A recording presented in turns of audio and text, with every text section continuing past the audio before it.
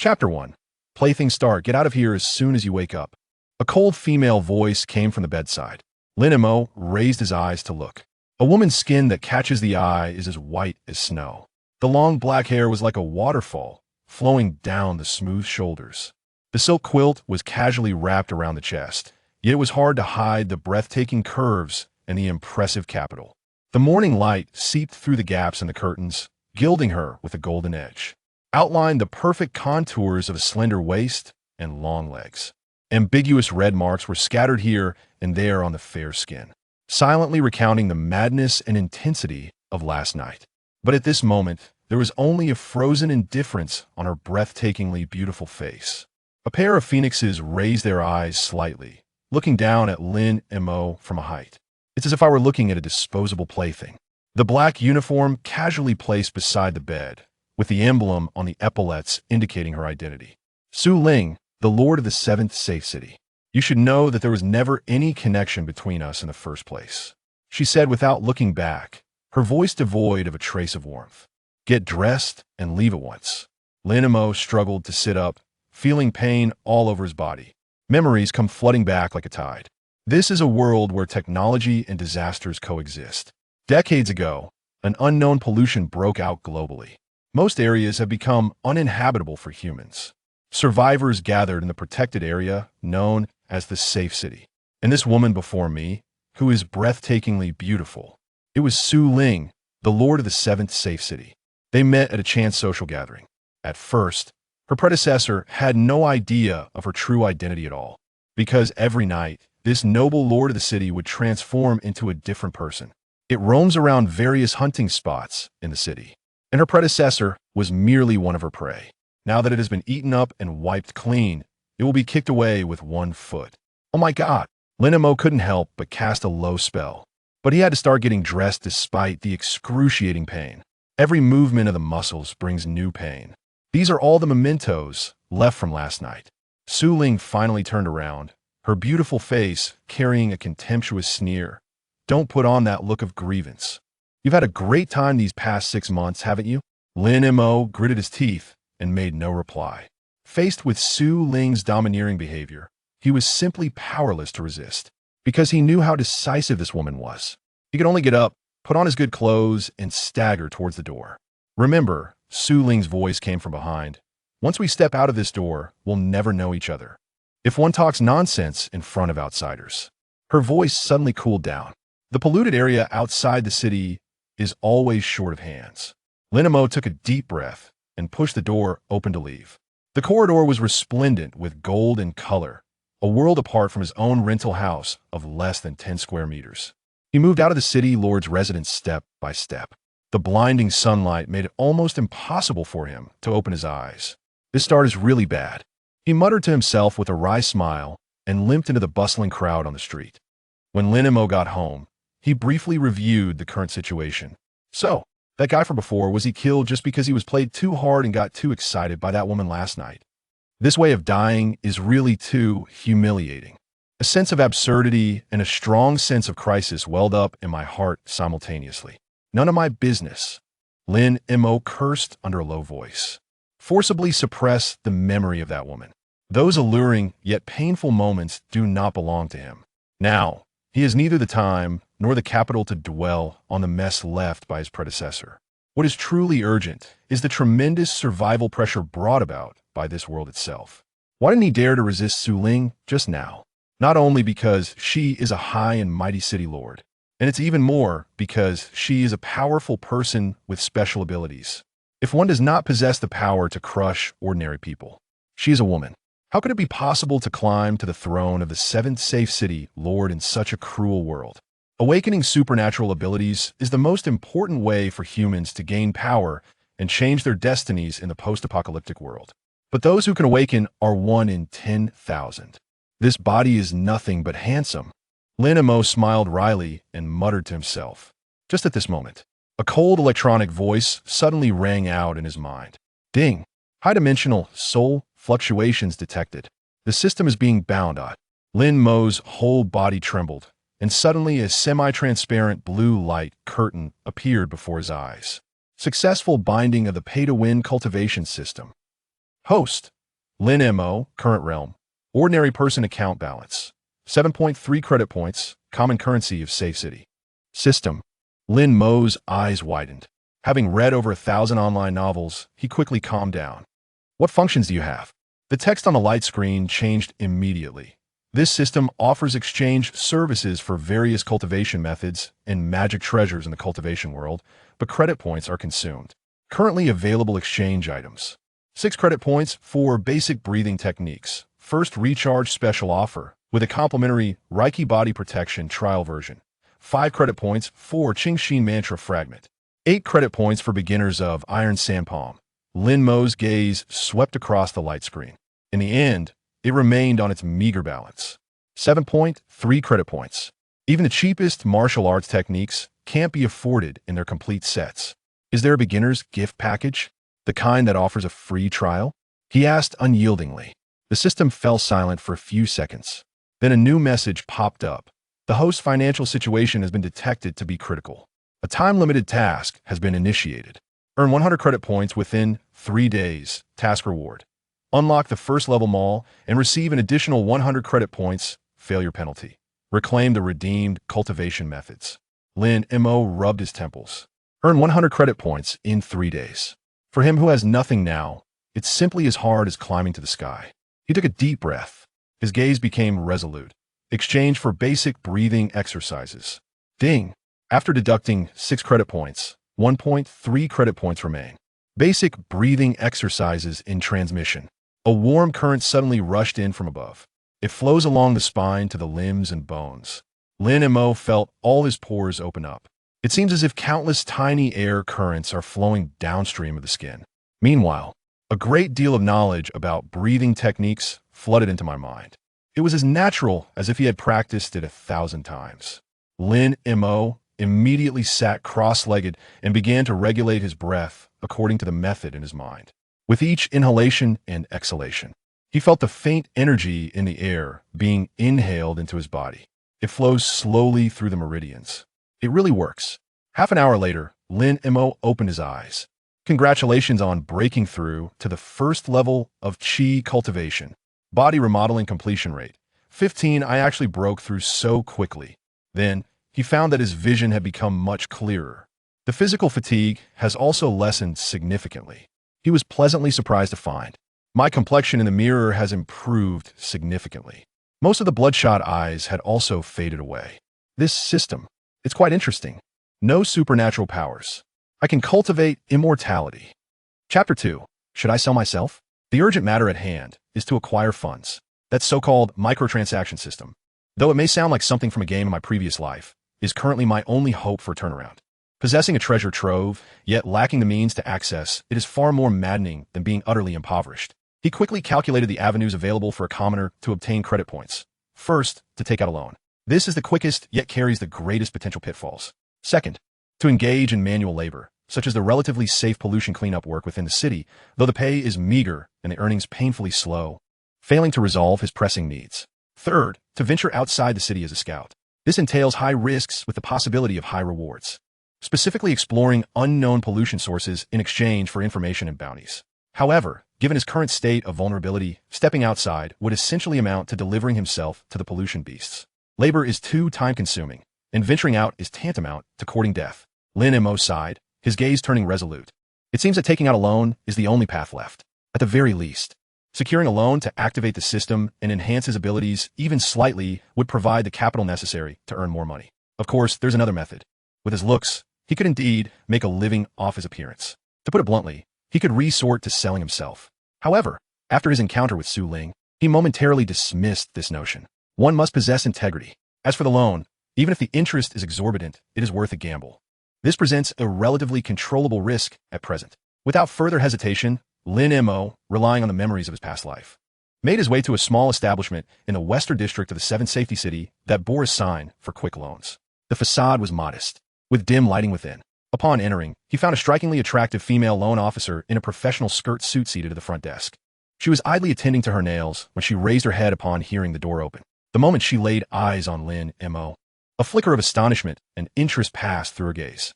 His appearance was indeed impeccable. Even with a pale complexion and shabby clothing, His inherent handsomeness was undeniable. "Hello, how may I assist you?" The young lady immediately stood, her smile transforming into one of extraordinary warmth. Leaning slightly forward, she deliberately showcased her alluring curves.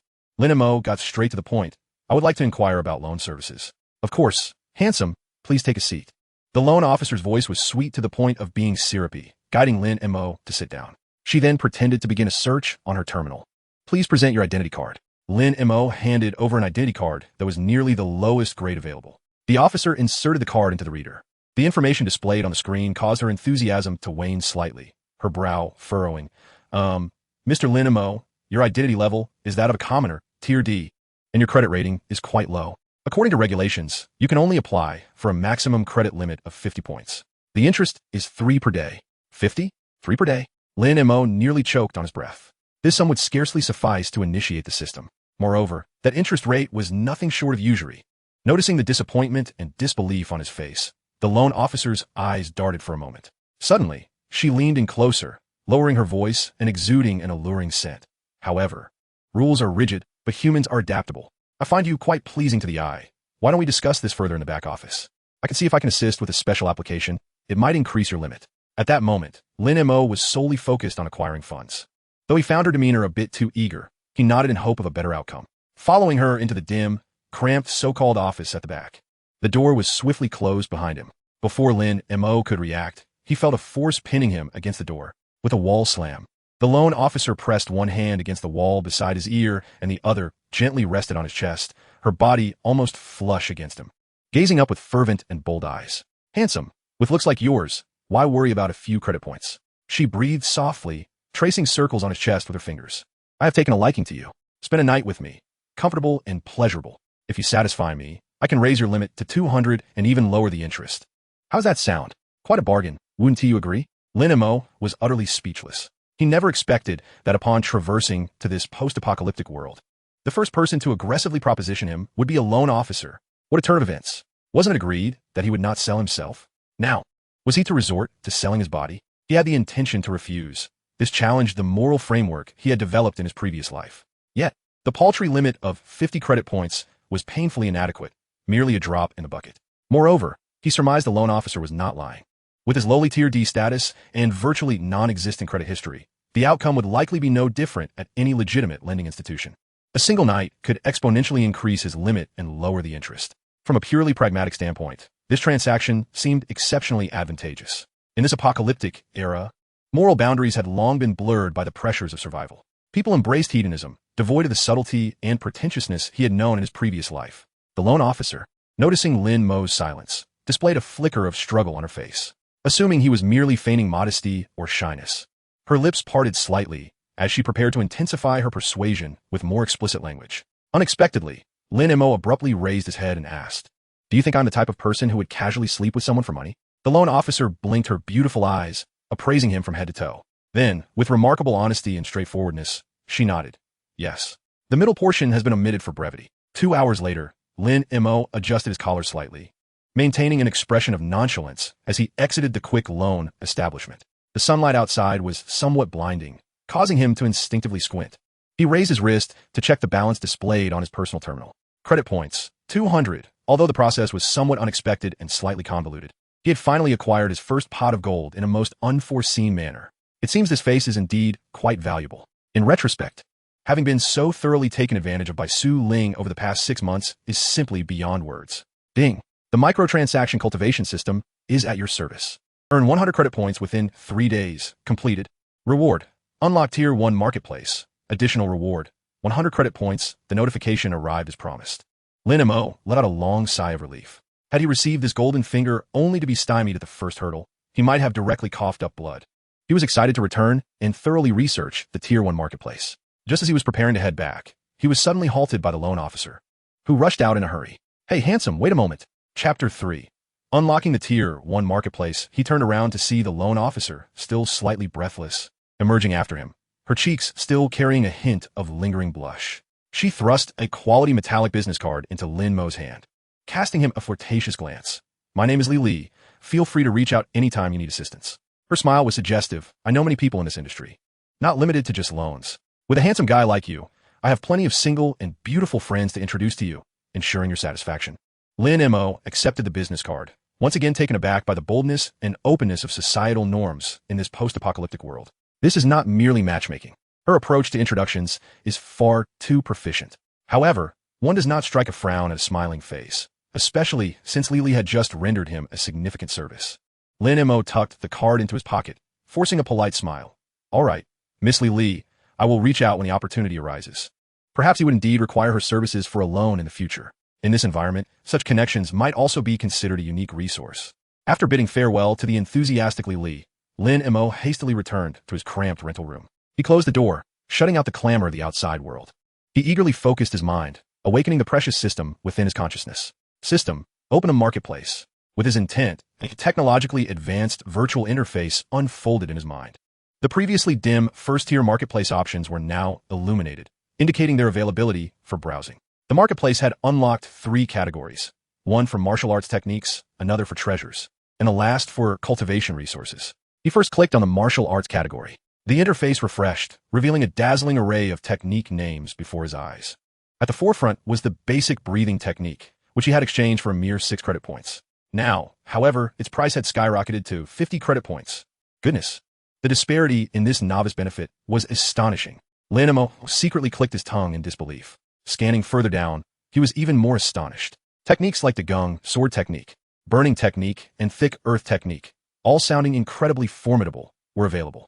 Yet, their prices were equally shocking, reaching hundreds or even thousands of credit points. Taking a deep breath, he navigated to the treasures category. Here, vibrant colors dazzled the eyes. With items ranging from the most basic steel sword and heart-protecting mirror to the shimmering crimson flame talisman and diamond talisman. There were even flying swords named Liuguang and Zhu Xing, each exuding an overwhelming allure. However, upon seeing the prices, Lin Mo's once enthusiastic heart instantly cooled. Steel sword, 300 credit points. Crimson flame talisman, one-time use 100 credit points. Liuguang flying sword, low-grade artifact 50,000 credit points. This was highway robbery. He couldn't help but voice his frustration. Finally, he clicked on the cultivation resources category. This section primarily featured various herbs and elixirs. 10-year-old blood condensing grass, 5 credit points. Chi gathering pill, low-grade 150 credit points. Body refining spirit liquid, diluted 100 credit points. The prices were all exorbitantly high. Lin Mo gazed at his personal terminal, which displayed a freshly credited balance of 300 credit points. What had once seemed like a significant sum now felt utterly inadequate and pitiful. It was important to note that in the 7th safe city, an average citizen worked hard for a month to earn about 10 credit points. A flying sword costing 50,000 credit points would require 400 years of labor without food or drink to afford. This system was indeed a money-devouring beast, given his current physical talents. Relying solely on the basic breathing technique to absorb such meager spiritual energy would likely see him struggling to break through to the initial stage of chi refinement, even as his hair turned gray. Thus, it was only natural that he needed external aid, elixirs. Only elixirs could swiftly enhance his cultivation speed. He murmured to himself. Yet, glancing at the price of the chi gathering pill, low-grade 150 credit points, and then at his meager 300 credit points, he felt a wave of helplessness wash over him. With this amount, even if he bought the cheapest chi gathering pills, he could only afford 2, which was utterly insufficient. Damn it! Lin Mo felt some frustration. Undeterred, he continued to browse the marketplace interface, his gaze scanning each item like a scanner, hoping to find a glimmer of opportunity. Suddenly, his eyes landed on an inconspicuous corner of the martial arts category. There lay a tome titled Beginner's Alchemy Secrets, priced at a mere 30 credit points. Alchemy Secrets? Lin Mo's eyes brightened, as if he had grasped a ray of light in the darkness. Of course. How had he not thought of this? The high prices of finished elixirs were due to the alchemist's labor and the costs of failures. But what if he could refine them himself? His breath quickened, and his mind raced. Compared to the hundreds of credit points required for finished elixirs, the prices of raw materials were far more reasonable. The 10-year-old blood condensing grass was only 5 points. If a single batch of materials could successfully produce several elixirs, the cost would be significantly reduced. Even if he failed, the losses would be less than purchasing finished products outright. This was akin to exchanging credit points for a higher return on investment. He was sold. Without hesitation, Lin Mo focused his intent and directly paid 30 credit points. Instantly, a wealth of foundational knowledge regarding herb identification, medicinal properties, and fire control flooded into his mind. Courtesy of the beginner's alchemy secrets, he eagerly perused the knowledge in his mind, his expression shifting from anticipation to delight. This was fantastic. It felt as though it had been tailor-made for him. he discovered that the tome did not immediately demand the production of high-difficulty elixirs. The majority of its first half recorded the methods for brewing body-refining herbal concoctions, invigorating herbal baths, and energy-boosting powders, although these were not true spirit elixirs. The refining process was relatively simple, requiring only a suitable pot and strict control over the order of ingredient addition and cooking time. For him at this stage, this was entirely sufficient.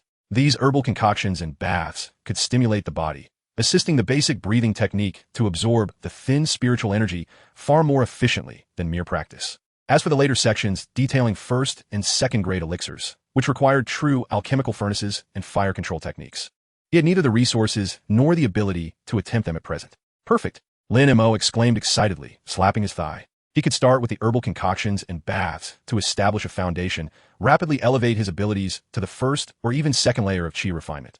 Once his strength improved and his ability to earn credit points increased, he could then consider purchasing an alchemical furnace and more materials to attempt refining true elixirs. His thoughts became clear. The original deadlock was shattered. He decided to buy the materials needed for body refining spirit liquid to test the waters. Lin Mo rubbed his hands together, his eyes filled with determination. Chapter 4. The Skirt-Wearing Landlord. Gazing at the sudden reduction of 1/10 of his credit points on his personal terminal, Lin Mo grimaced in pain. However, he did not hesitate for a moment. He decisively exchanged for the 5 materials required for the body refining spirit liquid diluted formula, spending a total of 200 credit points. For the next 2 hours, the cramped rental room was filled with a rich, bitter herbal aroma. Lin Mo meticulously followed the steps outlined in the beginner's alchemy secrets, carefully monitoring the heat and sequentially adding the materials. He struggled through his first attempt at alchemy, or rather, herbal brewing. Ultimately, his old wooden tub, typically used for bathing, was filled with a deep brown liquid exuding a peculiar aroma. The surface of the liquid was dotted with remnants of herbs that had not fully dissolved, presenting an unappealing sight. The success or failure hinged on this moment. Lin Mo stripped off his clothing, gritted his teeth, and submerged himself in the liquid. The water was slightly hot, and the moment it touched his skin, a mild stinging sensation spread, as if countless tiny needles were pricking him. He endured the discomfort, fully immersing himself in the herbal liquid, leaving only his mouth and nose free for breathing. The stinging sensation intensified, but soon, waves of weak yet persistent warmth began to flow into his body, penetrating through his pores and washing over his limbs. He could distinctly feel that some long-standing impurities within his body were being forced out through his pores by this medicinal power. The process was not comfortable, even somewhat tormenting. However, after half an hour, as the liquid's color lightened and the temperature dropped, when Lin Mo stood up from the wooden tub, he was astonished to see a layer of light, oily gray impurities floating on the surface. His skin was also coated with the same greasy filth, carrying a sour odor. Purifying the marrow? No, this was merely the initial stage of impurity removal. Lin Mo was not alarmed, but rather elated. The slight stinging and discomfort were quickly overshadowed by immense excitement. He quickly rinsed his body with clean water, and, after drying off, he felt as if his body had become lighter, and even breathing seemed to flow more smoothly. Without a moment's pause, he immediately sat cross-legged on the bed, focusing his mind and cultivating the Ji, Chu Tu Na Shu. This time, the effect was markedly different. The surrounding space, filled with thin and chaotic spiritual energy, seemed to draw closer to him, significantly enhancing his absorption efficiency. A stream of cool energy flowed into his body, circulating along the pathways of his technique. Ultimately, it settled into his dantian, transforming into a faint sense of qi that belonged solely to him. This process was not merely quicker, but surpassed the previous method by more than double. Upon completing a full cycle, Lin Mo opened his eyes, a fleeting glimmer of brilliance flashing through his gaze. Host, Lin Mo, current cultivation level, Qi refinement stage 1, cultivation progress, 0. 15, body reconstruction completion, 1520, technique, Ji Chu Tu Na Shu, first layer. Indeed, his cultivation had advanced. At this rate, a breakthrough to Qi refinement stage 2 was truly just around the corner. He clenched his fist tightly, feeling that faint yet undeniably real power within him. A profound sense of security surged within him. Lin Mo stood there, bare hands on his hips. Was the entire body refinement process meant to enhance him? He felt somewhat speechless. Just then, with a creak, his already somewhat loose door was pushed open from the outside. Lin Mo's heart skipped a beat. He had just finished his medicinal bath and was standing in the middle of the room, drying himself off. Instinctively, he looked up, locking eyes with the astonished gaze of the person outside. The air seemed to freeze instantly. At the doorway stood a woman of striking elegance. She wore a form-fitting dress that accentuated her astonishing curves. Her beauty was radiant, her features imbued with the alluring charm of a mature woman. Particularly, Her ample bosom nearly spilled out of her attire. At that moment, she stood with her arms crossed, leaning against the doorframe, her bold gaze sweeping down from Lin Mo's glistening chest. Ha ha! As Lin Mo recognized the visitor, he realized it was his landlady, a widow surnamed Lu, affectionately known as Lu Jia. She bore a striking resemblance to the former actress Lu Yan from the old days. Sensual and spirited, she never hesitated to collect rent. Lu Jia, why didn't you knock? You've seen me in my entirety, Lin Mo exclaimed. Lu Jia rolled her eyes in a teasing manner and sauntered into the room, unceremoniously assessing his awkward demeanor and the disheveled state of the room. I am your landlady. This house belongs to me. Why should Ti come in? I'm here to collect rent. I knocked for ages with no response and thought you were trying to skip out on me. Lin Mo cursed under his breath at her audacity. This woman was utterly shameless. Furthermore, she hadn't knocked at all. He retorted with irritation, Lu Jia, the house may be yours, but I am not. Even if you offered yourself to me, I wouldn't want it. Lin Mo felt even more speechless after her words. Lu Shu, in her 30s, had been married once. However, her husband had perished during his first mission on their wedding night, leaving her with this property. They say that at 30, a woman is like a wolf, and at 40, like a tiger. To Lin Mo, Lu Shu seemed to embody this notion entirely. Lu Jia, since you've seen everything, can't you reduce the rent a little? Lin Mo suggested, not ready to give up. Unexpectedly, Lu Shu dismissed his plea. Sure, if you show yourself to me completely, I might consider it. Upon hearing this, Lin Mo instinctively wanted to unveil himself further. However, seeing the playful smile on Lu Shu's face, he halted in his tracks. This woman was undoubtedly teasing him. Based on his understanding of Lu Shu, she was a miser. If he exposed himself, she wouldn't reduce the rent, and he would be at a significant loss. Forget it. I'm not that lacking in integrity. Nevertheless, Lu Jia, I currently have no money for the rent. Could you lend me some? Lu Shu was amused by Lin Mo's audacity. Are you out of your mind? I come to collect rent, and you ask me to lend you money? After saying this, she stood up and headed for the door. This is not a shelter. I'll return tomorrow. If you can't pay the rent, you better leave. Just as Lin Mo was about to explain, a cacophony of raucous laughter and stumbling footsteps erupted from the corridor outside, interspersed with crude, drunken banter. What a dump. The lights don't even work. Haha, boss. Next time we win some money, let us go to the inner city for some women. Of course. That S.A. given. Lu Jia's brows knitted together, her playful demeanor instantly replaced by streetwise anger. What a bunch of losers. Drinking like that, and forgetting who you are.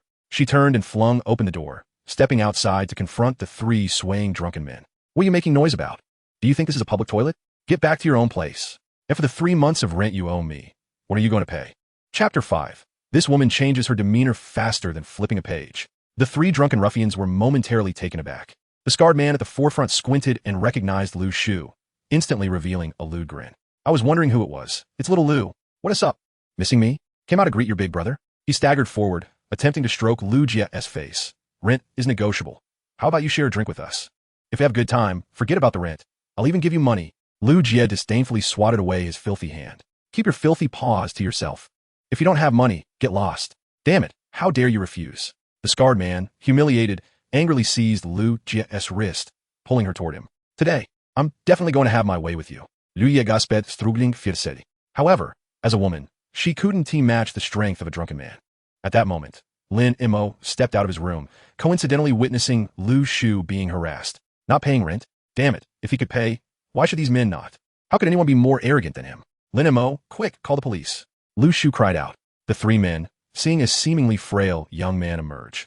The scar man sneered contemptuously. Kid, who do you think you are? You dare to meddle? Another burly man with a face full of meat waved a bottle of alcohol. Spitting as he spoke, we're from the Yilang gang. If you don't want to die, don't interfere, or you'll be in trouble too. Leaning against the wall with his hands in his pockets, Lin Mo had a vague recollection of the Yilang gang. In the so-called safe zones after the apocalypse, countless gangs emerged, preying on the weak and siding with the strong. The Yilang gang indeed had some influence in this area, specializing in extortion and bullying. He glanced at Lu Shu. This woman had barged into his room earlier, seen him in all his glory, and had the audacity to drag him into this mess. Did he look like the type to act impulsively? Lu Shu was infuriated, her nose nearly crinkled in anger. Doors around them opened and closed, with tenants peeking out. Yet none dared to speak up. Kid, while my brothers are having fun with her, you can watch and even join us for a drink. How about that? Aren't I generous? The blond man's hand moved restlessly toward Lu Shu's waist. Lu Shu trembled, her voice piercing as she called out. Lin Mo, help me. I'll reduce your rent by 3 months. Lin Mo's brows twitched slightly. With righteous indignation, he declared, stop. Huh? The scarred man was momentarily taken aback, but soon his expression turned fierce and impatient. You really want to meddle, huh? Lin Mo's eyes swept over the three men, his tone dripping with unabashed mockery. Don't misunderstand. I merely have a suggestion. Why not call your mothers out to join the fun? The more, the merrier. His words were viciously provocative. The three ruffians exploded with rage. The scarred man's face contorted in fury as he roared. You little bastard. I'll kill you. With a massive fist that seemed to carry the weight of his wrath, he swung it toward Lin Mo's face. This punch, fueled by anger, was powerful enough to cripple him. However, the current Lin Mo was now a Chi Refinement Stage 1 practitioner. His body had undergone initial tempering, with reflexes, speed, and strength far exceeding ordinary limits. Lin Mo stood his ground, unwavering and unflinching. With a speed akin to lightning, his right hand darted forth, arriving ahead of the attacker, seizing the scar-faced man's wrist with remarkable precision. A sharp crack resounded, a sound that sent chills through the bones. My hand, my wrist. The scar-faced man let out a wretched scream, akin to that of a slaughtered pig. Lin Mo's seemingly casual grip had effortlessly shattered his wrist. The excruciating pain rendered him utterly powerless, collapsing to the ground like a lifeless heap. The other two thugs, witnessing this, were filled with a mix of shock and fury, howling as they lunged forward simultaneously. Lin Mo released the incapacitated scar-faced man and, with a swift movement, glided like a specter between the two. His hand struck out, accurately locking onto their elbow joints, and with a sudden exertion of force, another two sickening cracks echoed. Ow! My arm is broken. The two thugs followed their comrade's fate, crumpling to the ground with their arms twisted at unnatural angles. Their agonized cries filled the air, their fighting spirit extinguished in an instant. The entire encounter transpired in the blink of an eye. The trio of wild Wolfgang thugs, who had just moments ago been brimming with bravado, now lay on the ground, resembling chickens with their necks stepped upon, emitting nothing but pitiful whines. Damn it, with those skills, you dare to roam the streets? A mere level 1 Chi practitioner could easily deal with these ordinary bullies who had yet to awaken their powers. It was child's play. Lin Mo felt a swell of pride, initially intending to put on a show. However, upon turning around, he was dismayed to find Lu Shu had already fled. Damn, that woman. Lu Shu had barely turned to run when, just a few steps away, she heard the dull thuds of impacts and muffled groans of pain. She turned back just in time to see Lin Mo execute a swift sidekick, sending the last thug crashing to the ground. She stood frozen, her heart racing wildly, momentarily forgetting her escape. Lin Mo shook his wrist as he approached her. You run pretty fast, huh? Planning to abandon me? Lu Shu feigned innocence. I swear. I was just thinking of running to call the police. What could I do by staying behind? Cheer you on? Look, I came back as soon as I saw you were okay. Lin Mo pondered for a moment and found her reasoning somewhat valid. With a huff, he decided to temporarily forgive her. He changed the subject. All right, 3 months rent waived. I know. Lu Shu quickly nodded, panting as she patted her heaving chest. This action accentuated her curves, yet she remained blissfully unaware, simply exhaling in relief. Her face displayed signs of lingering fear. You scared me to death. When did you become so formidable, Lin Mo? She leaned in closer and whispered. They said they were from the Wild Wolf Gang. If we beat them, will there be repercussions? Will they cause us trouble later? The Wild Wolf Gang? Lin Mo scoffed. Sounds like a mediocre organization. If they want to cause trouble, let them. What can they do to me? Yet, despite his bravado, he naturally extended a hand toward Lu Shu. By the way, I'm a bit short on cash. Can you lend me some for emergencies? Lu Shu, who had just moments ago expressed gratitude and fear, suddenly shifted her expression, eyeing him with wariness and shaking her head decisively. I have no money. Lin Mo raised an eyebrow. I just saved you. That's one thing, but this is another. Lu Shu crossed her arms defiantly, her previous vulnerability replaced by shrewdness. Waiving 3 months' rent was already a significant concession. Do you have any idea how expensive housing is nowadays? The property fees? My monthly loan payments? One must not be too greedy. One must know how to be content, she argued, her reasoning firm and unwavering. Lin Mo was left speechless with amusement. He pointed at the incapacitated thugs on the ground, and then at himself. I just scared off the troublemakers. And you turn around and tell me you have no money? Lu Shu, isn't that a bit too quick to burn bridges? Who's burning bridges? Lu Shu's face flushed slightly, her gaze darting away, yet her resolve remained unyielding. Waiving the rent is part of the reward. Besides, you're not afraid of them, right? With your skills, you must have ways to make money. Lin Mo gazed at her face, which seemed to proclaim that money was more important than life itself, and felt a surge of frustration. This woman could turn on a dime. He realized he'd save her for nothing. Chapter 6. Selling Counterfeit Medicine? Lin Mo was quite furious. With a scowl, he turned to leave, feeling a surge of anger rising within him. This woman was infuriatingly pragmatic. Nevertheless, He understood the harsh reality of this wretched world. To survive, to thrive, and to live like those above him, one could never be without money. Thus, the immediate task was to find a way to earn it. He contemplated checking other places for loans. However, after visiting several establishments, he found either pitifully low amounts or exorbitantly high interest rates. The cost-effectiveness was simply too poor. Moreover, not every loan officer had the flexibility to bend the rules.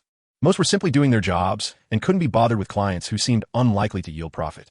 Damn it, this path is blocked. Lin M.O. cursed under his breath, abandoning the hope of quickly starting off through loans. After a fruitless morning, his stomach growled with hunger. It was midday, and the sun beat down mercilessly. Habitually, he sought a noodle shop for lunch, only to suddenly realize after wandering the street for a while that in this post-apocalyptic world, resources were exceedingly scarce.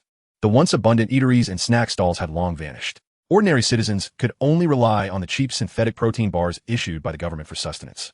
Those bars, while providing basic caloric intake, were utterly tasteless. To say they tasted like chewing wax would be an understatement. Frustrated, he arrived at the nearest rationing point, exchanging credit points for 2 dull, unappetizing protein bars. Chewing on the dry, throat-scratching bars, which had an unpleasant aftertaste, he thought, is this fit for human consumption? It's worse than pig feed. Lin Mo's expression darkened further. He knew there were better options available. In the upscale restaurants and black markets of the inner city, fresh ingredients, delightful dishes, and even luxury items from before the apocalypse still existed. Yet, without exception, they came with staggering price tags. In simple terms, it required substantial funds. As he chewed on the protein bar, he made a silent resolution. He would have the best food. After finishing the bar, he wandered aimlessly until he stumbled upon an open-air market known as Feng Shui. This place had emerged as a trading ground for the lower class, a chaotic blend of various goods and clandestine exchanges. He noticed a corner of the market where a handful of people squatted, each stretching their necks, their eyes filled with anticipation, seemingly waiting for something significant to arrive. Lin Mo's curiosity piqued, and he approached a seemingly amiable middle-aged man to inquire, "Hey there, what are you all waiting for?" The middle-aged man glanced at him, his eyes reflecting both caution and impatience, and ignored him entirely, merely shifting aside to maintain his vigilant watch. The others around him were similarly dismissive, either ignoring Lin M.O. or casting him disdainful glances. What's going on here? Lin M.O. felt slighted, but was instead drawn to a stronger sense of curiosity. He decided to remain silent, mimicking the others and finding a spot to sit, eager to see what would unfold. Before long, a man clad in a worn leather jacket and a flat cap approached, briskly carrying a silver-sealed box. As he reached an open area, he set down a cloth. The squatting individuals immediately surrounded him, forming a tight circle, and the atmosphere grew exceptionally charged. Lin M.O. quickly stood up, using his height to peer over the crowd. The man in the cap opened the box, revealing vials neatly arranged, each emitting a faint blue glow. As per usual, genetic essence. Enhance your physique and increase your awakening probability. Limited quantities, first come, first served. 50 credit points each. The cap lowered his voice, and he spoke at an astonishing speed. Before he could finish his sentence, the surrounding crowd erupted in excitement. "Give me 2. I want 1. Damn it, don't push. The money is right here." Dozens of so-called genetic elixirs were snatched up within mere minutes. Those who failed to procure one pounded their chests in frustration, while those who succeeded clutched their treasures tightly and departed hastily. Lin M.O. was merely there to witness the commotion. Thus he had no intention of purchasing. Yet his eyelids twitched and his heart raced. 50 credit points for a single vial. Just a tiny tube of substance. There must have been at least 30 or 40 vials in that box. Instantly, that translated to a revenue of 1 or 2,000 credit points. This was sheer profit. If they sold 100, it would amount to 5,000 credit points. This was enough for an ordinary civilian to live without food or drink for over a decade. After the overwhelming shock, a thought struck him like lightning. Genetic elixir? Strengthening the physical body? This sounded impressive, and the effect seemed mystical. But he had something even better. He was a cultivator. The body-refining elixir he had concocted earlier was designed to toughen the muscles and solidify the foundation for chi refinement disciples. The original formula was certainly not for sale, but a simple dilution would suffice. Its efficacy would undoubtedly surpass that of the genetic elixir he had just witnessed. Opportunity had finally arrived. The more he pondered, the more excited he became, feeling as if a golden path lay before him. Unable to contain himself any longer, he turned and dashed home. Upon returning to his cramped rental unit, he promptly prepared a batch of body-refining elixir. He then diluted it with a generous amount of water. The ingredients of one batch of the original body-refining elixir were transformed into 10 portions of a light green liquid, exuding a faint herbal fragrance. He stored them in 10 old glass bottles he had scavenged. Perfect, although the effectiveness was only 1/10 of the original. It would certainly outshine that genetic elixir.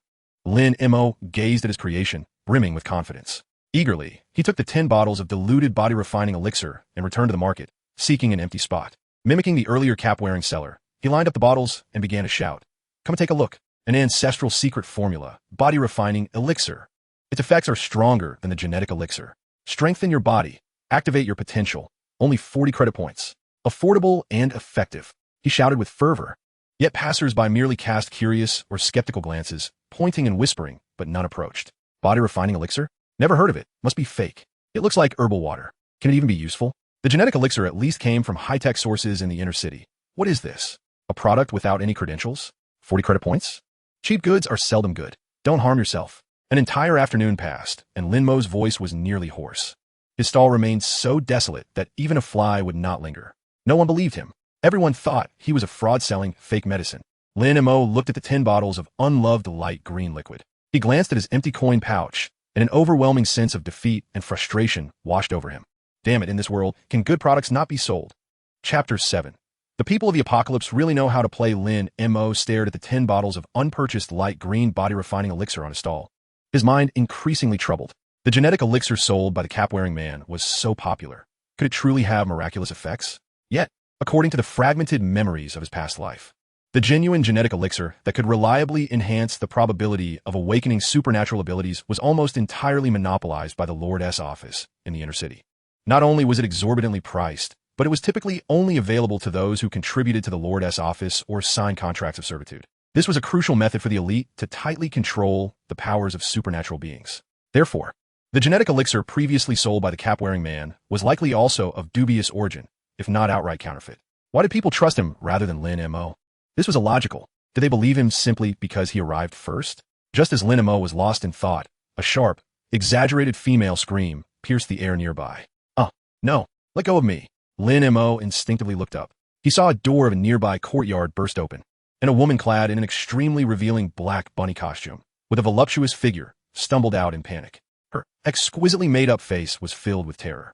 Yet, she had barely taken a few steps when a corpulent man in silk pajamas came charging out of the courtyard, his face twisted in a lewd grin, emitting a sinister chuckle as he seized the bunny girl by the waist. "Little darling, what do you think you're running off to? Let's have some fun today." As the man laughed grotesquely, he roughly dragged the struggling, crying bunny girl back into the courtyard. Lin Mo furrowed his brow, instinctively leaning forward, his fists clenched. In broad daylight, a woman was being forcibly taken, but just as his blood boiled, reason abruptly pulled him back to reality. He took a deep breath, forcing himself to calm down. This was the apocalypse. Chaos reigned, and the strong preyed upon the weak. Such things were far too common. He was currently in a precarious position, with little strength. Why should he play the savior? Interfering often led to even worse fates. One must adapt and conform to the rules of this world. He admonished himself internally, turning away forcefully, choosing not to look, though a sense of unease lingered in his heart. Moments later, after about 10 minutes of psychological self-justification for his coldness, the courtyard door creaked open once more. The previously terrified bunny girl now emerged, intimately linked with the arm of the corpulent man, both chatting and laughing as they exited. The tears and fear had vanished from her face, replaced by flirtation and servility, even leaning in to plant a kiss on the man's greasy cheek. The man, in turn, wore a smug expression, his large hand unapologetically smacking the bunny girl's shapely rear. Lin Mo stared, dumbfounded, before finally processing the situation and cursing under his breath. What the hell? Turns out it was just role-playing. They really know how to have fun. This bizarre scene left him speechless, and looking back at his desolate stall only deepened his gloom. As darkness began to fall, the market grew increasingly sparse. He and T sold a single bottle of body-refining elixir, rendering his efforts futile for the day. With a sigh, he began to pack up, preparing to leave. At that moment, a ragged man, thin as a monkey, approached hesitantly. His gaze flickered between Lin Mo's bottles of body-refining elixir, seemingly intrigued. Lin Mo seized the opportunity, eager to make a sale. "Brother, would you like to take a look? Body-refining elixir, an ancestral secret formula, exceptional for enhancing the body. Only 40 credit points, a full 10 points cheaper than that previous genetic elixir. Want to try a bottle?" The thin man initially appeared curious, but upon hearing the price of 40 credit points, any interest vanished, replaced by clear disappointment and disdain. He smacked his lips, shook his head, and turned to leave. "Hey, brother, don't go." Lin Mo quickly blocked his path, utterly baffled. Was 40 credit points too expensive? That blue concoction was being sold for 50. My product may even be better and cheaper. The thin man, now somewhat annoyed, recognized Lin Mo did not seem malicious. So he scoffed and explained, "Dude, you must be new here and don't know the rules. The guy selling before was from the Wolf Gang. In this area, only their gang has the internal channels to obtain such subpar genetic elixirs. Although their efficacy is certainly not as good as the genuine products from the inner city, at least they have some value.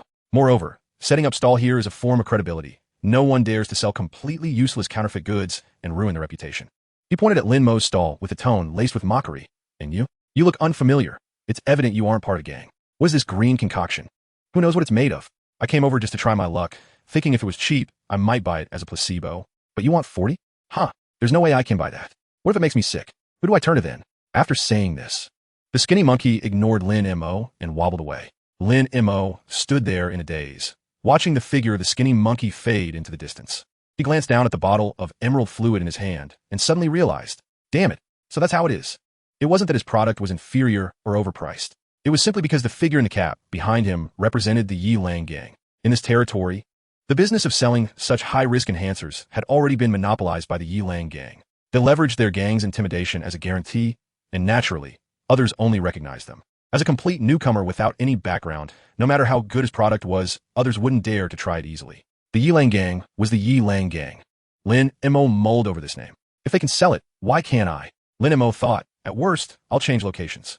There are potions that can enhance the awakening probability of abilities and strengthen the body. As long as I can find a market, I won't have to worry about not having buyers. Besides, this Cui Ti Ling Yi is not a fake. However, the critical question now is how to open up the market. The sky turned completely dark. Lin Mo clutched the 10 bottles of unsold Cui Ti Ling Yi and bought 2 tasteless protein bars, dejectedly making his way back. The evening breeze blew, and instead of feeling full, he felt even hungrier. Although the Cui Ti Ling Yi was excellent, the side effects of body restructuring and accelerated circulation after each use were extremely evident. That is hunger. The demand for food energy far exceeded that of ordinary people. Even though he still had over 200 credit points in his account, at this rate of consumption, just filling his stomach might not last him many days. Not to mention buying other cultivation resources or improving his living conditions. Money, money, money. Truly, a penny is enough to thwart a hero. Lin Mo irritably raked his fingers through his hair. As he walked, he suddenly remembered the business card that the saleswoman, Lily, had given him earlier. Embracing a last-ditch effort, he found a relatively quiet corner and used his wrist communicator to dial the number on the card. Chapter 8. Meeting to discuss business, the phone rang several times before being answered, and a lazy voice tinged with allure came through. "Hello? Who is this? Miss Lily? This is Lin Mo, the one who conducted business with you earlier today." Lin Mo tried to keep his voice steady. "Oh, it's Mr. Lin." Lily's tone instantly became warmer, laced with a hint of teasing. "Why are you calling me at this hour? Are you missing me?" "Of course I am. I feel like I'm about to die from missing you." A burst of laughter came from the other end, clearly pleased by his words. After exchanging some trivial flirtations, Lin Mo shifted the conversation. "Miss Lily, actually I wanted to ask about the loan. Is it possible for you to help me apply for a bit more credit? That amount from earlier truly isn't sufficient." Upon hearing it was about the loan again, a tinge of melancholy crept into Lily's tone. "Mr. Lin, is it just for money that you seek me out?" Yet she did not outright refuse. Instead, she pondered for a moment and replied, "The credit isn't entirely out of reach. However, I can't explain everything over the phone. Some details need to be verified in person. How about this? Find a place, and we can discuss it in detail?" Lin Mo's heart sank, knowing that a face-to-face meeting likely meant something else. But circumstances were dire, and he urgently needed the funds. So he steeled himself and agreed. "All right, do you have a location in mind, or should I find one?" Lily chuckled softly, lowering her voice with an implication. "You could book a room at the Nightingale Hotel. It's quiet there. Once you've reserved the room, send me the number." "Sure." Lin Mo hung up the phone. He had no choice but to follow her instructions, finding the seemingly ambiguous Nightingale Hotel. He rented a room by the hour, and just like that, 5 credit points were spent. 2 hours later, the hotel was filled with a peculiar blend of incense and tobacco smoke. The battle was over, and the room was in disarray. Lin Mo leaned against the headboard, lighting a cigarette. Just after taking a puff, he was struck by the harsh, acrid taste of the low-quality tobacco, causing him to cough repeatedly, nearly choking. "Damn, this rubbish costs a credit point a pack? Even dogs wouldn't smoke this." He muttered under his breath, yet he took another puff, attempting to suppress the agitation within and the fatigue of his body. In this apocalyptic world, vast lands have been overtaken or polluted by beasts. Clean, cultivable land was exceedingly rare. Tobacco, a non-essential luxury, was produced in minuscule quantities and priced exorbitantly. The lower class could only afford the most inferior quality, which might even contain slight contamination. Want better? You must pay extra, and a lot more at that. Lily languidly lay on Lin Mo's broad chest, her face still flushed with residual warmth and satisfaction. Her fingers absent-mindedly traced circles on his skin. Linimo did not forget the matter at hand. Exhaling a spicy smoke ring, he inquired, "Lily, can we confirm the loan amount now? How much can I get?" Lily lifted her eyelids, casting him a sultry glance, her voice soft.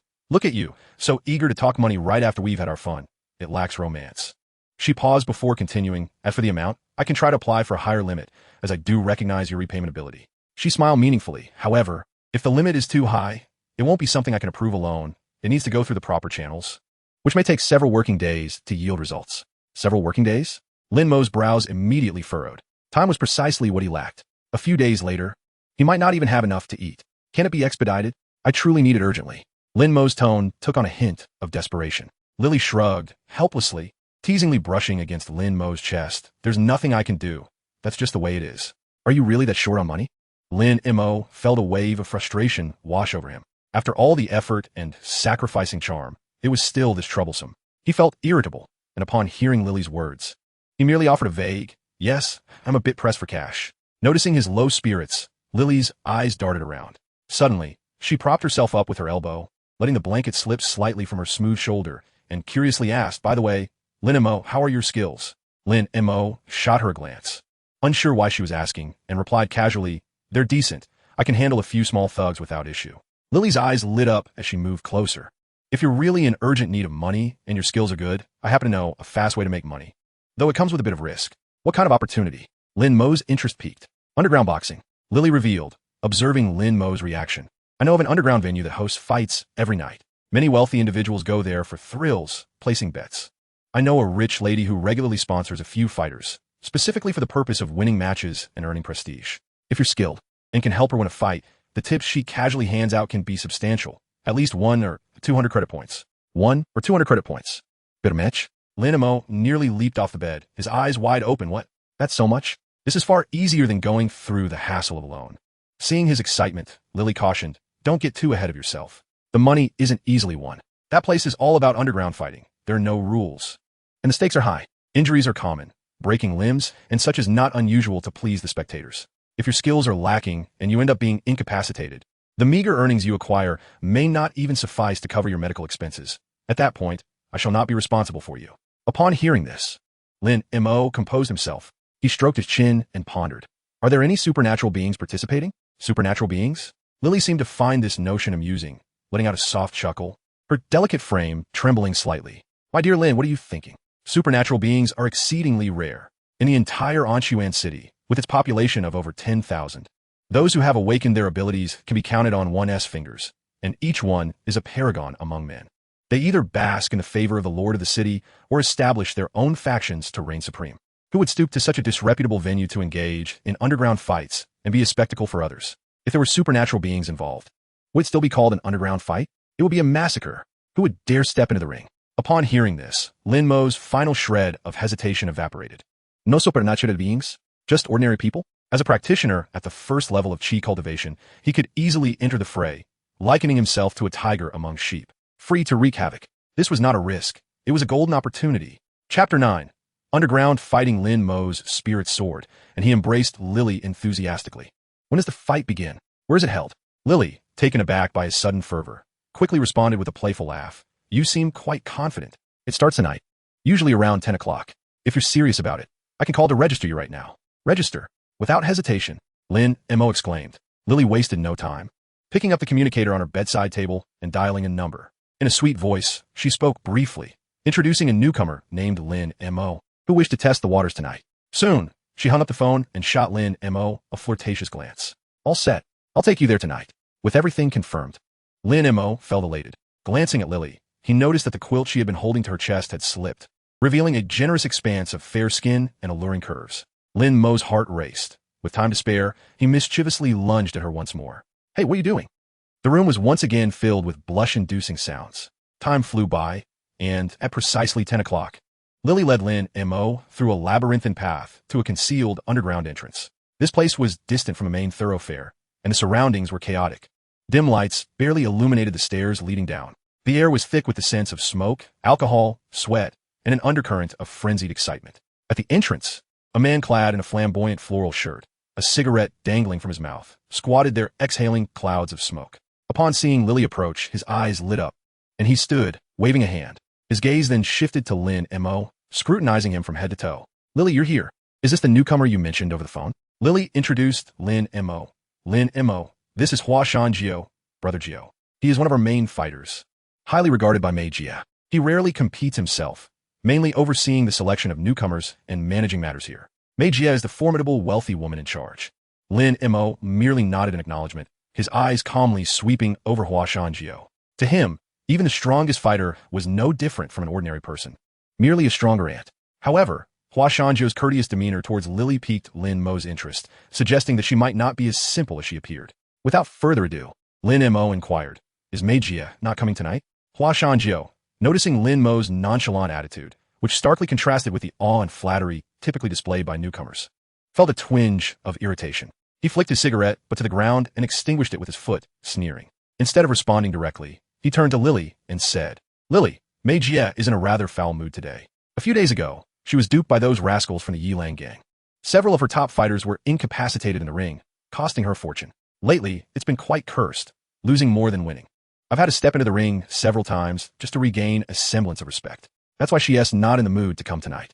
Afterward, he cast a sidelong glance at Lin Mo, his tone laced with provocation. But Mei Jia instructed that if someone can win a few matches tonight and bring her some glory, the rewards will be substantial. He gestured with his fingers. Win 1 match, a base reward of 50 credit points. Win 5 consecutive matches, a bonus of 500. If you can miraculously win 10 matches, Mei Jia promised a reward of 1,000 credit points. Upon hearing this, Lin Mo's breath quickened, his eyes sparkling with excitement. 50 for a single match, 500 for 5 wins, and 1,000 for 10 wins. These wretched, wealthy individuals truly do not regard credit points as currency. In one night, with sufficient luck and strength, one could amass a fortune that would take an ordinary citizen 10 years to save. The prospect of such immense profit ignited a fervor within him, but he quickly comprehended why, despite the risks, so many were eager to dive into this fray. The stakes behind these underground fights were undoubtedly staggering. To the bookmakers, these rewards were but a drop in the ocean, but for those struggling at the bottom, they were astronomical, sums worth risking everything for. How about it, kid? Are you tempted? Hua Shan Jiao observed Lin Mo's expression and chuckled. If you're interested, give a shot. But don't say I didn't warn you. Fists and feet have no eyes in the ring. And losing limbs, or even one's life, is not uncommon. Lin Mo suppressed his excitement and stated resolutely, I want to step onto the stage tonight. Hua Shan Jiao scrutinized Lin Mo once more, his disdain more palpable. He had seen many overconfident newcomers like Lin Mo, most of whom ended up crying for mercy, entering on their feet and exiting on a stretcher. He clicked his tongue. Lily, since this is your acquaintance, I should give you some consideration. But with Mei Jia's mood being so poor, if someone too fragile gets sent into the ring and is knocked down in one round, we'll lose money and face, and I'll be the one to bear the brunt of the blame. He shifted his gaze sharply, his eyes narrowing. Therefore, I must assess your capabilities first. Before he finished speaking, Hua Shan Jiao suddenly lunged forward, delivering a powerful punch aimed directly at Lin Mo's face. The speed and strength of the blow were formidable, clearly intended to test Lin Mo's mettle and possibly humiliate him on the spot. Lily gasped in shock, instinctively covering her mouth. However, in the face of this sudden and forceful strike, Lin Mo stood his ground, not even blinking. It was not until the fist was nearly touching his nose that he seemed to react, swiftly raising his right hand, blocking the punch with precision against the inside of Hua Shan Jiao's wrist. The motion was effortless, even exuding a sense of languor, yet it firmly intercepted the fierce blow. Hua Shan Jiao's pupils constricted, a flicker of surprise crossing his face. He could sense a steady strength emanating from Lin Mo's arm, indicating that he was no ordinary novice. After being blocked, Hua Shan Jiao's combat experience kicked in instinctively, while pressing down with his right fist. His left leg shot out like a steel whip, aiming a powerful kick towards Lin Mo's abdomen. If the strike landed, it could easily shatter several ribs of an ordinary person. Lin Mo's gaze remained calm, even somewhat bored. He did not flinch or evade, instead raising his left leg, his calf muscles tensing as he met the kick head-on. A dull thud echoed as their lower legs collided with a resounding impact. Simultaneously, he took a half step back and eased his strength. Hua Shan Jiao felt a slight tingling sensation in his calf bones, and his gaze towards Lin Mo underwent a complete transformation. The earlier contempt and disdain swiftly dissipated, replaced by a hint of seriousness and acknowledgement. Not bad in terms of speed and strength. Hua Shan Jiao shook his legs, flashed a grin in an attempt to salvage some dignity, stating, I only used 30% of my strength just now. If you can withstand it, I'll consider you qualified. You're certainly better than many reckless newcomers who come to seek death. Chapter 10. Who is barking? Beside them, Lily was already dumbfounded, covering her mouth with her hand. Her eyes filled with astonishment. She knew Lin Mo might possess some skills, but she never expected him to hold his ground against Hua Shanjiu.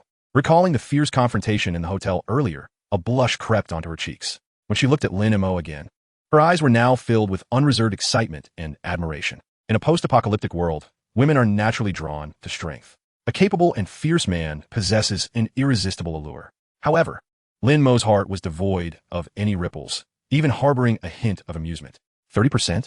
He had barely exerted even 10% of his power. It was purely instinctive reactions from a body that had been initially reinforced by the spirit liquid of body tempering. What was there to boast about in easily overpowering an ordinary person? It wouldn't yield any more rewards. If he knocked down this Hua Shanjiu, he could immediately exchange it for credit points. He would mind stretching his muscles a bit. After the assessment, Hua Shanjiu's attitude noticeably improved. He waved at Lin Mo, saying, "All right, you pass. Come with me. I'll arrange a match for you."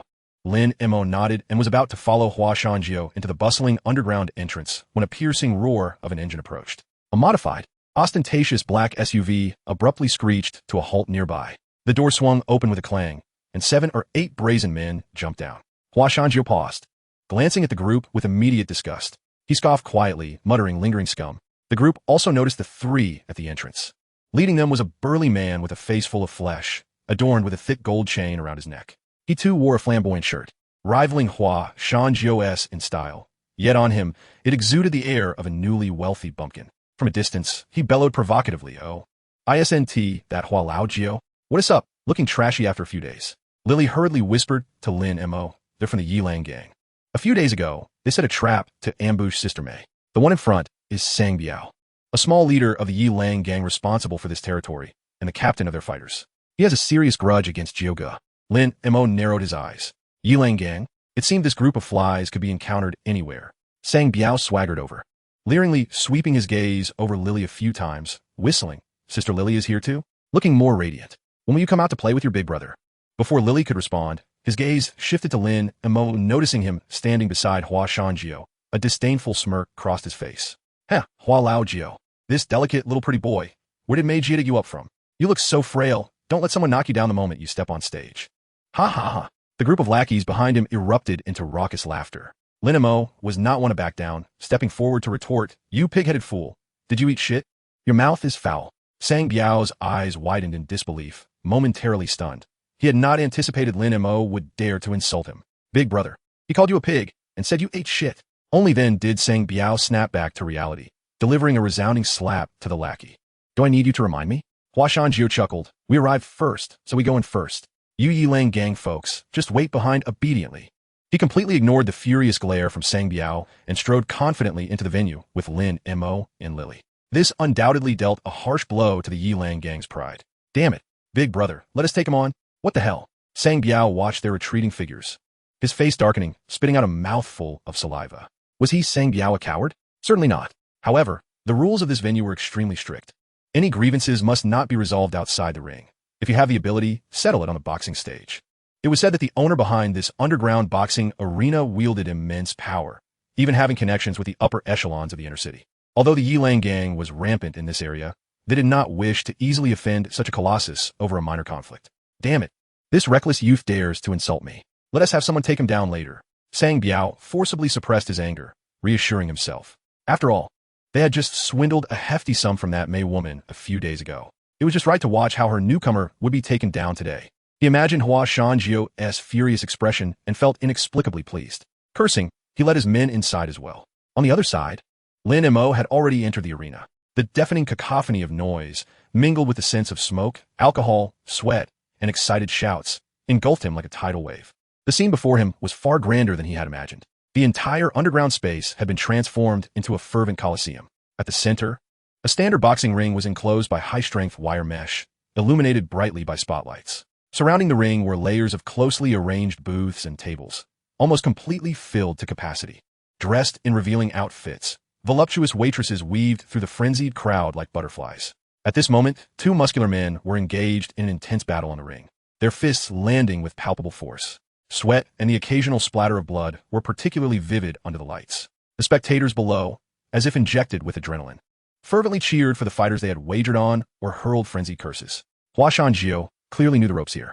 He led Lin Mo and Lily through the throngs of people, directly to a booth with an excellent view closest to the ring. The few imposing men who had been seated in the booth immediately stood up upon seeing Hua Shanjiu, respectfully calling out, "Jiu Go." Hua Shanjiu casually waved his hand, signaling them to sit down, then introduced Lin Mo. "These guys have been with Mei Jie for a while. Their skills are decent." The men curiously scrutinized Lin Mo, their gaze a mix of appraisal and indifference towards a newcomer. Hua Shanjiu pointed to the ongoing fight in the ring, saying to Lin Mo, "See that? The two up there are also newcomers who just arrived not long ago, sparring for fun, warming up the atmosphere. Once they finish, you'll be next." Chapter 11. Playing the fool to eat the tiger according to the usual process. As a newcomer, Lin Mo was supposed to take the stage first to test the waters. If his performance was satisfactory, he would have the opportunity to compete in more matches. However, for most newcomers, simply not being knocked out in their first match was already considered stroke of luck. The fighting on stage appeared intense, with punches and kicks colliding with loud thuds, drawing wild cheers from the audience below. Yet to Lin Mo, it felt utterly tedious. The movements were sluggish, filled with flaws. It was merely a brutal exchange of blows relying on raw strength and audacity. In contrast, Lily was watching with unparalleled excitement, her hands tightly clasped. She occasionally let out high-pitched shrieks, her enthusiasm surpassing even the earlier ruckus in the hotel room.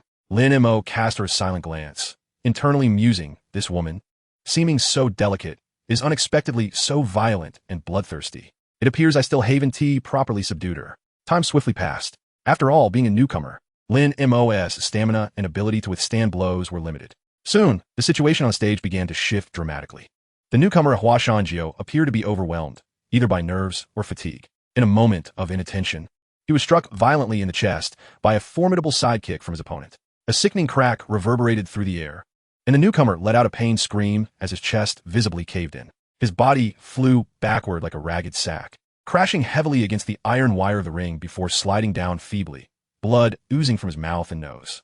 It was evident that numerous ribs had likely been shattered, rendering him completely unconscious. The atmosphere outside the ring surged to a fever pitch, filled with deafening cheers, curses, and whistles. However, the expressions of Hua Shanjiu and the seasoned fighters at his table turned grim. "Damn it, another one down," one fighter muttered under his breath. This unfortunate fighter was one of theirs. At that moment, Sang Biao of the Wolf Pack entered with his entourage, deliberately choosing a booth adjacent to Hua Shanjiu's to witness this spectacle. An exaggerated smirk spread across Sang Biao's face as he shouted, "Oh dear, Hua Laojiu, from which garbage heap did you dig up these fighters? They can't take a hit at all, and this is just the first match, and he's already a dead dog? It seems Mei Jie will lose her pants tonight. How about Hua Laojiu steps up himself? Otherwise, this is just too embarrassing." His followers erupted in raucous laughter, spewing all manner of foul language. "Damn you, Sang Biao. What did you say? Looking for death?" The fighters on Hua Shanjiu's side were instantly incensed and leapt to their feet, glaring at Sang Biao, ready to brawl at the slightest provocation. Sang Biao's crew, undeterred, stood up in a show of force, clearly outnumbering Hua Shanjiu's side. The tension in the air was palpable, yet both sides merely exchanged insults, hurling trash talk without anyone daring to throw the first punch. They had not fought outside the venue earlier, and in this strictly regulated arena, an altercation was even less likely. Once the verbal exchange had run its course, Hua Shanjiu, his face darkened, commanded his fighters to sit down. He understood that Sang Biao was deliberately provoking them to incite anger. Lin Mo observed the Wolfpack fighter on stage, who was basking in the cheers. Although officially a newcomer, his techniques were remarkably seasoned. Glancing at the arrogant Sang Biao, Lin Mo felt a tingle of excitement. He nudged Hua Shanjiu's arm. "Brother Jiu, let me take the next match. I'll handle him." Hua Shanjiu shot him a skeptical glance. "You just arrived. Are you sure? That guy may be labeled a newcomer, but his strikes are vicious. Did you see that kick?" Lin Mo waved his hand dismissively, his tone casual. "I can handle it. No problem." Yet, Hua Shanjiu shook his head. He could not place all his faith in a newcomer he hardly knew. If Lin Mo were to be defeated in an instant, Mei Jie's reputation would be severely tarnished. "I'll arrange for someone else to go next. You'll have to wait," Hua Shanjiu replied sternly, then turned to a grim-looking veteran fighter with a scar on his face. "Hey, you go. Take that kid down and restore our honor." The fighter known as Hey Go nodded expressionlessly, cracking his neck as he fixed a fierce gaze on the victor in the ring, before striding purposefully toward the entrance. However, the ensuing battle left everyone astounded. Hey Go, experienced and aggressive, launched a fierce onslaught as soon as he entered the ring, targeting vital points with ruthless precision. Yet, the Wolfpack's newcomer displayed an unusual calmness, his defenses impenetrable, and his speed and power were astonishingly on par with the seasoned Hago. Within just 2 or 3 exchanges, Hago missed a heavy punch, creating a slight opening. The opponent's eyes glinted with opportunity, executing a swift, low sweep followed by a brutal elbow strike. The impact was immediate and devastating. Hago's shin took a heavy blow, causing him to stagger. And before he could react, his jaw was struck hard by the elbow. Without a sound, he collapsed into darkness, spinning through the air before crashing heavily onto the ground. Unconscious. A swift defeat. Another swift defeat. And this time it was one of Mei Jie's seasoned fighters.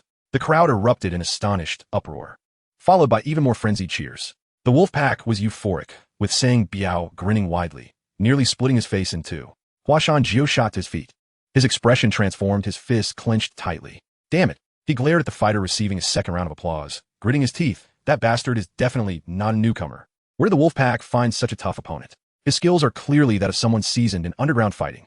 It dawned on him that the wolf pack had deliberately sent a ringer under the guise of newcomer to undermine Mei Jie, aiming to continue profiting at her expense while humiliating them. Now, they had lost 2 fighters, one of whom was a veteran. The morale on Huashan Jiu's side plummeted. The taunts from Sang Biao felt like stinging slaps to the face. Unable to restrain his anger, Huashan Jiu stormed towards Sang Biao's table. Sang Biao's crew reacted swiftly, surrounding him with hostile glares. Although Huashan Jiu was Mei Jie's top fighter, his strength alone could not contend with numbers. Could he truly take on dozens by himself? Thus, Sang Biao's men showed no fear, maintaining their aggressive stance against him. What makes you so arrogant? Sang Biao lounged in his chair, his expression smug as he looked at Huashan Jiu. What do you want? Chapter 12. Introducing 2 friends to you, Huashan Jiu wasted no time in hurling insults. You dog of Sang Biao, do you wish to break the rules? Bringing in a veteran to sabotage us? Are you tired of living? Don't you fear the powers behind this venue coming after you? Sang Biao only laughed more brazenly. Break the rules? What rules have I broken? New faces are just newcomers. If they can't handle it, they shouldn't be here. Huashan Jiu, furious, pointed at the man in the ring. That guy's face is so wrinkled it could squash a mosquito. And you expect me to believe he is a newcomer? In truth, Huashan Jiu was correct. The man was indeed no novice, but an old master running a martial arts school, having trained for decades with profound skill. However, in this apocalyptic world, who truly practices martial arts anymore? Everyone was preoccupied with awakening supernatural abilities. With the right means, one could enhance their body with various genetic agents. 20 years of training might not be as effective as a single dose of a genetic enhancer. Sang Biao had capitalized on this, investing some money and employing cunning tactics to have this master fight for him. Such a fighter would find success in underground matches, sweeping through opponents with ease. Sang Biao had placed a significant bet on him tonight, anticipating a total victory and a handsome profit, all while striking back at Huashan Jiu. He even provocatively taunted, "Are you going to fight or not? If you're not going to, then scram." Huashan Jiu gritted his teeth, ultimately suppressing his rage and turning back. He scanned his remaining fighters and asked, "Who's up next?" No one responded. They were all too aware of Hago's abilities and had realized the level of the master in the ring. Whoever stepped up would surely be defeated. The best course of action would be for Huashan Jiu to take the challenge himself. With his strength, defeating the master would be feasible. However, there was a concern. As the grand fighter, it would be unbecoming to bully a newcomer. Furthermore, there was a rule in the arena. Once a fighter won, they must accept the next challenge. If he were to win against the master, the wolf pack could send another grand fighter to challenge him, leading to consecutive fights that he could not be assured of surviving. The wolf pack was truly cunning. Huashan Jiu spat in frustration. Linimo stood by, rolling his eyes. Was it really necessary for them to be so entangled? In his view, the martial artist on stage possessed some skill, but nothing extraordinary. After observing a few moves, he had already gauged the situation. Thus, he took the initiative to speak to Huashan Jiu. How about I give it a go? Huashan Jiu was just pulling out his phone, intending to call Mei Jie for guidance on the next steps. Upon hearing Lin Mo's words, he couldn't help but roll his eyes. Was this kid too arrogant? Did he not see that the seasoned fighters had been thoroughly defeated? He was too weary to argue with Lin Mo and waved his hand dismissively. If you're not afraid of dying, then go for it. With that, he turned away to make the call. Lin Mo was eager to step onto the stage, but Lily, standing nearby, worriedly grabbed his arm. That person is quite formidable. Don't underestimate him. Noticing the concern in her eyes, Lin Mo felt a slight warmth in his heart and flashed a grin. Don't worry, I've got this in the bag.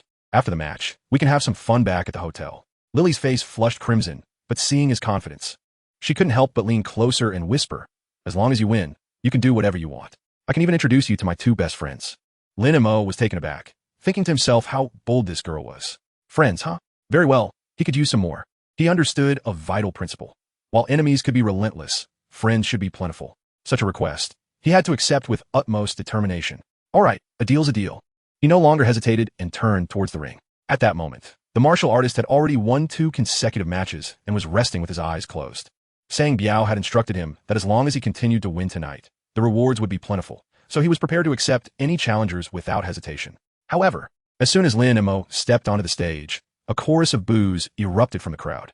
A newcomer, who didn't seem particularly skilled, was expected to be taken down swiftly. What was there to see? Lin Mo was slightly irritated by the jeers and defiantly raised 2 middle fingers at the audience. Sang Biao, upon seeing Lin Mo take the stage, couldn't help but chuckle. This pretty boy really dares to step up. What courage! He had no regard for Lin Mo, believing victory was assured, and thus turned his attention to a nearby attractive girl. The atmosphere in the venue intensified as the girl, in revealing attire, swayed her hips while walking off the stage. When the bell rang for the match to start, the crowd erupted with cheers and whistles, almost shaking the roof off. Typically, newcomers were not taken seriously, as these matches were merely warm-ups for seasoned fighters. But today was different. The crowd, eager for excitement, was incensed by Lin Mo's audacity to flip them off. They shouted, "Take him down. Teach that kid a lesson. The harsher, the better." The imposing martial artist rose and glanced at Sang Biao, who merely nodded slightly. A cruel smile crept across the martial artist's face as he turned to Lin Mo. "Little brother, don't take it personally. It's just how I make a living." Lin Mo rolled his eyes at the theatrics. Did this guy think he was in a movie reciting lines? Almost no one in the audience believed in Lin Mo. Even the seasoned fighters under Hua, Shan, Jiu shook their heads, convinced this young man was merely seeking trouble. Only Lily waved her arms, calling out, "Lin Mo, be careful." Lin Mo heard her, and, surprisingly, took the time to turn back, striking a flamboyant pose. The martial artist's expression darkened at this display. "All right, you think you're tough? Just wait and see." As the referee's hand dropped, the martial artist sprang into action with incredible speed, launching a fierce knee strike aimed at Lin Mo's chest. This move was brutal. Even if someone attempted to block, he could quickly change tactics and incapacitate them within 3 moves. The audience prepared to cheer. But in the next moment, everyone was stunned. Lin Mo, as if he had eyes on the back of his head, effortlessly stepped back. The martial artist blinked, and suddenly, Lin Mo was gone. Before he could comprehend, a gust of wind rushed past his ear. Lin Mo had somehow appeared at his side, delivering a merciless kick to his temple. The martial artist was taken aback, but being an experienced fighter, he reacted swiftly. He ducked just in time while throwing a vicious punch towards Lin Mo's lower body. In the underground fighting scene, there were no rules. Whatever it took to win was fair game. He expected Lin Mo to retract his leg in defense, but to his astonishment, Lin Mo ignored the attack entirely and continued his kick unabated. The martial artist was momentarily stunned before grinning wickedly. "You kick my shoulder, and I'll take your life. Let us see who suffers." The 2 impacts erupted almost simultaneously. However, the outcome was far from what the martial artist anticipated. He felt as though he had been struck by a truck, his shoulder threatening to shatter. Meanwhile, his underhanded strike against Lin Mo felt like hitting solid granite. What the hell? Was this kid made of steel? Chapter 13. Not a single kick blocked? In terms of technique and experience, Lin Mo truly did not compare to the seasoned martial artist who had trained for decades. Yet the crux of the matter was that Lin Mo was no ordinary person. He was a cultivator. Although he had only reached the first level of chi refinement, that was a legitimate dimensional suppression. With just a slight manipulation of his internal energy, he could shatter stones. How could a mortal body withstand such force? The martial artist mistakenly believed Lin Mo was trading injuries. In truth, Lin Mo had no intention of taking any damage at all. He simply could not be harmed. The punches and kicks landing on his energy shield felt like mere tickles. Unless someone pulled out a gun, this level of assault wouldn't even ruffle a hair on his body. Lin Mo was well aware of this, but the spectators were oblivious. They only saw a flash on stage. Just as 2 moves were exchanged, there was a loud bang, and the martial artist was sent flying. Meanwhile, Lin Mo stood there, unscathed, looking as relaxed as if he had just taken a leisurely stroll. What was happening? Was this a performance? A setup? Was the martial artist paid off? The fighters under Hua Shanjiu were equally dumbfounded. Just moments ago, they had dismissed this young man as doomed, only to be taken aback now. They exchanged confused glances. Bewildered, what was this? What just happened? Only Lily was ecstatic, jumping up and down, waving her arms. Lin Mo, so cool. Sang Biao could no longer sit still, nearly springing from his seat as he shouted at the ring. "You better take this seriously. Take him down. Do you hear me?" While others might have suspected the martial artist was throwing the match, he knew better. This was no charade. He had invested a hefty sum for this fight. The martial artist staggered to his feet, his expression completely altered. He fixed his gaze on Lin Mo, feeling a tightness in his chest and agony in his shoulder. He realized that this was no naive young man. He was clearly a hidden master, and so young. Gritting his teeth, the martial artist steadied himself. Assuming a fighting stance while stubbornly refusing to concede, I was careless earlier. A 1T hold back this time. Lin Mo chuckled at this bravado. Oh, still tough. Are we? He playfully beckoned with his finger. All right then, come at me. The martial artist, now fully aware of the gravity of the situation, took a deep breath, his bones cracking as he prepared to unleash his family's ultimate techniques, each strike aimed at the vital points. Yet, in Lin Mo's eyes, this was merely a slight increase in energy expenditure. The audience witnessed Lin Mo's figure blur as he moved with such speed that he seemed to leave an afterimage. The martial artist's pupils constricted, and he barely had time to react before Lin Mo delivered a precise kick to his chest. The impact echoed through the arena as the martial artist was sent flying for the second time, crashing off the stage and rolling twice without moving. The entire venue fell silent. In the next instant, exclamations and curses nearly lifted the roof off. What the hell? Did he really just win?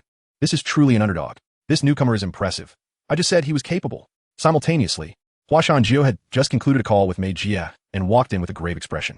During the call, Mei Jie was furious, but also stated that no matter what, this grudge could not be tolerated. Thus, it was highly probable that he would have to step into the arena tonight. First, he needed to eliminate the previous martial artist. While contemplating strategies, he pushed open the noisy hall door and, upon raising his head, froze in disbelief. How could the venue be in such chaos? Cheers, jeers, and whistles melded into a cacophony that seemed ready to topple the ceiling. Instinctively, he glanced toward the arena, where the previously arrogant martial artist was being dragged away. While standing in the center of the stage, casually dismissing the commotion, was Lin Mo. What was happening? Hua Shanjiu, bewildered, hurried back to the VIP booth. His seasoned fighters were still gaping in shock. Only when he arrived did they spring to their feet. Yi. One of them swallowed hard, pointing at the arena. This kid played the fool and took down the opponent. He really incapacitated that guy. Hua Shanjiu's mind buzzed. He was unaware of Lin Mo's strength, but he had seen the martial artist in question. Heigo had been sent to the hospital by him in just 2 moves. Even if he himself were to enter the ring, he would need to be fully alert to engage. Had it only been a few minutes since he made the call, this kid managed to win in an instant. On the other side, Sang Biao was utterly enraged. He had placed a hefty bet, and this loss was painful.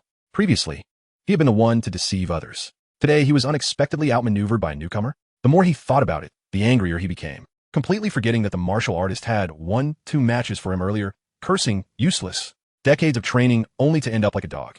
He glared at Lin Mo, who appeared relaxed on the stage, growing increasingly displeased. Isn't he just a pretty boy? How strong could he possibly be? It has to be luck. Sang Biao's fury peaked as he abruptly stood up, stripped off his jacket, and leaped onto the stage. The audience erupted with excitement. Sang Biao was a prominent heavyweight of the Yilang gang, a fierce character who had made a name for himself on this very stage years ago. Today, he was personally going to battle a newcomer. Biao Gu is amazing. Take down that pretty boy. Here he comes. Biao Gu will teach him a lesson. The crowd was instantly ablaze with cheers and jeers. Lin Mo crossed his arms, observing the heavily tattooed, muscular man before him with amusement. Was there truly someone so fearless? Just as the trembling ring girl announced the start of the match, Sang Biao bellowed fiercely and charged forward. Kid, I'm going to take you down. However, before he could take a second step, his vision blurred, and a shoe sole rapidly expanded in his sight. What the? Bang! Sang Biao had no time to block, and took the full force of the kick to his face. He flew backward, crashing into his own underlings, rendered motionless. The arena fell silent for a second. Then, a louder uproar erupted. Is this for real? Sang Biao, were you acting? 1 kick. You couldn't even take 1 kick. His subordinates scrambled to help him up, pinching his nose and calling out Biao Gu. Lin Mo, standing on the stage, retracted his leg in disbelief. He had expected more of a challenge. Was this it? Lin Mo's 2 victories were decisively clean. Not only had he ignited the crowd, but he had also restored Mei Jie's reputation. Moreover, had Sang Biao not been so overconfident, perhaps it wouldn't have been so humiliating. After all, that martial artist was also a newcomer. Even if Lin Mo had defeated him, it wouldn't have resulted in such a spectacle. The issue was that this old-timer had been in the game for too long and had grown accustomed to being pampered, failing to recognize his own capabilities. Consequently, he was sent off the stage with a single kick, creating an utterly embarrassing scene. His subordinates, while frantically trying to assist him, were still cursing Lin Mo from below. Just you wait. I'll make you pay for this. The Yilang gang 1T let this go. Upon hearing this, Lin Mo instead found it amusing. Beckoning from the edge of the stage, come on, don't just talk. Step up and give it a try. I was just lamenting the lack of challengers. Chapter 14. The joys of the mundane are true joys, he smirked and muttered to himself. Winning 2 matches nets only 100 credit points. What is that worth? It would be best if they all came up at once. Then I can make a quick 1,000 or 800, and it wouldn't feel like a wasted trip. Yet, despite their loud curses, none of them dared to step forward. The loudest among them, a yellow-haired fellow, even quietly shrank back into the crowd. Lin Mo waited for a moment. The audience was still buzzing, but no one accepted the challenge, leaving him speechless. Great. Now he had overplayed his hand. While it felt exhilarating to dispatch opponents so swiftly, he had effectively cut off his own source of income as no one dared to enter the ring. After waiting a few more minutes, the referee, seeing that no one was stepping up, had no choice but to declare Lin Mo the victor of the match. And he would automatically leave the stage once the time was up. Meanwhile, the raucous subordinates of the Yilang gang had long since taken advantage of the chaos to drag Sang Biao away, vanishing without a trace. Lin Mo hopped off the stage, feeling a bit dejected. Had he known earlier, he would have held back a little. It was exhausting to perform so dramatically. Now, although it seemed impressive, it had resulted in a significant loss. Just then, Hua Shanjiu approached him with a smile, giving his shoulder a hearty pat. Well done, kid. I didn't see that coming. You've kept your cards close to your chest. His face shone with delight. They had salvaged this event. And if Mei Jie were to find out, she would surely be pleased. However, Jiugu immediately shook his head, a hint of regret in his tone. It's a pity that no one believed in you earlier, and no one placed bets on your victory. Otherwise, just from the odds, we could have made a fortune. Saying this, he swiftly pulled out his terminal and efficiently transferred credit points to Lin Mo. Here, this is your due. 1,000 credit points, a personal reward from me. Lin Mo, who had been feeling glum, perked up at the mention of 1,000. He had thought he would be lucky to earn 100, never expecting Hua Shanjiu to be so generous. Thank you, Jiugu. Without hesitation, he confirmed the payment. Hearing the notification chime from his terminal, Lin Mo couldn't help but smile. Money is indeed wonderful. Seeing how quickly cash could be made from boxing, Lin Mo felt a surge of excitement. Having already secured 1,000 credit points from just 2 matches, he pondered how much he could earn if he fought a few more rounds and placed bets on himself. He immediately grabbed Hua Shanjiu, eager to ask, Jiugu, when is the next match? I want to go again. However, Hua Shanjiu chuckled, waving him off and pulling him aside. Brother, don't rush. You've made quite a name for yourself tonight, defeating a martial artist and kicking Sang Biao. Now everyone is inquiring about who you are. He continued, earning this small amount of money is nothing. There will be plenty of opportunities in the future. First, I need to introduce you to Mei Jie. Once she gives her approval, you can come back to fight, and the earnings will be much more substantial. He paused, adding, however, there is a process to follow here. Your performance has drawn attention, and they need to verify your background to prevent anyone from pretending to be an underdog in order to disrupt the event, if you understand. Upon hearing this, Lin Mo calmed down a bit. He internally assessed his energy levels. He had indeed expended a significant portion, although the last 2 matches seemed effortless. He had utilized spiritual energy to enhance his strength. If he were to engage in several more rounds, his current foundation of Qi training would not hold up. All right, Jiugu, I'll leave it to you. He nodded in agreement. By this time, night had fallen. The boxing matches commenced at 10 o'clock, and they arrived at 10:30. Now, it was nearly midnight, yet the atmosphere in the venue remained fervent. Many other competitors were still on stage, and it seemed they would continue until 2 or 3 in the morning. Hua Shanjiu wrapped an arm around Lin Mo's shoulders, smiling suggestively. Come on, I'll take you to a great place. Mei Jie has another venue, and there are plenty of girls there, all of the highest quality. Pick whichever one you fancy. Tonight is your spoils. A vision of long legs and slender waist flashed through Lin Mo's mind, igniting a spark of excitement as he was about to agree. However, Lily suddenly emerged from the side, wrapping her arms around his, softly pouting, No, Lin Mo must come with me. Having not yet fully indulged, how could I possibly deprive others? Hua Shanjiu erupted into hearty laughter, patted Lin Mo on the shoulder, and handed him a business card, saying, All right, I shall not disturb you any longer. Let us arrange to meet again next time. Let us keep in touch. With a wave, Lin Mo and Li Li departed. Noticing that Li Li was reluctant to let him go out and have fun, Lin Mo felt a twinge of annoyance. This woman, is she starting to impose restrictions on him now? He was not one to be easily controlled. He questioned her. I won the boxing matches, didn't I? Whereas the promised support from my best friend. You wouldn't be deceiving me, would you? Lily pinched him lightly and reproached. I always keep my word. That's just how it is. She promptly pulled out her terminal and began calling for reinforcements. In less than half an hour, 2 strikingly different, yet equally radiant young women arrived at the designated location. One sported a chic short haircut, while the other flaunted charming curly locks, both possessing looks and figures that rivaled Lili's. That evening, the 4 returned to Lili's home and engaged in a profoundly enriching artistic exchange. They traversed topics from poetry and literature to the philosophies of life, losing themselves in the depths of conversation. The following morning, Lin Mo, having gone without sleep, emerged with dark circles under his eyes. Dragging his weary body, he bid farewell to Li Li and stumbled back to his small rental apartment. He didn't even bother to take off his shoes before collapsing onto the bed, falling into a deep slumber as soon as his eyes closed. When he awoke, the midday sun blazed through the window. Lying on the bed in a daze, a singular thought consumed him. The path of cultivation is long and arduous. But the joys of the mundane world are indeed true joys. After savoring this thought for a moment, he reluctantly opened the system marketplace. I have money. Finally, I can shop to my heart's content. Last night's 2 boxing matches earned him 1,000 credit points. Plus the remaining balance from his previous loan brought his total to nearly 1,100. For an ordinary person, this was undoubtedly a substantial sum. Rubbing his hands together, his eyes sparkled with excitement.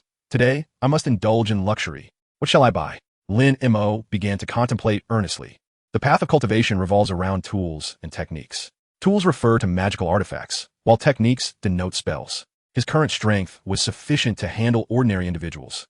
But should he encounter someone wielding a firearm or possessing supernatural abilities, the situation could become precarious. He recalled that those endowed with powers often employed bizarre methods and could certainly contend with polluted beasts, which was no trivial feat. What he truly desired was a flying sword. The thought of soaring through the skies and striking down foes from afar was far more impressive than any supernatural ability. However, upon glancing at the price, his spirits plummeted. The most basic magical artifacts began at 5,000 credit points. Damn it, that is exorbitantly priced. Lin Mo cursed under his breath and was forced to temporarily abandon this aspiration. Thus, he could only turn to techniques or elixirs for cultivation. Both options could rapidly enhance his strength and offered better value for money. He scrolled through the marketplace interface for quite some time, weighing efficacy, price, and reviews. Ultimately, his gaze settled on a pill named the Supreme Chi Gathering Pill, priced at 500 credit points. It was significantly more expensive than the body-enhancing liquid he had previously used, but its effects were vastly superior. The product description claimed, consuming one will aid a practitioner at the first layer of Chi cultivation in condensing spiritual energy, with a high probability of breaking through to the second layer. This is it. Chapter 15. Purchasing spells with a determined grit, Lin Mo placed his order. Watching his account balance plummet made his heart ache, yet the thought of potential advancement made it worthwhile. The pill was delivered directly through the system space, materializing as a small wooden box on his table. Opening it revealed a round, white pill nestled within, emitting a faint, pleasant aroma. Taking a deep breath, he did not hesitate and swallowed it whole. The pill dissolved instantly, and a surge of pure, gentle spiritual energy flooded through his limbs. It was incomparably richer than the natural energy he usually absorbed. He wasted no time and promptly seated himself in a meditative posture, activating the most fundamental Chi cultivation technique. He guided this potent energy to assault the barrier of the second layer of Chi cultivation. Once he broke through, he would be able to awaken his spiritual consciousness. This would allow him not only to introspect but also to perceive subtleties.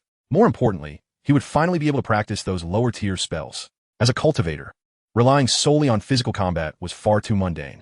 Although he could currently dominate ordinary individuals with sheer physical prowess, what would happen if he faced a supernatural being? Would he rush in to throw punches? Spells encapsulate the essence of cultivation, providing the decisive advantage in critical moments. Lin Mo held his breath and focused as he guided the pure energy through his meridians for several cycles. Suddenly, he felt an invisible barrier within him crack open. He had broken through. Second layer of Chi cultivation. Elation surged through him as he immediately sensed the spiritual energy within his dantian had more than doubled. Even more astonishing was a cool sensation at his forehead, as if a third eye had been opened. Despite keeping his eyes closed, he could see everything within a radius of about 3 meters.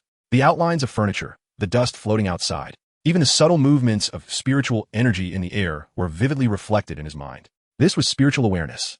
He attempted introspection and saw the pale, white energy flowing gently through his meridians in a mesmerizing cycle. Overjoyed, Lin Mo opened his eyes and couldn't he help but pump his fist. I've finally broken through. Just then, he noticed an unpleasant odor wafting through the air. Looking down, he saw a layer of greasy, dark grime coating his skin, the impurities expelled from his body after the breakthrough. He hurried into the bathroom to scrub himself clean. After donning fresh clothes, he felt revitalized and returned to sit beside his bed. Next, it was time for the main event, purchasing spells. He reopened the system marketplace, gazing at the dazzling array of spells available. Names like Wind Control Technique, Metal Sword Chi, and Water Dragon's Roar ignited his excitement. However, upon glancing at the prices, his enthusiasm waned. Remaining credit points, 600, most of the impressive spells were beyond his financial reach. This system is simply a money pit. Lin Mo cursed silently and, with no choice, could only filter for the most basic spells. After much deliberation, his eyes finally landed on a spell called Fireball Technique. Fireball Technique, low tier, condenses the essence of true fire, shapes it with spiritual power, range influenced by the strength of spiritual awareness. Its power is decent. Commonly used by low-tier cultivators for offense. Price, 600 credit points. Spending 600 would wipe out his balance. Lin Mo grimaced at the thought. Yet, considering the potential encounters with supernatural beings and polluted beasts ahead, he gritted his teeth and made the purchase. Confirming the payment, his balance instantly dropped to 0. Almost simultaneously, an ancient jade slip appeared on the table. Eagerly, Lin Mo pressed it to his forehead. A torrent of information flooded his mind, revealing the cultivation method for the fireball technique. The entire day passed with him remaining indoors, consumed by the practice of the spell. Following the guidance of the jade slip, he mobilized his internal energy, attempting to condense a fire source in his palm. Failures abounded. Either the flame flickered out or he nearly scorched himself with mismanaged energy. It was not until the following afternoon that he once again focused intently, guiding the energy through specific meridians, and shouted, "Condense!" A blazing fireball, the size of a human head, suddenly appeared in his palm. The orange-red flames roared with heat, warping the air around them. Success! Lin Mo gazed at the pulsating fireball in his hand, feeling the immense power contained within. His heart swelled with indescribable excitement. Just then, a mosquito buzzed past his face. Playfully, Lin Mo thought it would be the perfect opportunity to test his aim. He took aim at the mosquito, flicked his wrist, and hurled the fireball. Yet, being his first attempt, his aim was wildly off. The fireball whizzed past the mosquito and crashed into the opposite wall. Boom! A loud explosion resonated, sending bricks flying. The wall was left with a massive gaping hole, charred black. The tremendous noise echoed through the entire corridor. Almost simultaneously, a woman's scream pierced the air. Lin Mo was taken aback and hurriedly dashed to the door to open it. There stood the landlord, Lu Shu, pale-faced at the entrance, one hand clutching her chest. Clearly, she was startled by the recent explosion and the gaping hole before her. Lin Mo, puzzled, noted that his apartment was at the very end of the corridor, with only his family residing there. Lu Shu could not merely be passing by. He scrutinized her. She wore a form-fitting black spaghetti strap dress that accentuated her graceful curves. Her feet were adorned with delicate crystal sandals, and her long hair cascaded loosely, exuding a sense of languid charm. In his previous life, such a dress had a colloquial name, the stepmother dress. Lu Shu had a penchant for these styles. Her fair cheeks were tinged with an unnatural flush, and a faint scent of alcohol wafted from her, mingling with the fragrance of her perfume, creating an inexplicable allure. Was she drinking in the middle of the day? Had she imbibed enough to run over with a flushed face? Lin Mo speculated that the landlord was likely intoxicated and had come to spy on him, perhaps still yearning for a glimpse after their last encounter. The more he pondered, the more convinced he became. This woman must be lonely. After all, since he moved in, he had not seen her bring a man back. Having regained her composure from the initial shock, Lu Shu's brows furrowed. Pointing at the still-smoking hole in the wall, she exclaimed, both furious and exasperated, "Lin Mo, what on earth are you doing in my property? How did this wall explode? Do you intend to demolish the entire building?" Her indignation grew, and as she stepped closer in her sandals, the combined scent of alcohol and perfume wafted towards him. "You must pay. You must. The repair costs for this wall and the mental distress will amount to at least 1,000 credit points." Lin Mo found her accusatory stance amusing, given that she had been lurking furtively at his door. Now, she was acting as if she had the moral high ground. Compensate for what? This is clearly a result of your building's poor quality. Yet, as he spoke, Lin Mo felt a twinge of guilt. After all, he had indeed fumbled during his first attempt at magic, excitement getting the better of him. "Fine, you refuse to compensate? Then I shall call the authorities," Lu Shu declared angrily, turning to leave. The sound of her heels echoed sharply, indicating her serious intent to report him. Lin Mo, feeling a surge of displeasure, thought, how ungrateful can she be? He had saved her just days ago, and here she was ready to call the police. "Hey, are you even being reasonable?" Anger flared within him, and he instinctively grabbed her arm, pulling her back. He had forgotten that he had just gained strength and had not yet fully controlled it. Lu Shu, having had a drink, felt her legs weaken, and with a startled cry, she lost her balance and fell into his embrace. In an instant, he found himself enveloped in her warmth, the delicate fabric of her dress brushing against his arm. The mingling aromas of alcohol and her perfume filled his senses, and he could feel her softness in the slight tremor of her body. Lu Shu, equally stunned, looked up at him, her eyes wide and cheeks flushed, momentarily forgetting to struggle. We want. Chapter 16. Of course, he wanted to take advantage of the situation. Initially, he merely intended to prevent her from calling the police, but he had not anticipated her crashing into him. This was undoubtedly a premeditated move on her part. Lu Shu, taken aback, stared at him with wide eyes, her cheeks reddening, momentarily forgetting to resist. Lin Mo lowered his voice, laced with a hint of threat. "Dare to call the police? Do you believe I won't drag you in and let you experience true cruelty?" He meant to intimidate her, but Lu Shu, emboldened by her inebriation, retorted defiantly, "Come on. If you don't, you're not a man." Her words ignited Lin Mo's fury. Without a moment's hesitation, he raised his hand and slapped her. The sound was crisp and satisfying. Lu Shu gasped in pain, her eyes brimming with tears from the sudden humiliation. You bastard." Relishing the moment, Lin Mo smirked and raised his hand again, delivering another slap. "Be reasonable. I saved you, and now you wish to extort me?" He chastised her. "This is your lesson." Regarding the hole in the wall, he fabricated an excuse. The cooking pot exploded accidentally. He added, "I can help repair it. But extorting money? No chance."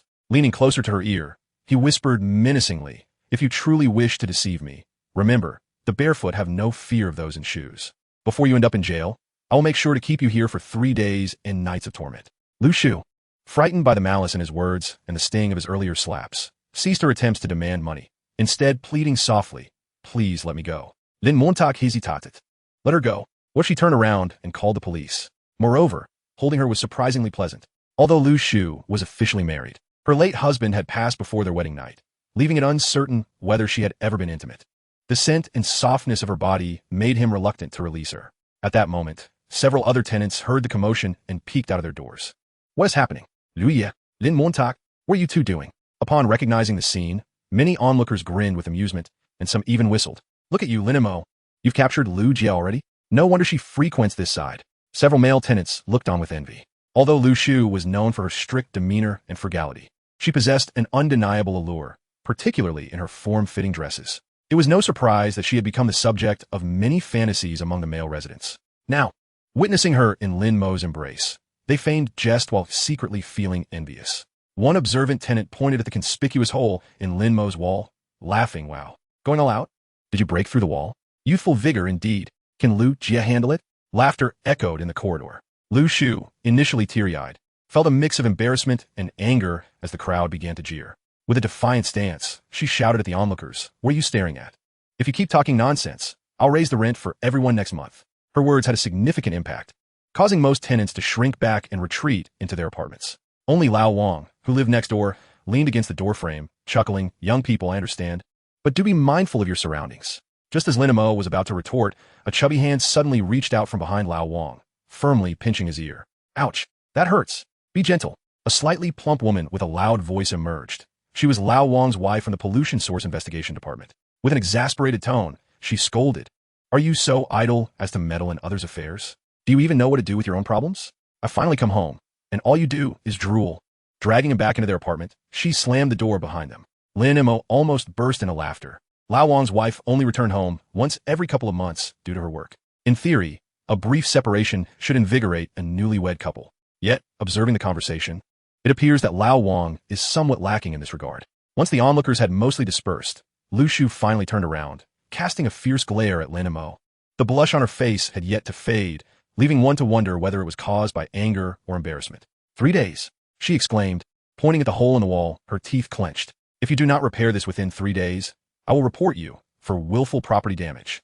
After finishing her tirade, she stormed off, her steps slightly awkward, evidently still feeling the pain from Lin Mo's earlier tug. Lin Mo watched Lu Shu's retreating figure, disdainfully curling his lip. "So what if it's a hole in the wall? Can it really pose a challenge for me?" Yet when he calmed down, a twinge of fear crept into his heart. The explosive power of the fireball technique was indeed astonishing. On his first attempt, he had casually thrown it and ended up blasting through a wall. If he mastered it, with precise mental focus, he could strike at will, rendering opponents utterly defenseless. In future confrontations, there would be no need for close combat. A fireball hurled from a distance could eliminate foes in an instant. Even against other abilities or mutated beasts, he would undoubtedly possess formidable strength. The expense of 600 credit points was certainly worth it. This was undeniably his current trump card. However, the drawbacks were equally apparent. It consumed an excessive amount of energy. The fireball he had just conjured had drained more than half of his spiritual energy. With his current cultivation level at the second tier of Qi training, he could barely manage to unleash 2 fireballs before he would be left staring blankly. This technique could not be used recklessly. Lin Mo clicked his tongue, considering the awkwardness that would ensue if he missed the target or failed to achieve a swift kill. Ultimately, his financial woes were the root of his troubles. The system shop offered various instant energy recovery elixirs, such as recovery powders and spirit gathering pills. If only he had enough credit points, he could buy them like candy. Imagine hurling fireballs while popping pills, transforming into a human artillery piece. Money. He needed to earn money. Chapter 17. Selling strength pills. It was still midday, and the underground fighting arena had not yet opened. There were no avenues for quick profits, and he would have to return to setting up his stall, yet he still had no idea how to find a market. Did he have to rely on luck at a street market again? That would waste so much time. Just as he was feeling frustrated, a piercing scream echoed from Lao Wang's house next door, followed by his wife's furious reprimand. Useless. You can't even handle this little matter. What good are you to me? Lin Mo's ears perked up, and a sudden flash of inspiration struck him. What was the key to opening a market? It was to have a competitively effective product. Why was his body refining elixir selling poorly? It was simply because the market was monopolized by the fake medicines from the Wild Wolf gang, leading to a lack of trust in his product. But what if he switched tracks? What if he sold something that had immediate effects, something that no one could replicate?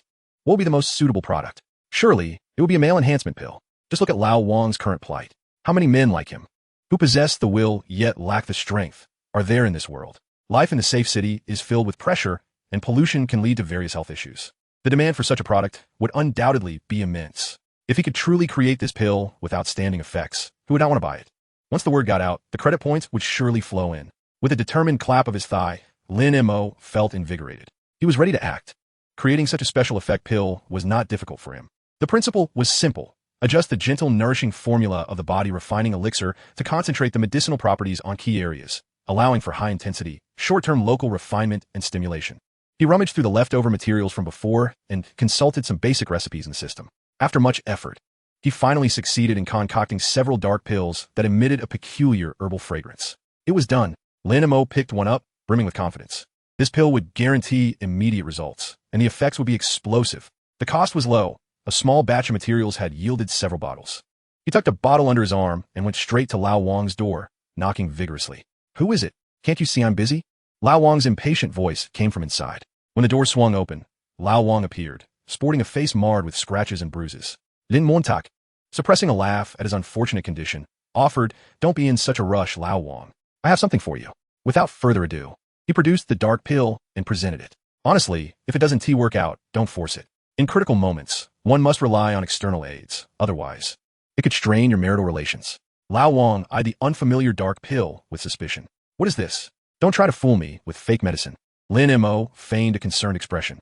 "It's a family secret. I wouldn't have offered it if I hadn't heard your wife giving you such a hard time. I felt compelled to help." Lin Mo insisted, "Just take it and give it a try."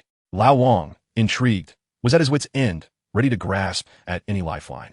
Still cautious, he asked, "How much is it?" "Free. Consider it my contribution to neighborhood harmony." Lin Mo waved his hand dismissively, lowering his voice. "I guarantee it will help calm your wife down."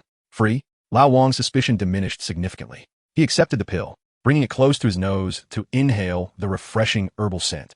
After all, it was free. Why not give it a shot? Just then, a furious voice erupted from within. "Wang Defa, are you dead out there? Get in here now." Lao Wang felt a jolt of fear, steeling himself. With a quick decision, he swallowed the pill whole. As it settled in his stomach, a cool stream of energy surged, quickly transforming into a warm, invigorating sensation. It felt different. He turned to Lin Mo with a solemn gaze, proclaiming, "Shaolin, if this pill truly works, we will each have our own paths. You call me brother, and I'll call you father." With that, he resolutely turned back into the house, slamming the door shut. Lin Mo, stroking his chin, leaned against the door to await the outcome. A few minutes later, the previously unending tirade of insults from inside suddenly ceased. Almost immediately, a voice emerged, tinged with panic and disbelief, belonging to a woman. Lin Mo's face broke into a broad smile. This medicine was effective.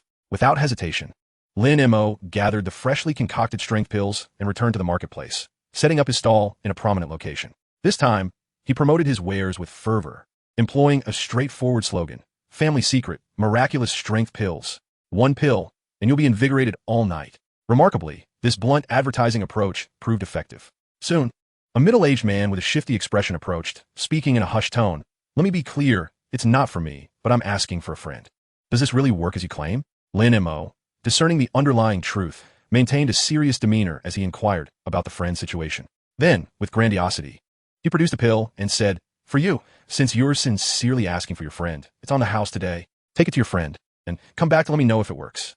Upon hearing it was free, the man's eyes lit up as he hurriedly accepted the pill. He brought it close to his nose, still somewhat doubtful. "Really no charge? If it works for my friend, I'll come back." With that, he dashed off, clutching the pill tightly. Before long, several more individuals approached, each claiming to be inquiring for a friend. Their expressions were telling, their words hesitant. Lin Mo welcomed them all with open arms, offering the pills at no cost. In just a short span, he had distributed over a dozen pills. Although he had made no money, Lin Mo remained unperturbed. He had faith in his creation. As long as these individuals, or their friends, have personally experienced the immediate effects, they will undoubtedly return in tears, pleading for more. However, even if offered for free, there are bound to be disruptions. Just as Lin Mo's stall was gaining popularity, a scruffy man with a sharp face pushed his way to the front, loudly shouting at the black pills, "Hey, what kind of rubbish is this? A product without quality assurance? Who will take responsibility if something goes wrong? Don't fall for this cheap trick, everyone." Lin Mo looked up and found the man somewhat familiar. Wasn't he the vendor selling inferior miracle oil across the way? What audacity to sell fake medicine and then come disrupt his business. His loud outburst caused several eager individuals, who were initially keen to inquire for their friends, to hesitate and murmur amongst themselves, "Yes, even if it's free, what if it turns out to be harmful?" It has seemed a bit dubious. Chapter 18. The man of the apocalypse is a bit anxious. Lin Mo's temper flared. Just as he prepared to confront this rival, a shrill and excited scream rang out from the crowd. "Shaolin! Shaolin! I've finally found you. Do you still have a medicine?" The crowd turned to see a middle-aged man in oversized shorts, missing a flip-flop, sprinting towards him with a flushed face and disheveled hair, running as if in a 100-meter dash. It was none other than Old Wong. He skidded to a halt in front of Lin Mo, nearly losing his balance, and grabbed Lin Mo's arm tightly, his eyes gleaming with fervor, his voice trembling with excitement. "Brother!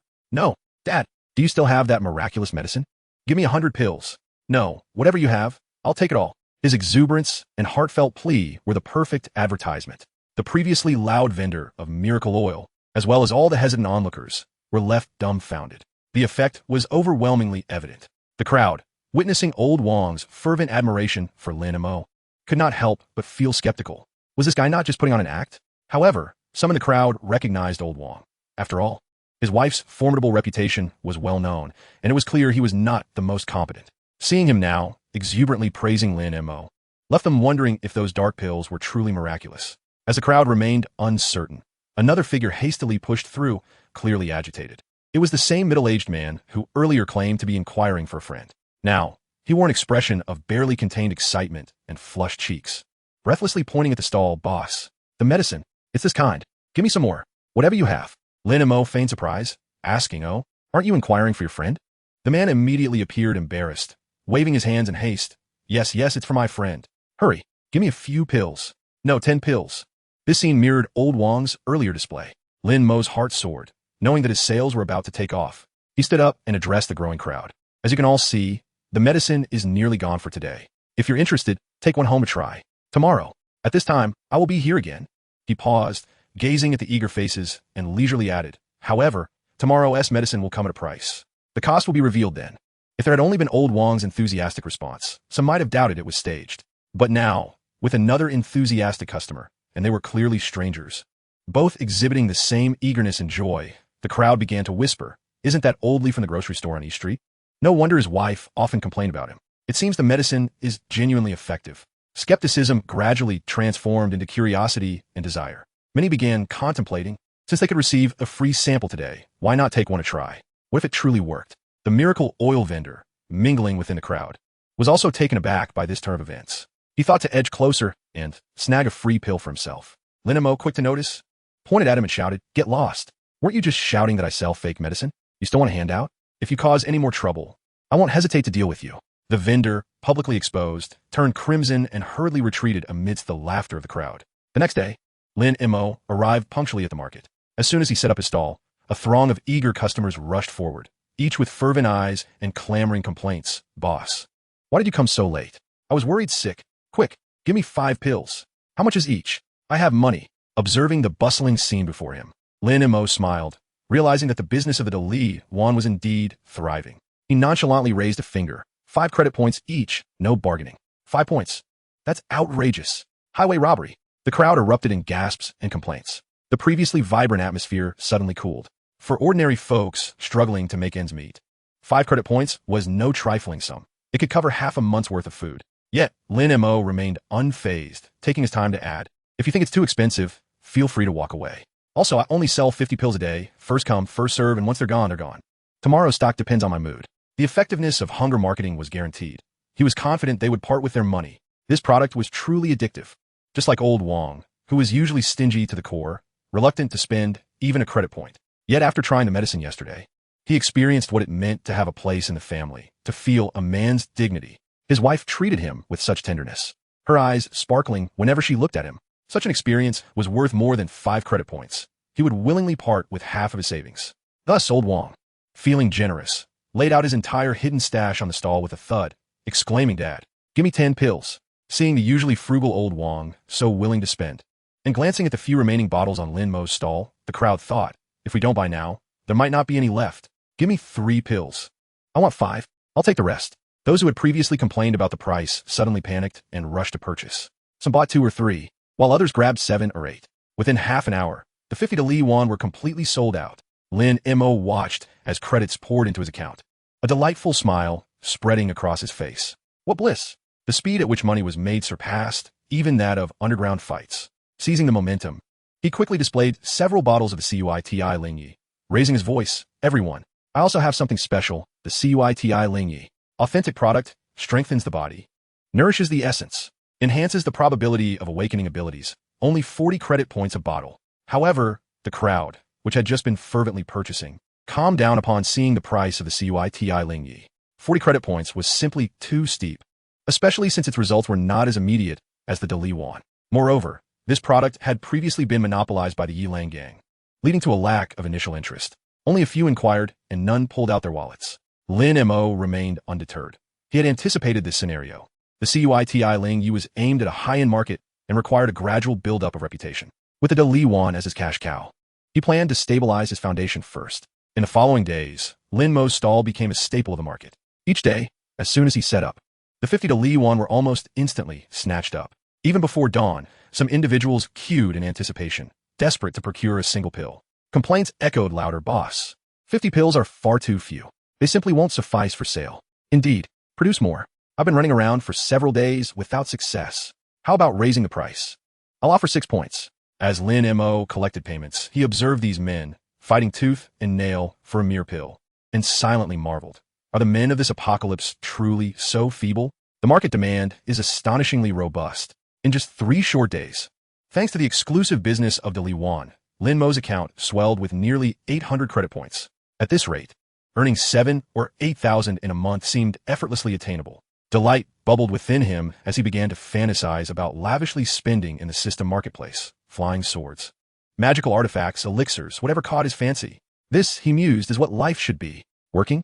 The notion of laboring was utterly out of the question for him. While he reveled in his newfound wealth, a group of unsavory men swaggered to his stall, their intentions far from benign. Leading them was a man with yellow hair, a cheap cigarette dangling from his lips, who jutted his chin toward Lin Mo. "Hey kid, business is good, huh?" Lin Mo, without raising his head, casually replied, "It's all right." Continuing his work, the yellow-haired man, seeing this nonchalance, kicked the stall with a fierce kick and growled, "Do you understand the rules? Have you asked our Yilang gang for permission to set up shop here? Hand over the earnings you've made these past few days and get lost. Don't let us see you again, or else." A spark ignited within Lin Mo. The Yilang gang again? This group is as ubiquitous as maggots in a sewer. They seem to be everywhere. I'm merely running my stall and selling my pills. What business is it of yours? Did you establish this place? He halted his activities and glared at the yellow-haired man. "I'm in a good mood today and wish to avoid bloodshed. Take your crew and leave quickly." Upon hearing this, the 7 or 8 ruffians burst into laughter. What did he say? Telling us to leave? Kid, are you out of your mind? Just you alone, trying to stand up to us? Enough of this nonsense. Let us make him bleed. The yellow-haired man's expression darkened, evidently infuriated by Lin Mo's audacity. He suddenly drew a spring knife from his waistband, the blade snapping open with a menacing sound as he lunged toward Lin Mo's abdomen. "You're asking for it, since they dared to strike first." Lin Mo naturally would not hold back. His gaze sharpened, and he effortlessly sidestepped the blade. With lightning speed, his right hand shot out, precisely grasping the yellow-haired man's wrist and twisting it forcefully. A sickening crack echoed alongside the man's piercing scream. Before the others could react, Lin Mo descended upon them like a tiger among sheep, launching a ruthless and decisive assault. Every strike targeted joints and vital areas. In the blink of an eye, the once threatening gangsters lay sprawled on the ground, some clutching severed limbs, others groaning in agony, completely stripped of their fighting spirit. The ground was a chaotic scene of blood and pain. Lin Mo shook his hand in disdain. Truly worthless. At that moment, from the corner of his eye, he spotted a furtive figure peering from behind a nearby stall, the face of the oil vendor etched with terror. Understanding dawned upon Lin Mo. This man must have harbored resentment and reported him to the Yilang gang. Damn it, what a persistent pest. Fury surged within Lin Mo as he pointed at the vendor. You stop right there? The vendor, terrified at Lin Mo's ferocity, shrieked and turned to flee into the crowd. Thinking he could escape, Lin Mo scoffed coldly and pursued him. Remarkably, the vendor was surprisingly swift, darting left and right like a frightened mouse, evidently accustomed to such evasive maneuvers. However, today he faced Lin Mo with the prowess of a second-tier Qi practitioner. Even a slight infusion of spiritual energy into his legs rendered him far faster than any ordinary person. Lin Mo swiftly closed the gap, seizing the vendor by the back of his collar and yanking him back like a chick. Run? I won't allow it. With his rage boiling, Lin Mo forcefully slammed the vendor's head into the ground. A dull thud resounded as the vendor's head cracked open, a scream escaping his lips as he collapsed to the ground. How dare you report me after I spared you a few days ago? Seeking death, are we? The more Lin Mo contemplated, the angrier he became. He raised his hand and struck the vendor, infusing a hint of barely perceptible spiritual energy into the slap. After several blows, most of the vendor's teeth were knocked out, his cheeks swelling grotesquely like a pig's head, leaving him to emit only garbled cries. Spare me, brother. Please spare me. I didn't want to report you. It's just that all the stalls around here must pay protection fees to the Yilang gang. No exceptions. If I don't speak, they will come looking for me. Lin Mo could hardly be bothered to listen to his excuses. Such a cowardly, backstabbing character would never learn unless given a lesson that etched itself into his memory. He violently snatched the vendor's terminal, transferring all 50 credit points within to his own account. In a swift motion, he stripped the vendor of his belongings. Get lost. If I see you again, I'll break all 3 of your legs. The vendor, humiliated and enraged, clutched his vital parts, and under the mocking laughter of nearby onlookers, he scurried away in utter disgrace. Lin Mo felt a sense of satisfaction and, brushing his hands off, returned to his stall. The gangsters he had just defeated had vanished without a trace, leaving only a pool of blood and chaos behind. His stall held little of value, merely a collection of jars and vials. He quickly packed up and set off.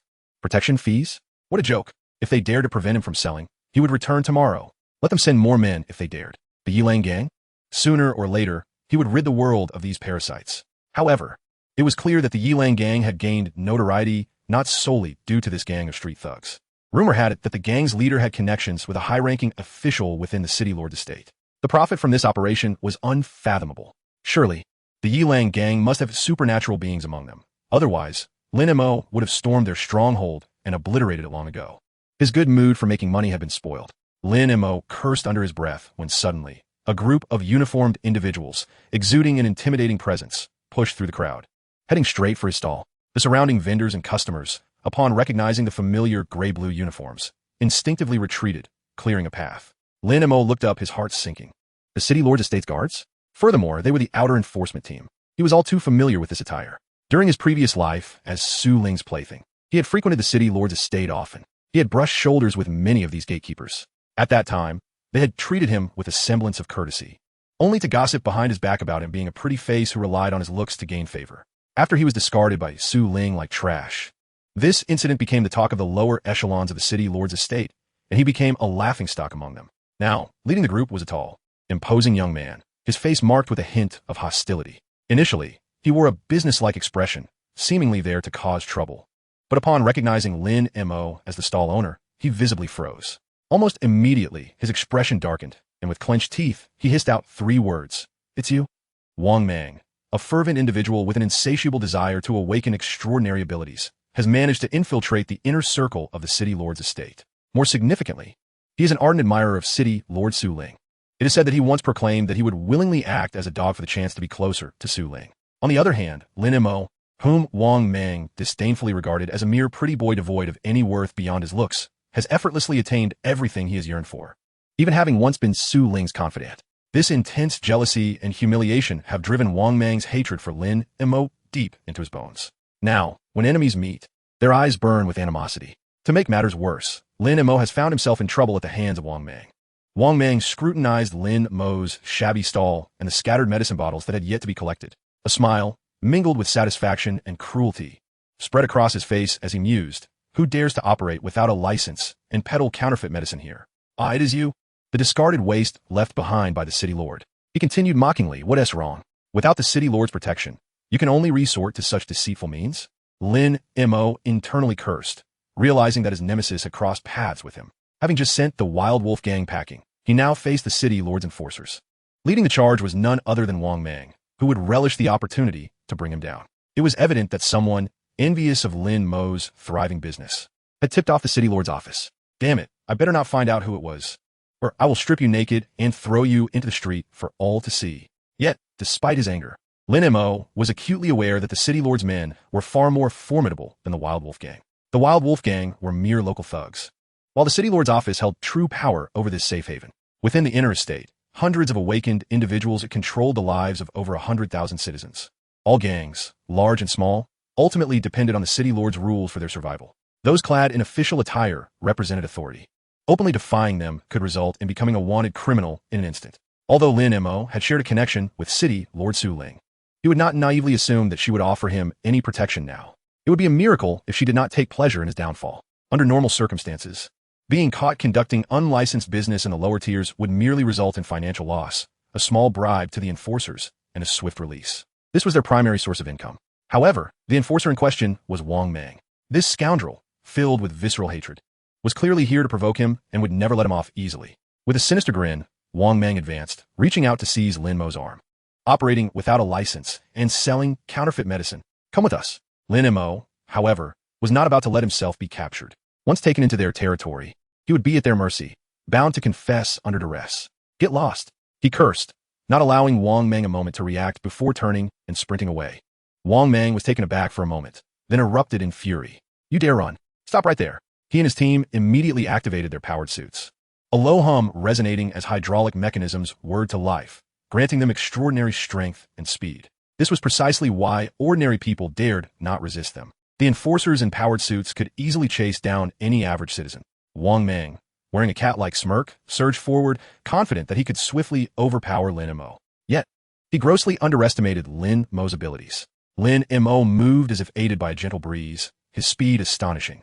He weaved through the chaotic market aisles with remarkable agility, and, in just a few breaths, managed to create a significant distance between himself and his pursuers. He was on the brink of vanishing into the crowd and the makeshift shanties. Wang Mang strained with all his might, his powered suit humming loudly, but he could only watch helplessly as Lin Mo's figure receded further into the distance, until he was utterly lost from sight. Damn it! Wang Mang halted abruptly, his face pale with rage, and slammed his fist into a nearby iron rack, producing a deafening clang. How could he allow this waste to escape right under his nose? Even with the powered suit, he had failed to catch him. How is this possible? Lin Mo, do not let me catch you again. After successfully evading Wang Mang and his crew, Lin Mo stopped in a secluded alley. His breathing was steady, his expression unperturbed, showing no signs of the exertion from his sprint. As a cultivator, how could those enforcers in powered suits hope to catch up to him? It was utterly laughable. Yet, while he had escaped, he felt a mix of frustration and indignation. If it weren't for that scoundrel Wang Mang having the city lord's estate backing him, what was he? A mere fireball spell could render him vaporized. But reason prevailed. He knew he could not act recklessly. Killing someone from the city lord's office, even a lowly enforcer, would result in a wanted poster plastered all over the city by the next day. The ones who would come after him would not be the petty thugs, but true awakened individuals. With the Wild Wolf gang eyeing his territory for protection money and the city lord's enforcers seeking vengeance, it was clear that his stall was no longer tenable. The glimmer of sudden wealth he had just glimpsed was snuffed out before he could even warm it up. This feeling of being at the mercy of others, forced to swallow his pride, was maddening. He realized once again that in this cursed apocalypse, mere wealth was insufficient. One must also wield power and influence. If he possessed enough money to shake the very foundations of the rules or held a status that commanded fear, would Su Ling dare to treat him in such a manner? Would Wang Mang still have the audacity to be arrogant in his presence? Would the Wild Wolf gang still dare to collect protection money from him? Yet all of this hinged upon strength. With strength, he could shatter the shackles of power. Strength was paramount. Lin Mo clenched his fists. The immediate priority was to acquire wealth and rapidly elevate his strength. With his stall no longer viable, he needed to devise another means of making money. Was he to return to underground fighting? Reflecting on the past few days spent focused on alchemy and setting up his stall, he realized he had barely checked his terminal and had inadvertently neglected Li Li. The thought of her stirred something within him. She was quite a remarkable woman, and her friends were equally impressive, though being with her could be quite taxing. He promptly retrieved his terminal and dialed Li Li's number. After a few rings, she answered, her voice tinged with playful reproach. Oh, so you remember to look for me? The busy man. Have you forgotten me, since you've been so busy ignoring my messages and calls? Have you found a new love? Linimo felt a bit awkward. He had indeed been entirely absorbed in alchemy and setting up his stall, hardly glancing at his terminal. Of course not. He chuckled awkwardly, deflecting, I've been busy making money. Otherwise, how could I have credit points to treat our dear Miss Lee to a good time? If I don't earn, I won't even have money for a room with you. But he could not divulge the truth, nor could he explain that he was busy selling pills and being chased. Fortunately, Lily seemed to be merely teasing, not pressing the issue further, and her tone quickly brightened. At least you still have a bit of conscience.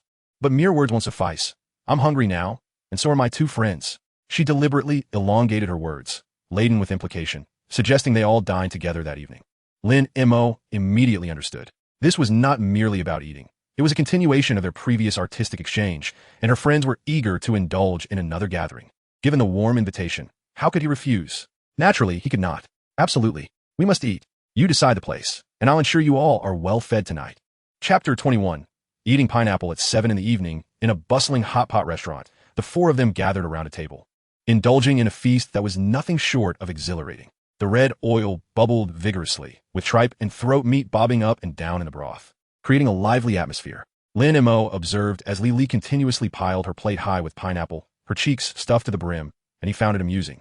Do you truly enjoy pineapples that much? Upon hearing this, Lily shot him a sultry glare, her tone somewhat ambiguous as she remarked, Fool, this is for you to eat. You'll understand shortly. Lin Mo was taken aback momentarily before realizing, nearly choking on his saliva, and inwardly lamented, what a playful spirit. Seizing the moment, Lin Mo recalled his previous inquiry and leaned closer to Lily, whispering, By the way, I noticed that Jiuji's demeanor towards you was rather unusual last time. What exactly is your background? Lily's eyes flickered momentarily as she took a sip of her drink, seemingly reluctant to elaborate. I'm just an ordinary person. However, her short-haired friend beside her, unabashed and forthright, interjected with a laugh. Oh, come on, Lily, you're hiding it. Her father is the president of the largest business association in our safety city, the Longchong Chamber of Commerce. Lin Mo nearly dropped the slice of beef he was holding, astonished as he gazed at Lily. The president of the Longchong Chamber of Commerce? Is that true? That entity controls nearly 30% of the material circulation in Safety City. No wonder Hualan Jiu treated her with such courtesy. So, she's a rich young lady experiencing life? Lin Mo jested, a peculiar discomfort brewing within him. As someone struggling at the grassroots level, he harbored no fondness for the lofty capitalists. Lily quickly waved her hands in denial, explaining, No, I ran away from home after quarreling with my family.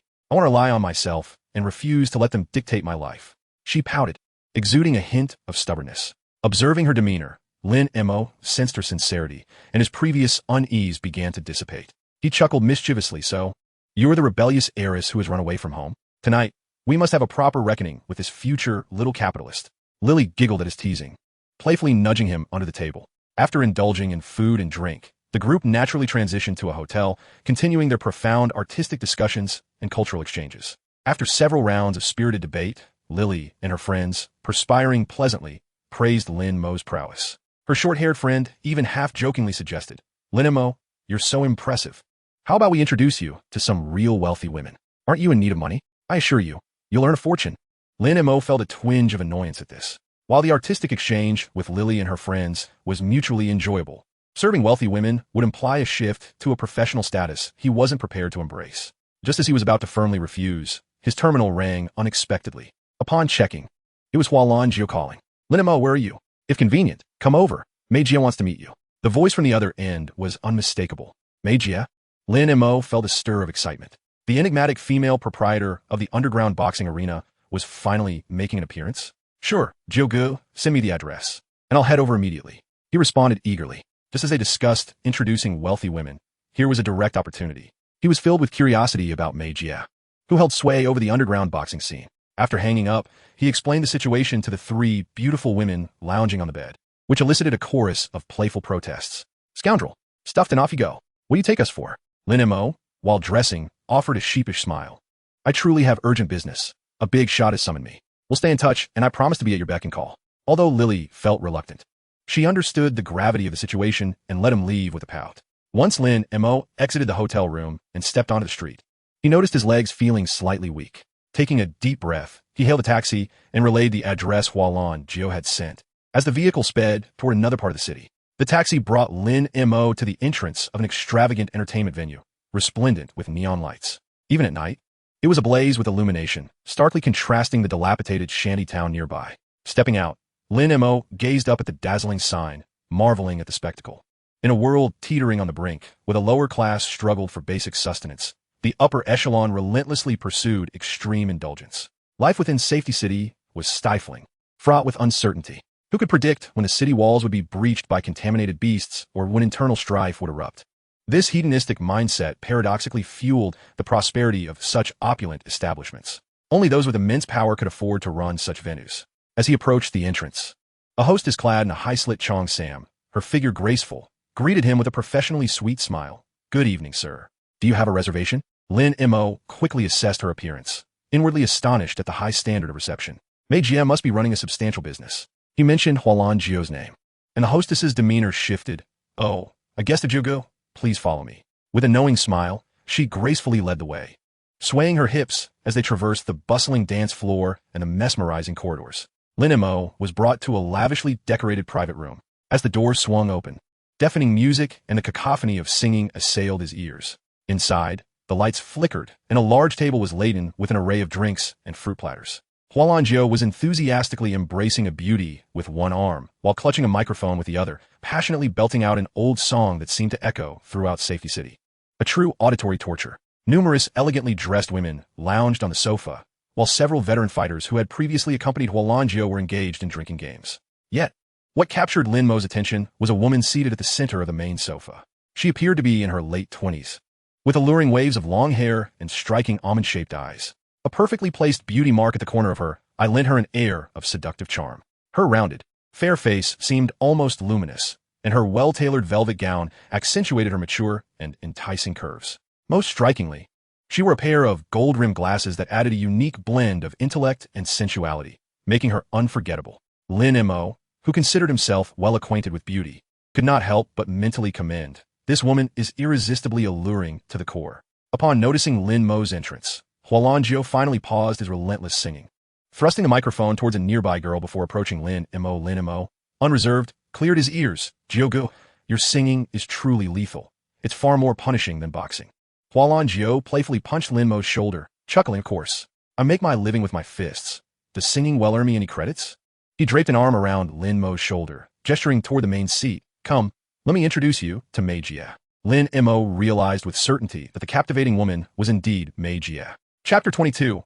First encounter with Mei Jie. As they approached, Hualan Jiu introduced Mei Jie. "This is Lin Mo, the one I mentioned to you. His skills are truly exceptional." Mei Jie reclined languidly on the sofa, her slender fingers cradling a wine glass as she took a delicate sip. The crimson liquid accentuated her already luscious lips. She lifted her discerning almond-shaped eyes, unabashedly surveying Lin Mo from head to toe, leaving no detail overlooked. Lin Mo met her gaze boldly, displaying no sign of trepidation. After a brief moment, Mei Jie suddenly smiled, her lips curling into a knowing grin, her voice laced with a languid rasp. "You have quite a pleasing appearance, a pretty boy for sure. But you seem a bit on the slender side. I wonder if you can hold your own on stage? If it comes to the crunch, will you be able to handle the pressure?" Previously, Mei Jie had not witnessed Lin Mo's prowess in battle. His impressive feat of swiftly defeating a formidable opponent was entirely relayed through Hualan Jiu's words. In her mind, she had envisioned Lin Mo as a brawny figure. Yet the reality presented a somewhat delicate and even boyish charm, sowing seeds of doubt in her mind. Hualan Jiu, sensing the tension, quickly interjected, "Mei Jie, one must not judge a book by its cover. Lin Mo possesses genuine talent. I was initially deceived by his appearance, but once he took action, I realized his formidable skill." Mei Jie did not respond immediately, merely using her perceptive almond-shaped eyes to scrutinize Lin Mo once more. Having navigated this industry for many years, she had encountered a myriad of fighters. In the realm of bravado, there exists a plethora of individuals who boast grandly, yet falter upon facing the stage. Those who can truly withstand the rigors of competition and bear the weight of pressure are indeed rare. After a moment of contemplation, she leaned towards caution. "Jiu, this occasion is of great significance. Perhaps it would be best for you to take the lead tonight. I feel more at ease with you." However, Huashan Jiu had his own schemes. "Sister Mei, the Wild Wolf Gang has already discerned my tactics. They are undoubtedly preparing to counter me. But Lin Mo is different. He is a newcomer, having fought only 2 matches, and his cards remain hidden. The Wild Wolf Gang knows nothing of him. So letting him take the stage would actually increase our chances of victory." He paused for effect and added, "Moreover, we must provide opportunities for the youth. Should Lin Mo falter, hypothetically speaking, I can still step in." Lin Mo, listening nearby, grasped the situation with some clarity. This was yet another boxing match, and Sister May seemed to harbor doubts about him. Nevertheless, he remained unfazed. True strength is proven in the arena, not through mere words. Upon hearing Hua Shanjiu's reasoning, Mei Jie conceded. Very well, we shall proceed as you suggested. Her gaze shifted to Lin Mo, her lips parting slightly, her tone laced with a languid challenge. Handsome boy, when you step onto the stage, do ensure that you endure for a while. If you truly manage to bring me honor, I shall certainly reward you handsomely. The implications in her words were abundantly clear, accompanied by a captivating gaze that stirred even Lin Mo's seasoned heart. It is no wonder that heroes often find themselves ensnared by the allure of beauty. A single phrase from her could ignite a man's imagination, prompting him to risk everything for her. Lin Mo suppressed the stirrings in his heart and inquired curiously, is there a boxing match coming up? Is it at the same venue as last time? Hua Shanjiu shook his head, glancing at the time. It is nearly time. The Wild Wolf gang should be arriving shortly. He explained to Lin Mo, last time, you embarrassed him in the ring. How could they possibly accept that? They insist that you are of mysterious origin and must have taken banned substances, and they are demanding an explanation from Sister May, insisting on verifying it in her arena. He snorted derisively and continued, of course, Sister May is no pushover. After being undermined by them last time, she is eager to reclaim her pride. This time, we shall use you to regain our standing. There is no way we will allow them to trample us again. We have arranged for the Wild Wolf gang to bring their men here tonight, and we will witness the outcome together. Should they lose this time, they will have no excuses. Moreover, the stakes are high. Hua Shanjiu lowered his voice. The losing side must relinquish control of the venue. The losses involved are far beyond mere hundreds of credit points. After sharing this, Hua Shanjiu leaned closer to Lin Mo and spoke in a teasing tone. Brother, Sister May is one of the wealthiest individuals in our safe city. She has connections to the city lord's mansion and inherited a fortune worth tens of millions of credit points from her deceased husband, who was the former president of Lianqing. Just the revenue from this venue in a single night is staggering. If you can manage to keep this venue afloat and make her happy, a meteoric rise is surely within reach. After absorbing Hua Shanjiu's insights, Lin Mo began to grasp the dynamics at play. He was aware of Mei Jie's wealth, but had not anticipated it to be so substantial. Tens of millions of credit points? If only he could claim it all. He would be able to clear out the useful items in the system shop in an instant. Then he could find a secluded place to cultivate, vowing to not emerge until he reached the transformation stage. At that point, the City Lord's mansion and the Wild Wolf gang would be obliterated. Hua Shanjiu was absolutely right. Securing a connection with Mei Jie, who is both alluring and formidable, could indeed spare him decades of struggle. The key is that even without the money, Mei Jie's mature and enchanting demeanor is enough to captivate anyone. As the time approached, Mei Jie rose first, and the group departed from the private room. They arrived at a makeshift boxing ring set up in the center of the entertainment complex. Indeed, the Wild Wolf gang had already arrived, a sea of intimidating figures, each exuding a menacing aura. Among the leaders was the very individual Sang Biao, whom Lin Mo had dispatched with a kick last time. Upon seeing Hua Shanjiu and Lin Mo, he immediately erupted like a dog whose tail had been stepped on, cursing vehemently. Hua Shanjiu, and that little bastard, how dare you show your faces? Hua Shanjiu was undaunted, stepping forward to engage in a fiery exchange of words, spitting insults back and forth, the atmosphere growing increasingly heated. Lin Mo, arms crossed, stood aside with an air of nonchalance, a cold smirk playing on his lips. Engaging in such verbal sparring seemed beneath him, a trivial task better suited for Hua Shanjiu. Both parties understood that this was merely a customary pre-fight ritual, a display of bravado designed to unsettle the opponent. Mei Jie stepped forward gracefully, prompting Hua Shanjiu to reluctantly retreat a step. Yet he did not forget to point at Sang Biao and bellow, "Shut your filthy mouth. You have no right to speak here." Sang Biao, a prominent figure within the Wild Wolf gang, was merely a minor leader. Beside him stood a middle-aged man clad in a light blue suit, his hair slicked back, emanating an ominous presence. He was likely a vice president or a key figure within the Wild Wolf gang. Upon spotting Mei Jie, his gaze greedily traversed her alluring figure, and he smirked, "Sister May, you must be fully aware of our intentions. Let us dispense with the pleasantries. The stage is set, and the contract is ready. Let us sign and commence." Chapter 23. The life and death contract. He gestured for his subordinates to produce a document, which stipulated not only the terms of victory and defeat, but also the ownership of the venue, alongside a life and death clause. Once on stage, the stakes were irrevocable, and no inquiries would be entertained thereafter. Mei Jie scoffed, "When I Mei Jie speak, my word is my bond. Let us sign. I hope the Wild Wolf gang won't be crying for mercy when they lose." The suited man chuckled, clearly confident in the fighters he had brought along. "I must say, Sister May, you should consider finding a man to take over this venue. It must be exhausting for a woman like you to constantly expose yourself." I believe I would be quite suitable. Perhaps you should consider joining me. Mei Jie wasted no time in retorting. With you? I wouldn't even consider you as a toothpick. If you're feeling cowardly, then you should promptly leave. The suited man laughed coldly, clearly irked at being berated by a woman. Lin Mo watched in astonishment. Mei Jie was indeed a remarkable woman. She was like a wild mare, clearly untamed, and utterly invigorating. The representatives from both sides swiftly approached to sign the contract. This was Lin Mo's first experience with such a document, and he curiously examined the terms. Sang Biao, noticing his scrutiny, couldn't he help but taunt, "Kid, why are you reading it so closely? Are you afraid? It's not too late to surrender now." Lin Mo couldn't he be bothered to lift his head. He merely raised his foot nonchalantly, mimicking a kicking motion. Sang Biao instinctively recoiled, eliciting laughter from those around them. Lin Mo then disdainfully smirked and flamboyantly signed his name. As for the Wild Wolf Gang's prior accusations against Lin Mo regarding substance use, both parties tacitly chose to ignore it. It had merely been a pretext to provoke. Now, with genuine combat at hand, who cared about that? With the contract signed and the life-and-death clause sealed, the atmosphere grew tense and charged. Both factions withdrew, leaving the center stage open for the fighters who were about to compete. The air was thick with the scent of impending violence. Just as Lin Mo prepared to step onto the stage, his opponent surged forward like a towering iron fortress, crashing onto the ring. This man was extraordinarily large, his muscles bulging as they strained against his tank top, radiating a feral aura. Upon spotting Lin Mo nearby, he revealed a cruel grin, as though he could already envision his opponent being torn asunder. Hua Shanjiu hurriedly leaned toward Lin Mo, speaking rapidly. "Be careful, this guy is named Tai Tu, a true outlaw. It is said that he trained in a traditional martial arts sect in his youth, honing his body to be impervious to blades and bullets. Having committed numerous heinous crimes, he sought refuge with the Wild Wolf Gang, where he was shielded. His methods were exceedingly ruthless. Previously, he had triumphed in 10 consecutive matches, leaving his opponents either dead or severely injured." He paused for a moment, his tone growing more solemn.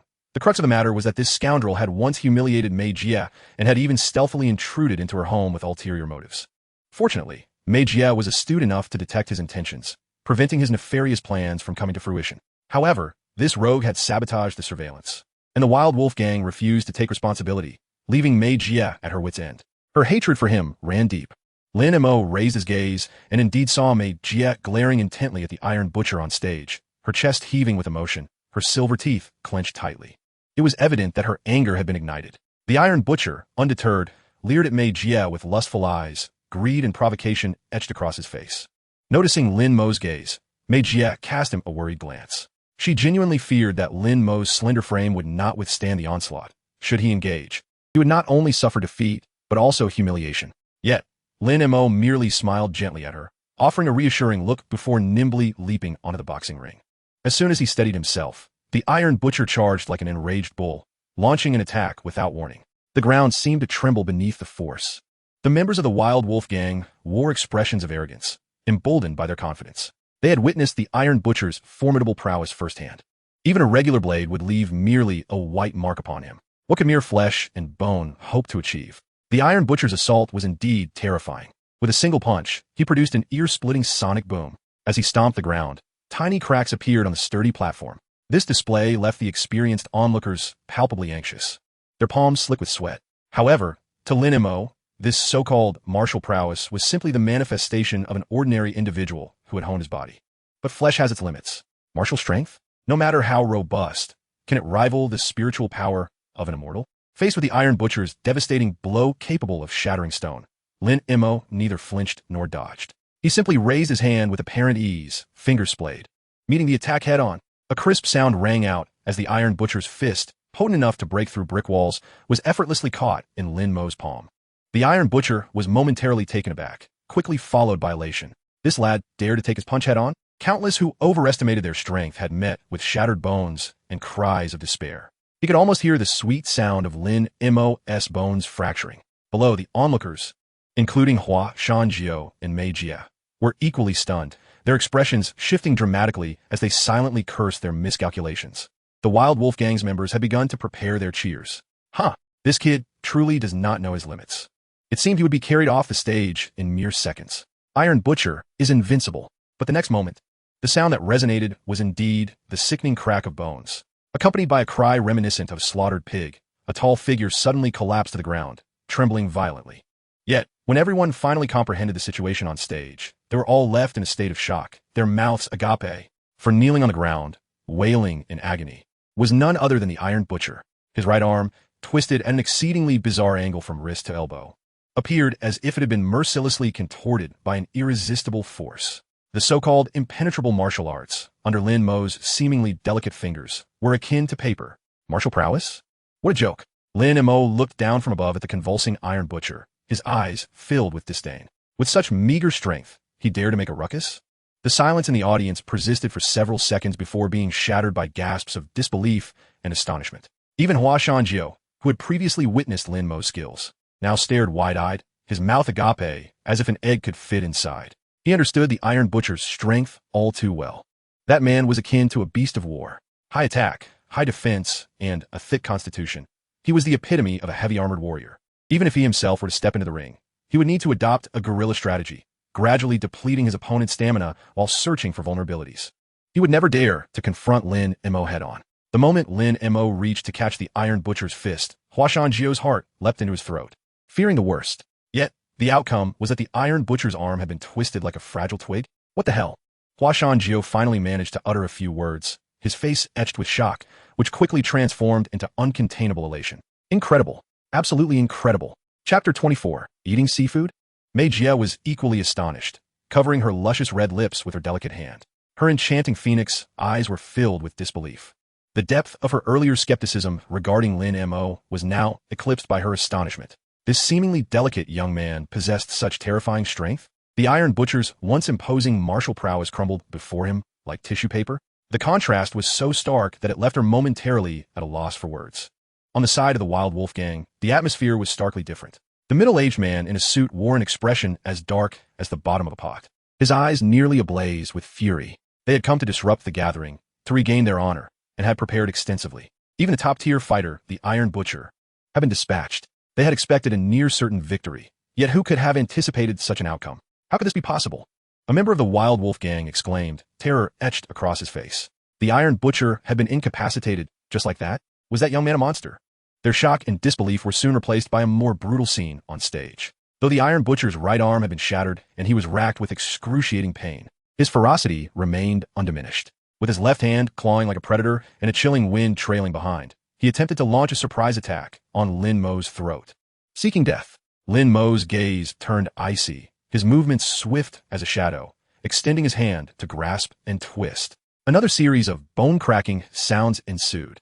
The Iron Butcher's left arm contorted at the same unnatural angle, the stark white of his bones piercing through the skin, exposed to the air, blood gushing forth. The Iron Butcher let out a wail akin to that of a slaughtered pig, utterly stripped of his ability to resist. Having signed a death warrant, Lin Mo felt no reservations. To show mercy to one's enemy is to be cruel to oneself. His eyes were cold as he lifted 1 foot high, then brought it down like a mighty hammer, precisely landing on the Iron Butcher's occiput, forcefully pressing his face into the chilling surface of the boxing ring. Bang! With a muffled sound mingled with the sickening crack of bones, the Iron Butcher's cries abruptly ceased. His body convulsed a couple of times before falling completely still. Blood began to seep from the point where his face met the ring. The entire venue once again fell into a profound silence, broken only by heavy breaths. Yet this time, the stillness lasted but a moment before being shattered by the thunderous cheers and shrieks of joy from Mei Jie's side. We won! We won! Lin Mo was incredible. My heavens, what power is this? Especially among the service staff in the venue. Each girl gazed with starry eyes, their cheeks flushed with excitement as they chattered. Wow, this brother is so handsome, so reassuring. Where did such a strong man come from? Mei Jie has such good taste. Look at him, remaining so composed after the fight. Absolutely cool. Mei Jie also emerged from her initial shock, gazing at Lin Mo, who stood proudly on stage, her beautiful eyes sparkling with admiration.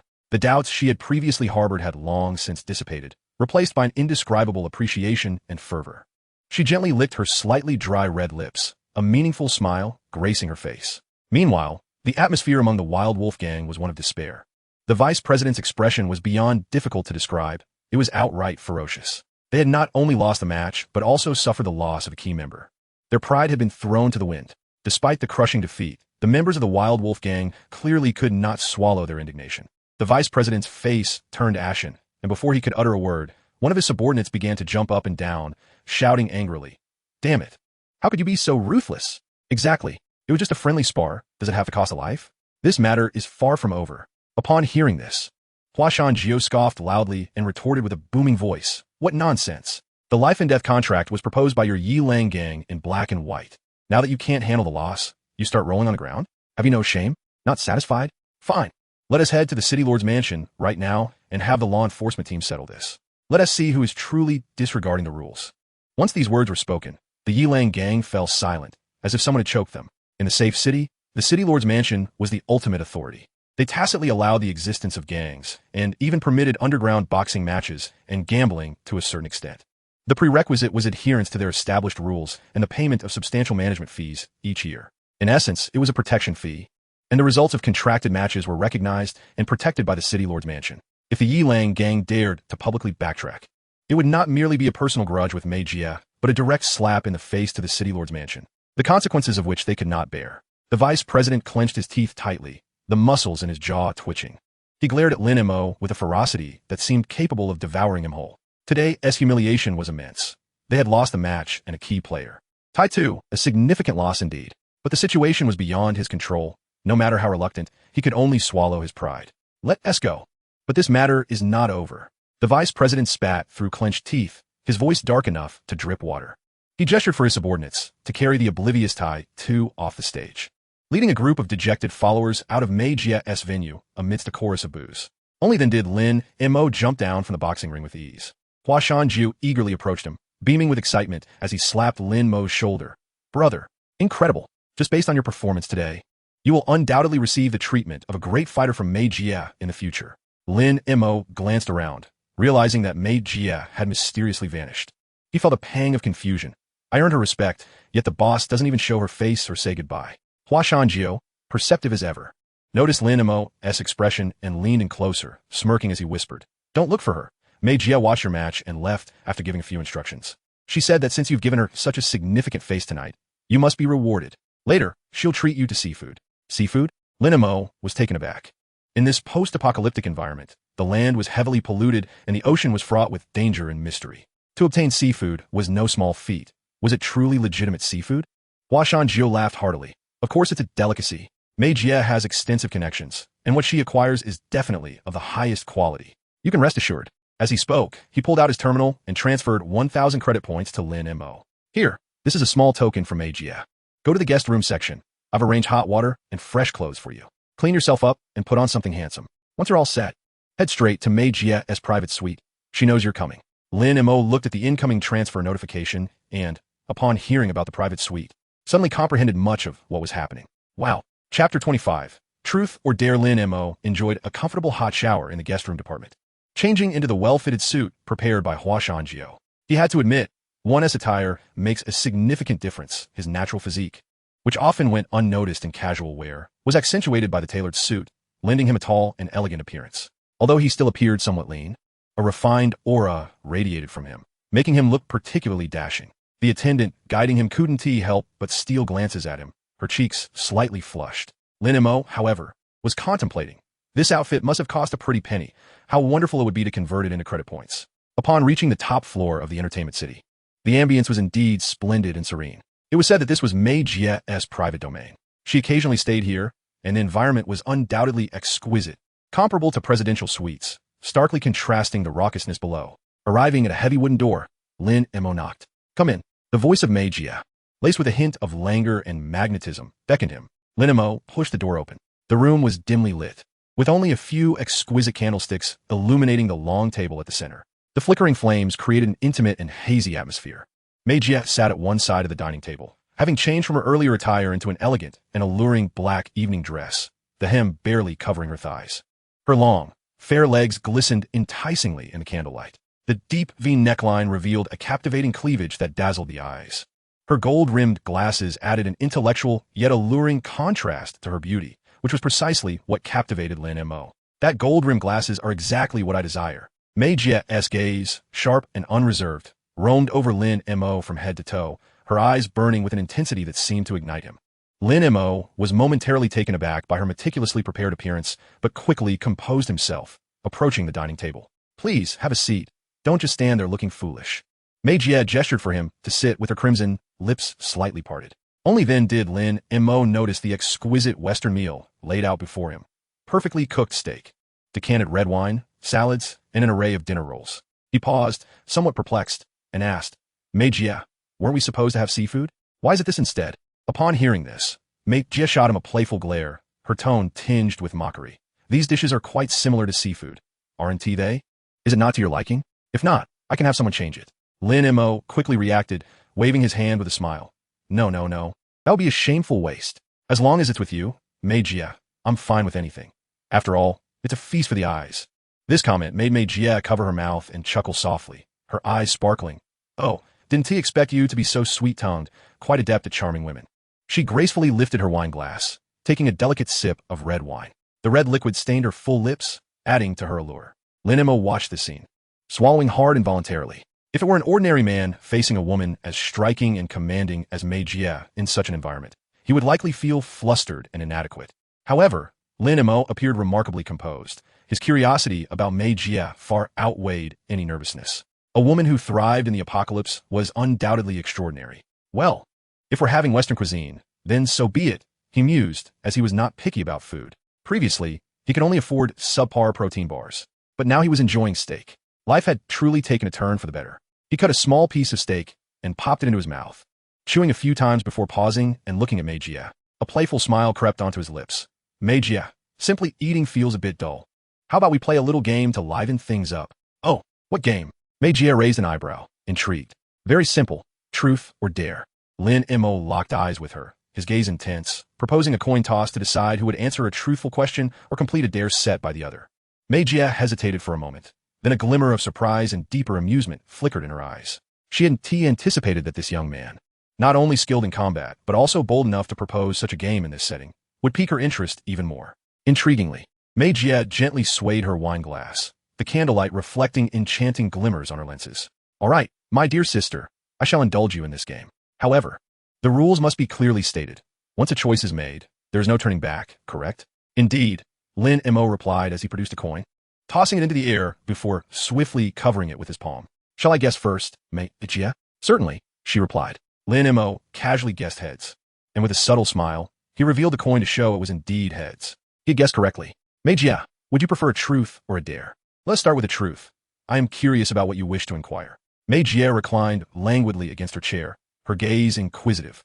Lin Mo's question was straightforward. How is it that such a young and beautiful woman like you has established such a vast enterprise in this apocalyptic world? Mei Jie sipped her wine, a flicker of complexity passing through her eyes. Yet she responded with poise. I was fortunate, complimented by some connections and resources left by my late husband. I merely stand on his shoulders, managing to maintain our foundation. Her words were a blend of truth and artifice, revealing her background while subtly alluding to her own capabilities. As it was Mei Jie's turn to toss the coin, Lin Mo guessed once more. However, possessing keen perception, even without deliberate observation, he could discern the minute changes in the coin's rotation midair. Whether it landed heads or tails was clear to him. Naturally, Mei Jie found herself losing more often than winning. After several rounds, Lin Mo posed some innocuous questions, such as her favorite color and hobbies. Mei Jie's responses, whether true or false, bore the sophistication of a mature woman. After a few more rounds, Lin Mo was consistently victorious. Although Mei Jie opted for truth each time and answered generously, her delicate lips began to pout slightly, exuding an air of playful dissatisfaction that appeared particularly alluring in the candlelight. Something feels off. Mei Jie set down her wine glass, her beautiful eyes scrutinizing Lin Mo with suspicion, as if attempting to unravel his secrets. Why do you win every time? You wouldn't be cheating, would you? Lin Mo chuckled inwardly while maintaining an air of mystery, replying with a playful grin. What do you think, Mei Jie? Perhaps I'm simply lucky. Or maybe I just wish to learn more about you. His ambiguous reply was both an admission and a tease. Mei Jie found his slippery response amusing yet exasperating, casting him a sidelong glance. You smooth talker. In the subsequent rounds, Lin Mo's luck faltered, allowing Mei Jie to win a few times, restoring her radiant smile. With regained initiative, her questions became more pointed. She swirled her wine glass, seemingly casually asking, Lin Mo, where did you acquire such impressive skills? In all my years in Safe City, I have never encountered your kind of prowess. Lin Mo had prepared his response, maintaining a composed facade as he fabricated a tale. As a child, I wandered outside the city and fortuitously saved an elderly man on the brink of death. He imparted some life-saving techniques to me, but never mentioned their names. When the beast tide came, He perished, and I fled into the safe city. His tone was nonchalant, as if recounting someone else's story, deliberately omitting critical details to elude verification. Mei Jie listened intently, her eyes flickering with skepticism, yet she refrained from probing further. Everyone harbors their own secrets. Pressuring too much could backfire. After winning once more, Mei Jie leaned forward slightly, the candlelight casting an intimate shadow on her exquisite collarbone. Gazing at Lin Mo, her tone carried an imperceptible hint of challenge. A capable young man like you, who is also quite pleasing to the eye, does not have a girlfriend in the city, does he? Upon hearing this, Lin Mo's mind briefly flashed to Lily and her few friends, enjoying the joy of sharing artistic exchanges. However, to label any of them as a girlfriend seemed premature. Their relationship felt more akin to mutually beneficial friendships. Without much hesitation, he shook his head, his tone carefree. No, I am accustomed to being alone and have yet to encounter someone particularly suitable. This response seemed to please Mei Jie, her lips curling into a meaningful smile. She poured red wine into Lin Mo's empty glass, her voice becoming slightly more alluring. Oh, is that so? It seems I still have a chance to learn more about you. Lin Mo, feeling unsatisfied, became more spirited. After yet another victory, he set down his glass, looking at Mei Jie with a hint of mischief and provocation. Mei Jie, let's spice things up this time. How about a dare? Intrigued, Mei Jie raised an eyebrow, her lips curling slightly. Oh, what do you want me to do? Lin Mo blurted out, with a hint of mischief. How about you imitate a puppy's bark for me? As soon as he spoke, the air in the room seemed to freeze. Mei Jie's smile faltered, her enchanting phoenix eyes narrowing with a flicker of clear annoyance. She held a distinguished status and wielded power, which man did not tread carefully around her, striving to please? Even rival gang leaders maintained a facade of basic courtesy. Yet, someone as audacious as Lin Mo, who dared to make such a seemingly humiliating request, was a first for her. Sensing the shift in Mei Jie's demeanor, Lin Mo's heart sank. Realizing he had crossed a line, he quickly laughed it off, plastering a smile on his face. Just a joke, just a joke. Please don't be upset, Mei Jie. How about a cat's meow instead? Cats are adorable. Mei Jie scrutinized Lin Mo for a few seconds, perceiving that he did not intend any disrespect, but rather displayed the recklessness of youth. The icy demeanor on her face gradually softened. She shot him an exasperated glance, but then genuinely parted her red lips, emitting a soft and charming meow. Her voice was laced with a playful, teasing tone, imbued with an inexplicable allure.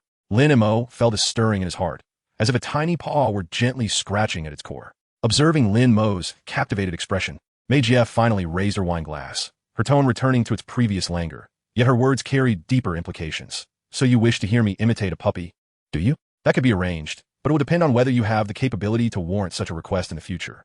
She leaned slightly forward, the candlelight accentuating her curves, her gaze fixed intently on Lin Mo. A man who can make me willingly bark like a puppy is yet to be born. Her words were both playful and subtly challenging, conveying to Lin Mo that mere strength and a dash of cleverness would not suffice to truly conquer her. Lin Mo met her gaze, not retreating, but rather igniting a stronger desire for conquest within himself. He grinned widely, his eyes sparkling. Then Mei Jie, you must wait and see. Lin Mo was mentally preparing, believing that this candlelit dinner and flirtatious game had laid the groundwork. The next step would naturally lead them into deeper artistic exchanges, he thought, his gaze toward Mei Jie growing more fervent. Unexpectedly, Mei Jie suddenly shed her languid demeanor.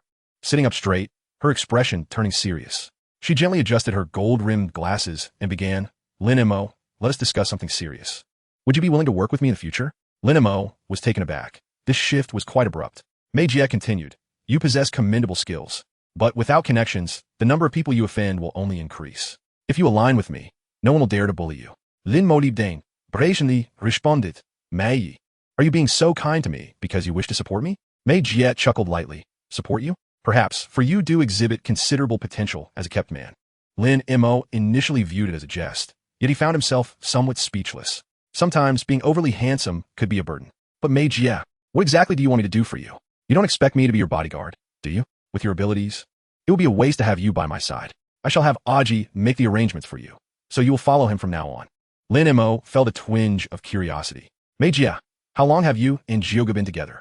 He could discern that Hua Shanjiu was quite loyal to Mei Jie. Moreover, what was particularly notable was the respect he held for her, devoid of any lustful undertones. This left Lin Mo somewhat skeptical.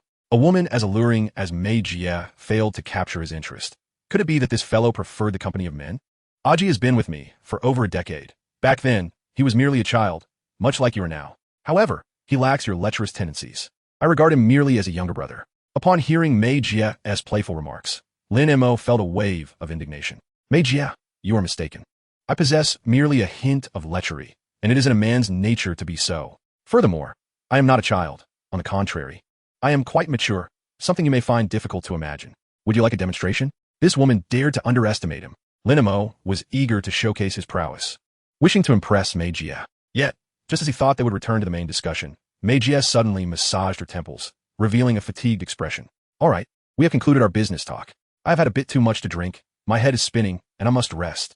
Lin Mo was momentarily speechless. This woman could change her demeanor faster than one could turn a page. Just moments ago, she had been flirting with him, and now she was dismissing him?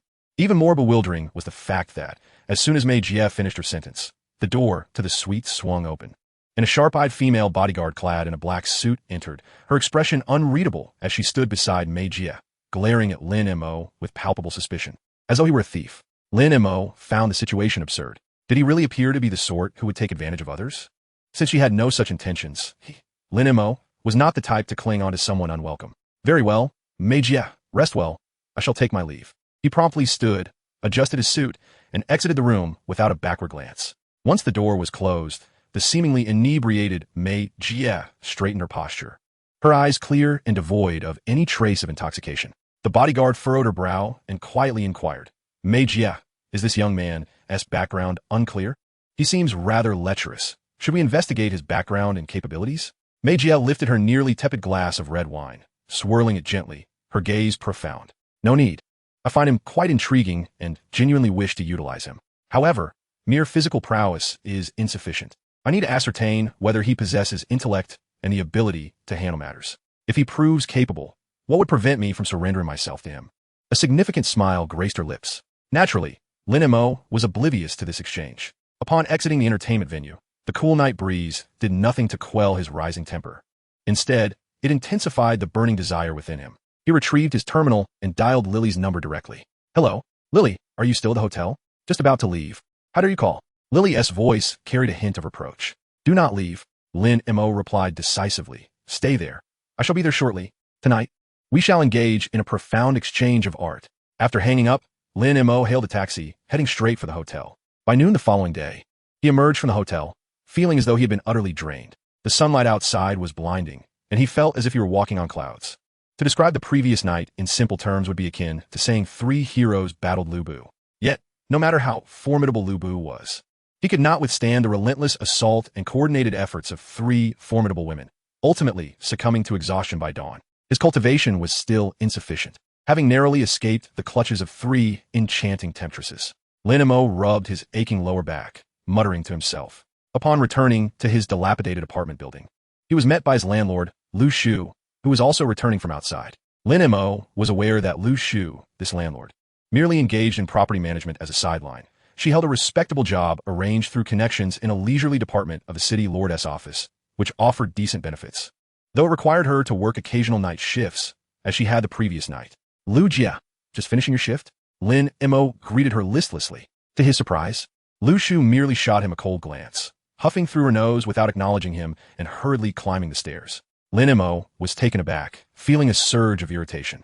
What was her problem? Had she ingested something bitter this morning, or was it that time of the month that made her so irritable? He followed her upstairs. Today, Lu Shu was not dressed in the form-fitting skirts that accentuated her figure, but rather wore a more formal women's suit. Yet from his vantage point behind her, he could still clearly see her long legs encased in black stockings and the subtle sway of her curves. Lu Shu seemed to sense his indiscreet gaze and turned to glare at him with even greater annoyance, standing at the stairway corner with her hands on her hips. She began to reprimand him. Lin Mo, I warn you, the hole in the wall has a deadline of 3 days if you do not repair it. Do not blame me for truly evicting you. Lin Mo was already irritated by her earlier indifference, and now, being scolded outright, he grew even more agitated and retorted. I know. I will fix it. I was just out attending to important matters. Important matters? Lu Shu scrutinized him, catching a whiff of the lingering scent of alcohol and faint perfume. You call this important? You reek of alcohol, and your eyes are sunken. Are you really attending to important matters? Or have you been indulging yourself? With that, she turned on her heel and ascended the stairs, her high heels clicking sharply. Lin Mo was too weary to engage in further argument, eager only to return to his room for some much-needed rest. As he approached his door, he unexpectedly spotted old Wang from next door, sporting 2 large dark circles under his eyes, peeking out with a furtive expression. Upon seeing Lin Mo, Old Wong approached him like a man who had found salvation, lowering his voice and beaming with a sycophantic smile. Brother Lin, no, Lin Daddy, do you still have any of that miraculous medicine in stock? Please sell me a few more. I'll pay any price. Lin Mo looked at Old Wong, who appeared utterly spent and drained from excess, and found himself at a loss for words. This fellow had previously purchased 10 doses. How could he have exhausted them so quickly? A constitution made of iron could hardly withstand such indulgence. Just as he was about to advise Old Wong to exercise some restraint, Lu Shu, who had not yet entered her house, overheard their conversation and could not resist a scornful remark. Lin Mo still sells medicine? Don't tell me he's peddling some shady counterfeit? Old Wong, be careful. Don't end up causing trouble in the apartment I rent to you. Lin Mo's temper flared at her insinuation, and he snapped back. Counterfeit? This is my family's ancestral secret recipe. If you doubt its efficacy, just ask Old Wong. Old Wong hastily chimed in. Lu Jia, Brother Lin's medicine is truly miraculous. In all my years, I have never encountered anything as effective and swift as this. He gave a thumbs up in approval. Lu Shu, intrigued by this revelation, asked, what exactly is this miraculous medicine? Lin Mo feigned indifference, responding with a scoff. You claimed I sold counterfeit medicine, so I shall not divulge the details. It's none of your concern. You. Lu Shu was momentarily speechless, shooting Lin Mo a fierce glare before angrily slamming her door shut. Huh. Lin Mo chuckled triumphantly, yawning widely, and waved to the disappointed Old Wong. The medicine is currently out of stock. I will notify you when it becomes available again. I need to catch up on sleep now. I'm utterly exhausted. With that, he disregarded Old Wong's crestfallen expression, opened his door, and collapsed onto his bed, instantly drifting into a deep slumber. Chapter 28. Lu Shu's younger brother Lin Mo slept deeply, completely unaware of the passage of time, until he finally stirred awake in the late afternoon. Stretching his limbs, he felt refreshed, the fatigue from the previous night dissipating entirely, and his physical state restored to its peak. The benefits of being at the second level of Qi training are truly remarkable. As Lin Mo reveled in the abundant energy coursing through him, he couldn't help but reminisce about his days as an ordinary person, when an all-nighter at an internet cafe would leave him exhausted for days. How different it is now, where just a few hours of deep sleep suffices for recuperation. The advantages of his enhanced cultivation are indeed tangible. In a good mood, he casually opened the system store. Last night, he had effortlessly earned another 1,000 credit points from Magia, although this amount seemed paltry in the face of treasures costing thousands upon thousands of points. It was sufficient for purchasing some auxiliary medicinal pills for cultivation. After breaking through to the second level of Qi training, his pace of advancement had slowed considerably. The world's spiritual energy was too thin to elevate his skills swiftly. Medicinal pills were nearly his sole recourse. Yet, these pills were not a panacea. Excessive consumption could lead to resistance and diminished effects. One could not simply consume a pill to level up, as that would be utterly ludicrous. After careful selection, he spent a few hundred credit points on some ordinary Qi condensing pills suitable for daily cultivation. Once the pills arrived, he immediately consumed one and sat cross-legged on his bed, beginning to circulate his energy to guide the medicinal properties, nourishing his meridians and refining his spiritual energy. This meditation lasted over an hour. When he finally opened his eyes again, darkness had enveloped the world outside. At that moment, a faint yet alluring aroma of food wafted through the sizable hole in the wall that had yet to be repaired, filling his room with its enticing scent. Lin Mo's stomach growled in response, betraying his hunger. Who could be cooking? Curious, he pushed open his door and stepped outside, following the fragrance. He arrived at the communal kitchen area at the end of the hallway, where his landlord, Lu Shu, was busily preparing a meal at a portable induction cooker, apron tied around her waist. In this old apartment, many rooms lacked independent kitchens, and with poor ventilation, tenants often had to make do with the communal space when they wished to cook. Lu Jia, what delicious food are you making? It smells amazing. I am starving. Could you share some with me? Lu Shu looked up, and upon seeing Lin Mo, her mood turned sour. A lingering, painful sensation in her rear reminded her of their previous encounter. She felt that Lin Mo's gaze was inappropriate, as if he harbored ulterior motives. Yet, she also found him quite troublesome. If he were to act on those motives, she doubted he would take responsibility. What did he think of her? Although she felt a twinge of anticipation, she would never admit it. With a haughty snort, she replied, "Dream on. I can't even feed myself, let alone you." Lin Mo was taken aback, feeling a mix of confusion and frustration. Why did she still harbor such an attitude towards him? Was it truly because of that accidental slap to her rear during their last confrontation? Hadn't enough time passed for her to let it go? Besides, he had saved her once. Did she really hold such a grudge? But considering he had caused damage to her property, he felt somewhat guilty. Then Montauk Schulget, choosing not to press the matter further. Just as he prepared to head downstairs in search of food, a raucous commotion echoed from the stairwell. A flamboyantly dressed young man with straw yellow hair ambled up, head bowed, cradling an old gaming console while rapidly pressing its buttons. Lin Mo squinted, finding the boy somewhat familiar. Though he couldn't quite place him, the young man, entirely absorbed in his gaming world, didn't notice Lin Mo as he shouted towards the communal kitchen, "Sis, what are you cooking that smells so good? I am starving." Lu Shu turned upon hearing the voice, initially smiling before quickly adopting a reproachful tone. "Xiao Chao, why are you here? Didn't I ask you to stay at the shop?" The boy, named Xiao Chao, retorted impatiently, "What is there to watch? Not a single customer all afternoon. I might as well close up."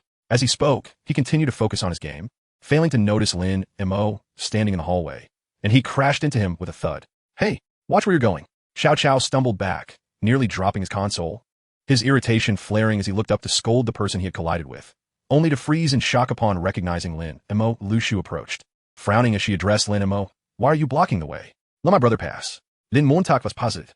He had not been informed that Lu Shu had a brother. However, upon closer inspection, he noted the boy bore a resemblance to Lu Shu, which explained the familiarity.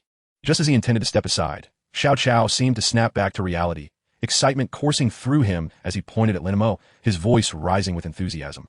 "Big God, it's you." The exclamation caught both Lin Mo and Lu Shu off guard. Lin Mo, bewildered, asked, "You know me?" Lu Shu's expression turned wary as she pulled her brother closer, lowering her voice. "Xiao Chao, what are you talking about? You've only been here a few times. How could you possibly know him? Are you sure you haven't mistaken him for someone else?" "I didn't mistake him. Absolutely not," Xiao Chao insisted. His face flushed with excitement as he broke free from Lu Shu's grasp and approached Lin Mo, his eyes filled with admiration. "Big God, I saw you single-handedly take down a dozen thugs from the Wild Wolf gang at Fengshui Square that day. You were incredible. You're my idol. I can't believe you live with my sister. What a coincidence." Lin Mo finally understood. This was the kid who had witnessed him teaching a lesson to the Wild Wolf gang's lackeys during his last market stall outing. It was astonishing how small the world could be. He was indeed Lu Shu's brother. Lu Shu stood there, dumbfounded. She was aware that Lin Mo had some skills. Otherwise, he wouldn't have been able to help her last time, but to single-handedly take on 10 opponents? And against the Wild Wolf gang? That sounded too exaggerated. Her preconceived notions about Lin Mo led her to initially think that her brother was either exaggerating or mistaken. She quickly yanked Xiao Chao back, demanding, "Explain yourself. What exactly happened? Did you go to that chaotic place again to stir up trouble?" Xiao Chao animatedly recounted how Lin Mo had effortlessly dispatched a group of thugs, embellishing the story with great flair and filled with admiration. As Lu Shu listened to her brother's vivid description, combined with Lin Mo's calm demeanor, she found herself believing him more than she had initially. Her gaze towards Lin Mo shifted to one of astonishment. Chapter 29. Don't learn from him. Listening to Xiao Chao's exuberant praise, Lin Mo felt a surge of pride swelling within him, ready to clear his throat and assume an air of superiority, perhaps offering a few words of wisdom. However, before he could, Xiao Chao abruptly pulled Lu Shu aside and, in a hushed yet audible tone, admonished Xiao Chao, "Don't get too close to him. He is not a good person. He is always idling about getting into fights. Don't follow his bad example." Lin Mo's smile froze on his face, nearly causing him to choke on his indignation. How could this woman harbor such a prejudice? Hadn't he saved her at least once? Yet in her eyes, this was the impression he left. Fortunately, Xiao Chao was having none of his sister's warnings. He broke free and returned to Lin Mo's side, eyes shining with admiration and eagerness. "Big God, don't mind my sister. You're so strong. You must have trained in real martial arts, right? Can you teach me? I want to take on 10 opponents too. Let us see who would dare to collect protection fees from me." Lin Mo scrutinized Lu Chao's frail physique, shaking his head internally. His ability to fight stemmed from his cultivation and supernatural advantages. Such skills could not be imparted casually. Furthermore, given Lu Chao's inherent qualities, he didn't seem cut out for martial arts. However, upon hearing Lu Shu mention that Lu Chao had opened a shop in Fengshui, Lin Mo felt a flicker of interest and casually inquired, "You have a store in Fengshui? What do you sell?" Lu Chao, unable to contain his excitement, blurted out, "Oh, just some daily necessities like toothpaste, soap, batteries, and sewing supplies. It's a small business, and hardly anyone buys from me. Bruce, that gang of bastards from the Wild Wolf gang comes around every few days demanding protection fees. The little money I make hardly even covers that. It's so slow. It drives me crazy." Lu Shu quickly interjected, "Xiao Chao, why are you telling him all this?" Lu Chao then reluctantly closed his mouth, though his eager gaze remained fixed on Lin Mo, clearly still harboring thoughts of apprenticing under him. Lin Mo, however, was inspired by Lu Chao's words. Fengshui had a large foot traffic. His previous experience selling medicine there had been immensely profitable due to the crowds. The fact that Lu Chao managed to establish a legitimate shop in that area was no small feat. One needed a proper license issued by the Lord's office to operate a business in a prime location, indicating that Lu Shu's position in the Lord's office held some sway. An idea quickly formed in his mind. Selling medicine is highly lucrative. If he could consign his medicines in Lu Chao's store, it would provide a stable and relatively safe sales point, ensuring a steady income. Perhaps he could even partner with the siblings and share the profits. With that thought in mind, Lin Mo directly proposed, Xiao Chao, how about this? I have some, effective medicine that works quite well.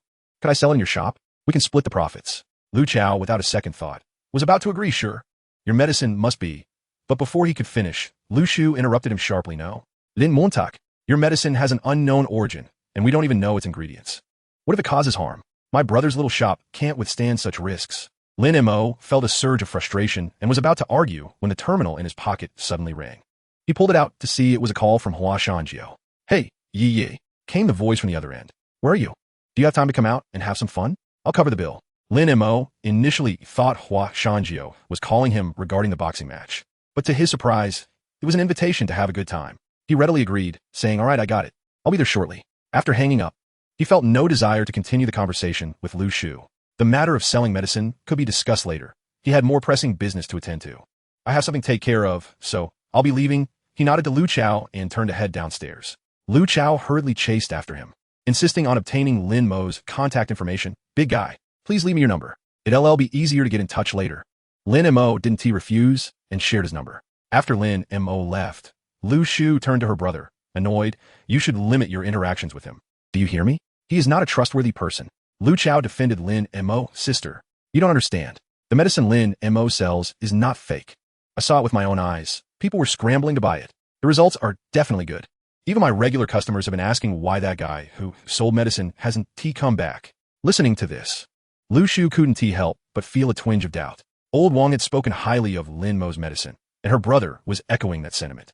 Could it truly be something extraordinary? Yet, her concern remained, and she firmly replied, no matter what kind of medicine it is, if its origins are unknown, we cannot proceed.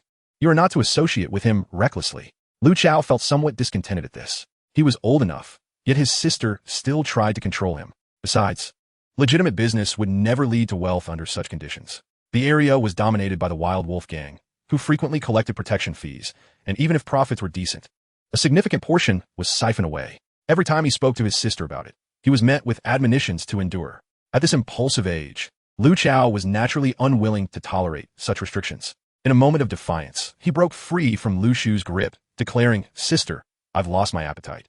I'm going back to the shop. He then dashed away, ignoring Lu Shu's displeased expression.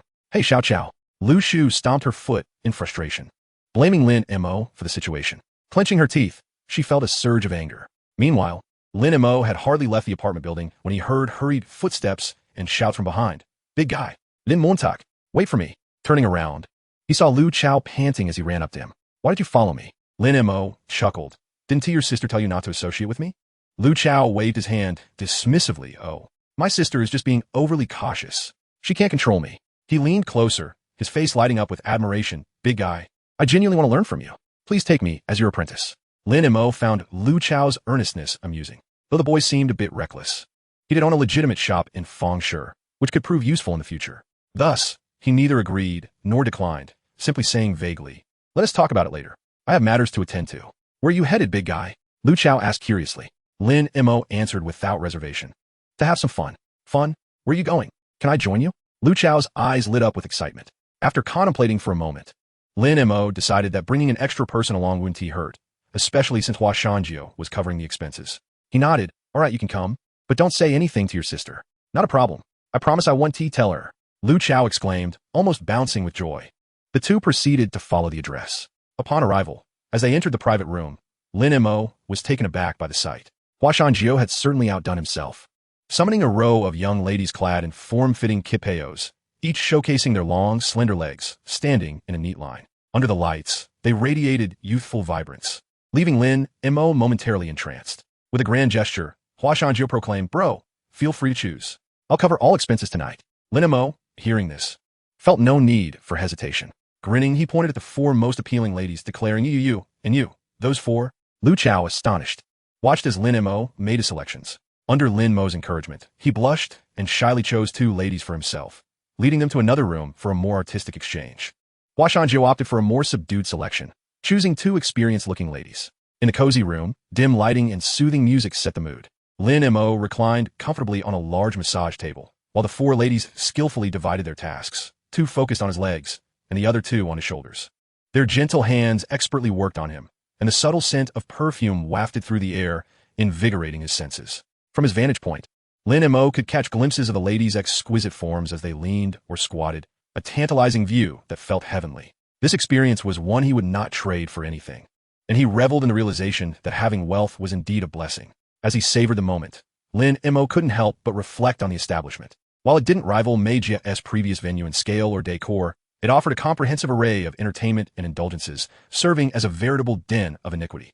Hua Shanjiu, reclining on the adjacent bed and enjoying his own service, turned to Lin Mo and casually remarked, "This place also belongs to Meijia.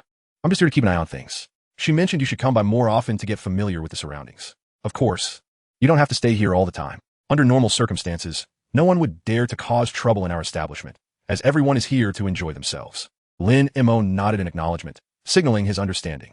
Hua Shanjiu's tone turned slightly more serious as he continued. "However, my brother, there is something you must be warned about. The Yilang gang has suffered a significant defeat this time, losing both resources and personnel. Given their nature, they will undoubtedly seek revenge. They will certainly target you specifically, so you should prepare yourself mentally." Lin Mo nodded, as he had anticipated this. Hua Shanjiu lowered his voice and elaborated. "The Iron Butcher you incapacitated last time had considerable backing that invested heavily in him. Now that their investment has gone to waste, those behind him will not simply let it slide. They may send someone even more ruthless after you." Upon hearing this, Lin Mo furrowed his brow. Those behind him? Who could it be? Is it possible that the Iron Butcher has connections? Not quite. Hua Shanjiu shook his head. It's because the Iron Butcher is an initial stage mutant. A mutant? Lin Mo's curiosity was piqued. Is it similar to a supernatural ability? Far from it. Hua Shanjiu scoffed. True supernatural beings are one in a million. It requires not only innate talent, but also a vast amount of precious medicinal substances for cultivation, a process fraught with danger and high costs. In our safe city, with a population of over 100,000, there are at most a few hundred supernatural beings, and most are under the control of the city lord's mansion. Just how rare is that? He paused for a moment, explaining, but who doesn't desire to grow stronger? Hence, there are diluted gene serums circulating in the market. When ordinary individuals use them, there's a certain probability that their bodies will undergo mutations, resulting in increased strength or hardened skin, thus becoming initial stage mutants. Hua Shanjiu laughed derisively. That toughness of his? You really think he achieved it through training? It's all thanks to this stuff. Otherwise, how could he take it like that? Lin Mo then realized, oh, so it's due to mutation. No wonder he seemed a bit wild. While enjoying the massage, Lin Mo's curiosity about the mutants mentioned by Hua Shanjiu deepened. He turned his head to observe the contented Hua Shanjiu and asked, "Brother Jiu, from what you imply, are you also an initial stage mutant?" Hua Shanjiu did not deny it, candidly admitting, "Indeed. Otherwise, do you think my physique is just a gift? If it were solely from regular training, I would have to train for ages." He paused, a hint of emotion in his voice. "To be honest, it was Sister Mei who nurtured me. Without her providing resources, I wouldn't be able to afford even a single vial of that gene serum." Gene serum? Lin Mo seized upon this key term. What effects does it have? Does using it really make one stronger? There are indeed effects. Otherwise, who would buy it? Hua Shanjiu explained. However, it is quite sinister. It directly affects your genes, forcibly altering your physical structure, leading to a dramatic increase in strength, speed, or defense in a short time. The downside is that you will develop a dependency on it. His tone turned grave. Once you use it for the first time, you will need to use it again, and a third time must be regularly administered to maintain its effects. If you stop for too long, your body will suffer issues like muscle atrophy or organ failure. In short, it is trading future health for present power. Lin Mo listened, inwardly astonished. The side effects were indeed severe. Hua Shanjiu seemed to catch on to his thoughts, and added, "Of course, this applies only to us mutants. It is said that if one can awaken true supernatural abilities through the gene serum or their innate talent, they can completely break free from this dependency and achieve a perfect evolution." Unfortunately, Lin Mo understood. This was essentially gambling for a chance to awaken supernatural abilities. Otherwise, who would engage in such a foolish venture given the significant side effects? He sighed, it's not that easy. High-concentration gene serums are firmly in the hands of the city lord's mansion, used to cultivate their direct descendants. What flows into the black market are all heavily diluted inferior products. Relying on this to awaken? Dream on. Thus, true awakeners are exceedingly rare. Most of us are like the Iron Butcher, mere half-finished products. Upon hearing this, Lin Mo's initial curiosity dissipated entirely. He was a genuine cultivator with boundless potential. He hardly regarded true supernatural abilities, let alone this path fraught with immense side effects and external control. Such a thing was utterly useless to him. Chapter 31. Persuading one to turn over a new leaf, seeing Lin Mo inquire so thoroughly. Hua Shanjiu scrutinized him with suspicion. Brother, you don't know this? These are common knowledge. I previously thought you were an initial stage mutant cultivated by some big shot. Otherwise, how could you possess such skills? But from your tone, it seems you're not. Lin Mo felt a tightening in his chest, but maintained his composure, chuckling awkwardly. Me? No, I'm not. I just have a bit more innate strength than average, and when I was young, I happened to learn some farming techniques from an old man on the verge of death, practicing aimlessly. Hua Shanjiu's face clearly displayed disbelief. That excuse was far too flimsy. You think innate strength, plus a few years of rough training, could easily incapacitate an initial stage mutant like the Iron Butcher? You must be joking. However, Hua Shanjiu was also a seasoned veteran. He understood that in this apocalyptic world, everyone has secrets they prefer to keep hidden. Seeing that Lin Mo did not wish to elaborate, he refrained from pressing further. After all, Lin Mo's strength was real, and judging by his demeanor, he was not a true awakener. After all, which awakener would start from the ground up in a place like this, enjoying foot massages with him? Fine. If that's what you say, so be it. Hua Shanjiu smiled meaningfully, choosing not to dwell on the subject any longer. The private room fell silent again, filled only with soothing music and the gentle techniques of the attendants. At some point, Hua Shanjiu left, leaving Lin Mo alone. Lin Mo closed his eyes. His body and mind relaxed, warmth and fatigue washing over him, nearly lulling him to sleep. However, just as he was about to drift into slumber, a nearby attendant gently nudged him. Lingo, please wake up. Awakened from his peaceful dream, Lin Mo opened his eyes, visibly displeased. What is it? The attendant looked troubled as she pointed toward the door. Lingu, the young brother with yellow hair, you brought his encountered a bit of situation. Should we go take a look? Lin Mo's heart sank. His first reaction was that Lu Chao, that reckless fool, had caused trouble. He immediately sat up. What happened? Did he cause a ruckus? The attendant's expression turned even more perplexed, tinged with an awkward smile. It's not a ruckus. It's just that he invited two sisters to sing, and then got drunk, repeatedly urging them to turn over a new leaf. He said this profession is not good and advised them to find proper jobs. He even wants to teach them how to read. The sisters were at a loss about what to do, wanting to leave but being held back by him. We thought he was someone you brought, and not wanting to cause a scene, we hurried to inform you. Upon hearing this, Lin Mo nearly choked. Persuading women of the night to reform? Was this kid out of his mind? He quickly put on his shoes and followed the attendant at a brisk pace toward the KTV area. Before reaching the private room, he could hear Lu Chao's voice amplified through the microphone, slurred yet sincere, echoing down the hallway. Sisters, you must believe that the future is bright.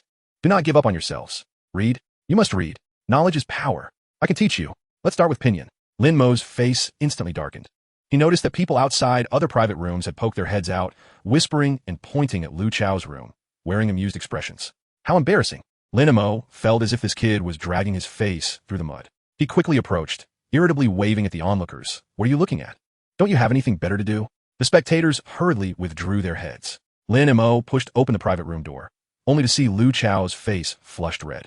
With one hand clutching the microphone and the other firmly gripping the arm of a companion, he passionately expounded on the philosophies of life, his words spitting with fervor. Meanwhile, the other companion sat in the corner, her expression one of utter disillusionment. Lu Chao, what on earth are you doing? Lin Mo's low roar cut through the air as he approached, delivering a sharp slap to Lu Chao's back of the head. Stop embarrassing yourself here. Lu Chao, momentarily stunned by the blow, gazed at Lin Mo with bleary eyes. Lin, you come to perfect time. Come help persuade these two sisters to turn back to the right path. Turn back to what path? Lin Mo nearly laughed in frustration. Seizing the microphone, he tossed it onto the sofa. You think they'll heed your advice? What is the difference between that and urging a courtesan to pursue further studies? With that, he forcefully pried Lu Chao's hand away from the girl and waved dismissively at the two sisters, who looked as if they had been granted a reprieve. It's fine now, you both can leave. He then grasped Lu Chao's arm and began to drag him outside. Lu Chao resisted, muttering, Mo, don't pull me. I'm doing a good deed here. A good deed? I'm trying to bring you back to reality. Lin Montag, noticing Lu Chao's inebriación, decided against further dialogue and delivered two light but firm slaps to his face. Unlike Lu Shu, he had no intention of indulging this fool. Lu Chao, slightly dazed by the slaps, rubbed his face and stared blankly at Lin Mo. Lingo, why did you hit me? Why did I hit you? Don't you have any idea of your own actions? Lin Mo, unwilling to waste time explaining, dragged Lu Chao out of the entertainment complex. The night breeze seemed to awaken Lu Chao somewhat, though his gaze remained confused. Observing his state, Lin Mo sighed. Where do you live? Lu Chao, looking dejected, replied. I usually stay in a hotel. Lin Mo contemplated, deciding it inappropriate to leave him on the street at such a late hour. All right, I'll take you back to the hotel. Following Lu Chao, they arrived at a small establishment tucked away in a corner of the city. Lin Mo took in the surroundings. The shop was indeed modest, around 20 square meters. The shelves were stocked with everyday items such as toothpaste, soap, toilet paper, batteries, and cheap tobacco and alcohol, resembling a post-apocalyptic convenience store. However, Lin Mo understood that in a world where resources were scarce, maintaining a steady supply of such essentials and running a shop was no small feat. This indicated stable supply chains and a certain level of connections.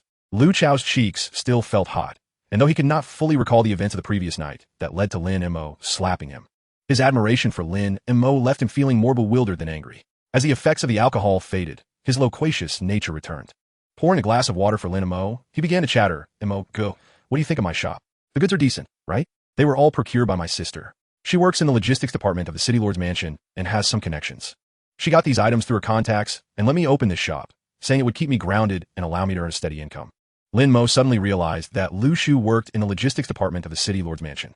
This was indeed a lucrative and powerful department, explaining how she could acquire such sought-after goods. For an ordinary person, owning a shop in a bustling area like this was akin to a gold mine, with no worries about sales.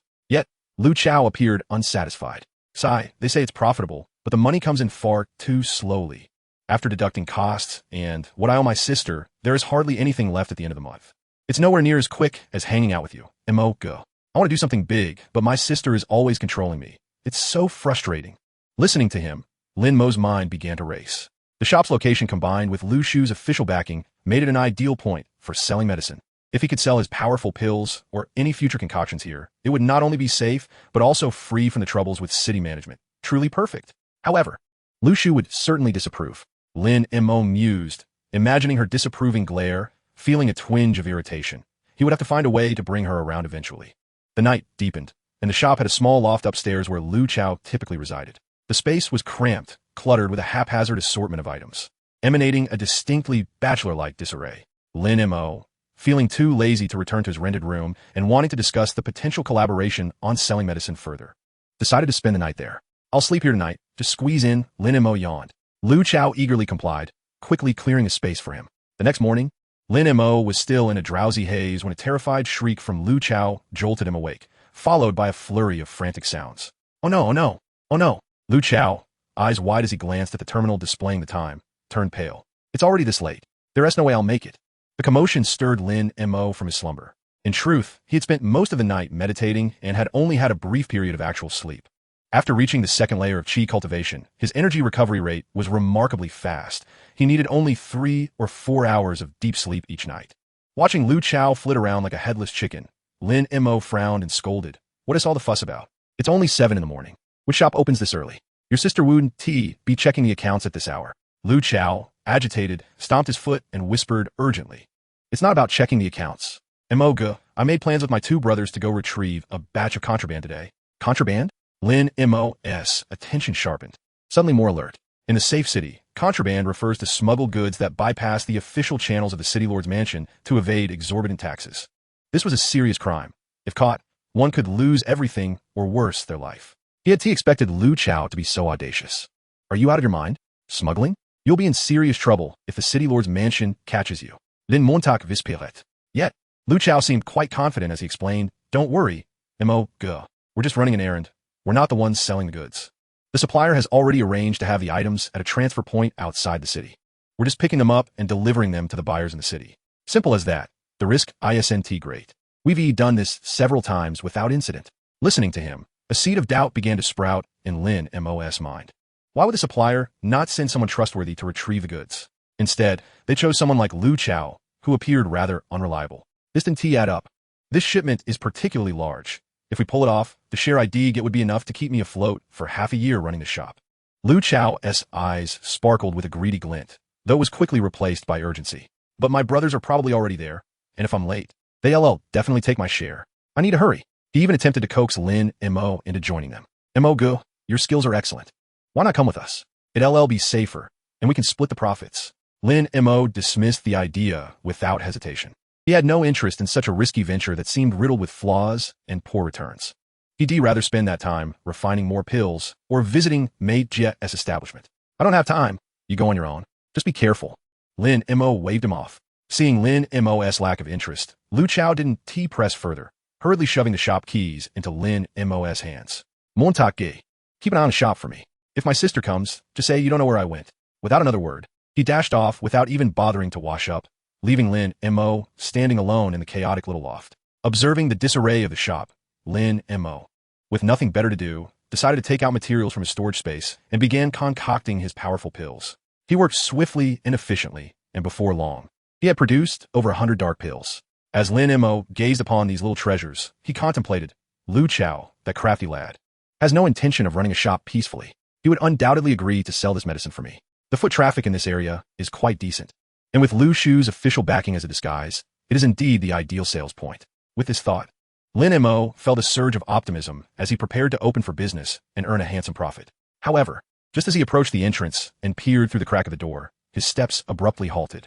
Not far down the street, several figures clad in the Lord's Manor uniforms were patrolling back and forth. The leader, with a face full of malice, could only be Wang Mang. Damn it, that scoundrel, Lin Mo muttered under his breath. It seems that Wang Mang is determined to cause him trouble. He has likely been lurking around here for days, waiting for Lin Mo to show himself. With his fellow around, if he were to brazenly open the door and sell medicine, would he not be walking straight into a trap? Although he was not afraid of him, being targeted by such a petty person, who would come looking for trouble every few days, was certainly irksome. It appears that even if the medicine could be sold, he could not personally make an appearance. With no other choice, Lin Mo reluctantly lowered the roller shutter that he had just raised slightly. The plan to sell medicine was temporarily shelved. With nowhere else to go in broad daylight, Lin Mo settled into a relatively clean corner of the shop, crossed his legs, and began to meditate and cultivate. As the spiritual energy flowed gently within him, Lin Mo's mind became agile. He assessed his current strength. The second level of Qi training should suffice to crush an initial stage aberrant like Hua Shanjiu or Tai Tu, who relied on medicinal power. However, he had no certainty about the true strength of genuine supernatural beings. He suspected that his current cultivation level might be insufficient in the presence of true powerhouses. Lamenting his lack of strength, Lin Mo sighed. If only he had enough credit points, he would immediately purchase a magical artifact from the system store.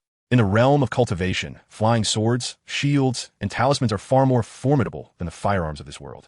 That would be the true trump card. Yet, he was currently too impoverished. He needed to devise a way to earn money. Chapter 33. Lu Shu pays a visit. Time slipped by unnoticed as Lin Mo immersed himself in his cultivation, and soon it was afternoon. Just as he was lost in his thoughts, the roller shutter of the shop was suddenly pounded upon with a loud clatter. Who is it? Lingo, it's me.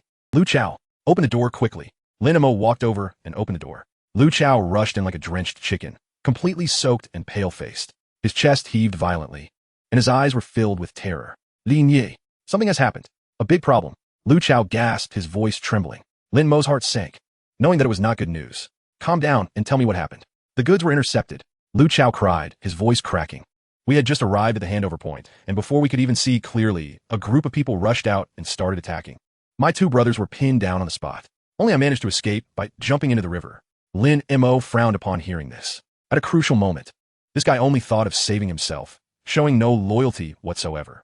However, upon reflection, it was reasonable. He did not possess Lin Mo's fighting prowess. With a horde charging at him, would he stay and fight? Lin Mo sighed. I told you this job was unreliable.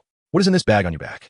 Lu Chao finally remembered the large, wet bundle he was carrying and hurriedly unwrapped it in a fluster. What emerged was not finished goods, but rather a mass of dark, slimy, and unpleasant-looking substances that emitted a faint, fishy odor. What is this?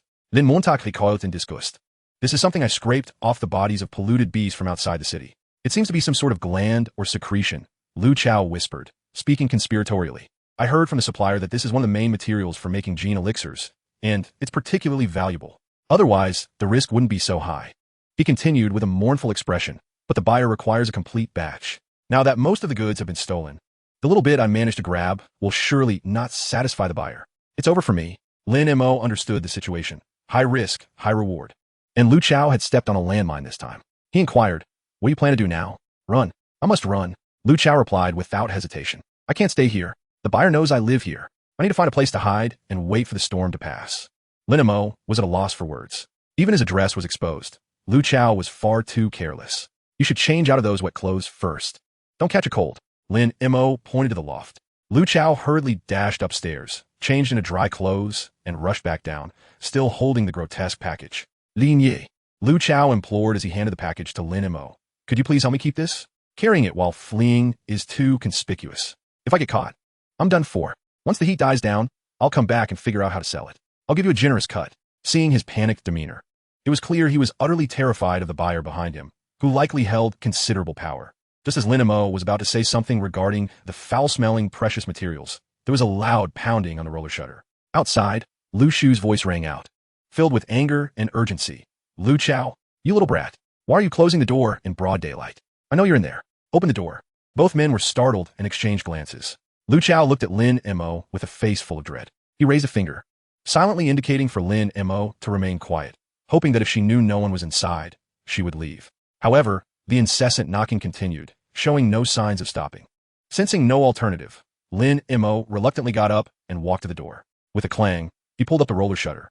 Lu Shu, holding a lunchbox, was ready to continue her scolding. But when she saw that it was Lin Mo who opened the door, she froze. In the next moment, she shot him a glare and asked incredulously, Lin Mo, why are you here? Where's my brother? What have you done with him? Lin Mo looked at Lu Shu's accusatory demeanor and felt a wave of exasperation. This woman seemed to be on the warpath, displaying no kindness upon seeing him. Lu Chao, your sister is here. Hurry up and come out.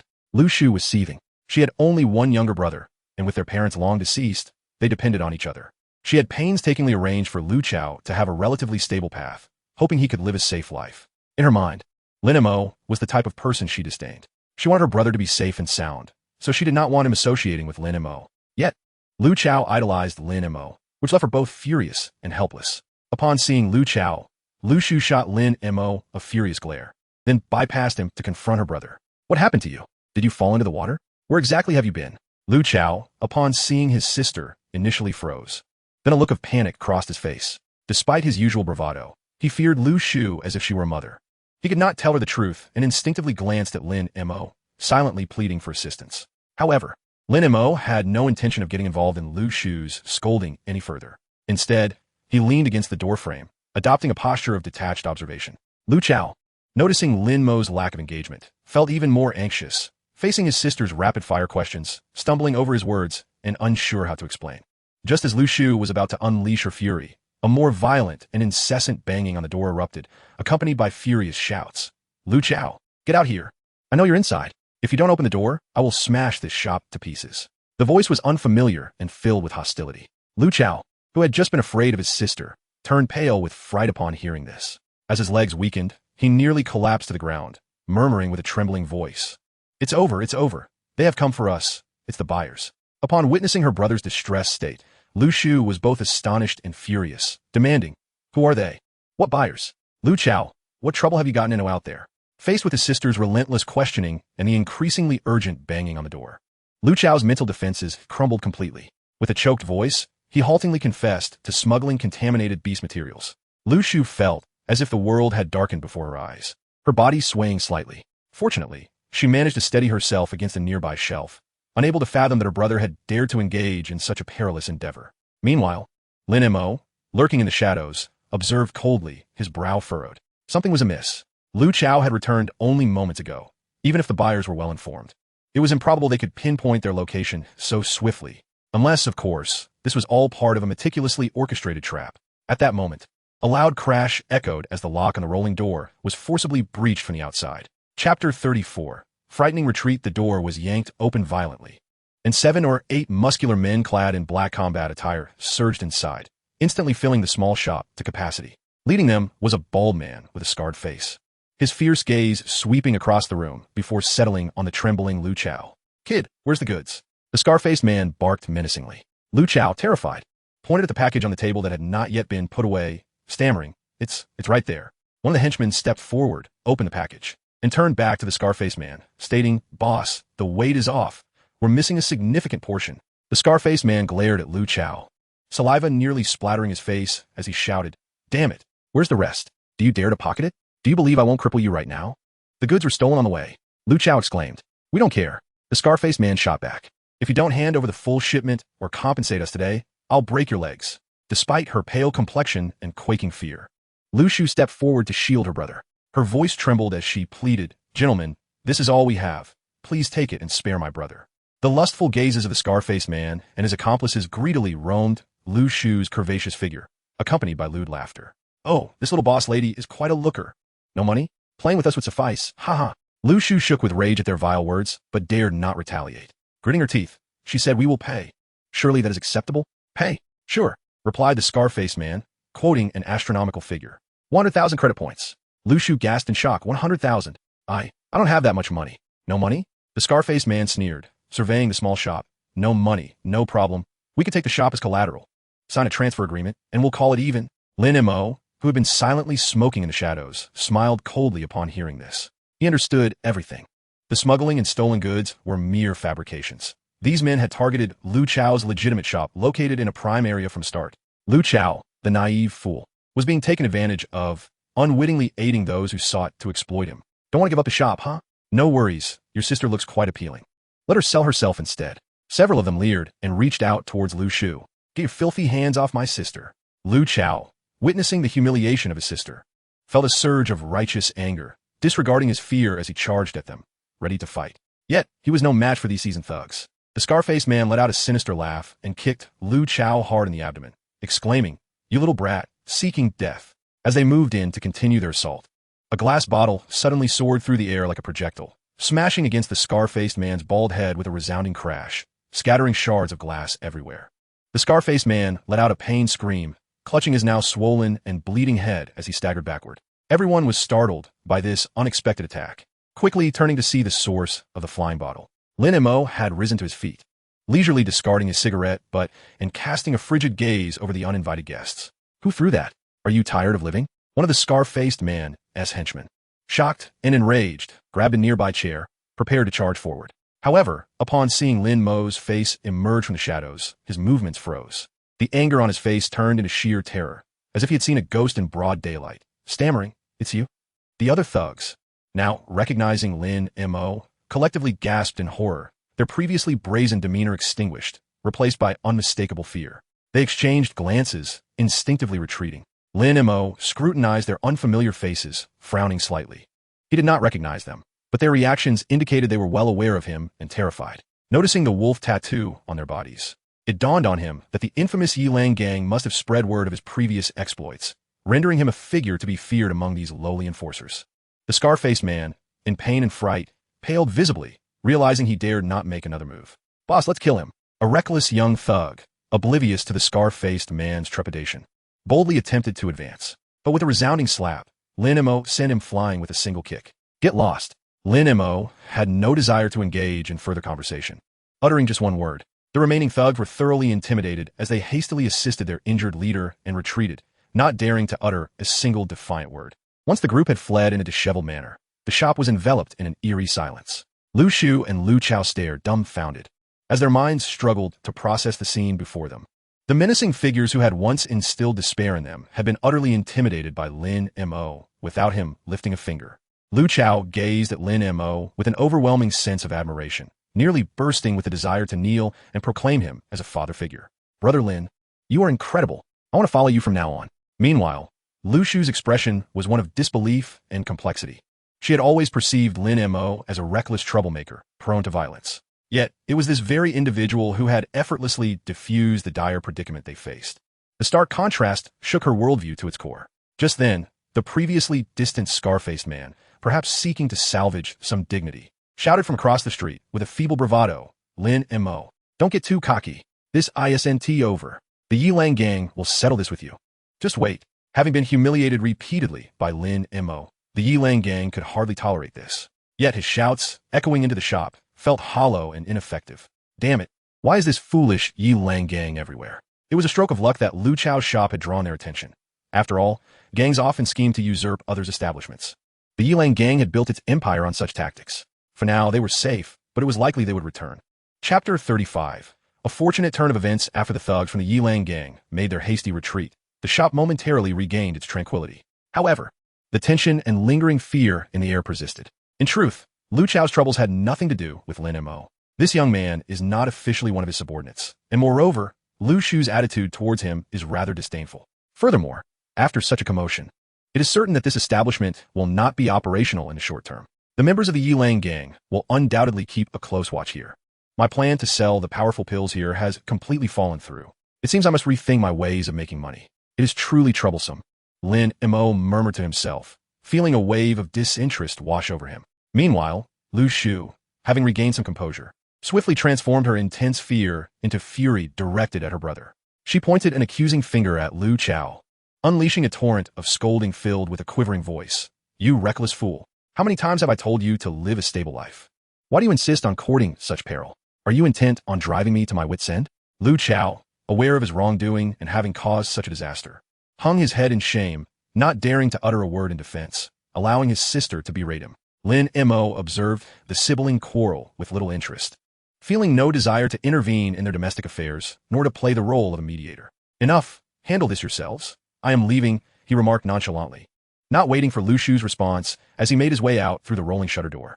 After locating a roadside stall to satisfy his hunger, the night had fully descended. Lin Mo took out his terminal to check, only to find that there had been no communication from Mei Jie in recent days. She has truly mastered the art of patience, he thought, a vague sense of unease stirring within him, as if caught between anticipation and neglect. He attempted to call Lily, but the phone rang endlessly without an answer. Goodness, is everyone so busy? Lin Mo grumbled as he put away his terminal. With a long night stretching before him, devoid of purpose, Lin Mo pondered that returning to the familiar place seemed the most practical choice. He strolled with his hands in his pockets towards the establishment of Hua Shanjiu. Hua Shanjiu was temporarily absent, and no one knew his whereabouts. Sticking to his usual routine, Lin Mo ordered four. Without hesitation, he soon found himself reclining on the familiar massage table in a private room, surrounded by four lovely young women, each attending to him with gentle strokes and soothing words. The fragrant air and soft whispers seemed to temporarily shield him from all his troubles. However, this serene enjoyment did not last long. A sudden uproar from the adjacent room shattered the calm, accompanied by the sounds of items being thrown and a woman's piercing scream alongside a man's coarse roar. Lin Mo's brow furrowed at once, his tranquility disrupted, and he gestured to the girl massaging his head. Go and see what is happening. The girl hurried out and returned shortly, speaking cautiously. Lingo, it seems the guests next door have had too much to drink and are causing a scene. What bad luck! Lin Mo cursed inwardly. Though he initially wished to ignore the matter, he recalled that Hua Shanjiu appeared to be away. Since he had agreed to assist here in the future, he could not simply turn a blind eye. Lazily, he rose, adjusted his clothing, and sauntered to the door of a neighboring room. Inside, chaos reigned. Fruit platters and drinks were strewn across the floor. A portly, inebriated middle-aged man was gripping the wrist of a terrified girl, shouting with spittle flying, "Damn it. Isn't this happiness project supposed to be written down? Why can't we just get to it? I've paid. If I'm not satisfied tonight, no one will have it easy." Nearby, several waitstaff and security personnel were attempting to mediate, but the drunken man was too strong, resisting their efforts. Lin Mo quickly grasped the situation. To entice patrons, establishments sometimes employed suggestive names for certain massage services. However, the rules were clear. Women could be taken out, but it must be consensual. Disorderly conduct within the establishment was strictly prohibited. This drunken man was clearly taking advantage of the situation, attempting to force his will. As he grew increasingly aggressive, his other hand began to wander towards the girl. Lin Mo's expression hardened, and without a moment's hesitation, he stepped forward, pushing aside the security personnel standing in his way. Before the drunken man could react, Lin Mo delivered a crisp slap across his face. The sound echoed sharply, and the man's nearly 200-pound frame spun around like a top. A clear imprint of 5 fingers appeared on his face, and blood gushed from his nose. The force of the slap jolted him sober, and he looked at the suddenly appearing Lin Mo with terror. His previous bravado vanished. Was that loud enough? Was that satisfying enough? The drunken man, now thoroughly terrified, scampered away, not daring to utter another word. For Lin Mo, dealing with such minor disturbances was hardly a challenge. Had it not been for the noise disrupting his peace, he would have had no inclination to intervene. Normally, the establishment's security handled such disputes. As the night wore on until past midnight, Hua Shanjiu had still not returned. Lin Mo wandered about the establishment, noting that there were no significant issues, and left feeling disinterested. Upon returning to his shabby rented room, it was already the early hours of the morning. After a brief wash, he continued his routine of meditative breathing until the first light of dawn. Just as he concluded his practice and prepared to rest for a moment, a series of urgent, forceful knocks resounded on the door, as if intending to shatter the door panel. Outside, Lu Shu's voice, tinged with desperation and urgency, called out, Lin Mo, are you there? Open the door. Quick, open the door. Something terrible has happened. Lin Mo, irritated by the incessant knocking, opened the door with a huff. What now? It's so early. However, he was taken aback. Lu Shu stood at the door, her face drained of color, her eyes red-rimmed, and her hair disheveled. Gone was her usual fierceness and elegance. Her face was etched with panic and helplessness, her voice quivering. Lin Mo, Xiao Chao has been taken by the Yi Lang gang. Lin Mo's brow immediately knitted together. Taken? Didn't he say he was just going out to hide? How could he still be captured? He stepped aside, allowed her to enter. Now, tell me what happened. Lu Shu, disregarding any pretense, stumbled into the cramped rented room, speaking rapidly through her tears. After that incident, we planned to close the shop for a few days. But Xiao Chao insisted on staying to tidy up some things. He spent the night at the shop, intending to move today, but before dawn, those men came, broke down the door, and abducted Xiao Chao. As she spoke, her urgency escalated, tears streaming down her cheeks. They specifically mentioned you. They said that because you protected him last time, you need to come now. What should we do? He is my only brother. In that moment, Lu Shu was completely flustered.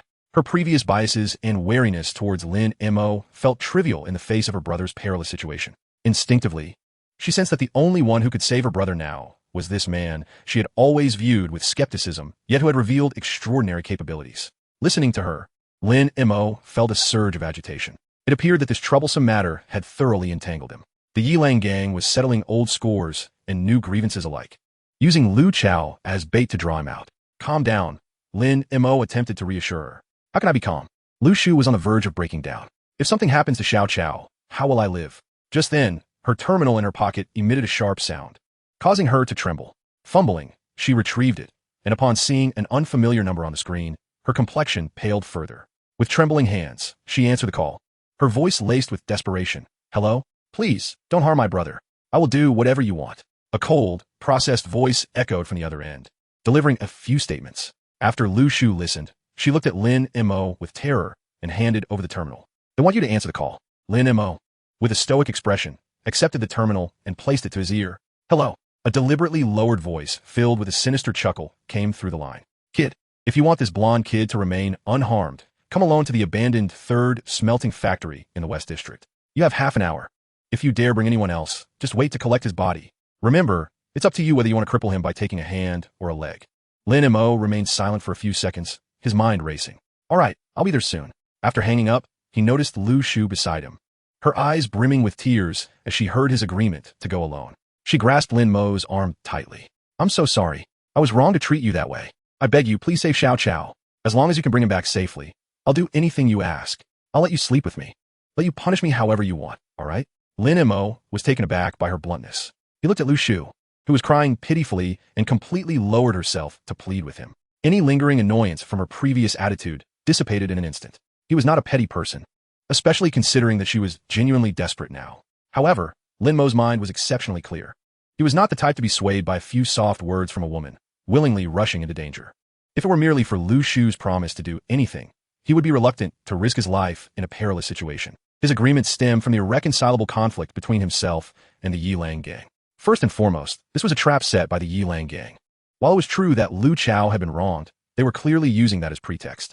Even if he chose to hide this time, Lu Chao would surely be crippled, and the Yilang gang would not let him off easily, only escalating their provocations. You can evade once, but not forever. Secondly, this pertained to his own interests. Lu Chao's shop was intended to be an ideal point for selling his elixirs. If the shop were taken over by the Yilang gang or forced to close, his plans for making money would be severely impacted. Most importantly, Lin Mo had long been seething with anger. From the initial harassment while setting up his stall to the challenges faced after winning the boxing match. And now being coerced into a confrontation, the Yilang gang had acted like an unshakable nuisance, provoking him time and again. If Lin Mo continued to endure, he would merely be a coward. He had to retaliate. With this thought, Lin Mo's mindset shifted from merely helping Lu Shu to seizing the opportunity to settle the score with the Yilang gang. He patted Lu Shu on the shoulder, even giving it a gentle squeeze. It's all right, stop crying. Just wait here and don't go anywhere. I will bring your brother back. His tone was calm, yet exuded an undeniable certainty, which inexplicably brought a sense of reassurance to the flustered Lu Shu. Okay, I'll wait for you. Be careful. Departing the rental apartment, Lin Mo strode briskly down the desolate streets of the early morning, his mind racing. Should he call for backup? Perhaps reach out to Mei Jia or Hua Shanjiao? This fleeting thought was quickly dismissed. Lu Chao's situation was, in essence, his personal affair, or rather, a trouble he had inadvertently gotten entangled in. If he had to rely on others in such a scenario, it would undoubtedly diminish Mei Jie and Hua Shanjiu's respect for him, making them perceive him as incompetent. Moreover, whether they would risk a full-blown conflict with the Yilang gang over Lu Chao was uncertain. More importantly, Lin Mo had confidence in his own abilities. He had already incapacitated the core enforcer of the Yilang gang, Tai Tu, and the remaining lackeys were no match for him. Even if they set a trap, what could they do against him? This was the perfect opportunity to inflict pain upon them, ensuring they would think twice before crossing paths with him again. Resolute in his decision, Lin Mo grew even calmer. He retrieved the phone he had borrowed from Lu Shu and redialed the number from earlier. The call was almost instantly connected, and an impatient voice erupted from the other end. Damn it, what now? Didn't I tell you the address already? Lin Mo immediately unleashed a torrent of curses into the phone. What the hell? Did I forget? Enough with the nonsense. Repeated. The other party, clearly infuriated by Lin Mo's brazen demeanor, seemed to restrain their anger, gritting their teeth as they repeated the address of the abandoned third smelting factory in the West District. Just wait. Lin Mo coldly retorted before hanging up. He could sense the other person's anger intensifying, which suited him just fine. The angrier the enemy was, the more likely they would make mistakes. Putting away the phone, Lin Mo oriented himself and hurried toward the West District. Today, he would ensure the Yilang gang would remember the consequences of provoking a cultivator. However, despite his grand ambitions, Lin Mo would not underestimate this group. After all, a swarm of ants could take down an elephant. He would proceed with caution and adapt as necessary. Arriving at the abandoned third smelting factory in the West District, he noted the desolate surroundings, perfect for nefarious deeds. Chapter 37. Do you think you're Superman? Following the address, Lin Mo arrived at the abandoned third smelting factory located in the West District. Once a pillar of industry for the safe city, it now lay in ruins, a mere shadow of its former self. The massive factory buildings resembled the skeletal remains of a steel beast, appearing particularly sinister under the dim light of the sky. The factory area was vast, filled with rusted pipes, abandoned machinery, and mountains of scrap metal, the complex terrain making it an ideal site for illicit activities. As he stepped further inside the factory premises, 7 or 8 members of a Yilang gang, clad in black and wielding steel pipes and machetes, emerged from hiding, quickly surrounding him with fierce, vigilant glares. Lin Mo scanned the area, but did not see Lu Chao nor the anticipated high-ranking members of the Yilang gang, prompting him to ask coldly, "Where is he?" A leader among the thugs pointed a steel pipe at Lin Mo and barked, "Inside. Come with us. Don't play tricks." 2 of them stepped forward, intending to search Lin Mo. Get lost. Lin Mo's eyes narrowed as he reprimanded. "You lot are surrounding just one person. Are you afraid? I'm hiding a weapon. Pathetic. And you think you can act like gangsters?"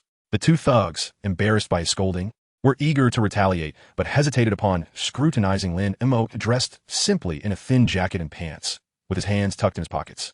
He hardly looked like someone capable of concealing significant weaponry. The leader of the thugs exchanged glances, and reluctantly, the 2 backed off, although they wanted to beat Lin Mo. Given their usual tactics of overwhelming numbers, they recognized that if they truly engaged him, he might incapacitate them all. They had no choice but to endure for now. Enough of this. Move. The group pushed Lin Mo through the chaotic, dilapidated factory, eventually leading him into the most spacious interior of one of the buildings. The vast space was dominated by a rusted steel framework overhead. Light streamed through the broken roof, casting dim yellow beams. The ground was littered with various discarded metal parts and debris, the air thick with the scent of rust and dust. In the cleared center of the factory, Lin Mo spotted the individual he was seeking. Sang Biao was arrogantly seated on a dilapidated sofa that seemed to have been dragged from elsewhere. A cold smile etched on his face. Behind him stood a row of over 10 fierce-looking enforcers, all with malevolent expressions and armed. Sang Biao, still nursing the wounds from being kicked by Lin Mo, glared with venomous resentment as he laid eyes on him. Such minor injuries are inconsequential. The paramount issue is the humiliation suffered in public, which must be avenged tenfold today. At the center of the factory, a person dangles conspicuously. Lu Chao has been stripped of his clothing, wearing only a tattered cloth for modesty, with his hands bound and suspended in midair. His body is marred with bruises and lash marks, a clear indication that he has endured a brutal beating. Yet, he still writhes, and his eyes retain a glimmer of clarity. Upon seeing Lin Mo enter, he immediately cries out in a voice laden with desperation, "Mo, go. Save me. Mo, go." It appears that his captors have exercised some restraint, not intending to take his life, at least for now. Lin Mo's gaze sweeps over Lu Chao before settling on Sang Biao's face, a sardonic smile curling at the corners of his lips. Sang Biao, is this all you've got? Unable to defeat me, you resort to venting your frustrations on a child? Upon hearing Lin Mo's words, Sang Biao nearly leaps from his dilapidated sofa, his face twitching with rage. The last time they met, he was publicly kicked away by Lin Mo, becoming a laughingstock in the underworld. His once respected name tarnished in an instant. He could never admit that he was bested by Lin Mo. He firmly believes it was merely a lapse in his attention. He had not dodged. For days, he has been consumed with thoughts of how to exact a gruesome revenge on Lin Mo to redeem his lost honor. However, despite his anger, Sang Biao secretly admires Lin Mo's audacity to confront him alone. This young man is either exceedingly confident or utterly reckless, and such individuals tend to meet their demise swiftly in the apocalypse. Suppressing his immediate urge to retaliate, Sang Biao sneers ominously. Lin Mo, you do possess some guts. However, mere bravado is insufficient. Lu Chao has lost the goods, and he cannot bear this loss. You intend to stand up for him? Very well. You shall be the one to pay. I hear you have recently entangled yourself with Mei Jia, living off her generosity. Surely, it would not be difficult for her to cover this expense, right? Ha ha ha. His subordinates immediately erupt into raucous laughter, filled with disdain and provocation. Lin Mo, incensed, retorts vehemently. Shut your mouth. Do not think for a moment that I am unaware of your scheme. From Lu Chao taking the job to the goods being stolen, it has all been orchestrated by you, hasn't it? I swear, I will take him away today. Not a single cent will I pay. Sang Biao's smile instantly freezes, contorting into a menacing sneer. Oh, you wish to take him without paying? Do you believe you can take on more than a dozen of us by yourself? Do you consider yourself Superman or Batman? Lin Mo sees through their intentions. They have lured him to this desolate factory, clearly intending to do him harm. The talk of compensation is merely a pretext to toy with him. Their ultimate goal is his demise. With negotiations failing, action becomes inevitable, and he resolves to seize the initiative. Enough of this idle chatter. Lin Mo, tired of their verbal sparring, springs into action.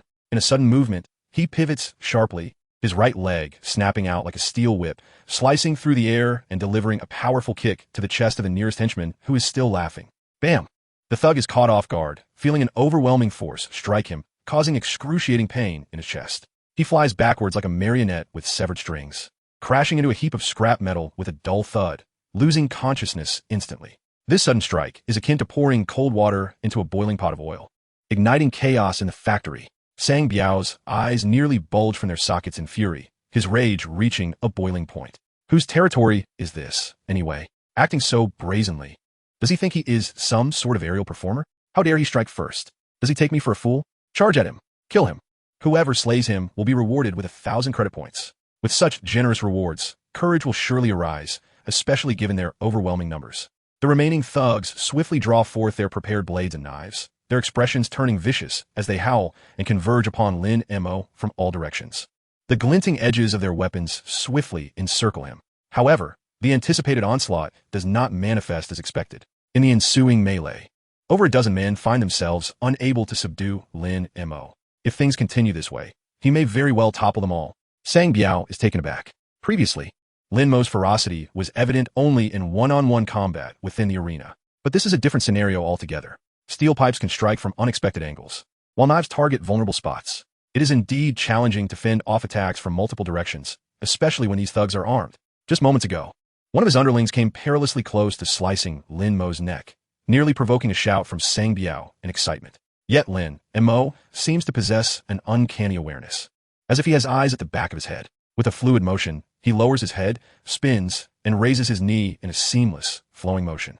The thugs he brought along cannot contend with Lin Mo. What is even more astonishing is that among them, two are also low-tier mutated beings. Along's fists emit sparks, while Chang's skin is as tough as steel.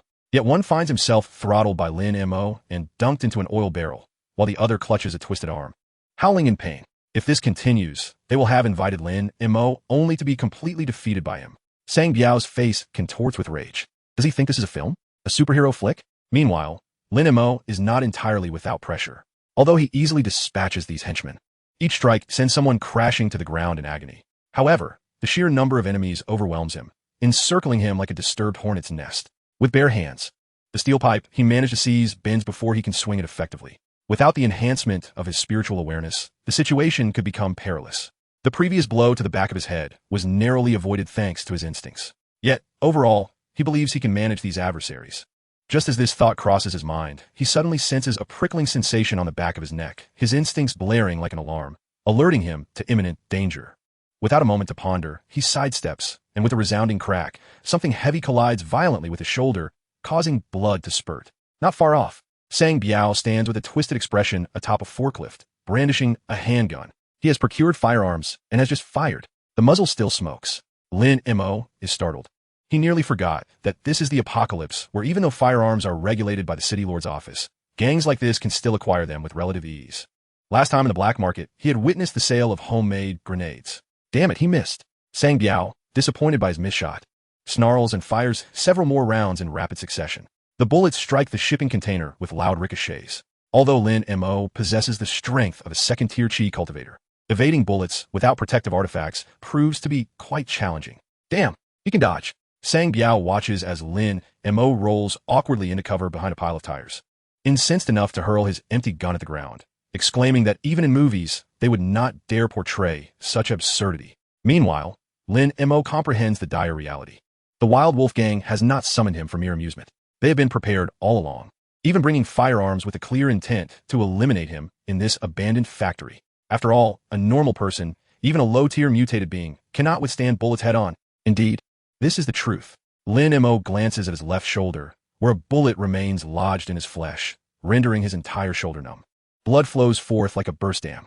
Gritting his teeth, he uses his right hand to apply pressure to several acupoints, forcing himself to staunch the bleeding through sheer will. Sweat beading on his forehead in pain. However, this brief respite is a luxury he cannot afford.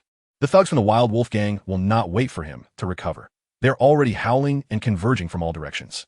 Steel pipes and knives clank against the shipping container, attempting to force him out for a savage dismemberment. Sang Biao, meanwhile, has somehow managed to climb to the crane's control platform. From this elevated position, he begins to wildly fire at Lin Mo, who is hiding behind the tire pile. However, the marksmanship of this fool was truly pitiful, with bullets either soaring into the sky or burrowing into the ground. Aside from the initial ambush that resulted in a hit, ENT even grazed Lin Mo's clothing. Damn it, is he hiding? Playing hide and seek with me? Sang Biao was infuriated as he watched Lin Mo darting around the shadows of the shipping containers. Suddenly, Lin Mo leaped down, grabbing Lu Chao, who was hanging in a corner, and pressed the gun against his thigh, shouting, "If you don't come out now, I'll cripple this bookworm." With that, he was about to pull the trigger. Almost simultaneously, a figure shot out like a leopard from behind an oil barrel. Lin Mo had appeared. Leaping through the air on twisted rebar, he moved so swiftly that he left a blur in his wake. Sang Biao, startled, trembled, and instinctively turned, firing 3 shots in rapid succession. But they were all just clicks. The gun was empty. Panicking, he stumbled back to reload, his hands shaking uncontrollably. Just as he finally inserted a new magazine into the chamber, a fireball, the size of a fist, suddenly materialized out of thin air, hurtling towards him with a wave of heat. Damn! Sang Biao nearly soiled himself, hastily grabbing the bewildered Huang Mao beside him as a human shield. All he heard was a sizzling sound, and that unfortunate soul was reduced to ashes before he could even scream. Seizing the moment, Lin Mo charged forward like a whirlwind, delivering a vicious kick to Sang Biao's chest. Sang Biao flew backward like a rag doll, his gun slipping far from his grasp. As he coughed up blood and attempted to rise, Lin Mo had already retrieved the gun and cocked it. The cold muzzle pressed directly against his temple. "Biao ge," Lin Mo panted, wiping the blood from his shoulder, and grinned in a particularly chilling manner. "You sure are arrogant, aren't you?" To be honest, Sang Biao was utterly speechless. Lying on the ground, he stared at Lin Mo, his eyes nearly popping with blood vessels. That fireball had completely shattered his perception. What did this signify? It indicated that Lin Mo was no ordinary aberrant, but rather a rare ability user. Damn it, you're an ability user. Why didn't you say so earlier? If he had revealed this identity, the championship trophy from the black market arena could have been delivered right to his doorstep. Had he known Lin Mo was an ability user, Sang Biao would never have dared to make a move. Even if he had to, he would have needed to procure 10 submachine guns overnight and hire 50 mercenaries as human shields. In reality, Lin Mo was not an ability user. That fireball spell was actually a skill he exchanged from the marketplace. He had been holding on to it, waiting for the perfect opportunity to strike. Unfortunately, the spell consumed an immense amount of spiritual energy. Launching one fireball drained nearly half of his spiritual power. Now, his Dantian felt as empty as a barren land. It would be challenging to cast another one in the short term. However, the psychological impact of the fireball was immediate and profound. The remaining lackeys, witnessing the charred remains on the ground, dropped their weapons with a clatter. Their thoughts synchronized with Sang Biao's. "Why the hell didn't you say you were an ability user?" "Bro, no, big brother." Sang Biao trembled as he raised his hands. "Killing me brings no benefit. Our Lang Lang gang values brotherhood. If I die, the boss will definitely go bankrupt seeking revenge for me. Chapter 39. Killing Sang Biao. Seeing Lin Mo's impassive expression, he hurriedly added, "The password to my safe is 368,925. There are 3 gold bars hidden under my girlfriend's bed." But Lin Mo merely scoffed, nudging the gun forward. "You can say all that in your next life." Blood continued to ooze from the gunshot wound on his shoulder. It was clear they intended to shoot him dead right here. This was a no-holds-barred situation. Who cared about the rules of the underworld? Bang! The gunshot echoed through the factory. Sang Biao's skull, along with a mixture of red and white, splattered against the rusted machinery. The remaining lackeys, terrified, wet their pants and abandoned their weapons, fleeing towards the exit. Lin Mo would not allow them to escape. He raised his gun and fired several rounds in quick succession.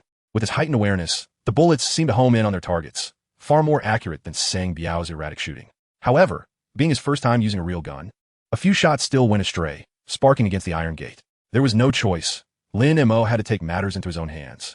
Stumbling outside, he picked up a steel pipe and dealt with each one, the screams echoing into the night. Before long, the factory fell silent. Every person who had come to attack him lay lifeless, sprawled in various positions. After completing all of this, Lin Mo felt utterly drained. The overexertion of spiritual power combined with excessive blood loss left him leaning against the wall, gasping for breath, his face pale, as if coated in white powder. At this point, forget about casting fireball spells. He couldn't even manage to create a spark. Lin Mo slumped down beside an oil barrel, panting for a full 5 minutes before feeling his spirit return to his body. He grimaced as he checked his shoulder. The bullet was still lodged in the bone. It needed to be addressed swiftly. He muttered as he approached the corner, only to find that Lu Chao had fainted from the earlier gunfight, his pants soaked. Lin Mo couldn't help but feel exasperated. With such a cowardly disposition, how could he even think of engaging in black market dealings? He might as well go home and sell sweet potatoes. However, he couldn't linger in this blood-soaked factory. If reinforcements from the Lang Lang gang arrived, in his current state, he would be practically offering himself up. Lin Mo hurriedly cut the ropes and lowered Lu Chao, throwing a relatively clean jacket from a corpse over him. Just as he was about to carry him away, an idea struck him. Since he was here, why not scavenge for some spoils?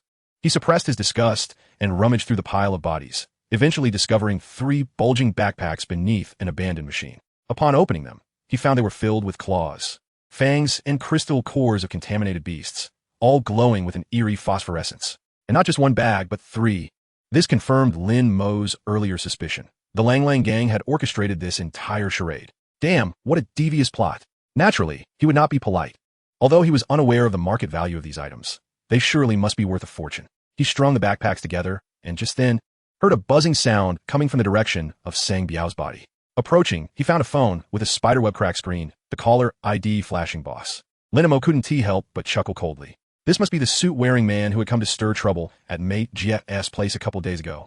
Now calling, he was likely eager to hear Sang Biao report some good news. Perhaps that gun had been procured by this old schemer. Sooner or later, he would wipe out the entire Lang Lang gang. He crushed the phone with a snarl, shards of glass mingling with blood splattering onto his shoes. Finally, he glanced around at the devastation, hoisted the unconscious Lu Chao and the 3 bags of loot, and staggered into the thick morning fog. Over at the rental house, Lu Shu was pacing like an ant on a hot pan, her heart racing. To be honest, she was extremely anxious, although she could tell Lin Mo was quite capable. This time he was up against the ruthless Lang Lang gang. She had considered calling the police, but her brother Lu Chao was involved in smuggling contaminated beast materials. And if the city lord's office caught him, he would face heavy sentencing, ruining his life. God, please let Lin Mo really be able to take on 10 men. As she recited this prayer for the 100th time, a heavy dragging sound suddenly emerged from outside the door. Her heart leaped to her throat as she rushed to open the door. There stood Lin Mo, resembling a refugee, leaning against the doorframe. He had Lu Chao slung over his left shoulder, and in his right hand, he carried 3 bulging backpacks, his entire body splattered with dark red blood. You! Before Lu Shu could finish her surprised words, the overwhelming stench of blood nearly choked her. Only then did she realize her brother merely had some bruises on his face, while Lin Mo's left shoulder was completely soaked in blood, with a gaping wound oozing blood. You were shot. Lu Shu's voice faltered in shock, her hands frantically moving to cover the wound. Was it spilled milk tea? Lin Mo grimaced in pain, quickly taking the heavy burden from her. Did your brother grow up eating lead? He cursed under his breath, carelessly tossing the 3 backpacks towards Liu Chao, which landed with a clatter on the ground. He then slid down along the doorframe, cold sweat soaking his bangs. Liu Shu exerted herself to drag her brother into the inner room and onto the bed. Kneeling beside Lin Ma in a fluster, she fixated on the still bleeding gunshot wound, her voice trembling. What? What should we do now that you've lost so much blood? Lima gasped in pain and rolled his eyes in exasperation. What do you think could be done after being shot? Should we order takeout to celebrate? Of course. We need to get the bullet out first. Gritting his teeth, beads of cold sweat forming on his forehead, he continued to command. Do you have any alcohol, gauze, tweezers, or anything like that? Don't tell me you don't even have a Band-Aid. Hurry up and find it. I need to extract this damned bullet. The urgency in his voice startled Liu Shu, and she quickly dashed out of the room. Within 2 minutes, she returned, hurrying with a somewhat old white medical kit. By this time, Lima had already removed his blood-soaked t-shirt, revealing a muscular torso marred by bloodstains. Breathing heavily, he instructed Liu Shu, quickly, find the longest tweezers and some alcohol from the kit. I'll do it myself. Liu Shu, not daring to delay, swiftly opened the medical box, accurately retrieving the stainless steel tweezers and a bottle of medical alcohol, handing them to Lin Ma. However, due to blood loss and depletion of spiritual energy, Lin Ma's right hand trembled uncontrollably as he grasped the tweezers. He tentatively probed the wound with the tweezers. Not only did he fail to grasp the bullet, but the pain also made his vision blur, rendering him incapable of extracting it for the time being. Watching him suffer, Liu Shu's heart raced, and sweat formed in her palms. Unable to bear witnessing his contorted face from the agony, she mustered her courage and suggested, "Why don't I help you instead?" Lin Ma paused, seemingly surprised by her offer, but recognizing his own limitations, he relinquished the struggle and handed the tweezers to her. "All right, you do it." As Liu Shu grasped the cold tweezers, her fingertips trembled slightly, fear gripping her heart. Yet, as she took a deep breath and focused intently on the specific wound, an unexpected sense of calm enveloped her, and her hands miraculously steadied. Fully concentrated, she meticulously disinfected the wound with alcohol, then cautiously inserted the tweezers into the injury. Holding her breath as she deftly grasped the bullet, her wrist steadying as she swiftly extracted the deformed bullet casing with a clink, tossing it into a nearby metal tray. Upon completing this task, she looked up to see Lin Ma grimacing in pain from the recent extraction. A wave of intense guilt and heartache surged within her. Deep down, she understood that Lin Ma had sustained such a grave injury solely to rescue her troublesome brother from peril. With the bullet removed, the remaining treatment became significantly simpler. Liu Shu promptly cleaned the wound with antiseptic, then retrieved a large roll of gauze, preparing to apply a pressure bandage to staunch the bleeding. Yet, gazing at the deep wound, she remained deeply concerned about the risk of tetanus or more severe complications. Thus, as she bandaged, she gently urged, "This dressing isn't secure. We should really go to the hospital for proper treatment." Without a moment's hesitation, Lin Ma shook his head firmly.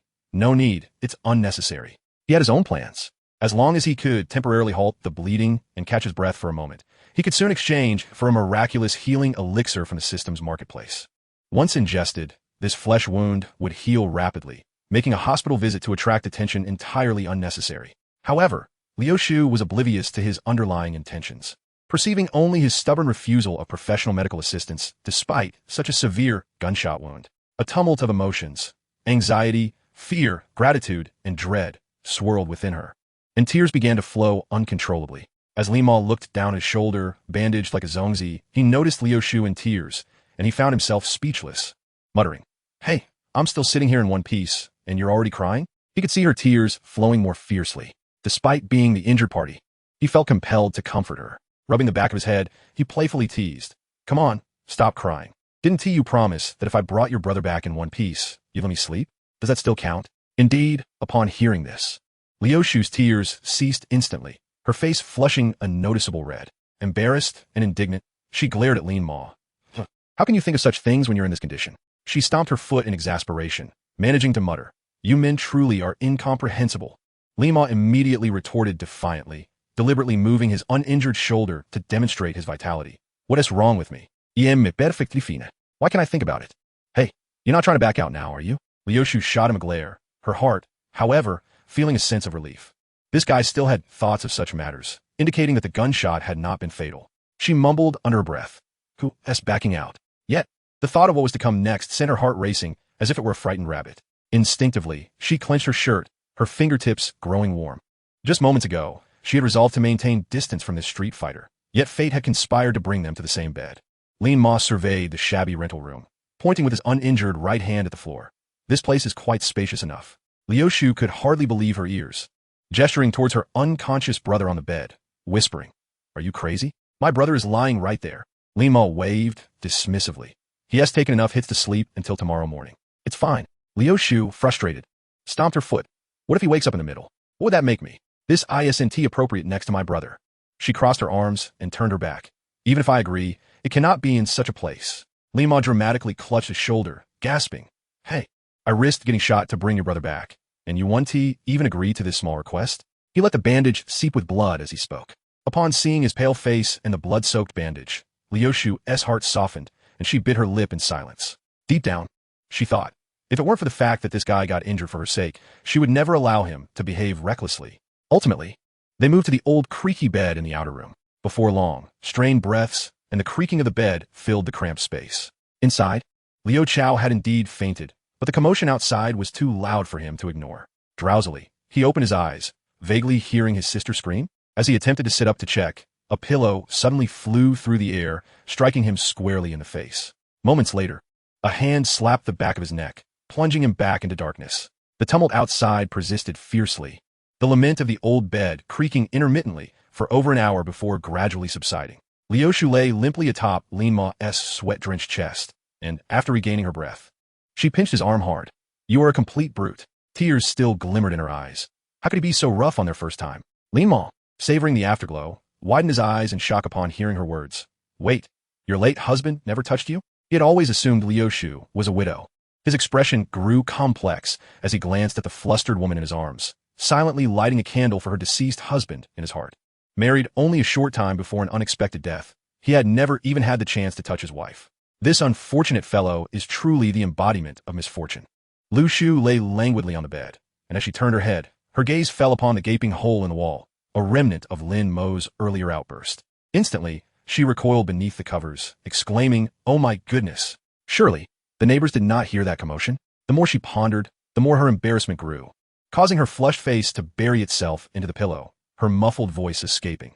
This wretched place has no soundproofing at all. If the neighbors overheard, how shall I face the world tomorrow? Lin Mo, reclining lazily against the headboard, lit a cigarette. Fear not, he assured, that hole faces the trash heap in the corridor. I've kept my ears pricked up, and aside from 2 stray cats squabbling, there hasn't been a soul around. With a flick of ash, he mused, however, this predicament is indeed inconvenient.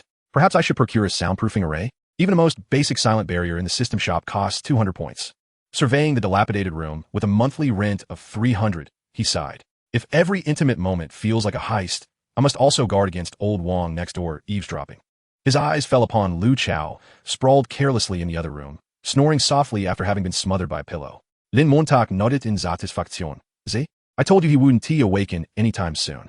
After some idle chatter, Lin Mo's expression turned grave. He focused on the bandage on his shoulder, memories of the gunfight flashing through his mind, narrowly escaping disaster.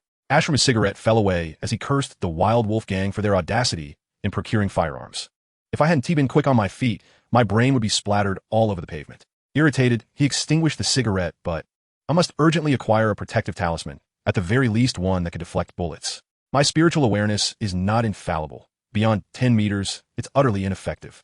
If I encounter a sniper next time, he delved into the system shop, his eyes landing on a basic protective talisman priced at 5,000 points. His heart sinking at the exorbitance. What a blatant ripoff. His gaze shifted to 3 bundles of contaminated beast materials in the corner, and a spark of inspiration ignited within him. Perhaps I could flip these goods for a decent magical artifact. Lu Shu, noticing his distracted stare at the ceiling, gently prodded his ribs. Hey, are you suffering from post-traumatic stress? Your eyes have glazed over. Suddenly, Lin Mo rolled over, pinning her down, and with a straight face began to concoct a tale. I was contemplating how my wound might have reopened, and I need some exercise to divert my attention. Lu Shu, indignant, pounded his chest.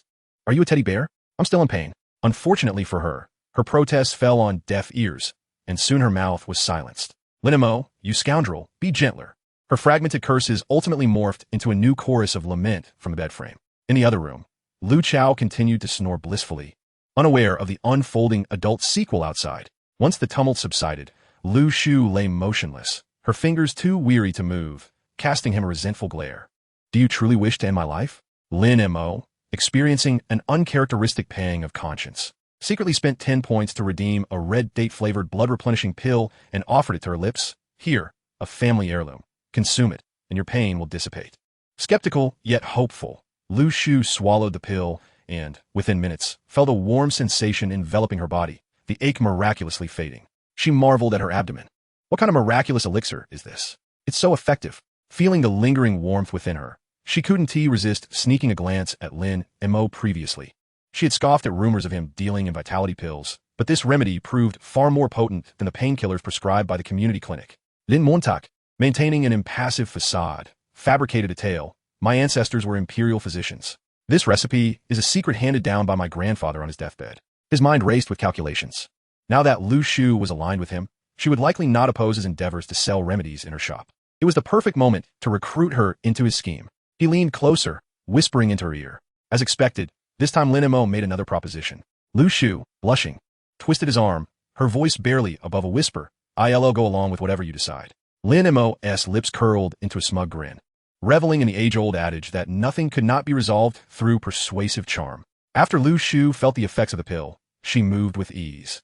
Catching sight of her brother sprawled in the other room. Embarrassed, she wrapped the sheets tightly around herself and slipped out of bed, thinking, how can I lie in a man's embrace before my brother? Bending to gather her scattered clothes, she softly stated, you lost so much blood. I'll boil some red sugar eggs to replenish your strength. Lin Mo, lounging on the bed, listened to the clanging of pots and pans from the communal kitchen, content as he lit another cigarette. After finishing, he rose, tearing away the blood-soaked bandage from his shoulder. He retrieved a healing pill from his system space, swallowed it, and sat cross-legged to meditate for a moment. The wound on his shoulder healed visibly, the scab flaking away, leaving behind tender pink flesh. More astonishingly, the life-and-death struggle had invigorated the spiritual energy within him. The swirling vortex at his dantian had doubled in density, signaling a potential breakthrough to the third level of Qi cultivation. Yet, upon glancing at his system account, which housed a mere 23 points, he grimaced. To achieve a breakthrough, I need at least 10 gathering Qi pills. I'm financially destitute. Just as despair set in, the screen of the old cracked phone on the bedside table vibrated with a new notification. The caller ID flashed the name Hua Shanjiu. Lin Mo pressed the answer button, casually inquiring, hello? Yee. Why are you calling me in broad daylight? You rascal, are you all right? Lin Mo replied nonchalantly, what could possibly be wrong? I was just in a deep slumber and didn't hear the phone. Hua Shanjiu lowered his voice. Where are you right now? Lin Mo, maintaining his composure, replied, home, catching up on sleep. What is the matter? After a brief silence, Hua Shanjiu finally spoke. You won't believe it. A major incident occurred. Sang Biao was killed last night, and his body was discovered in an abandoned factory in the west of the city. Moreover, all 10 members of the Wild Wolf gang who were present have confessed. The scene was like a slaughterhouse. This news even grabbed the attention of the city guards. Lin Mo, inspecting the scab on his wound in front of the mirror, feigned innocence. Oh, I must celebrate this with firecrackers. But this has nothing to do with me. Still, he found it peculiar. That abandoned factory was quite remote. How had it been discovered so swiftly? However, according to Hua Shanjiu, it was a couple seeking thrills who stumbled upon the scene, causing the man to faint from shock. Huh, I never implied you were involved. Hua Shanjiu continued. Mei Jia wishes to see you. When will you be free? Lin Mo contemplated, realizing he also wanted to inquire whether the 3 bundles of materials could be sold, and agreed, all right, I'll come by tonight. At 8 in the evening, Lin Mo stepped into the dazzling neon lights of the G&D Entertainment Center once more. Amidst the deafening electronic music, men and women in the dance floor swayed like serpents, the air thick with a mingling sense of smoke, alcohol, and perfume. Hua Shanjiu had been waiting at the entrance, and, upon seeing Lin Mo, refrained from greeting him. He crossed his arms, scanning Lin Mo from head to toe with an intensity akin to an X-ray. Lin Mo felt a chill run down his spine under the scrutiny, jokingly rubbing his arms. Jiuge, I know I'm handsome, but your gaze is rather frightening. Hua Shanjiu finally chuckled, giving Lin Mo a light punch on the shoulder. Get lost. Mei Jia is waiting for you in our usual spot on the top floor. As he turned to lead the way, he added, by the way, why do you seem a bit unsteady on your feet today? Lin Mo felt a jolt of alarm. Clearly, the aftereffects of blood loss had yet to fully dissipate. However, he maintained a casual demeanor as he followed. Didn't I spend all night engaging in artistic exchanges? As they navigated through the raucous casino area, Hua Shanjiu suddenly hooked Lin Mo's neck, lowering his voice. Brother, let us get to the bottom of this. Was the incident with Sang Biao you're doing? Lin Mo's eyes widened in faux shock, dramatically clutching his chest. Jiuge, such a massacre cannot be casually attributed. I'm merely an upstanding citizen, at most involved in brawls. You slander me. As he spoke, he cast a suspicious glance at Lin Mo. Initially, I had my doubts about you, but seeing you so lively, I couldn't help but reach out and pull at your collar. Upon noticing your smooth collarbone, I released my grip, astonished that you bore no injuries at all. Hua Shanjiu spread his hands. Surely, It isn't that bullets are flying around you, right? That would be too fantastical. He stroked his chin, pondering. If this is a case of black eating black, the scene is too clean. Not even a strand of someone else's hair remains. It can't be that both sides agreed to let only one party perish in the conflict. He chuckled at his own absurdity. Amidst their banter, the elevator chimed and reached the top floor. The intricately carved wooden door at the end of the corridor emanated a faint glow. Huashan Zhou halted at the elevator entrance and gestured towards the door. Sister May instructed that you enter alone. Lin Mo took a deep breath and pushed the door open, a rich fragrance of incense enveloping him. He nodded slightly and stepped forward. However, just as he was about to cross the threshold, he heard Sister May's icy voice erupt from behind the screen. What does it matter to us if someone has died? It seemed she was gripping the microphone tightly, the sound echoing ominously. The Wolf Gang has brought this trouble upon themselves. Do not cast the blame on us. Want to fight? Sister May suddenly chuckled. All right, let your boss come and discuss this with me. Immediately after, there was a loud crash as the telephone was smashed to the ground. Lin Mo had just lifted his foot to step inside when a tall figure silently emerged from the shadows behind the door, nearly colliding with him. Upon a closer look, it was the icy-faced female bodyguard from last time. Lin Mo, feeling exasperated, remarked, Sister, are you a cat? You walk so silently, lurking at the door to frighten people? The bodyguard remained robotic, not even blinking. She merely scanned him from head to toe with her gaze. Lin Mo felt a shiver run down his spine under her stare and intentionally made a face at her. He maneuvered around her and entered the room, casually picking up the receiver that Sister May had thrown to the ground. He returned the receiver to the landline and, grinning, called out towards the screen, Sister May. What monumental issue warrants such fury? You are so beautiful. Frowning could lead to crow's feet. Sister May emerged from behind the screen, her anger slightly dissipated, and she managed a reluctant smile. You have quite the tongue. She gestured towards the door. You closed the door. Once the bodyguard silently shut the door, she pointed to the sofa. Sit down.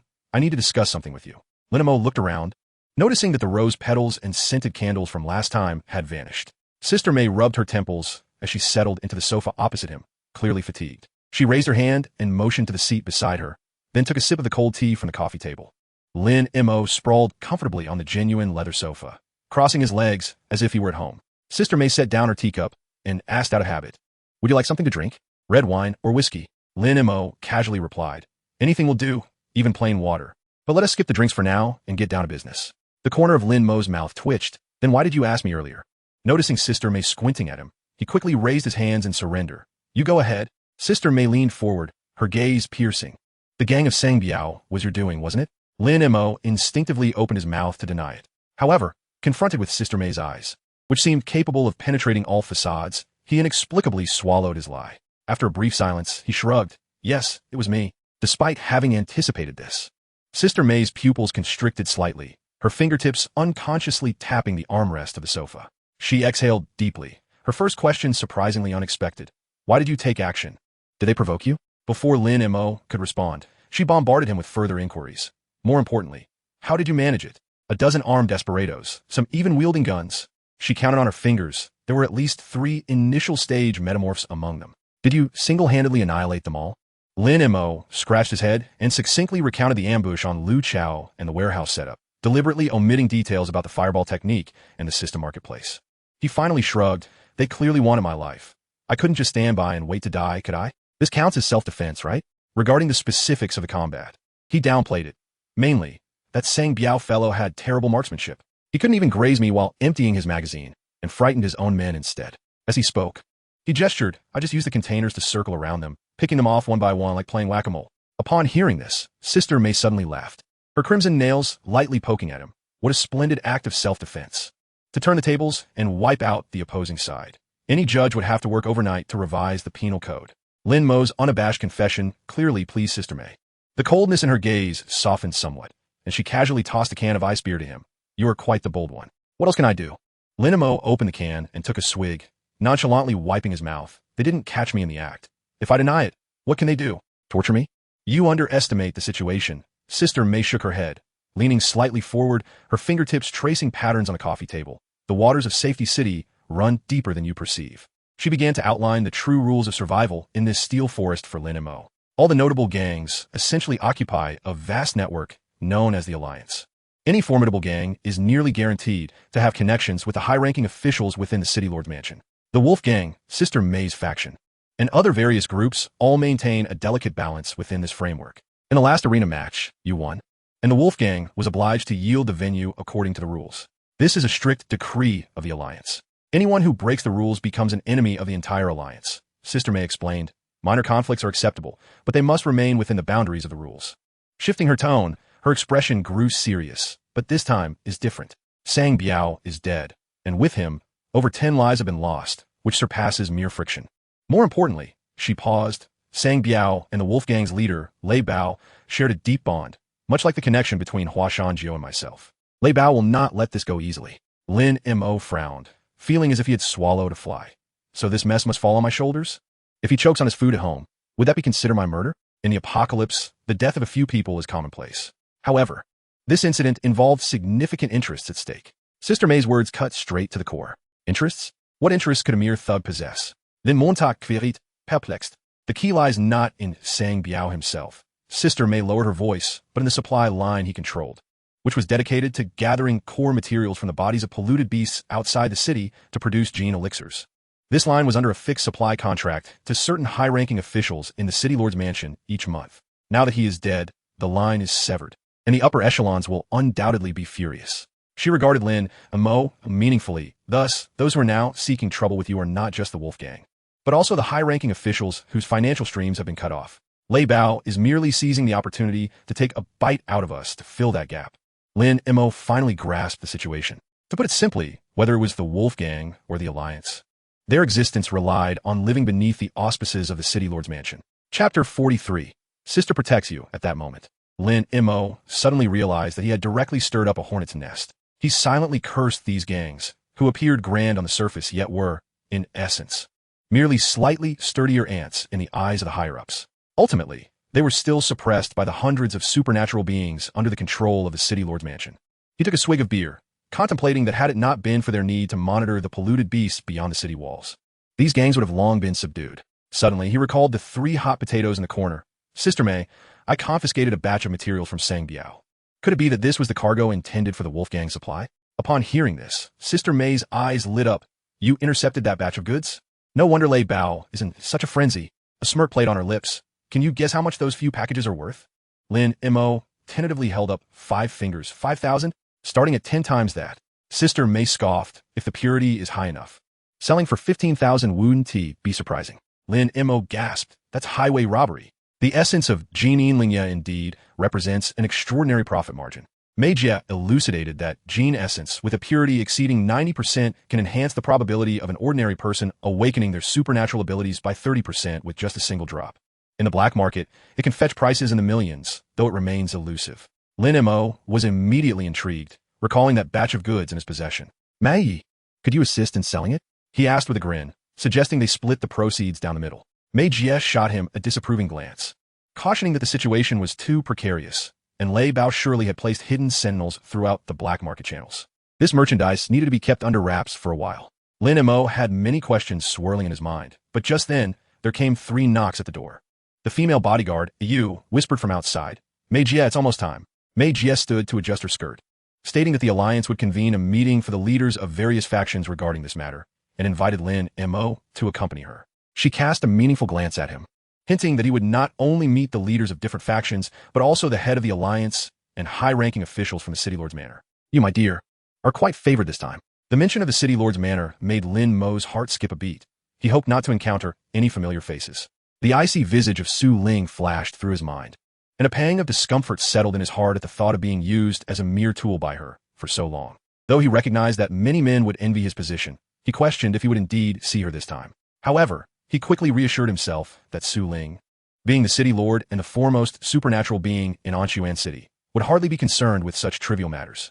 Noticing Lin Mus prolonged Zilengsa, Mei Jie assumed he was intimidated by the impending grand occasion. She approached him with a playful smile and pinched his cheek, teasing, What is this? Afraid now?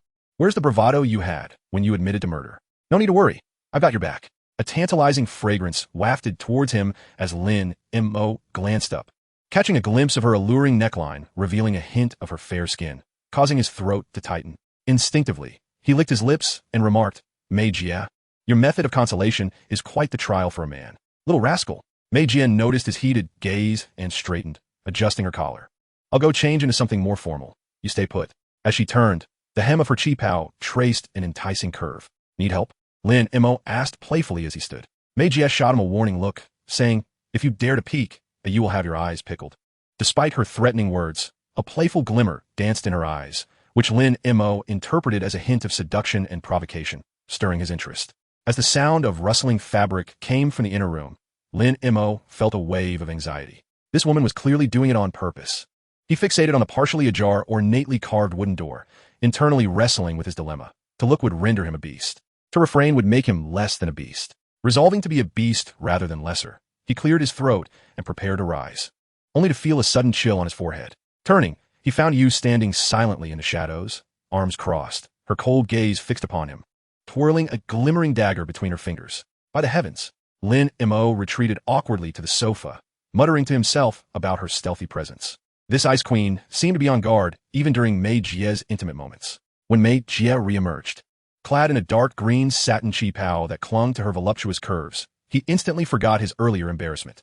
The high slit of her dress revealed tantalizing glimpses of her legs, clad in sheer black stockings, prompting Lin Mo to wonder what kind of lingerie she wore. As it was said that such garments reflected a woman's personality. Let us go, Mei Jie declared, draping a fur shawl over her arm. Noticing Lin Mo's captif out at Gaza, she playfully nudged him with her shoe. Your eyes might just pop out. As she lifted her leg, the slit of her chi-pao opened slightly. But before Lin Mo could fully take in the sight, Yu had positioned herself between them, leaving Lin Mo in a state of bemusement. In the most extravagant hotel of Anshuan City, a group of 7 or 8 individuals sat in a circle, each with a cigarette in hand, exhaling clouds of smoke that transformed the room into a surreal atmosphere. Those present were not mere players. They were the leaders of various factions, the upper echelon of Anshuan City. Among them sat Lei Bao, who appeared particularly sullen, his countenance dark as coal, radiating palpable anger. In Lin Mo's eyes, Sang Biao was nothing more than a fool, lacking strength yet excessively pretentious, often resorting to despicable methods and harboring a vengeful spirit. However, to Lei Bao, Sang Biao was a steadfast comrade, having stood by him since their teenage years, enduring pain and peril together. They had forged the Yilang Gang amid the tumultuous chaos of Anshuan City. Lei Bao understood Sang Biao's limitations, assigning him only the task of leading men into fights while reserving the more lucrative dealings, such as transporting polluted beast materials, for himself. Such trust was unshakable. But who could have foreseen that this brother would vanish, and in such a brutal manner? What stoked Lei Bao's fury further was the suspicion that the perpetrator was none other than the reckless youth who had previously disrespected him. How could he swallow this bitter pill? In stark contrast, the other leaders at the round table maintained a facade of composure, though their hearts were rife with intrigue. Though united under the same alliance, the territory of Anshuan City was limited, and each sought to carve out a larger share for themselves. As the atmosphere grew palpably tense, a clear dialogue and footsteps echoed from outside the door. The occupants within straightened, extinguishing their cigarettes and rising. The door swung open to reveal an elderly gentleman in a crisply pressed tang suit, accompanied by a strikingly beautiful young woman, both engaged in light-hearted conversation. Upon their entrance, the previously defiant expressions of the leaders softened considerably. This elderly man was none other than the head of the alliance. Despite not commanding a faction of his own, he maintained his position through the support of several high-ranking officials within the city lord's manor, true titans of resources. The woman beside him, radiating charm and elegance, was none other than Mei Jie. As Lei Bao's gaze fell upon Mei Jie, his eyes instantly reddened with rage, the fury threatening to erupt. He slammed his hand on the table, rising abruptly, and accusingly pointed at Mei Jie, shouting, Mei Biaozi, how dare you show your face here? You killed my brother, and today you must pay the price. At this proclamation, the air in the room froze. Mei Jie did not respond immediately. Instead, she slightly raised her chin, her icy gaze slicing through Lei Bao like a blade, her lips curling into a faint, mocking smile. The elderly gentleman, Qian Yi, the head of the alliance, immediately darkened in countenance upon witnessing Lei Bao's outburst. To berate another prominent figure in the alliance before him was tantamount to rubbing his nose in the dirt. Lei Bao, Qian Yi's voice thundered, imbued with an undeniable authority. Sit down. What are you doing? The matter has yet to be clarified, and the murderer remains at large. Are you attempting to incite rebellion with your baseless accusations? As those words escaped his lips, the other prominent figures present exchanged glances, their minds becoming increasingly agile. While Qian Yi's statement appeared to reprimand Lei Bao for his disregard of protocol, it subtly undermined Lei Bao's accusations. Was the leader attempting to protect Mei Jie? This shift in sentiment was indeed intriguing. Lei Bao's chest heaved violently, his complexion turning ashen, yet the authority of Qian Yi remained palpable. He suppressed his fury and heavily settled back into his chair, his fists clenching audibly. Qian Yi no longer regarded him. Instead, he leisurely approached the main seat and surveyed the assembly. The murmurs that had previously filled the air ceased abruptly. With an impassive expression, he raised his hand in a dismissive gesture, signaling for silence. The purpose of today's gathering extended beyond the demise of a dozen brothers from the Alliance. This time, matters had escalated. He paused for emphasis, declaring that the shipment of contaminated beast materials destined for the City Lord's mansion had been delayed. The City Lord's mansion had already dispatched personnel to inquire. Tell me, should we resolve this matter? He deliberately emphasized the three words, City Lord's mansion, reminding everyone present that this issue transcended mere gang conflicts. It had encroached upon the interests of those who truly wielded power over the safety of the city. Offending the City of Safety meant that not just one gang, but the entire alliance could face annihilation. After delivering this speech, which quelled the room, Qian Yi finally turned his gaze towards Mei Jie, his tone softening slightly. Mei, do enlighten us. What exactly transpired? Mei Jie nodded subtly at Qian Yi before addressing the furious Lei Bao with unyielding composure, articulating clearly. Qian Yi, esteemed leaders, we only received news of Brother Sang Biao's death this morning. Such an event is regrettable for all. However, the Wild Wolf Gang, without hesitation, has sought to place the blame squarely upon us. This accusation, we, Mei and my brothers, shall never accept. With a shift in her tone, she questioned. Lei Bao insists that our subordinate Lin Mo was responsible for Sang Biao's death. Very well, let us discuss the facts. Sang Biao was a low-tier aberrant, accompanied by a dozen brothers, all armed. Lin Mo is a new recruit, I acknowledged, and while I admit he possesses some skill, he is a mere rookie. Do you truly believe he could single-handedly defeat an aberrant and a dozen armed men? Lei Lauda, do you believe this yourself? How many in the City of Safety would accept such a claim? This is utter nonsense. Lei Bao, ignited once more, leapt to his feet, exclaiming, who else could it be? It must be him employing some underhanded trick. Hand Lin Mo over, and I shall personally interrogate him. We shall ascertain the truth in no time. Mei Jie, now thoroughly incensed, stood her ground defiantly, raising her voice. Lei Bao, do not presume upon my patience. You think you can just accuse me without evidence? I assure you, that is impossible. You wish to interrogate my people? First, consider whether my brothers will acquiesce. As tensions escalated between Lei Bao and Mei Jie, their heated exchange threatened to spiral out of control. Qian Xingwang, seated at the head of the table, felt overwhelmed, inwardly cursing. Damn it, these two are truly troublesome. To speak frankly, Qian Xingwang couldn't care less whether Sang Biao was alive or dead. For someone of his stature, if one lacked the capability and led a dozen men only to be wiped out, it was simply foolishness. Their death was deserved. How dare they make such a scene demanding accountability? It was utterly embarrassing. Yet, despite his thoughts, the trouble was very real. The transport line that Sang Biao managed could not falter, especially as it was a critical time for delivering to the City Lord's mansion. Should this batch of contaminated beast materials fail to be delivered, the wrath of the City Lord's mansion would descend upon him first. The core reason for their existence as an alliance of gangs was to perform the dirty and laborious tasks for the City Lord's mansion, assisting them in gathering various materials. If they failed in their duties, none would enjoy favorable outcomes. Enough. Qian Xingwang slammed his hand on the table, his voice laced with undeniable irritation and authority. Silence. All this noise, can it yield any results? His outburst finally quelled the tempers of Lei Bao and Mei Jie, both turning away with sullen expressions, yet refraining from further insults. Qian Xingwang scanned the room, observing the other figures who feigned indifference while secretly eavesdropping, and spoke curtly. Sang Biao is deceased. The dead cannot be revived. The murderer can be investigated at leisure. But what is most urgent now? It is that shipment. It is the materials destined for the City Lord's mansion. If we fail to deliver, when blame is assigned, every one of you present will be implicated, and there will be no escape. His words struck a chord with all present. Chapter 45. Leaving the city? The previously indifferent figures now feigned concern, urging peace. Qian Yi is right, Bao Gu. Calm down. The matter at hand is of utmost importance. Indeed, Mei Jie, perhaps it would be wise to temper your words. Resolving the issue is paramount. The City Lord's mansion is not easily appeased. Though they spoke in council, their hearts calculated. Should the Wild Wolf Gang fail to deliver, the responsibility of filling the gap would likely fall upon them, and none wished to see their own interests harmed. Hearing this, Lei Bao's fury intensified, and he shouted defiantly, "Fill the gap? Such sweet words. My brother is dead, manpower is lost, and the route is severed. Where in the world do you expect me to conjure up a batch of materials immediately? I cannot concern myself with this until the murderer is apprehended and my brother avenged." The moment these words left his mouth, others grew displeased. Lei Bao, what do you mean by that? Isn't it your responsibility to handle your own affairs? Indeed, do you expect us to clean up your mess? If you cannot manage it, perhaps the Wild Wolf Gang should disband right here. There are plenty willing to take over your territory en routes. As the situation threatened to spiral out of control once more, Qian Xingwang took a deep breath, recognizing the need for decisive action.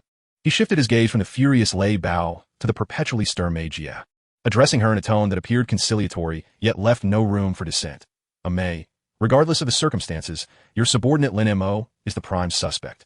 If Lei Bao demands him and you refuse, it is understandable, given the lack of evidence. He continued, presenting a genuine solution. However, since it is highly likely that he is involved and the Wild Wolf Gang currently cannot fulfill the shipment, here is what we shall do. You need not surrender Lin Mo, but you must ensure that this matter is resolved.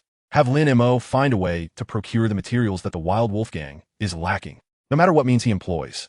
He must gather the goods and deliver them to the city lord's mansion within the stipulated time. Qian leaned forward slightly, his gaze sweeping across Lei Bao and Mei Jie before settling on the assembly. Thus, this matter is settled for now. Everyone, focus your energies on the task at hand. Should anyone engage in internal strife at this critical juncture, do not blame me for being ruthless. The meeting is adjourned. With this definitive proclamation, he afforded neither party the chance to retort. Though Mei Jie internally cursed 1,000 profanities, she could only nod in acquiescence. There was no room for further argument, for she knew better than anyone that Lin Mo was indeed responsible for Sang Biao's demise. Qian Xingwang, the cunning fox, cared little for the lives of their subordinates. His sole concern was whether the materials could be delivered on time to the city lord's mansion. That was the crux of the matter. Should the delivery fail, Qian would undoubtedly shift the blame. The burden would fall squarely upon her and Lei Bao, and the thought was infuriating. Meanwhile, Lei Bao seethed with barely contained rage. He cared not for evidence nor doubt. He was convinced that Lin Mo had killed his brother, Sang Biao, coupled with his long-standing grudge against Mei Jie. He viewed this as a blatant act of revenge orchestrated by her. This enmity was now irrevocably sealed. Neither would rest until the other was vanquished. With the negotiations concluded, the assembly dispersed, each harboring their own thoughts. As Lei Bao passed by Mei Jie, he deliberately paused, lowering his voice menacingly. Mei Biaozi, you wait for me. My brother's enmity shall be repaid tenfold. Just then, Lin Mo arrived and overheard Lei Bao's harsh words. Now that he was associated with Mei Jie, how could he tolerate someone disrespecting his leader? Lin Mo exploded, replying without restraint. What the hell? Did you eat shit? Clean up your mouth. What are you talking about? Want to fight? The group of Lei Bao's underlings were equally defiant, cursing back. However, this was Qian Ye's territory, and they could only hurl insults, refraining from causing any real trouble. Lei Bao cast a cold glance at Lin Mo, a sneer of disdain curling at the corner of his lips. And he did not respond. He simply strode away with his men. In his eyes, Lin Mo was merely a lucky, brash youth, utterly inconsequential. His true adversary was Mei Jie. As for the goods? When Mei Jie fails to procure the materials, let us see who laughs last. He had plenty of ways to deal with them. Watching Lei Bao's dismissive figure retreat, Lin Mo felt a surge of anger. Being treated like a minor fish was far more infuriating than a direct confrontation. Enough of this. At that moment, Mei Jie approached and naturally grasped Lin Mo's wrist, saying, "Let South leave this place." The warmth of her touch and the faint fragrance emanating from her calmed the anger that had ignited within Lin Mo. He pursed his lips and said nothing, allowing her to lead him away from this troubling situation. Once they reached a quiet private room, with only the two of them left, Mei Jie released her grip and, with a serious expression, recounted Qian Ye's decision during the meeting. What? He wants me to go outside the city for materials? Lin Mo's eyes widened in disbelief as he sprang from the sofa. What the hell? Mei Jie, do you have any idea what it's like outside the city? That cursed place is infested with pollution beasts and mutated monsters. ISNT this sending me into danger. His agitation was palpable, but suddenly, as if remembering something, his voice trailed off, and his expression shifted from rage to confusion. Wait a minute, Mei Jie. Lin Mo scratched his head and lowered his voice. Didn't we already acquire that batch of material from Sang Biao? We could just hand that over and be done with it. Why do I have to risk my life? Upon hearing Lin Mo's question, Mei Jie shook her head, dousing his hopes with cold water. You're thinking too simplistically. The batch Sang Biao obtained is far from sufficient. It barely meets half of the requirements. Therefore, we must venture outside the city once more to fill the remaining gap. Observing Lin Mo's face fall, she laid out the stakes without reservation. Lin Mo's frustration flavatanov, deepening his disdain for Lei Bao. That scoundrel had clearly set a trap for them. He thought bitterly that despicable creature would eventually pay. Yet, what irked Lin Mo even more was Mei Jie's attitude. She readily acquiesced to Qian Ye's demands, showing a blatant disregard for his safety. What kind of place was outside the city? It was fraught with danger, a veritable death sentence. This woman, who had called him little sweetheart just yesterday, was now so callously willing to throw him to the wolves. Chapter 46. Profiteering Mei Jie, being astute, immediately discerned Lin Mo's emotions. Instead of being angry, she chuckled lightly, leaning forward slightly, her tone teasing. What's wrong? Are you cursing me in your heart? Do you think I'm pushing you into a pit of fire? Lin Montag huffed, turning his head away and ignoring her, though his expression clearly conveyed that she was right. Seeing his demeanor, Mei Jie finally reined in her laughter and said seriously, you need to think long-term. This situation is indeed dangerous, but the opportunities are equally significant. She lowered her voice, laced with a hint of temptation. Consider this. If you can successfully retrieve the goods and complete this task, we will establish our standing before Qianyi and everyone else. In the future, that lucrative transport line managed by Sang Biao may very well belong to us. She paused for emphasis, reiterating, going outside for materials is a perilous endeavor. But it also offers substantial profits. Otherwise, why do you think Lei Bao is so adamant about holding on to it? Upon hearing the term substantial profits, Lin Mo's ears immediately perked up. His earlier displeasure vanished in an instant. He turned to her, eyes gleaming, and directly asked, Mei Jie, just tell me. If I go out, what is my share? Mei Jie appreciated his straightforwardness and did not beat around the bush. The rule is that after we pay the alliance and settle with all parties, the remainder is ours to split. Even if we only take 10% from our share, that would still be a considerable amount. She held up several fingers, 10,000 credit points at the very least. 10,000? And that is just 10% of the small share? Lin Mo exclaimed, nearly biting his tongue in shock, his eyes widening. How much would that total be? That's astronomical. To think I could earn so much in one trip. No wonder Lei Bao treats that guy like a brother. This is practically robbery. After the initial shock, Lin Mo's mind began to cool down. He stroked his chin, his gaze flickering. However, Lei Bao is no fool. His willingness to relinquish this route likely means he is confident Mei Jie won't find suitable manpower to procure the goods anytime soon. Even if we manage to go, we would probably suffer heavy losses, ultimately making it not worth the risk. That said, the allure of tens of thousands of credit points was too tempting. Lin Mo's heart raced uncontrollably. With that money, he could significantly accelerate his advancement. The treasures and elixirs he desired would no longer be out of reach. Relying solely on fighting for money was far too slow, and his previous plan to open the market through selling medicine would take time. This was a windfall delivered right to his doorstep. The conflict between risks and rewards raged in his mind. Ultimately, his desire for power and wealth triumphed. Let us do it. Lin Mo slapped his thigh, resolutely declaring, I'm taking this job. Seeing him finally agree, Mei Jie's previously tense expression softened, revealing a genuine smile. Great. I knew I didn't misjudge you. Rest assured, whatever equipment or manpower you need, I will do my utmost to support you. After hearing Mei Jie's arrangements, Lin Mo felt a sense of assurance. Yet, the thought of the dangers outside the city left him uneasy. He felt as if he were heading into a life-threatening situation. With a cunning glint in his eye, he leaned closer to Mei Jie, adopting a pitiful expression. Mei, you see, going out this time is a matter of life and death. I'm putting my life on the line. To be honest, I'm still a virgin. If I don't return, the only regret I'll have is this. Could you help me fulfill this wish before I set off?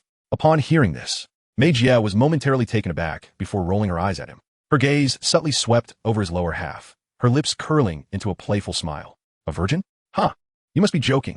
With your smooth tongue and audacious spirit, claiming to be inexperienced would be an understatement.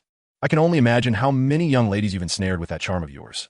Your audacity could deflect bullets. While she teased him, she did not refuse outright. Instead, she stepped closer, nearly pressing against Lin Mo. A wave of mature femininity enveloped him, and as she tilted her head back, exhaling softly, she whispered in a seductive tone, You want my help? Fine, as long as you can bring back the goods in one piece, I will gladly teach you well, ensuring it is an unforgettable experience. Her words dripped with implication, complemented by her captivating demeanor. Lin Mo felt as though he were on the verge of explosion. A surge of fiery anger rushing from his lower abdomen to his head. Internally cursing, he thought, damn, this woman is too skilled. It is said that women who wear gold-rimmed glasses have a significant contrast, and Mei Jie is undoubtedly the epitome of this phenomenon. Usually appearing astute and capable, when she turns flirtatious, it becomes utterly lethal. After exchanging a few playful banners with Mei Jie, they finally confirmed their departure would be in 3 days. In truth, Mei Jie had long been envious of Sang Biao's lucrative route. She had been secretly gathering relevant information. For her, Lin Mo eliminating Sang Biao was merely a natural opportunity for her to take over.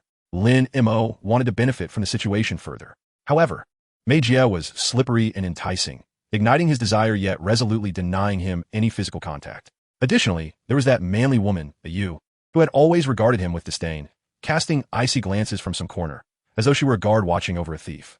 This made Lin Mo feel uncomfortable and exasperated. All right, I'll leave, he muttered. Upon exiting Mei Jia's presence, the lingering flames of desire still coursed through him.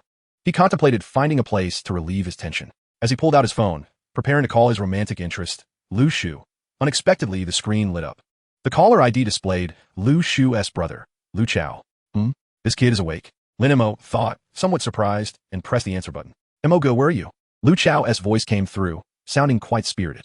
After a brief exchange, they hung up. Lu Chao was currently in the store.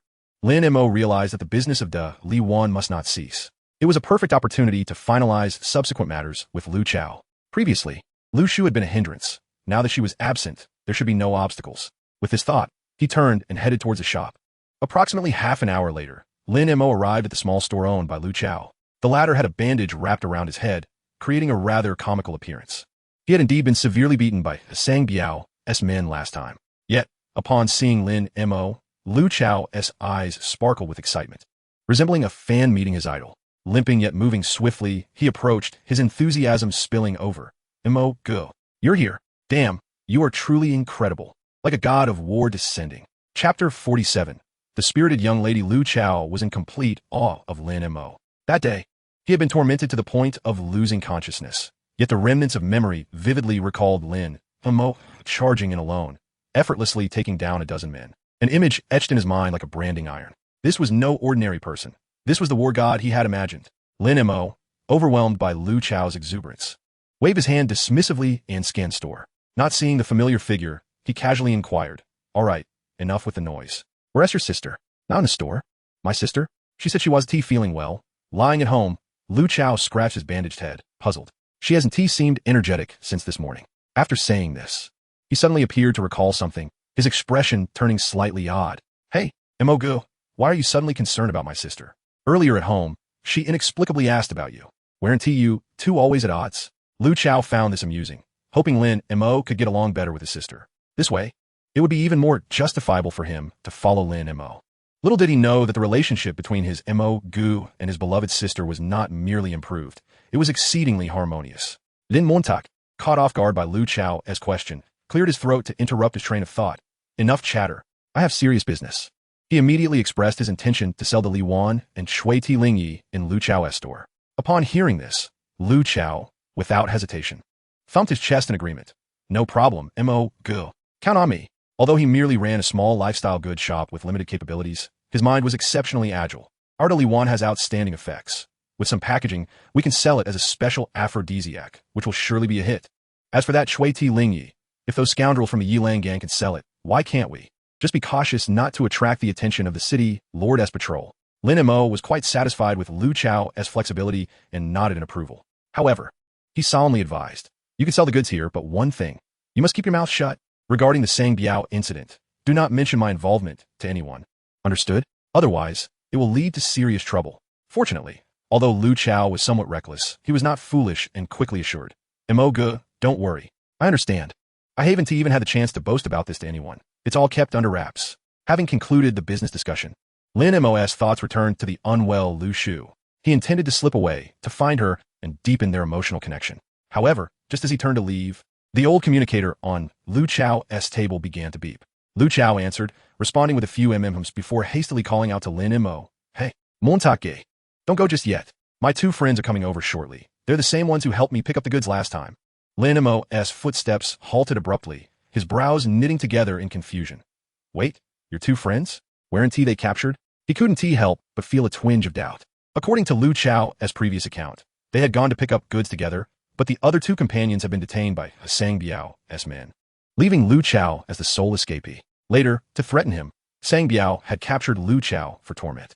Lin Mo had assumed those two men were long gone. Now, with their sudden reappearance, he wondered if Lu Chao had been deceived. Though his relationship with Lu Shu remained undisclosed, it was still a secret bond. To some extent, Lu Chao could be considered his half-brother-in-law. Out of both obligation and affection, Lin Mo felt compelled to intervene. With this in mind, he nodded. All right, I'll wait with you to see your two brothers. Before long, noise emanated from outside the shop. A man and a woman, one behind the other, strolled in.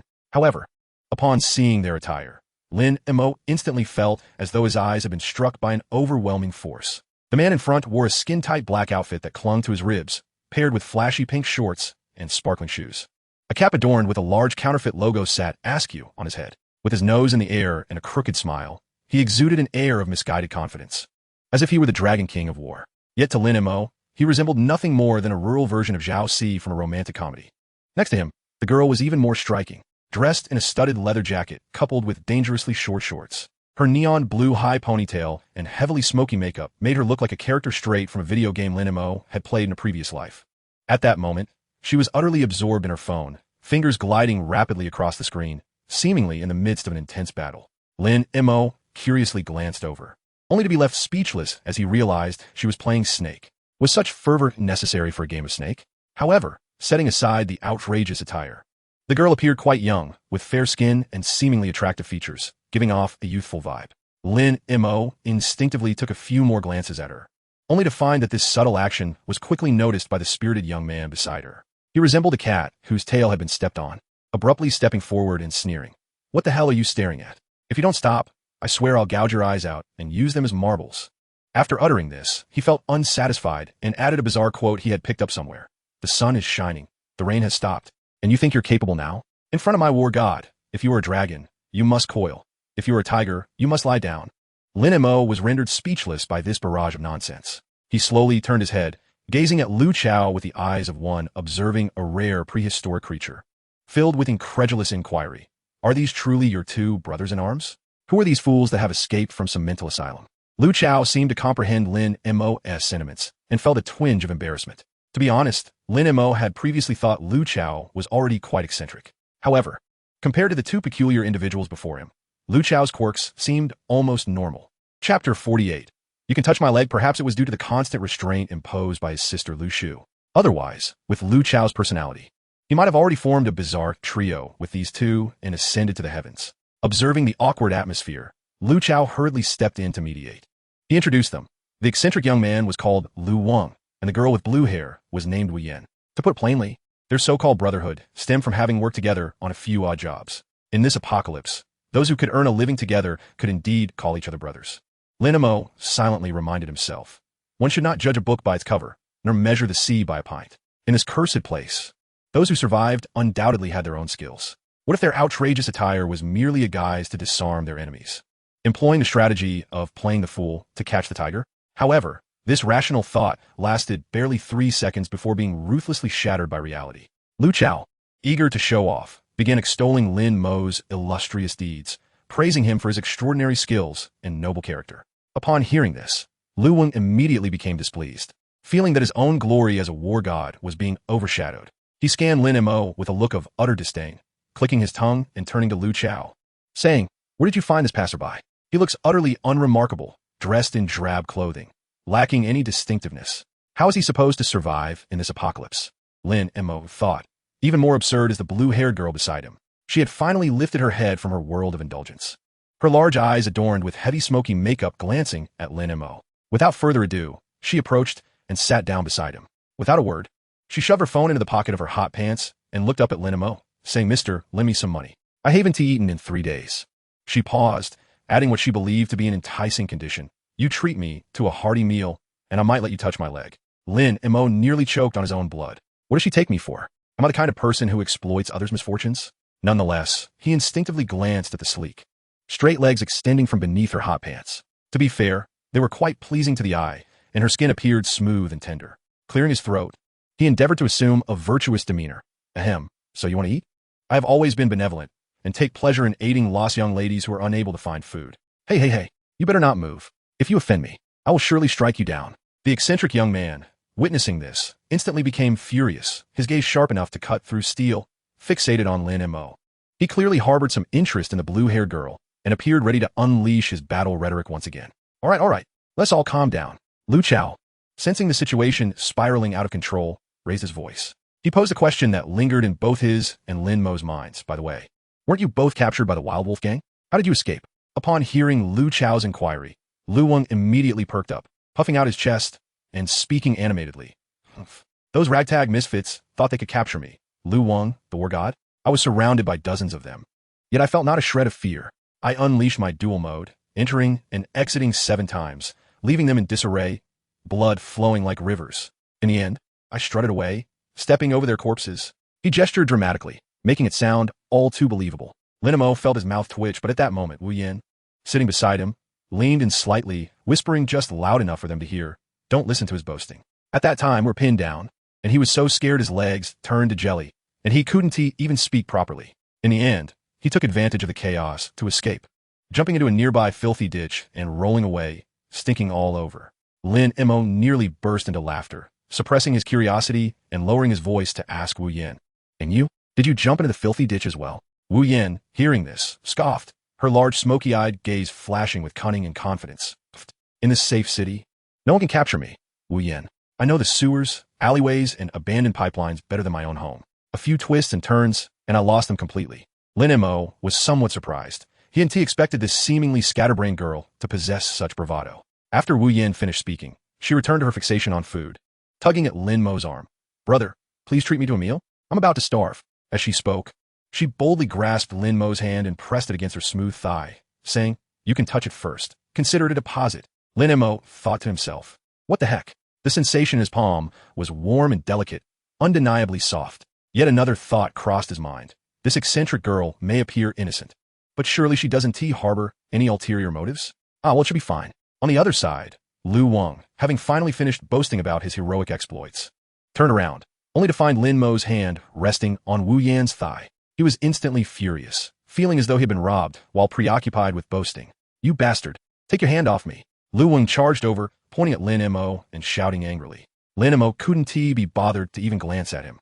Not only did he not withdraw his hand, but he also deliberately caressed it a couple of times before smiling at Wu Yin and saying, "All right, I'll take you for a good meal later." Wu Yin beamed with joy, her eyes crinkling into crescents, immediately declaring, "Brother, you're so nice. Feel free to touch. Once we're full and have energy, it wouldn't be a problem for you to touch other places, right?" She winked suggestively. "Din Montag was amusit." Just moments ago, she had called him Mr., and now she was calling him brother? It turned out this eccentric girl was easy to please.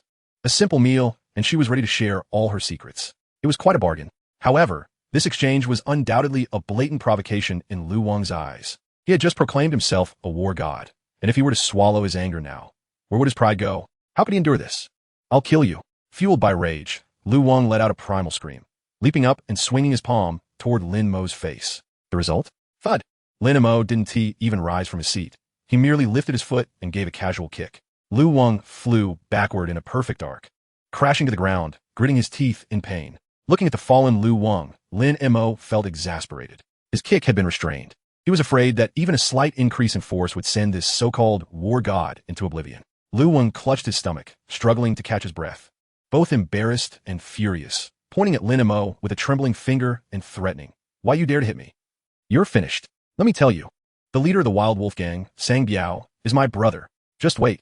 My brother will never let you off." Lu Chao couldn't help but quietly remind him, "That Lu Wang, Sang Biao has already been taken down." Lu Wang, huh? Chapter 49, Be My Girlfriend. Lu Chao's earlier remark was deliberately aimed at Lu Wang. He had long harbored disdain for that fool. One must acknowledge that the trio's collaboration in the illicit trade had its reasons. Lu Wang had always aspired to join the Yilang gang, and through some twist of fate, had become acquainted with Sang Biao. Consequently, he had been the one orchestrating their previous clandestine ventures. However, Lin Mo surmised that Lu Wang's abstract demeanor would likely not earn him Sang Biao's respect. He was merely a pawn being utilized. As for Wu Yin, she had not been exaggerating. She possessed an intimate knowledge of the streets and hidden passageways within the safe city, and even had a fair understanding of certain areas beyond its borders. It was rumored that she had once been a scavenger struggling to survive outside the city, before luck had allowed her to slip in unnoticed. Although Lin Mo was merely a lowly civilian, he at least held a legitimate identity, while Wu Yin existed as a complete ghost, unable to secure any legitimate employment. Adding to their unique ensemble was Lu Chao, a quick-footed and clever lad. This peculiar trio, each with their own distinct talents, formed a small team for their under-the-table dealings. One must admit, in this apocalyptic world, those who managed to survive often possessed some form of indispensable skill. Contemplating the earlier incident where the shipment had been hijacked, Lin Mo realized that it had been a ruse orchestrated by Sang Biao. Did Lu Wang, as the intermediary, truly remain oblivious to the scheme? Judging by his foolish demeanor and the desperate manner in which he had leapt into the stinking ditch to escape, it was likely that he had been used as a scapegoat and was never considered one of their own. With this realization, Lin Mo felt no inclination to dwell on the matter further. After all, Sang Biao was now out of the picture, and this spirited trio, including the blue-haired hacker, could officially disband. From this point onward, the lucrative transport route would be taken over by him and Mei Jie. Suddenly, a thought struck Lin Mo. Wu Yan and Lu Chao had both ventured outside the city before and possessed some knowledge of the situation beyond its walls. Particularly Wu Yan, who had claimed familiarity with the outer regions. If he were to procure supplies himself, navigating the unfamiliar terrain would be daunting. Having them accompany him would provide 2 living maps and valuable assistance. The more Lin Mo pondered this notion, the more feasible it appeared, and he began to strategize. At that moment, the injured Lu Wang finally managed to rise from the ground. He dared not re-enter the shop and stood at the entrance, clutching his stomach, threateningly declaring, "You all better watch out. I'm going to find my brother Biao. Just wait until he arrives. You'll see what happens." He clearly refused to believe, or perhaps was unwilling to accept, that his revered Sang Biao was no longer among the living, within the confines of his limited understanding. The Yilang gang was a formidable force, and Sang Biao exuded an air of invincibility. How could he simply vanish? As he continued to hurl threats, he slunk away in disgrace. With Lu Wang's departure, the shop grew considerably quieter. Wu Yan immediately approached Lin Mo with a beaming smile, her large, smoky-eyed gaze fixed on him. "Brother, when are we going to eat? I'm really about to faint from hunger." Lin Mo, observing her pitiful yet cunning demeanor, felt a pang of hunger himself. He waved his hand grandly and declared, "All right, right now, brother will treat you to a good meal. Order whatever you like." Lin Mo had expected that after his generous gesture, Wu Xiaomei would suggest dining at a proper establishment. Instead, she skillfully led him to a supply station selling protein bars. Lin Mo gazed at the mountain of monotonous, bland protein bars before him, his lips twitching involuntarily. Alas, in this post-apocalyptic world, resources were scarce. This was one of the primary options for the majority of civilians to stave off hunger, just enough to ensure they wouldn't starve. Only the truly wealthy and powerful had the privilege of enjoying fresh, delectable food. "Boss, I'll take 5 protein bars." Wu Yan's eyes sparkled as she fixated on the dreary bars, swallowing hard. She then turned to Lin Mo with hopeful anticipation. "Brother, is that all right? Just this?" Lin Mo felt a bit dazed but nodded in agreement. Wu Yan instantly brightened as if she had received a treasure. She eagerly tore open one of the bars, consuming it in swift, small bites, her face radiating an expression of pure satisfaction as she mumbled, "Thank you, brother. You're so kind." Her easily satisfied demeanor left Lin Mo somewhat perplexed. A strange feeling stirred within him, prompting him to suggest, "Shall we eat something else? Change locations?" Wu Yan looked up from her protein bar, contemplating seriously. She then dashed to a nearby stall and purchased the cheapest synthetic beverage. Cautiously, she inserted a straw and, instead of drinking it herself, tiptoed and eagerly offered it to Lin Mo. "Brother, you drink first." Caught off guard by her genuine eyes, Lin Mo momentarily froze. He could tell that her gratitude was sincere, not a mere facade of flattery. Goodness, this spirited girl may be whimsical, but her emotional value is undeniably genuine. He accepted the drink and took a sip. The cheap artificial flavor made him grimace. However, Wu Yan seemed to receive immense validation from his action, her smile widening even further. Beside them, Lu Chao observed the scene and boisterously praised. "Mo Gu is so generous, treating my sister well, and also being kind to Wu Xiaomei. Hee Mo Gu, when are you taking me back to that place for some fun?" He rubbed his hands together, a mischievous grin on his face, evidently relishing the memory. Upon hearing this, Lin Mo's expression darkened. The last time he had taken this rascal to a leisure establishment, Lu Chao had forced a lengthy explanation upon the women, causing chaos. He certainly did not wish to bring this troublemaker along again. At that moment, having finished her meal, Wu Xiaomei cautiously approached Lin Mo again. "Brother, could you lend me some more money?" Before he could respond, she hurriedly added, "If you agree to lend me money, I could be your girlfriend for a few days." As she uttered this, her gaze flickered, yet her tone remained earnest. Lin Mo was taken aback. Just how desperate was this girl for money to propose such a condition? Moreover, be my girlfriend? Was she not concerned about what I might do to her? He half joked and half seriously tested the waters. To his surprise, Wu Yan merely laughed, her smoky-eyed gaze curved into a crescent, not afraid. "Because I could tell you're a good person. Besides, if we're going to do it, we might as well go for it." Chapter 50. The situation outside the city. Lin Mo ultimately softened. He nodded. "I can lend you money." The act of touching or not touching was inconsequential. Lin Mo was not that kind of person. However, given her sincere request, refusing would seem pretentious. "Very well, this is what you have proposed." Lin Mo placed his hand on her leg, feeling the delicate skin beneath his fingers, smooth and supple. Even with his extensive experience, he had to concede that she was indeed a remarkable specimen. Shifting the conversation, he continued, "However, I do need your assistance with something." You mentioned being familiar with the areas outside the city. Is that true? In a few days, I might need to venture outside. Could you accompany me and help guide me? Wu Yan's eyes sparkled at this, and she eagerly nodded yes. Of course. Brother, don't worry. I know which areas outside the city are relatively safe, where the water sources are, and where there might be polluted beast dens. I've lived there for quite a while. Lu Chao, upon hearing the mention of leaving the city, nearly choked on his saliva. He coughed violently a few times, his eyes wide with shock as he looked at Lin Mo. Montak Gay, you're going outside the city? What for? The areas beyond the city are no joke. Lin Mo did not rush to respond. Instead, he leisurely purchased a few more protein bars. He tossed one to Lu Chao and unwrapped one for himself, chewing it thoughtfully. The bland and slightly peculiar taste made him furrow his brow, yet he swallowed it nonetheless. He glanced at the curious Lu Chao and the quietly waiting Wu Yan, and vaguely said, let's talk while we walk. First, we should return to your shop. Once the three arrived at Lu Chao's cluttered but relatively safe little store and secured the door, Lin Mo began to speak formally. He omitted the intricate details of the gang conflict, focusing instead on the essentials. Sang Biao is dead. The supply line he managed is now under my control. In a few days, I need to head out of the city to procure a batch of goods. He paused before revealing the crux of the matter. If this deal goes through, we could each receive a share of at least this amount. He extended several fingers. 10,000 credit points. 10,000. What the hell? Lu Chao's eyes widened in astonishment, and his breath quickened. Previously, he had toiled relentlessly for a meager few hundred credit points from a private job, and he never imagined the profit from this line could be so substantial. After the initial shock, a wave of anger washed over him for feeling deceived. Unable to contain himself, he vented, that dog Lu Wang, that bastard. He was bragging about how fair the profits were. Damn it, turns out he was just stringing us along, earning so much yet only giving us a few hundred points. Damn. In contrast to Lu Chao's agitation, Wu Yan's reaction was more direct. Without hesitation, she grasped Lin Mo's arm and declared, brother, take me with you. I must participate in this job.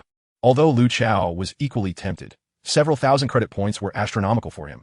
The dangers implied by the words outside the city made his heart race. He swallowed hard and nervously asked Lin Mo, this money is substantial, but the danger outside the city is too great. What exactly do we need to do? Do you have a plan? What are we up against? Lin Mo shook his head and replied honestly, I have not yet received the specific details and objectives of the task. Mei Jie is still gathering intelligence. There is certainly danger, but think about it. If Sang Biao, that fool, could manage it with a group of ordinary subordinates, it proves that what they're dealing with likely isn't an extraordinarily high-level source of pollution. The risks should be manageable. Manageable? Lu Chao scratched his head, a conflicted expression on his face. At that moment, Wu Yan spoke up with unexpected calmness. Chao Ge, you need not worry too much. She turned to Lin Mo and began to analyze clearly. Her demeanor was a stark contrast to her earlier desperate appearance. Imogo is right. The areas near the safe city are not as terrifying as rumored. To ensure the safety of the city, the Lord's Mansion regularly dispatches teams of ability users to clear the surrounding areas. Therefore, within 100 miles, most powerful sources of pollution and high-level mutated beasts have been eliminated. Lu Chao's fear dissipated significantly, replaced by an eager expression. Alikt, Muyi, I mean, I'll follow you. Plus, I'm quite agile. I can scout the way for you. With their collective agreement, especially after hearing Wu Yan's coherent analysis, Lin Mo felt a significant weight lift from his heart. Perhaps he had been overthinking it. He sighed with relief and smiled. The outside world isn't as frightening as I had imagined. Or perhaps the ability users supported by the Lord's Mansion are indeed competent. While they enjoy the finest resources in Safe City, they also put in considerable effort, regularly clearing the surroundings to ensure the basic safety of the city. Thinking of the ability users, Lin Mo couldn't help but recall that woman, Su Ling. The intimacy they shared over the past 6 months now felt like a distant dream. Abruptly severed, he wondered how she was faring in the Lord's Mansion. That thought fleetingly crossed his mind, bringing a moment of distraction, which he quickly shook off. As they conversed, Wu Yan's old communication device suddenly beeped. After listening for a moment, she promptly hung up and stood up hurriedly. Brother, I have something urgent to attend to. I must leave. While speaking, she swiftly retrieved her communication device and leaned toward Lin Mo, saying, Mo, go. Let us exchange contact information. It will be easier to reach you when we head out. Just after they exchanged numbers, Wu Yan mischievously winked at him and whispered, if you ever wish to touch my leg, feel free to find me. Chapter 51. The Revenge of the Thunder Leopard. With that, she flitted out of the shop like a nimble blue butterfly. Lu Chao, witnessing the scene, was left dumbfounded, then turned to Lin Mo with an awestruck gaze. Giving him a thumbs up, Mo Ge, you are impressive. Wu Yan usually doesn't even glance at that fool Lu Wang. He has pursued her for ages without any success. Who would have thought that you would charm her so easily? Truly, you're something else. Lin Mo, surprised by the unexpected attention, had initially thought that Wu Yan was simply an open-minded girl. to discover that it was his own charm that had captivated her? How absurd. He rubbed his chin, feeling a sense of pride. Lu Chao leaned in closer, his tone tinged with pity. But speaking of it, Wu Yin has had a tough life. I heard she scavenged outside the city from a young age, and after finally making it into Safe City, she still couldn't obtain proper identification. Her relentless efforts to earn money seem aimed at buying an identity so she can stay in the city legitimately. Lin Mo nodded in agreement. The identification in Safe City was indeed precious. In this resource-scarce post-apocalyptic world, the influx of disaster victims was overwhelming. The city gates could not be open to everyone. To obtain even the most basic civilian status, one either needed powerful connections or a substantial amount of money. He recalled that a minimum civilian identity cost around 100,000 credit points, an astronomical sum for an ordinary person. Reflecting on his own lowly status as a civilian, he remembered that it had been Su Ling who facilitated the process for him to enter the Lord's mansion. This thought stirred an indescribable feeling within him. For those without an identity, their situation was far more precarious. Not only would the patrol teams from the Lord's mansion regularly drive them away, but many areas within the city were also off-limits to them. If caught by the scanners, they would be immediately expelled. Thus, even though obtaining identification was as costly as a heist, countless outsiders still desperately sought to amass enough for this settlement fee, yearning for a chance to live securely. Watching Wu Yin vanish from sight, Lin Mo gained a deeper understanding of her drive for wealth and initiative. In this brutal world, survival was a challenge for everyone. Meanwhile, at the headquarters of the Wolf Gang, the atmosphere was stifling. Thunder Leopard returned from the Alliance meeting, his face dark as a pot's bottom. He stood in the center of the hall, watching as his subordinates dragged in the covered bodies. Upon seeing the particularly imposing corpse of Sang Biao, his eyelid twitched violently, a dull pain settling in his chest like being struck by a blunt object. He had truly considered Sang Biao to be a brother. Over the years, they had fought together and clawed their way up from the bottom. Sang Biao was not only his most trusted right-hand man, but also a crucial pillar supporting the Wolf Gang. Now that Sang Biao was dead, it felt as though he had lost an arm. Damn it, Thunder Leopard cursed silently. He had not willingly relinquished the lucrative transport line. He had been left with no choice. He had no one else to rely on. What made him even more frustrated was the issue of face. Sang Biao, along with a dozen subordinates, had been defeated so brutally. How would other gangs perceive Thunder Leopard? How would they view the Wolf Gang? Surely, they would think they were merely a paper tiger, a soft target easily manipulated. In this perilous city, where human lives are treated as mere commodities, gang rivalries persist. The moment you exhibit any sign of weakness or lack of ruthlessness, countless individuals will seize the opportunity to trample upon you, dividing your territory and business amongst themselves. Moreover, the mere thought of Mei Jia incites even greater fury within Lei Bao. Previously, he had always held the upper hand, repeatedly causing that brazen woman to suffer setbacks, meticulously following his plan to gradually undermine her influence, ultimately intending to uproot her power entirely. At that point, he had already envisioned numerous ways to humiliate her, even orchestrating a queue of his subordinates eager to partake in her disgrace. However, this beautiful dream has been abruptly shattered. He has lost significant business and territory, as well as his most capable brother, and at the Alliance meeting, Master Qian dealt him a harsh blow, leaving him utterly humiliated. He swore that he would not rest until he avenged this grievance. Suppressing the seething anger that threatened to burst from his chest, he waved his hand, hoarsely instructing his subordinates to give a Biao and the others a proper burial in a good cemetery. As for who was responsible for a Biao's demise, the scene had been thoroughly cleaned, leaving no direct evidence. Yet for Lei Bao, evidence held little importance. He was convinced that Mei Jia was the mastermind behind it all. Furthermore, upon calming his thoughts, he recalled that his recent humiliations at Mei Jia's hands seemed to be linked to a young man named Lin Mo. Although he regarded such minor characters with disdain, his gang's creed dictated that anyone who wronged him must meet their end.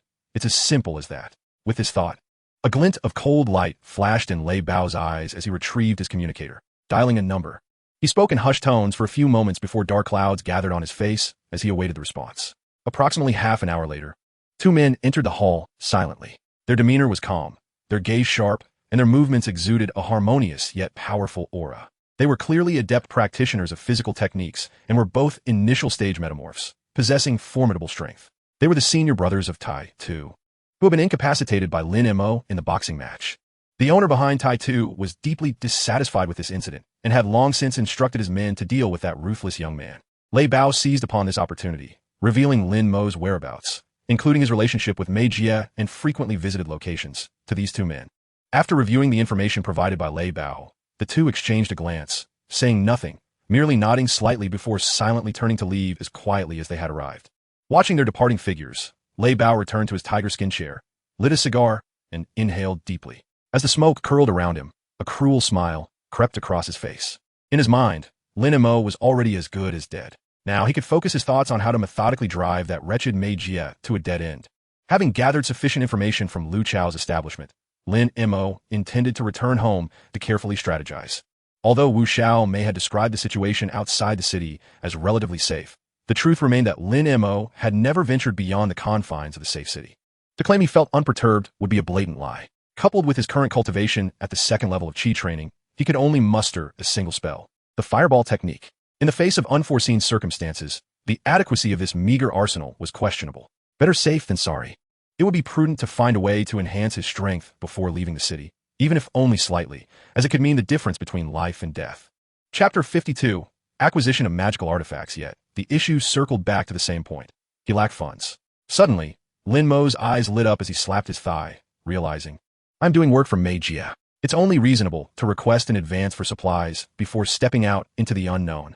With this thought, he promptly retrieved his communicator and dialed Mei Jie. Once the call connected, he exchanged pleasantries before casually mentioning his financial constraints and the need for funds to procure equipment for his venture outside the city.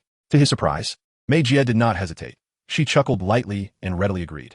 Within moments, Lin Mo received a notification that his account had been credited with a substantial 5,000 credit points. The money has been transferred. Be cautious and don't lose your life before even leaving the city. Mei Jie's voice held a hint of languor before she hung up. Observing the additional digits in his account, Lin Mo felt a wave of gratitude. This was no small sum. Mei Jie's promptness signified her considerable regard and trust in him. He mused that if he returned safely, his relationship with Mei Jie might indeed progress further, making it likely that he could win her over. With funds at his disposal, Lin Mo's confidence surged. He abandoned the idea of returning home and instead settled by the roadside, delving into his mind to access the softly glowing system marketplace. Following his prior plans, the next step was undoubtedly the acquisition of a magical artifact. Such items offered the most direct enhancement to combat prowess. Having embarked on the path of cultivation, one could not afford to lack proper equipment. However, while ideals were grand, reality proved starkly disappointing. As he eagerly browsed the categories of magical artifacts, his spirits plummeted. What the hell? Is this highway robbery? The lowest tier protective artifact bore a price tag nearing 10,000 credit points. Those with even slight offensive capabilities or unique effects soared into the tens of thousands. As for the coveted flying swords he yearned for, they began at several tens of thousands, far beyond his current means. 5,000 credit points seemed utterly inadequate in the face of such prices. This predicament left Lin Mo in a quandary. Should he forego the idea of obtaining a magical artifact? He considered purchasing enhancement elixirs or learning a new spell instead. However, elixirs required time to refine, and new spells necessitated practice, which he could scarcely afford with the impending journey. After much contemplation, he swiftly dismissed this notion. No, the unknown dangers outside the city made a magical artifact critical. It could very well mean the difference between life and death. If he lacked sufficient funds, he would have to find a way to scrape together the necessary amount. His first thought was of Lu Chao, but he quickly shook his head. That fellow was even poorer than he, with pockets cleaner than his own face. Next, a figure surfaced in his mind. Lu Shu. Yes, he would seek out Lu Shu. Although she had once been known for her penny-pinching ways, she was now his woman. Surely, as someone close to him, she would be willing to assist in a time of need. With this determination, Lin Mo rose, dusted off his trousers, and swiftly made his way toward Lu Shu's residence. To procure a life-saving artifact, he would have to cast aside any lingering pride. Clutching the 5,000 credit points he had just borrowed, Lin Mo contemplated how best to broach the subject with Lu Shu. He moved quickly until he reached his dilapidated rental apartment. Before he even reached the door, he spotted a graceful figure standing nearby. It was Lu Shu, clad in that enticing purple bodycon dress, which accentuated her curvaceous form exquisitely. She was currently directing two workers as they repaired the large hole in the wall caused by Lin Mo's earlier mishap with the fireball technique. That shape was undeniably perfect. With his keen eyesight, Lin Mo could clearly see from a distance, igniting a warmth within him. He approached her swiftly, greeting her with a cheerful smile. Sister Shu, busy with repairs? Lu Shu turned at the sound of his voice, rolling her eyes upon recognizing him. However, her gaze lacked the former hostility, now imbued with a trace of playful reproach. She folded her arms and complained. So you finally decided to come back? You leave a gaping hole in the wall and don't bother to check on it for days. I have to find someone to clean up your mess. Lin Mo chuckled mischievously, taking advantage of the worker's momentary distraction to step closer. In a blind spot, he reached out and playfully pinched her well-rounded backside, lowering his voice to say, if you help me clean up, I will reciprocate, ensuring everything is pristine inside and out. You are impossible. Lu Shu's face instantly flushed with embarrassment, akin to a cat whose tail had been stepped on. She shot him an indignant glare and warned in a hushed tone. There are others outside. Stop it. Fearing he might truly provoke her ire, Lin Mo withdrew his hand, albeit reluctantly. At that moment, the wall had been sufficiently repaired, and the worker tidied up and departed, leaving only the two of them in the corridor. Lin Mo then brazenly scrutinized Lu Shu from head to toe, his gaze intense and his words dripping with honeyed flattery. Sister Shu, I have noticed you becoming more beautiful by the day. That little dress you're wearing is simply delightful. Although Lu Shu was well aware that such compliments from him were insincere, she could not help but let a small smile grace her lips upon hearing the praise. Nevertheless, she feigned a stern demeanor and shifted the topic, asking, Enough with the flattery. How is your injury? Does it still hurt? She referred to the superficial wounds he had sustained during the confrontation with the Yi Lang gang. It's nothing. I'm perfectly fine. Lin Mo waved his hand dismissively. Those minor injuries are trivial. With my current abilities, I recover swiftly. This was no exaggeration. Having entered the second level of Qi cultivation, his recovery capacity had indeed improved significantly. Seeing him in such high spirits, Lu Shu nodded in acknowledgement. Then, feigning a glance at the sky, she declared, All right, the wall is repaired, and it's getting late. I should head back. Lin Mo, upon hearing this, felt a surge of amusement. This woman is trying to play coy with me? He wasted no time engaging in further dialogue and stepped forward decisively, hoisting her over his shoulder amidst her startled gasp. Why go back? The long night will be dreadfully boring. Carrying the fragrant softness of her form, Lin Mo strode toward the room with a mischievous grin, saying, Let us go inside and have a splendid exchange of artistic ideas. Lin Mo, let me go. Put me down. Lu Shu's face drained of color, and she pounded his back with urgency, though she was careful to keep her voice down, fearing the neighbors might overhear. After a few futile struggles, realizing her efforts were in vain, she reluctantly acquiesced to his hold as he bore her into the room. Suspended in the air, encircled by Lin Mo's strong arms, she felt the warmth radiating from his body. Lu Shu's heart raced uncontrollably, her cheeks ablaze. The anticipation of what was to come filled her with both anxiety and shyness, yet deep inside, there lingered a hint of unacknowledged expectation. Chapter 53, Assassination. Meanwhile, Lin Mo and Lu Shu's long-awaited reunion swiftly evolved into an intense and intimate exchange. The old, poorly soundproofed rental apartment echoed with considerable commotion. Next door, Old Wong stealthily crept to the door, a sly grin plastered across his face. Just as he prepared to observe the scene, he was abruptly yanked by the ear by his robust wife. You scoundrel! Eavesdropping again? If only you had half the vigor of Lin Mo, I would be satisfied. Get back here and get to work, she thundered. Old Wong's face turned pale, and his legs felt weak. Thanks to Lin Mo's potent enhancements, he had indeed managed to cater to his wife's needs better of late, resulting in a less volatile temperament. Yet, the limits of human potential were apparent. His wife's demands and stamina were simply overwhelming. He genuinely feared he might one day be utterly exhausted. However, he dared not defy her command and could only wear a pained expression as he was dragged back to their room, bracing himself for yet another round of relentless demands. Just as Old Wong was taken away, two shadowy figures emerged silently from the stairwell, confirming the door number. It was indeed Lin Mo's residence.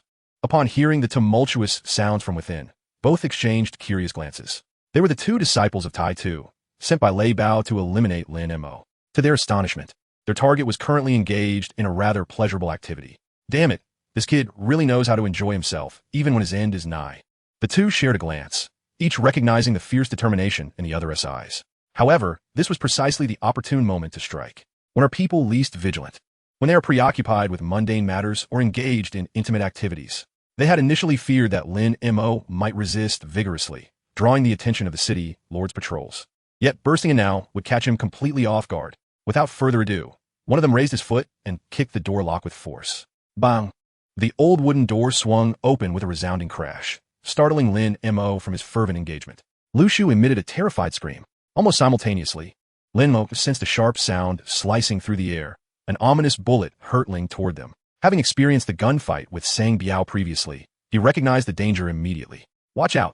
He shouted, rolling with Lu Shu beneath the bed. Two bullets whizzed past, striking the wall behind them and leaving deep pockmarks. The two assassins were momentarily taken aback. They had not anticipated Lin Mo's quick reflexes, allowing him to evade the bullets even with his vision obstructed, though they were novice aberrants. Firearms remained the most efficient means of killing. The power and speed of a bullet rendered ordinary individuals incapable of evasion. Failing to hit their target, The assassins swiftly raised their guns to take another shot. If one bullet wouldn't do, they would simply fire multiple rounds. However, just as the leader was about to pull the trigger again, he felt a sudden wave of intense heat wash over him, causing his pupils to constrict in shock.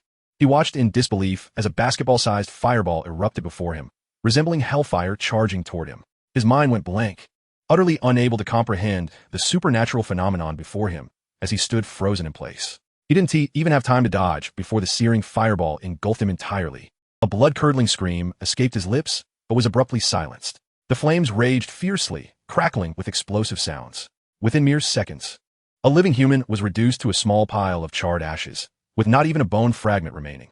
The other assassin stood frozen, eyes wide in disbelief as he stared at the smoking remnants on the ground. He quickly shifted his gaze to Lin Mo, who stood there bare and casting a spell with one hand, his face overtaken by unbounded terror. An aberrant? You are an aberrant, he shrieked in panic, abandoning his weapon as if he had seen a ghost. He turned and bolted toward the window, shattering the glass and clumsily leaping out to escape. Simultaneously, the commotion, the kicked door, gunfire, and blood-curdling screams had roused the entire building's tenants. The hallway filled with chaotic footsteps and frantic inquiries, creating a cacophony outside. Meanwhile, Lin Mo and Lu Shu were still in a state of undress. If someone were to burst in now, there would be no way to explain their predicament. We must leave, Lin Mo decisively declared, swiftly wrapping the still-shaken Lu Shu in a bedsheet. He hastily donned the pants he had discarded by the bed, hardly taking the time to put them on properly. A surge of frustration welled up within him as he cursed the fleeing assassin. Which son of a dog sent those assassins? Why now of all times? This is just my luck. A profound sense of unease coiled around his heart like a venomous serpent. He forced himself to calm down, thinking rapidly. Who desires his life the most? The answer emerged almost instantaneously. Lei Bao.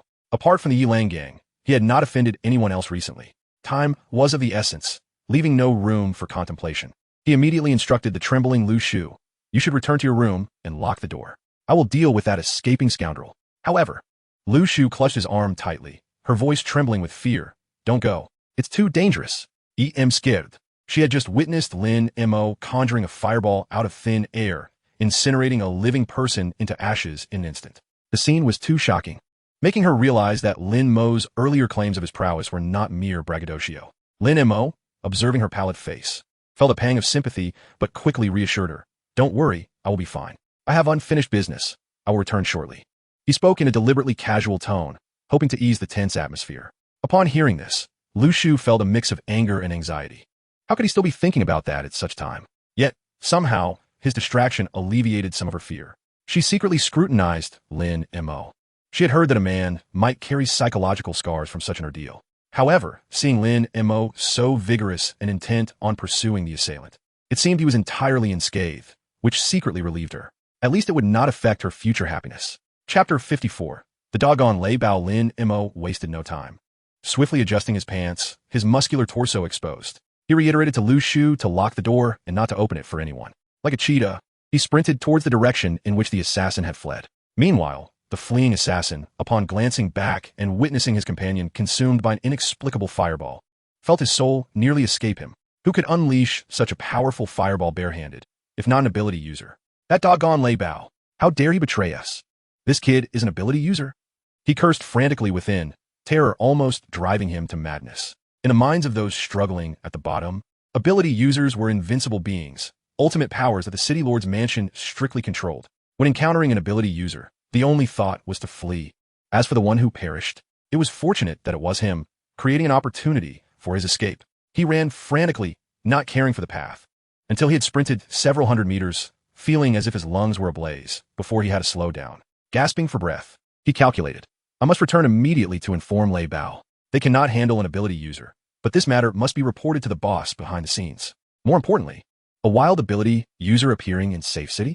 If this news gets out, the City Lord's mansion will not stand idly by. At that point, someone will surely come to deal with him." However, just as he thought he was temporarily safe, a fierce gust of wind surged from behind, accompanied by a wave of scorching heat. The assassin, terrified, barely had time to look back and instinctively lunged forward. Boom! A blazing fireball grazed his scalp, instantly singeing his hair, leaving behind a comical yet tragic bald spot, with the acrid scent of charred flesh permeating the air. The assassin, paralyzed with fear, scrambled to continue fleeing. Lin Mo had caught up. Damn! He cursed under his breath. The fireball technique was powerful, but its range and speed were its flaws. At a distance, both accuracy and velocity decreased significantly, far inferior to a bullet's efficiency. Unless his spiritual awareness could be enhanced, his long-range attack efficiency was indeed lacking. Nevertheless, seizing the opportunity while the assassin dodged, Lin Mo leapt high like a great rock, delivering a fierce knee strike to the assassin's back. The assassin spat blood, feeling as if his bones were about to shatter under the immense force. Lin Mo advanced, grabbing the assassin by the hair, forcing him to look up, and menacingly demanded, "Speak. Did Lei Bao send you?" The assassin, utterly terrified, wept and confessed, Yes, it was Brother Bao. Spare me, please." Lin Mo pressed for the location where Lei Bao might currently be. Then, without further ado, as a glint of cold light flashed in his eyes, he summoned a scorching flame in his palm. No. With the third fireball unleashed, the assassin was reduced to a pile of ashes amidst his desperate screams. After casting the fireball technique 3 times, Lin Mo felt as though his spiritual energy had been nearly drained. A wave of intense weakness washed over him. Breathing heavily, he gazed at the ashes on the ground, his expression icy. Lei Bao actually sought to have me killed. Damn you. Lin Mo rested for a while to recover. He surveyed his surroundings and realized he was in a dilapidated shantytown. This was the gathering place for the lowest class of safe city. At night, it was almost entirely shrouded in darkness, without a single decent light. Lin Mo recalled that Wu Xiaomei seemed to live here. Consequently, his fleeting fireball technique had not caused any disturbance. After regaining some strength, Lin Mo walked over and picked up the handgun the assassin had dropped. Proficiently checking the magazine, he vowed, "Tonight, I will make Lei Bao pay in blood for his betrayal." Without hesitation, under the cover of night, he rushed towards the address he had just extracted. Having been attacked in his own home and nearly putting Lu Shu in danger, he could not swallow this humiliation. However, when he arrived at the location an hour later, his heart sank. This place was far from a hidden stronghold. It was a bustling entertainment venue located in the city center. The bright lights and throngs of people created a vibrant atmosphere. A massive neon sign, flashing the words Yi Lang Entertainment, indicated that this was undoubtedly one of Lei Bao's key establishments. Just the guards visibly stationed at the entrance numbered over 10, and one could only imagine how many more were inside. With so many eyes present, if he forced his way in now, he would surely be discovered and surrounded. Even more critically, having exhausted his energy from casting 3 fireball techniques, he was far from being in peak condition. Even if he managed to locate and eliminate Lei Bao, if the commotion escalated, he would be ensnared by the Yilang gang and possibly intercepted by the City Lord's patrol. It was uncertain whether he could escape unscathed. Damn! Then Montag cursed inwardly, filled with resentment. If it were merely a matter of risk, he would charge in recklessly to slay that beast. But matters were more complex. He keenly noted several sleek, extravagant power vehicles parked at the entrance of the entertainment venue. These were not the sort of vehicles ordinary gang leaders could afford. He concealed himself in the shadows for a moment, soon spotting Lei Bao emerging amid a throng of minions, grinning broadly. A few individuals disembarked from the power vehicles, dressed in exquisite attire that starkly contrasted with the surrounding gang members. Their accompanying bodyguards exuded sharp gazes and a calm demeanor, clearly skilled fighters. The boss behind Lei Bao? Lin Mo's heart raced. It appeared Lei Bao was hosting important figures tonight. In such circumstances, the opposing bodyguard strength would be formidable. If he forced his way in, it would be tantamount to walking into a trap. After weighing the situation carefully, overwhelming reason quelled his boiling desire for vengeance. Lin Mo shot a fierce glare towards the entertainment venue. He had no choice but to retreat for the time being. Damn it, this time Lei Bao was fortunate. Filled with frustration and resentment, Lin Mo silently departed from this bustling area and returned to his dilapidated rental room. On the way, he remained vigilant, promptly contacting Mei Jie through the communicator to relay the assassination attempt he had encountered and the situation he had observed. Mei Jie's voice on the other end immediately turned serious, first expressing concern for his safety, then stating in a grave tone, "I am aware of this matter, and I will take care of it. You can no longer stay at your original place. I will provide you with an address. You must relocate there immediately. It is an absolutely secure, safe house." After hanging up the phone and gazing at the address sent by Mei Jie, Lin Mo finally exhaled deeply. He then proceeded towards a room. At this moment, Lu Shu had already changed her clothes but was sitting restlessly on the bed. Several hours had passed. Yet Lin Mo had not returned, and she feared he might not come back at all. It was only then that she realized Lin Mo had unwittingly occupied a significant place in her heart. Just as she could no longer restrain herself and was about to go outside to check, Lin Mo exclaimed, "Shu Jie, I'm back." Chapter 55. Borrowing money from Lu Shu. Lin Mo quietly returned near the rental house, cautiously scanning his surroundings. After confirming there were no ambushes, he swiftly slipped inside. As he closed the door and turned around, a figure dashed towards him, enveloped in a fragrant breeze. It was Lu Shu. Lin Mo, are you all right? Her voice trembled with evident distress as she tightly grasped his arm, scanning him up and down, afraid he might be harmed. Upon seeing that he was indeed unharmed, the tears she had been suppressing cascaded down her cheeks as she sobbed. You scared me to death. I was genuinely afraid something happened to you. Lin Mo was taken aback, feeling a sense of surprise in his heart. In his memory, Lu Shu had always been a somewhat headstrong girl, unyielding and often clashing with him. It was unexpected that after being confronted a few times, she had transformed into such a delicate and emotional being. It seems the old saying holds true. When a woman harbors feelings for a man, she unconsciously becomes more feminine. Observing her tear-streaked face softened Lin Mo's heart, stirring feelings of affection. He reached out and embraced Lu Shu, gently patting her back in comfort, saying, all right, don't cry. See, I'm perfectly fine. Your man is tough. What did two little thieves do to me? However, his comforting words did not last long. His restless hand began to slide down her back, giving a light squeeze to her curvaceous hip. Lu Shu jumped back like a startled rabbit, shooting him an annoyed glare, her cheeks flushed. What are you doing? At a time like this, you still have those indecent thoughts. She felt a mix of anger and helplessness, having been terrified and crying her heart out while he, having just escaped danger, revealed his true nature. Indeed, all men think with their lower halves. Nonetheless, his teasing had alleviated her fear somewhat, though the apprehension still lingered. Even amidst the apocalypse, the city lord's residence maintained basic order, and it had been a long time since such brazen shootings and assassinations had occurred. As an ordinary woman, how could she endure such a scene? Moreover, the assailants aimed to take Lin Mo's life. Lin Mo, who on earth have you offended? Why do they want to kill you? Lu Shu clutched Lin Mo's arm, her voice trembling with residual fear. When this topic arose, Lin Mo's expression darkened, his teeth grinding in anger. It's Lei Bao from the Wild Wolf Gang. He asked the despicable leader who kidnapped your brother last time. He spat. If I hadn't reacted quickly, I would have fallen into his trap tonight. The more he thought about it, the angrier he became. These gang members resorted to firearms at the drop of a hat, disregarding any code of conduct. It was merely luck that he had avoided danger this time, but he could not rely on luck every time. What terrified him more was the thought that if those two assassins had aimed for Lu Shu instead of him, he might not have had time to save her. He vowed to never let those close to him fall into such peril again. Lin Mo sat down at the edge of the bed, pulled out a cheap cigarette, and lit it. Taking a deep drag, he attempted to calm his tumultuous emotions with nicotine. He did not wish to worry Lu Shu too much, so he refrained from sharing too many details, solemnly stating, that Lei Bao is determined to deal with me. Hiding here is not a solution, and staying any longer may put both you and Lu Chao in danger. Upon hearing this, Lu Shu grew visibly anxious, her face paling. What should we do? Don't be afraid. Lin Mo exhaled a smoke ring, reassuring her. I have already found a safe place, a discreet safe house provided by a friend. You just need to pack up a bit, and I will take you there for temporary respite. A safe house? Which friend? I've never heard you mention any other place to stay outside. Lu Shu's alertness heightened, her intuition urging her to probe further. In this desolate world, a friend capable of offering a safe house must hold a significant relationship. Lin Mo's gaze flickered slightly as he waved his hand dismissively. Just a trustworthy friend. Don't ask too many questions. Anyway, we cannot stay here until Lei Bao is dealt with, and you cannot return for the time being.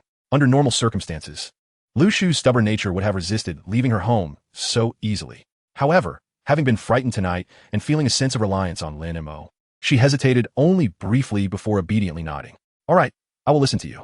Half an hour later, Lin Mo successfully relocated Lu Shu to the safe house provided by Mei Jie. Upon entering, Lin Mo was surprised. This place was far better than he had anticipated.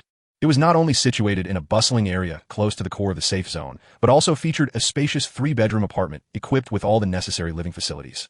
The decor even bordering on exquisite. A faint, pleasant fragrance lingered in the air, suggesting it had been a place frequently occupied by Mei Jie. In a world rife with scarcity, the value of such a residence was self-evident. Lin Mo felt a surge of joy. It seemed Mei Jie was genuinely fond of him. Winning over this enchanting and charismatic leader appeared to be merely a matter of time. With his sense of delight and gratitude, compounded by the adrenaline from the recent chase still coursing through him, Lin Mo's first order of business after settling down was to engage Lu Shu in the deeper conversation they had previously been interrupted from. After a passionate exchange, Lin Mo leaned against the headboard, contentedly exhaling a smoke ring, feeling a profound sense of satisfaction and relaxation envelop him. With Lu Shu comfortably nestled in his embrace, her body languid and her mood eased, Lin Mo sensed the opportune moment had arrived. He cleared his throat and spoke. Shu Jia, may I discuss a matter with you? Could you lend me some money? Lu Shu languidly responded with a soft, and lifted her gaze to meet his, her eyes still glazed with languor. How much? 10,000 credit points. Lin Mo endeavored to keep his tone calm. What? Lu Shu instantly became alert, bolting upright with wide eyes, believing she had misheard. 10,000? Lin Montauk, do you owe gambling debts outside? Her reaction was understandable. 10,000 credit points was an astronomical sum for someone of their lowly status. Where did you get that idea? Lin Mo quickly denied. I need this money for a legitimate purpose, something that concerns life and death. What could possibly require 10,000 credit points? Chapter 56. Magical Tool. Z. Mujin Guang Shou. Lu Shu pressed for details, her face etched with disbelief and concern. She understood Lin Mo all too well. While he possessed some skills, suddenly asking for such a large sum was indeed suspicious. Lin Mo felt a headache coming on. He absolutely could not reveal the existence of the system shop and magical tools. After contemplating, he devised a more convincing reason and adopted a serious expression. I want revenge. He locked eyes with Lu Shu, his voice steady. If Lei Bao can send 2 assassins today, he can send more tomorrow. It has become a matter of life and death between us. Therefore, I must take the initiative to strike before he can eliminate me. Upon hearing this, Lu Shu's heart instantly tightened. She was well aware that Lei Bao was the leader of the Yilang gang. Such a figure would undoubtedly be surrounded by numerous bodyguards, making it nearly impossible for an ordinary person to even approach him, let alone kill him. Furthermore, even if one were to succeed against all odds, would the Yilang gang simply let it go? Would the city lord's mansion stand idly by? Murder is a grave offense. No, this is far too dangerous. Lu Shu instinctively opposed, clutching his arm tightly. You cannot defeat them, and if you kill someone, the city lord's mansion will not spare you. Lin Mo shook his head, his gaze cold and resolute. This is no longer a matter of whether I want to fight or not. I have already killed Sang Biao, and Lei Bao will come for me. This grudge is already set in stone. It is either his death or mine. Moreover, I'm not particularly worried. With Mei Jie maneuvering behind the scenes, even if I do manage to eliminate Lei Bao, I may not face any repercussions. After all, it has always been the Yilang gang that has sought trouble. Killing Lei Bao would be akin to cleansing the filth from Quan City, ridding the populace of a menace, so I bear no burden at all. He paused, recognizing that Lu Shu's concerns were valid. As the gang leader, Lei Bao had many sycophants around him, and a direct assault would undoubtedly be futile. Thus, he needed to invest. He required a sum of money to acquire a set of, well, extremely formidable equipment. Once he had the right gear, no matter how many people surrounded Lei Bao, he could still vanquish him. No matter how powerful he was, could he surpass a cultivator? Although he could not explain the existence of magical artifacts, the logic of investing to become stronger was universally applicable. Lin Mo looked at Lu Shu with fervent intensity. Therefore, I must borrow this money. It pertains to our very survival. Seeing Lu Shu still hesitating, Lin Mo took a bold step, starting to act shamelessly. If you do not lend it to me, then I have no choice but to sell myself to raise the funds. You know, I still have a bit of market value with this face. You dare, Lu Shu exclaimed, alarmed, twisting his arm sharply. If you dare to seek out those unsavory women and bring back some disease, I will not let you off the hook. Despite her anger, she understood that although Lin Mo's words were reckless, his reasoning was not without merit. In her view, had Lin Mo not acted to save her brother Lu Chao, he would not have become mortal enemies with Sang Biao. Ultimately, this trouble stemmed from her family. Moreover, had it not been for Lin Mo's exceptional skills tonight, both of them might have already perished at the hands of the assassins. Reflecting on this, the reluctance in Lu Shu's heart transformed into guilt and fear. Though she was utterly unwilling for Lin Mo to take risks for revenge, she understood that some situations could not be evaded. Sighing, she finally relented. I can lend you the money, but I do not have much at the moment. Only 5,000 credit points. This is nearly all my savings, so you must be frugal and do not act recklessly. All right? Upon hearing this, Lin Mo's heart soared with joy. He had initially aimed for a loan of 10,000 as a bold request, hoping to get whatever he could. He never expected Lu Shu to directly offer him most of her savings. He immediately adopted a sincere expression, repeatedly assuring her, "Rest assured, I will absolutely use this money wisely, and every cent will yield maximum value. Once we overcome this crisis, I will repay you double." After a while, Lu Shu hesitantly operated the communicator, transferring 5,000 credit points to Lin Mo, watching the 5,000 from Mei Jie, combined with Lu Shu's, just received 5,000. Their total finally surpassed the 10,000 mark. Lin Mo suppressed his excitement and made an excuse to visit the restroom, slipping out of the room. In the living room, he eagerly sought out a corner and plunged his consciousness into his mind. He reopened the softly glowing system marketplace. 10,000 credit points. Finally, he qualified to explore the decent magical artifacts. Although this money was borrowed, Lin Mo felt no anxiety. As long as his strength increased, he need not worry about earning money in this chaotic world. Investing in oneself is always the highest return on investment. His consciousness swiftly navigated through the category of magical artifacts. The array of offensive flying swords, magical blades, and thunder talismans, alongside defensive spiritual shields, treasure garments, and heart-protecting mirrors, dazzled him and stirred his passion. To be honest, what he desired most was still the flying sword. The thought of soaring through the skies, taking an enemy's head from 1,000 miles away, was exhilarating. However, reality was harsh.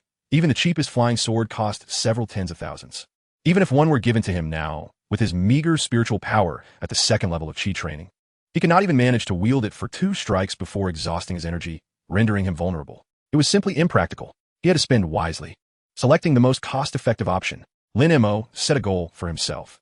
This artifact should ideally be both offensive and defensive. It needed to protect his life by blocking bullets in critical moments, while also allowing him to strike actively.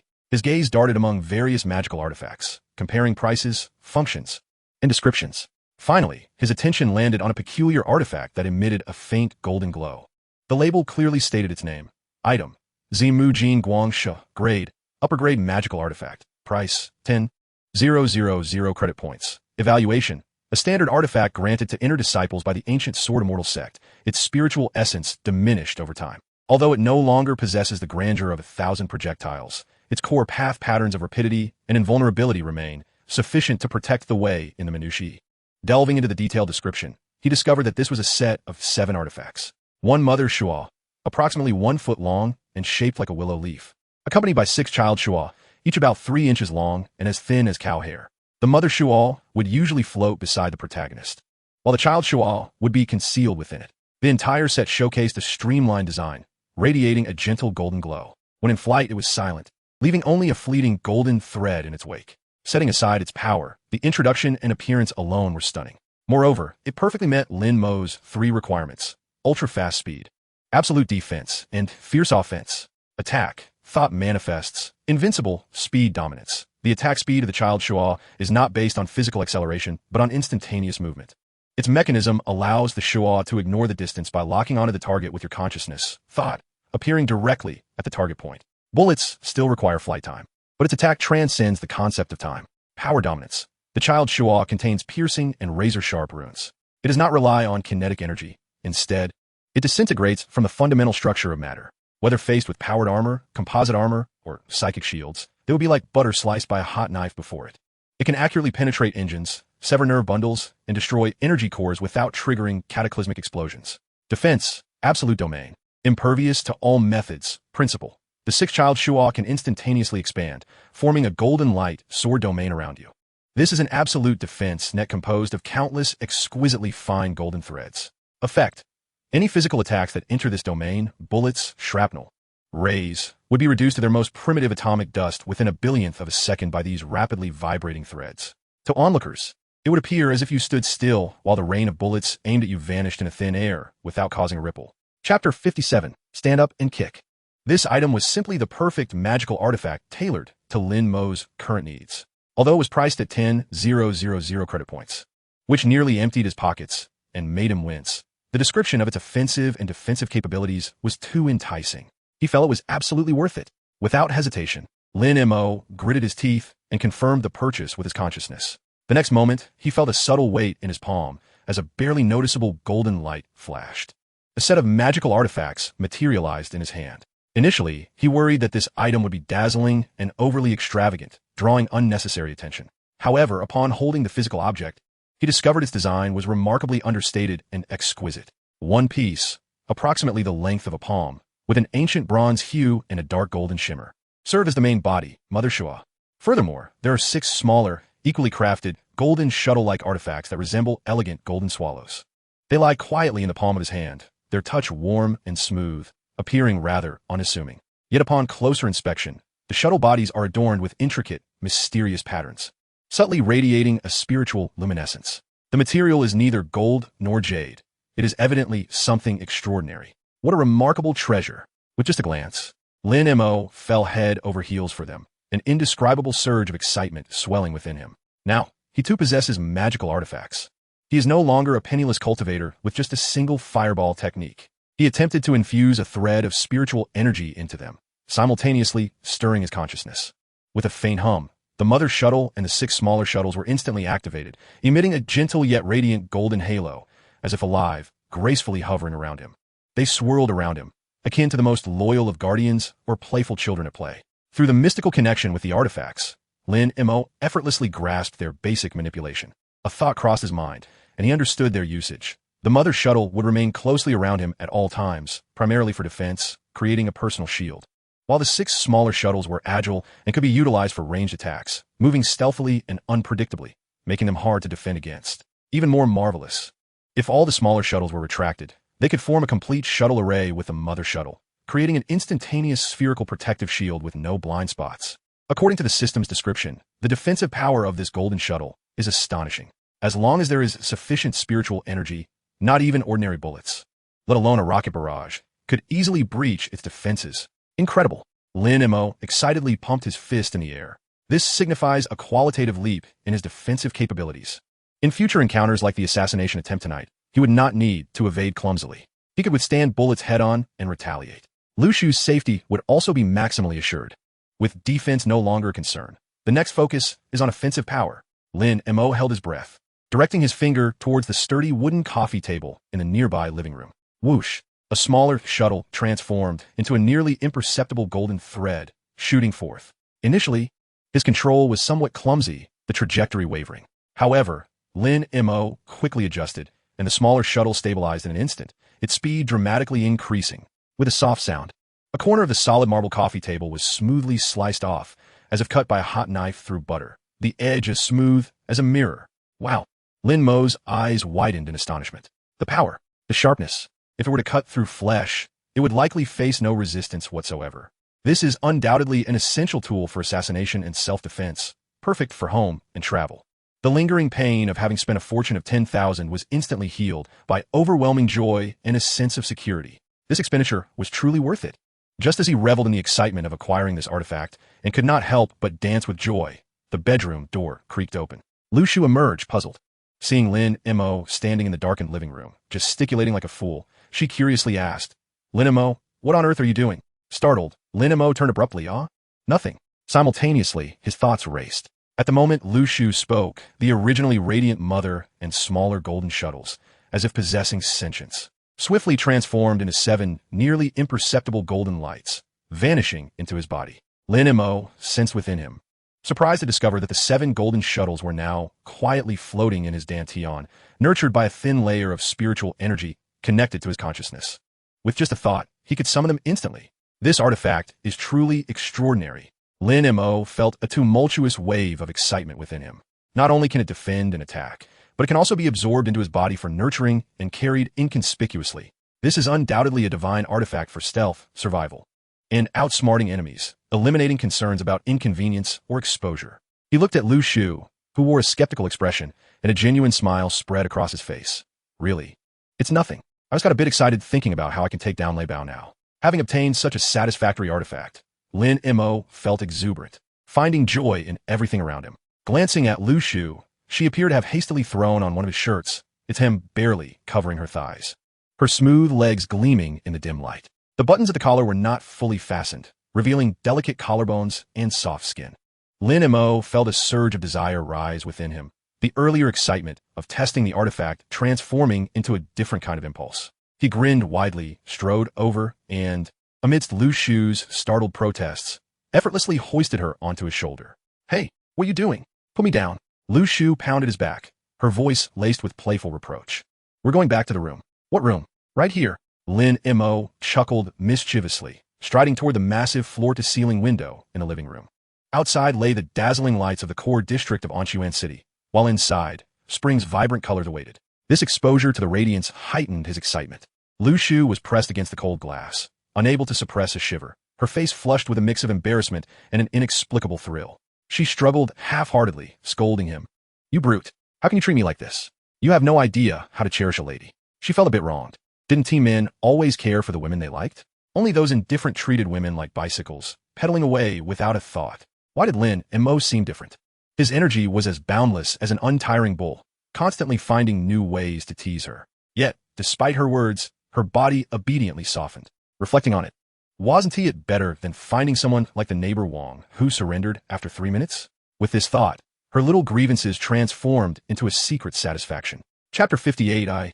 Lin Mo, am a gentleman. Just as Lin Mo prepared to display his prowess again, the communicator he had tossed onto the sofa buzzed annoyingly. Damn, who is it? Can't they see I'm busy? Lin Mo froze, his temper flaring, frustrated that his good fortune was being interrupted, which would irritate anyone. Cursing under his breath, he approached the communicator, ready to hang up immediately. However, he caught sight of the caller ID, Magia. Lin Mo instantly sobered up, the fiery impulse within him momentarily quelled. He unconsciously glanced at the disheveled Lu Shu, her alluring eyes shimmering, and surveyed the Magia-infused living room, feeling inexplicably uneasy. If Magia found out he was here with another woman, he hastily gestured for Lu Shu to be quiet, turned slightly, took a deep breath, and tried to make his voice sound normal before pressing the answer button. Hello, Magia. On the other end, Magia's distinctive voice, laced with a hint of languid allure, came through. Xiao, Mo, how are you? Have you arrived at the safe house? No trouble, I hope?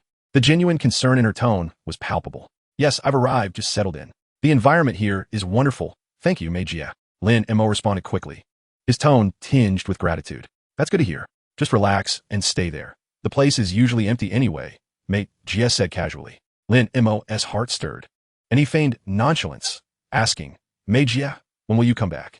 I still smell a hint of your fragrance in this house. His words were both probing and somewhat flattering. Magia chuckled softly on the other end, her voice brushing against his ears like a feather. Me? I generally don't go over. It depends on the situation. What is the matter? Missing your sister? How can I not think about it? Lin Montauk chuckled lightly, aware that Lu Shu was eavesdropping nearby, and thus refrained from being overly flirtatious. His tone became unexpectedly serious as he reassured, Sister May, rest assured, I will handle things here. After exchanging a few more casual remarks, Lin Mo excused himself under the pretext of tidying up, hastily hanging up the phone. Just as he sighed in relief and turned around, he met Lu Shu's scrutinizing and displeased gaze. With her arms crossed, she accentuated the already loose shirt, creating a striking silhouette. Her frosty eyes bore into Lin Mo, her tone dripping with sarcasm. Humph.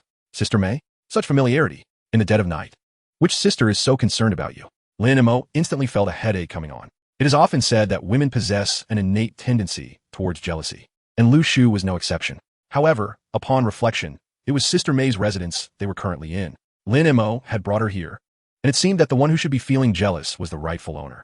Though he was acutely aware of this, he dared not voice it. Quickly, he donned an innocent expression, explaining, Sister Shu, you're overthinking it. Sister May is merely a recent employer of mine, with a solid background and extensive connections, who has assisted me considerably. Our relationship is purely professional. I assure you, I harbor no improper intentions. I, Lin Mo, am a man of integrity. Lu Shu regarded him with a skeptical glare, her expression clearly conveying disbelief. She scoffed, professional relationship? The way you were grinning like an idiot while on the phone. I dare say your smile was nearly reaching your ears. And let us not forget your lecherous nature. You can't resist a pretty woman. Are you telling me you have no thoughts? Her irritation escalated, and an acute sense of crisis surged within her. Lin Montauk was alarmingly energetic.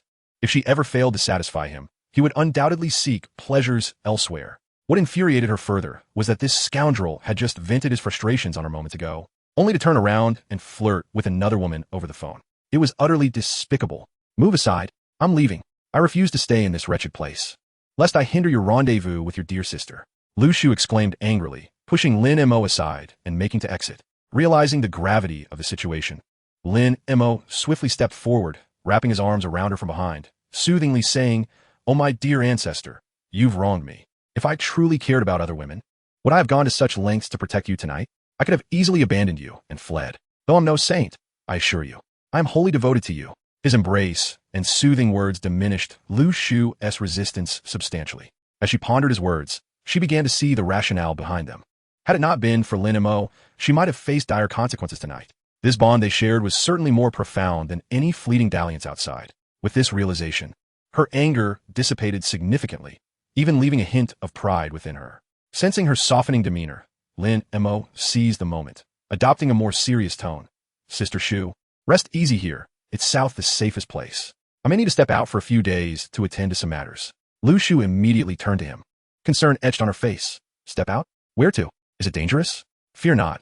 I'm merely going to work to earn some substantial money. Lin Montauk feigned nonchalance, patting her back. This is all for our future. We cannot remain perpetually constrained, can we? Upon hearing Lin Mo's intentions for their future, any lingering resentment Lu Shu harbored evaporated instantaneously, replaced by warmth and sweetness. He was already envisioning their future together. This indicated that he genuinely cared for her.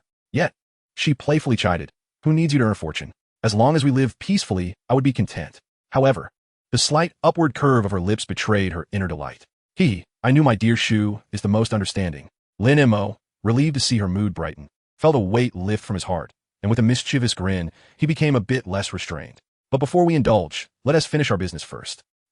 You beast," she exclaimed, but her protests were swiftly silenced, morphing into a series of muffled whimpers. As dawn broke outside the floor-to-ceiling windows, the spring light poured in, more enchanting than the neon lights beyond.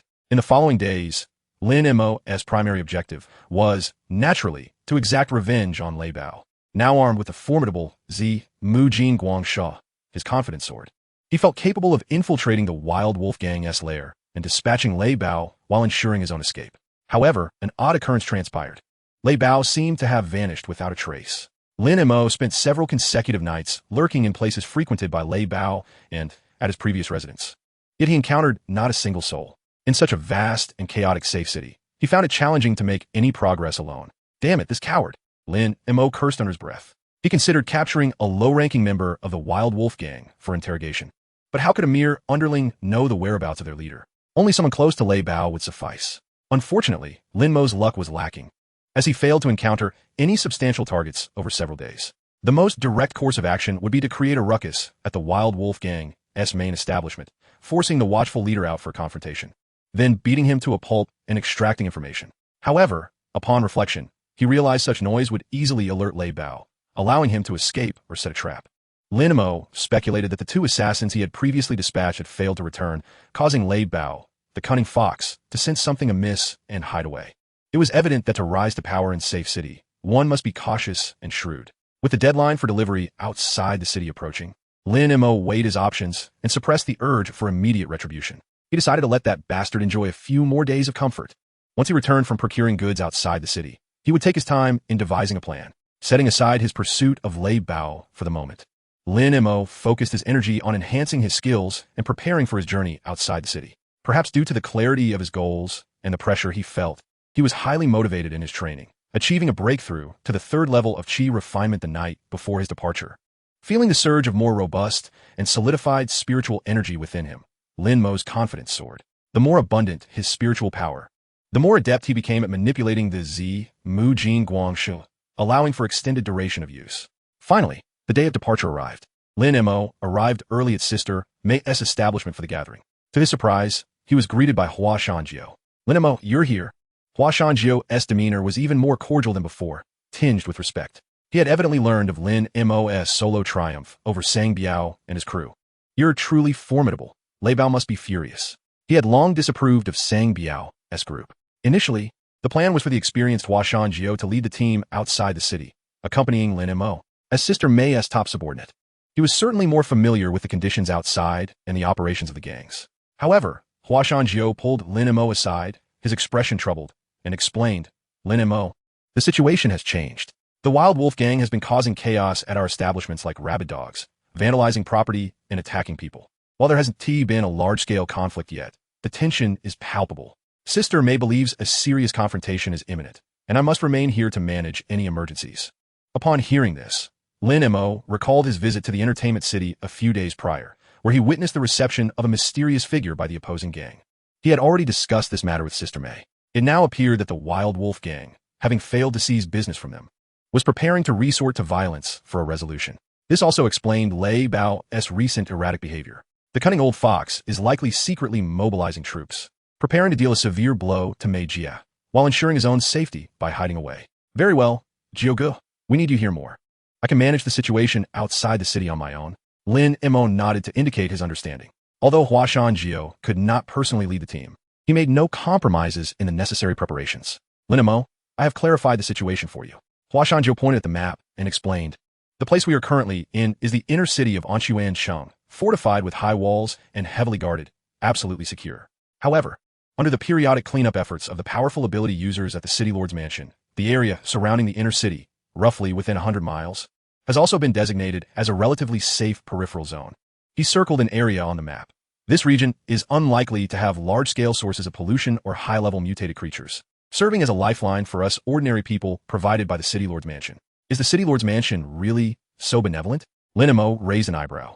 Of course, they're not engaging in charity, Hua Shanjiu scoffed, because there are several important mines in this peripheral zone that can yield rare materials. These items are said to be crucial for crafting weapons and equipment for ability users, highly valuable. He lowered his voice. Most of those working in the mines are either criminals exiled from the city or desperate fugitives unable to survive. Therefore, while the peripheral zone can be deemed safe, it indeed harbors certain dangers. Although the sources of pollution have been eliminated, a few stray pollution beasts still roam the outskirts. After listening, Lin and Mo pondered for a moment. So, you mean we are to hunt these pollution beasts? Hua Shanjiu looked at Lin and Mo as if he were foolish. What are you thinking? Even the lowest level pollution beasts can only be dealt with by ability users. Do you know why? Why? Have you ever seen an elephant? Yes. A low-level pollution beast weighs as much as 5 adult elephants combined. Lin and Mo gasped. That large? An adult elephant weighs about 5 tons. 5 of them, that's 25 tons. 25 tons. That's nearly as massive as a small mountain. After all this, it turns out that the arduous tasks fought for by their gangs primarily involve following behind the powerful ability users from the City Lord's mansion to clean up the corpses after they eliminate those formidable pollution beasts. Because even if a pollution beast is slain, if its body is not promptly disposed of, the residual pollution energy will continue to erode the land, causing severe environmental degradation. In extreme cases, it may even spawn new, smaller sources of pollution. This dirty, laborious, and potentially hazardous cleanup task cannot be left to the esteemed ability users themselves. Thus, this glorious yet arduous responsibility is passed down in layers, ultimately landing in the hands of their gangs. Moreover, Hua Shanjiu specifically emphasized that one must not think that dead pollution beasts pose no threat. Some special pollution beasts, even in death, may unleash a violent surge of pollution energy or breed terrifying toxins shortly after dying. If ordinary people get too close and are caught in it, they may not die, but will certainly suffer severe injuries. Upon hearing this, Lin Mo's heart was filled with mixed emotions. He had initially been eager for action, thinking this outing would involve significant combat, eager to test his newly acquired weapon. But after all this, it seems the main task is to clean up after others. However, upon reflection, it appears that Mei Jie and Qianyi had indeed mentioned collecting material from the outset. Chapter 60. 3 people and a dog. It was clear that he had prematurely envisioned a grand spectacle. Furthermore, he realized that he might have misunderstood earlier. He recalled Wu Xiaomei's prior explanation. This time, their venture outside the city would likely not involve the legitimate pollution beasts at all, but rather infected organisms. The two differ fundamentally. Pollution beasts are monsters birthed directly from powerful sources of pollution. They are not native to this world, possessing bizarre forms and a myriad of abilities. Truly a source of disaster, typically requiring ability users to effectively combat them. Infected organisms, on the other hand, are native animals and insects that have undergone mutations, posing far less of a threat than genuine pollution beasts. In summary, the threats they would face upon venturing outside the city stem primarily from 2 aspects: the risk of encountering explosive pollution when handling pollution beast corpses, and the possibility of attacks from aggressive infected organisms while in the wild. Having unraveled these points, Lin and Mo felt considerably more at ease. Though the task was dirty and lacked grandeur, the danger appeared to be a notch lower than directly confronting pollution beasts. For someone like him, embarking on his first venture outside the city, this could indeed be a beneficial adaptation process. If the task is merely to clean up after others, then let it be. First, he must successfully complete this initial assignment and secure the earnings. Lin and Mo adjusted his mindset, glancing at the electronic dog that was currently performing high leg lifts, and found it much more agreeable. He understood the reasoning, but a crucial question lingered. Jiogu, the peripheral zone is quite vast. How will I locate these pollution beasts? What if I wander for days without encountering even one? Wouldn't that be a fruitless endeavor? You need not worry about that. Hua Shanjiu chuckled, pulling out something from behind him. We have this. Lin and Mo focused his gaze, momentarily taken aback. It was an electronic dog. This device stood about half a meter tall, its shell crafted from a matte metal, with a somewhat clumsy yet endearing design. It had 4 mechanical legs and a square-shaped head with a large electronic eye that was now flashing blue. Is this high-tech? Lin Mo's tone was filled with skepticism. This gadget resembled a high-end toy. Can it truly be relied upon to function in the perilous outside world? Is this some kind of joke? Before Hua Shanjiu could respond, the electronic dog seemed to sense Lin Mo's doubt. Its electronic eye flashed once, then, in a swift motion, it executed a neat backflip and landed gracefully. The mechanical joints emitted soft clicking sounds, its movements remarkably fluid. Lin and Mo felt his lips twitch. All right, this electronic dog may look ridiculous, but it seems quite nimble. Hua Shanjiu proudly patted the electronic dog's metallic head. Do not underestimate it. Lin and Mo. This device cost a pretty penny and was specifically designed for exploration outside the city. Its large eye is a high-performance detector capable of scanning for anomalous energy fluctuations within a 500-meter radius, as long as there is a pollution beast corpse nearby. It will provide early warnings and can even mark the approximate location, making it an invaluable assistant, perhaps feeling the need to make the introduction more vivid. Huashanjiu added, moreover, it runs incredibly fast. If a pollution source were to erupt, this thing would undoubtedly outrun you. Even if our people were unfortunate enough to fall outside, it could still bring back the recorded information and last footage. Upon hearing this, Lin Mo's face darkened. So its main function is to run fast and record death footage. Huashanjiu was quite generous, arranging for a few capable individuals to accompany Lin Mo outside the city. However, after some consideration, Lin Mo politely declined. Firstly, he was unfamiliar with those individuals and could not fully trust them. He possessed a system and could cast spells, secrets he could not afford to expose. With so many eyes around, it would only complicate matters. Secondly, and more importantly, while he had never ventured outside the city, he had heard tales of the peculiar and terrifying nature of pollution sources. Often, these things cannot be resolved by mere numbers. Under certain bizarre rules of pollution, the more people present, the quicker they might perish, potentially triggering a chain reaction. Therefore, this task requires quality over quantity. It must be entrusted to those who are bold yet meticulous, and who possess some understanding of the external environment. In light of this, it was evident why that arrogant gang member could repeatedly venture outside the city and still remain alive. It is no wonder that Lei Bao felt such profound sorrow at his death, feeling compelled to end his own life. A group of individuals arrived before the colossal and heavy exit gate of Anshuansheng. After verifying their identities and exit permits, accompanied by the resonant clanking of gears, several thick alloy gates gradually rose one after another. As they passed through the final gate, stepping onto the land beyond the city for the first time, a scorching wind, infused with sulfur, dust, and an air of unknown decay, rushed toward them. Goodness, so this is what lies outside the city. The scene before them was a stark contrast to life within the city walls. The horizon revealed an expanse of desolation. The earth was cracked, displaying a morbid shade of gray-brown. Sparse, twisted, dark-hued plants grew erratically. A faint pink mist, resembling an eternal veil, enveloped the surroundings, rendering distant objects vague and distorted. The fierce wind whipped up sand and grit, stinging their faces. Most chilling of all was the sky, where a dark red sun, seemingly stained with blood, hung languidly above, casting an eerie light. Wow, is this really the outside world?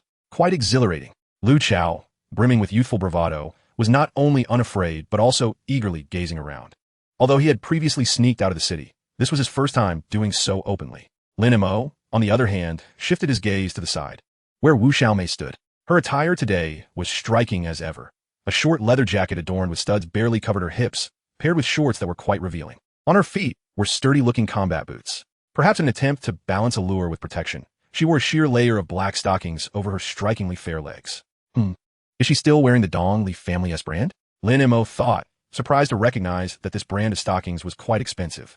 How could she afford them when she was supposedly short on funds? Mo Ge, I borrowed them from my best friend, but she has never worn them. So they're brand new? Lu Chao interjected nonchalantly. Why wear stockings when leaving the city? Wu Xiaomei shot him a glare before leaning closer to Lin Mo and whispering, Brother, I wore these stockings just for you to tear them. I've heard that you men have a particular fondness for this. Lin Mo was taken aback. He hadn't expected Wu Xiaomei, so young, to possess such awareness. Was she truly adept at providing emotional value? Well, I'm not particularly inclined, but since you're already wearing them, I feel it would be a shame to waste them. Lin Mo glanced at the stockings, feeling an undeniable urge to destroy them. Was this a shared trait among lecherous individuals? However, he soon reassured himself that he was not one of them. He simply had an eye for beauty. Ahem. Let us set off. We can discuss the stockings later, he suggested, and the group began their journey. To be honest, Lin Mo was rather looking forward to this excursion outside the city, as he had never encountered a wasteland before. However, the conditions beyond the city's walls were indeed dire, nearly devoid of life. In this light, Su Ling was quite formidable, having the ability to control such an expansive, safe city, almost like a queen amidst the wasteland. Although the queen had cast him aside, he had at least once driven her. In retrospect, he felt he lost out at all. He could not help but wonder how she maintained her youthful radiance, so fair and tender. Yet, one thing intrigued Lin Mo. What kind of ability did Su Ling possess? Chapter 61. Fishing. Due to the relatively short distance of this mission, amounting to merely a few dozen miles, and the rugged terrain, they did not utilize any vehicles. Initially, Lin Mo anticipated that the area outside Anshuansheng would be nothing more than a lifeless wasteland. However, after traversing a distance, he realized he had misjudged. Anshuancheng was essentially a relatively secure island, built upon the ruins of the old world-esque civilization. The land beyond was not merely barren wilderness. It was more a collection of fragmented ruins left by a once thriving metropolis from the bygone era. Since the arrival of an unknown disaster that brought pollution, the established human order had collapsed entirely. Cities that once bustled with life and light had largely devolved into death zones and heavily polluted areas. A modern metropolis, once home to millions, could fall prey to horrific pollution overnight, transforming into a hellscape of corpses. Survivors struggled for existence amidst the ruins and wilderness. Yet, humanity's resilience was beyond imagination. Even in such harsh conditions, a significant number of people managed to survive outside Anshuancheng. They were known as scavengers, and Wu Xiaomei was one among them. Some scavengers, like Wu Xiaomei, desperately sought to accumulate resources in hopes of finding a way into the safe city, seeking a relatively stable refuge. Others, however, had long since adapted to the laws of the outside world.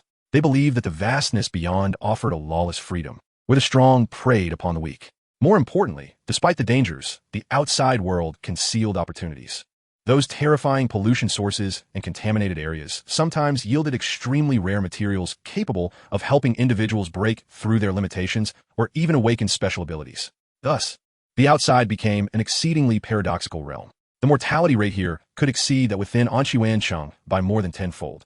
Yet the incidence of ability awakenings was significantly higher than within the fortified inner city. To paraphrase some of the outside ruffians, the folks out here are charmingly articulate, each one a talent, and they adore being in the city. They could never return to Anshuancheng for a lifetime. Before long, Lin Mo's team arrived at a vast expanse of city ruins. The crumbling skyscrapers resembled the skeletal remains of giants, silently pointing toward the blood-red sky. Twisted rebar and shattered concrete fragments were scattered everywhere. With his understanding of this world, Lin Mo could no longer discern which city this once was. However, as a traveler from another realm, he could glean from the immense scale of the ruins and the remnants of overpasses the bustling and vibrant life that once thrived here. As they cautiously navigated through the broken walls and remnants, scattered figures of scavengers began to appear at the edges of their vision. They emerged like phantoms from the ruins, their gazes mostly filled with greed and caution, scrutinizing this peculiar trio accompanied by a dog. Initially, Lin Mo assumed that the avaricious stares were directed at Wu Xiaomei, clad in her striking attire, which indeed stood out against the drab backdrop of the ruins. Yet, he soon realized that the majority of those wolfish gazes were fixated upon him. Damn it. Den Montag inwardly cursed.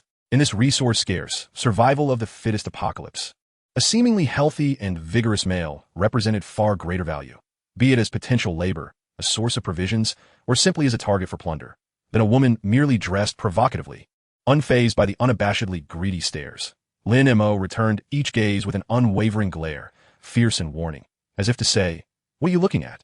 Never seen such a handsome fellow before?" As Lin Mo became increasingly exasperated at being eyed like a piece of meat by the scavengers, Lu Chao could not help but tease, "Mo, good, do you see? With your physique and vigor, you're quite the commodity outside, even more valuable than credits." Lin Mo shot him a disdainful look. "Valuable my foot. I'm not a performer, and I don't sell myself." The group continued their passage through the ruins. Not long after, they heard a faint cry for help emanating from behind a partially collapsed wall. "Help! Is anyone there?" The voice, tinged with desperation, belonged to a woman. Following the sound, Lin Mo spotted a woman perched atop a broken concrete slab not far away. She was nearly bare, covered only by a few tattered rags that barely concealed her modesty. Dust coated her exposed skin, yet her figure remained quite alluring.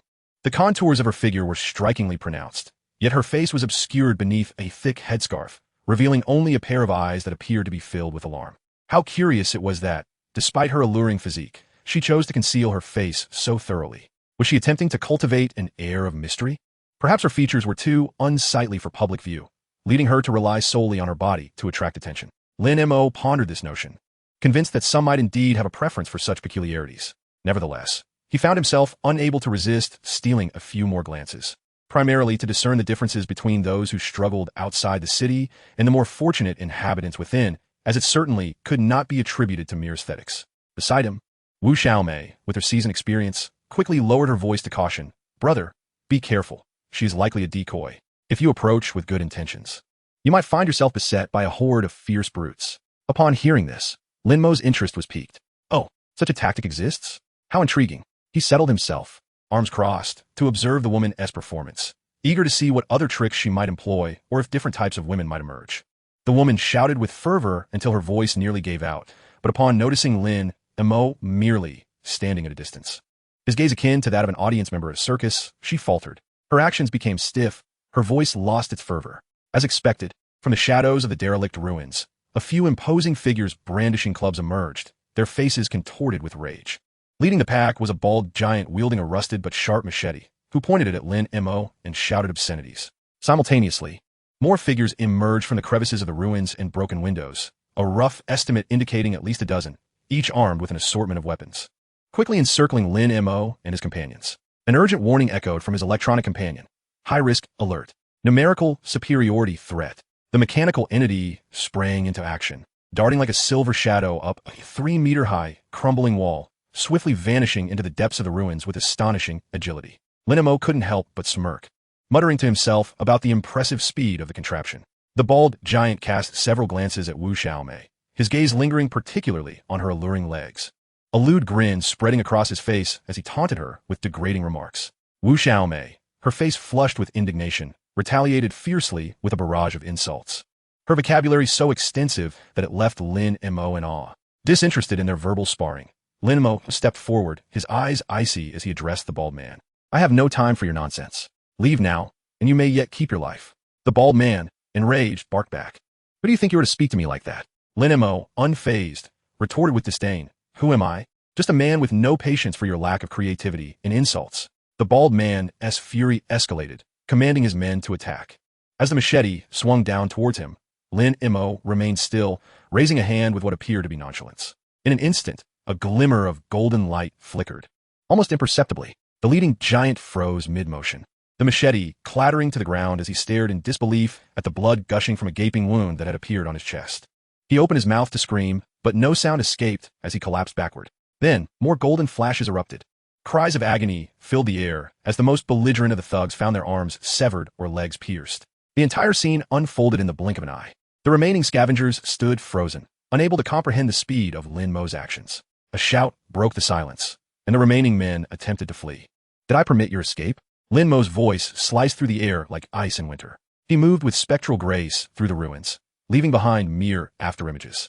With a series of dull thuds, he sent the fleeing men crashing to the ground, dazed and disoriented. Approaching the trembling scavengers, he commanded in an unwavering tone. Kneel in a line, sing conquer, and should anyone sing off-key or too softly, I shall have their tongues severed. These typically fearsome scavengers now resembled meek lambs, quaking in terror as they complied, forming a line and bellowing out the song in off-key, tearful voices. Wu Xiaomei and Lu Chao watched the bizarre yet comical scene, astonished. Wow, Brother Mo, you were incredible. I didn't even see how you did that. Lu Chao exclaimed, while Wu Xiaomei, witnessing Lin Mo's prowess firsthand, was utterly captivated, her eyes sparkling with admiration. However, Lin Mo had no intention of letting them go so easily. Contemplating the value of this newfound labor force, he declared, Your singing is atrocious, but I shall spare your lives. Yet, while you may escape death, you cannot evade labor. We require assistance in dealing with the corpses of the contaminated beasts. He gestured towards the direction where such creatures might lurk, a devilish grin spreading across his face. Follow us, and if you perform well, you may just return home alive. The scavengers, terrified at the sight of their fallen leader and the grim fate of their comrades, hastily bowed their heads, pleading for mercy. We will do it. We will work hard. Please spare us. Witnessing Lin Mo's merciful yet firm approach to discipline, Wu Xiaomei rushed over, her anger still simmering as she kicked the pleading scavengers in frustration, scolding them. This is what you get for bullying me, you lowly wretches. After expelling her anger, she turned to Lin Mo, her large, smoky-eyed gaze sparkling with unabashed adoration as she clung to his arm. Brother, you are phenomenal. What was that technique? You dispatched them in mere moments. Lin Mo, enjoying the gentle touch of her arm, felt a swell of pride, yet maintaining an air of nonchalance. He replied, It is nothing, simply innate talent. In truth, he had not revealed his artifact. The golden projectiles emitted by his device were as fine as a hair and moved with such speed that they were nearly invisible to the untrained eye. To onlookers, it merely appeared as though Lin Mo had casually raised his hand, effortlessly dispatching his foes as if they were mere vegetables. He had not intended to boast. Yet this seamless display of power inadvertently elevated his status to an extraordinary height. Indeed, the most lethal form of boasting is that which is imperceptible.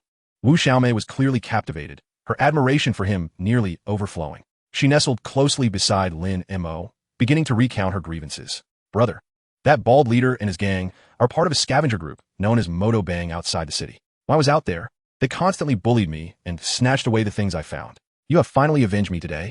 To express her gratitude, she made a bold move. Lifting a long leg clad in black stockings and resting it on a nearby concrete stump, casting a flirtatious glance at Lin Mo. Brother, since you've helped me take revenge, I must thank you properly. Here, feel free to touch. If you find the stockings bothersome, you can tear them off as well. Lin Mo's heart raced, and he nearly exclaimed in surprise. This spirited girl, though a bit wild, genuinely exhibited her gratitude. She was not one to engage in empty gestures, offering a generous reward right away, and a terrible one at that. Who could resist such an offer? If he did not reciprocate, it would seem rather unkind, dismissing the girl as heartfelt intentions. Thus, Lin Mo decided to play along, feigning a lecherous demeanor. He reached out, gently caressing her thigh covered in black stockings, feeling the warmth and smoothness beneath his fingers. He chuckled, not bad, not bad, the texture is just as delightful as last time. As for tearing them off, perhaps next time, definitely next time. At that moment, Lu Chao, nearby, curiously scanned the surroundings. Hey, where did that woman who was screaming for help go? The group looked around, finding the ruins empty, devoid of any trace of her. The complex terrain of the ruins provided ample hiding spots and escape routes, making it incredibly easy to conceal oneself or flee. Lin Mo, uninterested in wasting time on such minor characters, dismissed the thought. Forget it. A small fry is of no consequence. If she has escaped, then so be it. We have more pressing matters at hand. He turned to the group of scavenger captives, who were kneeling in fear, and commanded sternly, Get up, follow me. I will lead you to some legitimate work. With that, he took this temporary team of laborers and continued toward the designated area. The electronic dog rejoined them seemingly from nowhere, as if the earlier chaos had never transpired. Meanwhile, the woman who had acted as bait, her head wrapped in a scarf, was desperately fleeing through the ruins. She twisted and turned until she burst into a relatively intact area surrounded by a few half-collapsed buildings. This place resembled a small scavenger stronghold, with makeshift shelters constructed from tattered tarps and scrap metal scattered about. More strikingly, a number of women were gathered here, most resembling the fleeing woman, clad in rags or completely naked, numbly huddled beside stronger scavengers or mechanically engaging in transactions. Under the daylight, this area exuded a sense of hopeless decadence, a realm of despair. In the resource-scarce expanse outside the city, many vulnerable individuals often found that their bodies were their only bargaining chips for survival. The woman gasped as she reached the center of the stronghold, standing before an exceptionally burly man with a mohawk and a menacing scar across his face. He was Sang Bo, the leader of the Moto Bang scavenger group. Boss, she panted, still trembling with fear. Out there, a few strange city folks came. They had an electronic dog. We tried to lure them in as usual, but we hit a wall. The bald ones were all taken down. I'm the only one who managed to escape. City folks? With an electronic dog? Sang Bo, who had been lounging on a dilapidated sofa, sat up straight, his gaze sharpening. According to his usual intelligence, it should have been his brother, Sang Biao, leading a team from the Wolf Gang to gather materials at this hour. Indeed, Sang Bo was Sang Biao's younger brother. The Wolf Gang's relative success in material collection outside the city was largely due to their brotherly cooperation. Sang Biao handled the city operations, while Sang Bo utilized the influence of Moto Bang and his knowledge of the terrain to mitigate risks, ensuring the safety of transportation routes.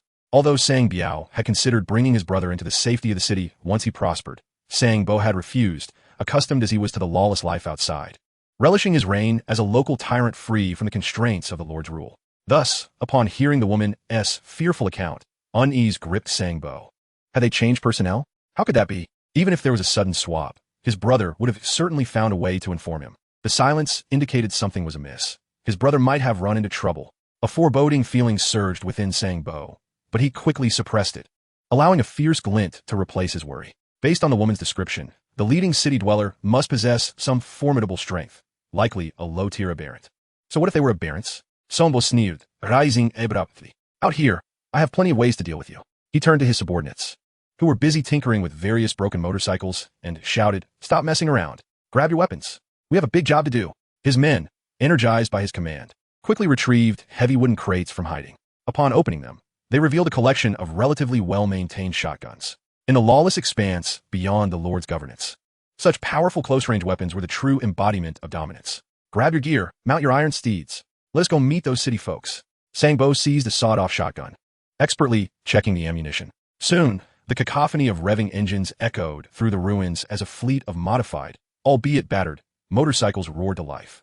Armed with shotguns and bearing fierce expressions, the members of Moto Bang surged forth like a pack of hyenas, driven by the scent of blood, pursuing the direction Lin Mo and his crew had taken. Meanwhile, Lin Mo, accompanied by a small team and the temporarily captured laborers, had trudged through the ruins for the better part of the day. Yet, they still found themselves ensnared within the endless decay of the city. Glancing upward, he noted that twilight had swiftly descended, the blood-red sun swallowed by the encroaching gloom, leaving only a sliver of light to outline the grotesque silhouettes of the ruins. The dangers of the nightmarish wasteland escalated exponentially. Visibility diminished, and eerie sources of pollution along with nocturnal mutated creatures could emerge without warning. Should they encounter such threats, the odds would be dire. Lin Mo stroked his chin, realizing they must find a safe haven before complete darkness enveloped them. Fortunately, the wasteland was replete with various dilapidated structures suitable for hiding. Lin Mo casually selected a seemingly intact, unfinished building and signaled for the team to halt. He certainly would not venture inside alone. Casting his gaze toward the captured scavengers, he pointed to one. You there, go in and check what's inside.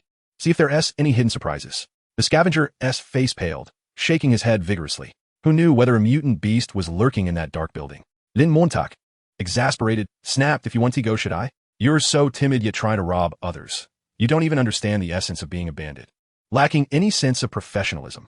After kicking the scavenger, the man, with a mournful expression, begrudgingly steeled himself and trembled as he entered the dark doorway. After a considerable time passed, just as Lin Mo was beginning to lose patience, the scavenger dashed out with an expression of excitement. Lowering his voice to inform Lin Mo, there's a small trading fair inside. Many people are setting up stalls and exchanging goods. It's brightly lit. A trading fair?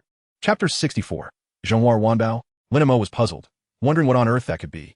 However, upon reflection, he realized it was likely a makeshift black market for barter formed by a group of scavengers. His interest was piqued. These individuals, who spent their days rummaging through trash, might indeed stumble upon some hidden treasures. Let us go in and take a look. Lin Mo, bold and skilled, led the group inside.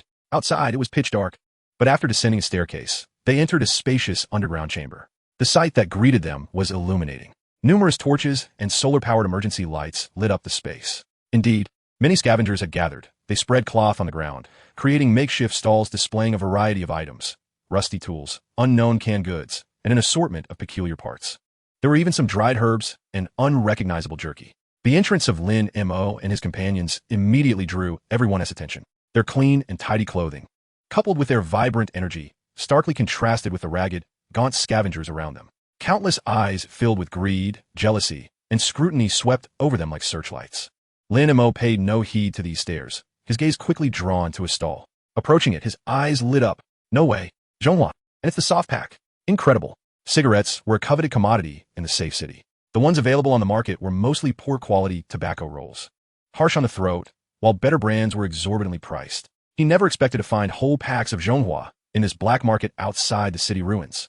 Suppressing his excitement, Lin Mo squatted down, picked up a pack to weigh it in his hands, and inquired of the rather unsavory-looking vendor, "What's the exchange for these cigarettes?" The vendor's beady eyes darted over Lin Mo's companions, finally lingering on someone behind him. Licking his cracked lips, he revealed a crooked smile. It's simple. Let me have a night with that little cutie behind you, and this pack is yours." Before Lin Mo could react, Wu Xiaomei, standing behind him, exploded in anger, pointing at the vendor while cursing. "What the hell are you talking about? A toad wanting to eat swan meat?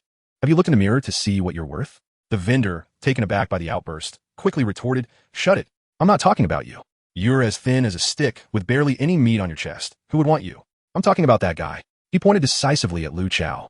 Lin Mo couldn't help but chuckle at this. He turned to look at Lu Chao, whose face transformed from pale to red, then to green, a spectacle akin to a painter's palette. He recalled how just earlier, Lu Chao had teased him about being prime currency.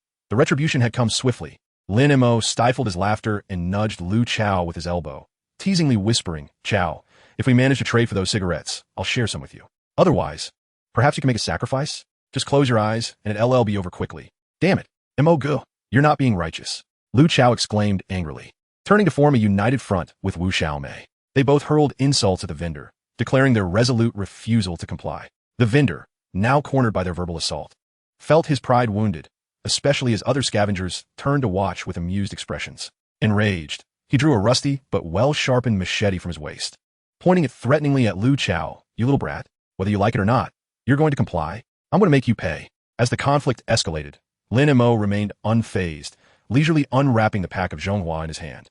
He skillfully flicked out a cigarette and lit it with a lighter he had pulled from who knows where, taking a deep, satisfying drag. The rich smoke filled his lungs, and he closed his eyes in contentment. Ah, the familiar taste, authentic. Seeing Lin Mo casually smoking, the vendor was momentarily stunned, then erupted in fury. How dare you touch my cigarettes? He completely lost his rationality and swung the machete at Lin Mo, who was enjoying his smoke. Lin Mo, irritated by the interruption, frowned. They're insulting you. Why are you taking it out on me? While speaking, he seemingly casually lifted his foot and kicked. With a thud, the vendor was sent flying back at a speed greater than when he charged forward, crashing heavily against a concrete pillar, not making a sound as he fell unconscious. Damn it! How dare you make a move? Take them out. Several scavengers, evidently in league with the vendor, rushed forward, brandishing their weapons. Lin Mo's eyes turned cold, and he couldn't be bothered to rise. With a mere thought, several strands of golden light, as fine as cow hair, flickered in the dim light. Ah, my leg!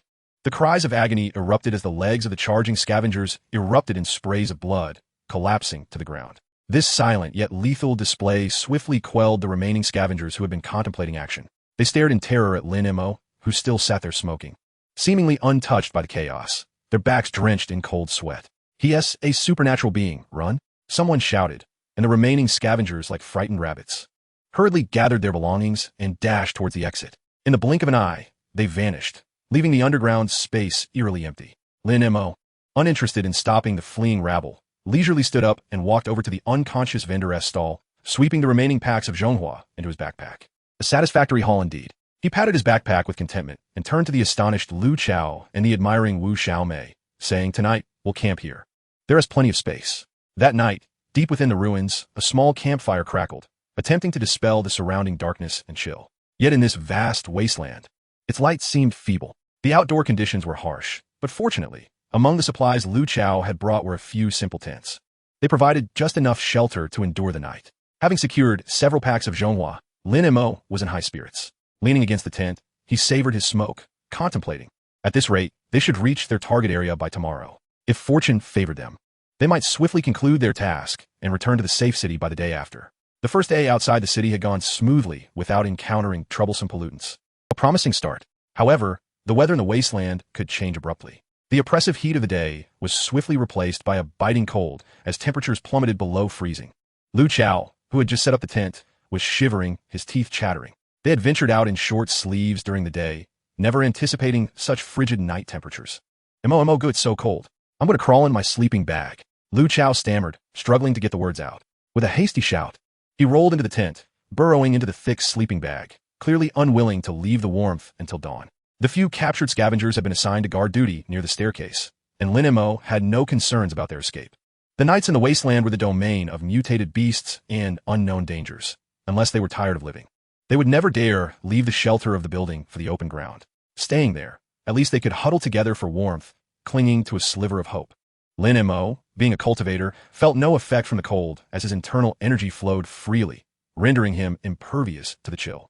He crawled in his tent and lay in his sleeping bag, fully clothed, pretending to doze off. Now, he only needed 2 or 3 hours of sleep each day to restore his energy. The rest of his time was mostly spent on breathing exercises and cultivation, striving to enhance his strength. However, shortly after he closed his eyes, he felt the tent flap being gently lifted. A shivering body, radiating a chill, slipped inside. Lin Mo was startled by the faint light filtering through from the campfire outside. He recognized the visitor as Wu Xiaomei.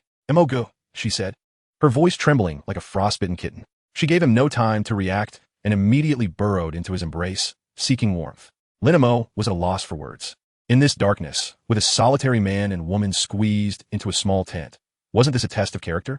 To be frank, although Wu Xiaomei did not possess the allure of Mei Jie or the voluptuous charm of Lu Shu, she had her own advantages, youthful vitality and a proactive demeanor.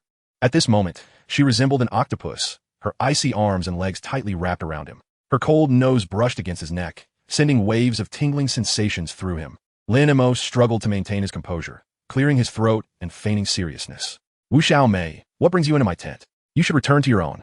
Wu Xiaomei raised her head from his chest, her eyes sparkling even in the darkness, offering a compelling reason. "Mo, I'm so cold.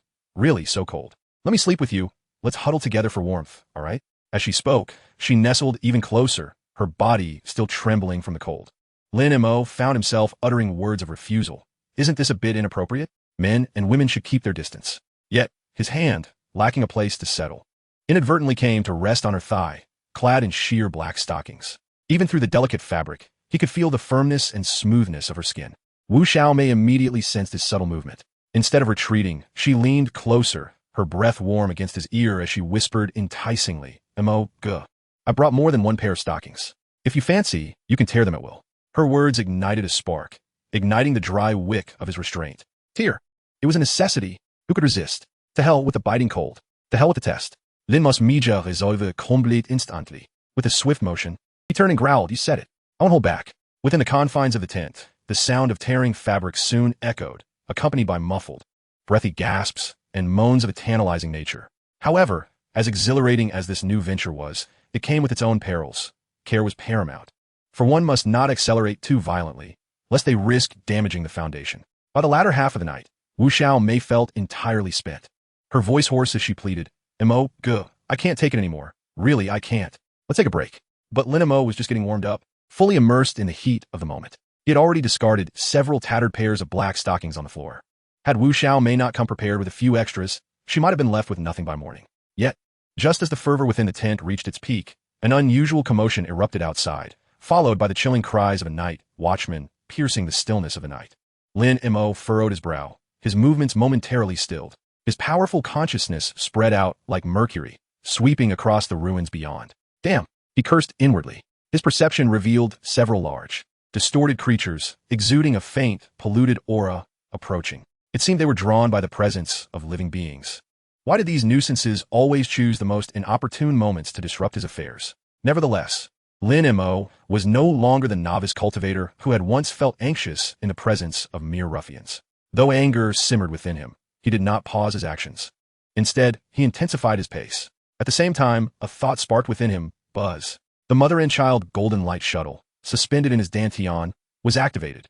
The mother shuttle continued to protect him, while the 6 child shuttles transformed into 6 almost imperceptible golden streaks, darting silently through the tent and into the darkness outside. Under Lin Mo's precise control, these child shuttles navigated swiftly through the ruins, pinpointing the lurking low-level polluted beasts. Thud, thud, thud.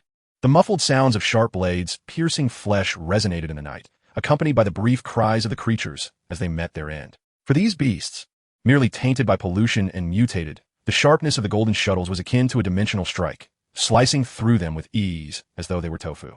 Thus, outside the ruins, a silent massacre unfolded as the child shuttles danced through the air, splattering blood in their wake. The battles within and without proceeded in an oddly synchronized manner. This dual undertaking, demanding high intensity, continued until the latter half of the night, only settling into a tranquil calm. As dawn broke the next morning, Lin emerged from the tent, feeling invigorated and stretching his limbs. After a night of cultivation, he sensed a heightened flow of spiritual energy within him. After a while, Wu Xiaomei emerged, her cheeks flushed, her steps slightly unsteady, as if she were still recovering. Lin couldn't help but chuckle at her state. He rummaged through his backpack and tossed her a high-energy compressed biscuit. Eat something to replenish your strength. Wu Xiaomei obediently accepted it, nibbling at the biscuit while occasionally stealing glances at Lin, her eyes filled with a mix of affection and longing. At that moment, Lu Chao stumbled out of the neighboring tent, his hair disheveled and dark circles under his eyes. Yawning heavily, he said to Lin, Guh. It's too damn dangerous outside the city. I was terrified last night. I swear I heard a female, ghost wailing. The sound was haunting, rising and falling, sending chills down my spine. It seemed like there were monsters fighting in the latter half of the night, keeping me awake all night. Upon hearing this, Wu Xiaomei's face turned crimson, wishing she could bury her face in the biscuit. Lin too, felt his cheeks heat up as he kicked Lu Chao's rear, mockingly scolding, "Nonsense. You snored like thunder, shaking the tent. I couldn't sleep well at all. Where did you hear any female ghost? You must have been dreaming." Lu Chao stumbled slightly, rubbing his backside, and looking at Lin Mo's serious expression and Wu Xiaomei's apple-red cheeks. He scratched his head in deep self-doubt. Huh, was it really just a dream? But that sound felt so real. They tidied up their belongings, preparing to set out once more. Lu Chao noticed that Wu Xiaomei's black stocking seemed a bit off, with several holes at her knees and thighs, the edges frayed. He scratched his head, muttering to himself, "The road outside the city is truly terrible. How did her stockings get torn so easily?" He did not think further. However, as they stepped out of the derelict building into the dim morning light, Lu Chao's eyes widened in shock, nearly causing him to fall to the ground. The open area outside was a scene of carnage, splattered with blood. Several massive, grotesquely shaped corpses lay strewn about, exuding a strong stench. They were not true polluted beasts. But judging by their enormous skeletal remains and residual features, they must have once been bears. Under the influence of pollution, they had undergone horrific mutations. Their sizes swollen nearly double, and most chillingly, they sported two twisted bear heads. Its claws and cranial structure had taken on an extraordinarily bizarre shape, replete with an unnatural sense of distortion. Yet, this seemingly ferocious mutated two-headed bear lay utterly lifeless before them. Its body bore numerous gaping wounds, each the size of a bowl, as if something exceedingly sharp had pierced through it instantaneously. The blood within had nearly drained, congealing into large dark red stains upon the ground. Beside the carcass of the mutated bear lay several more grotesquely mangled human bodies. 3 of the scavengers captured the previous night. Of the 6 individuals taken, only 3 remained, trembling and huddled at the entrance. Their faces were as pale as parchment, and their eyes were vacant, clearly traumatized. Lu Chao's calves twitched with tension as he stammered. I really didn't miss here last night. There truly are monsters.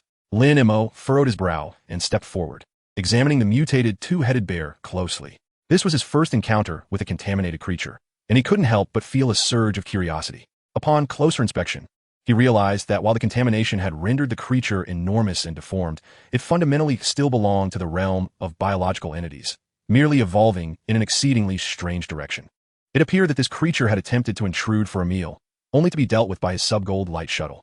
As for the 3 deceased scavengers, Lin Mo felt no psychological burden. By the time he discovered the mutated bear, those individuals had already been slaughtered.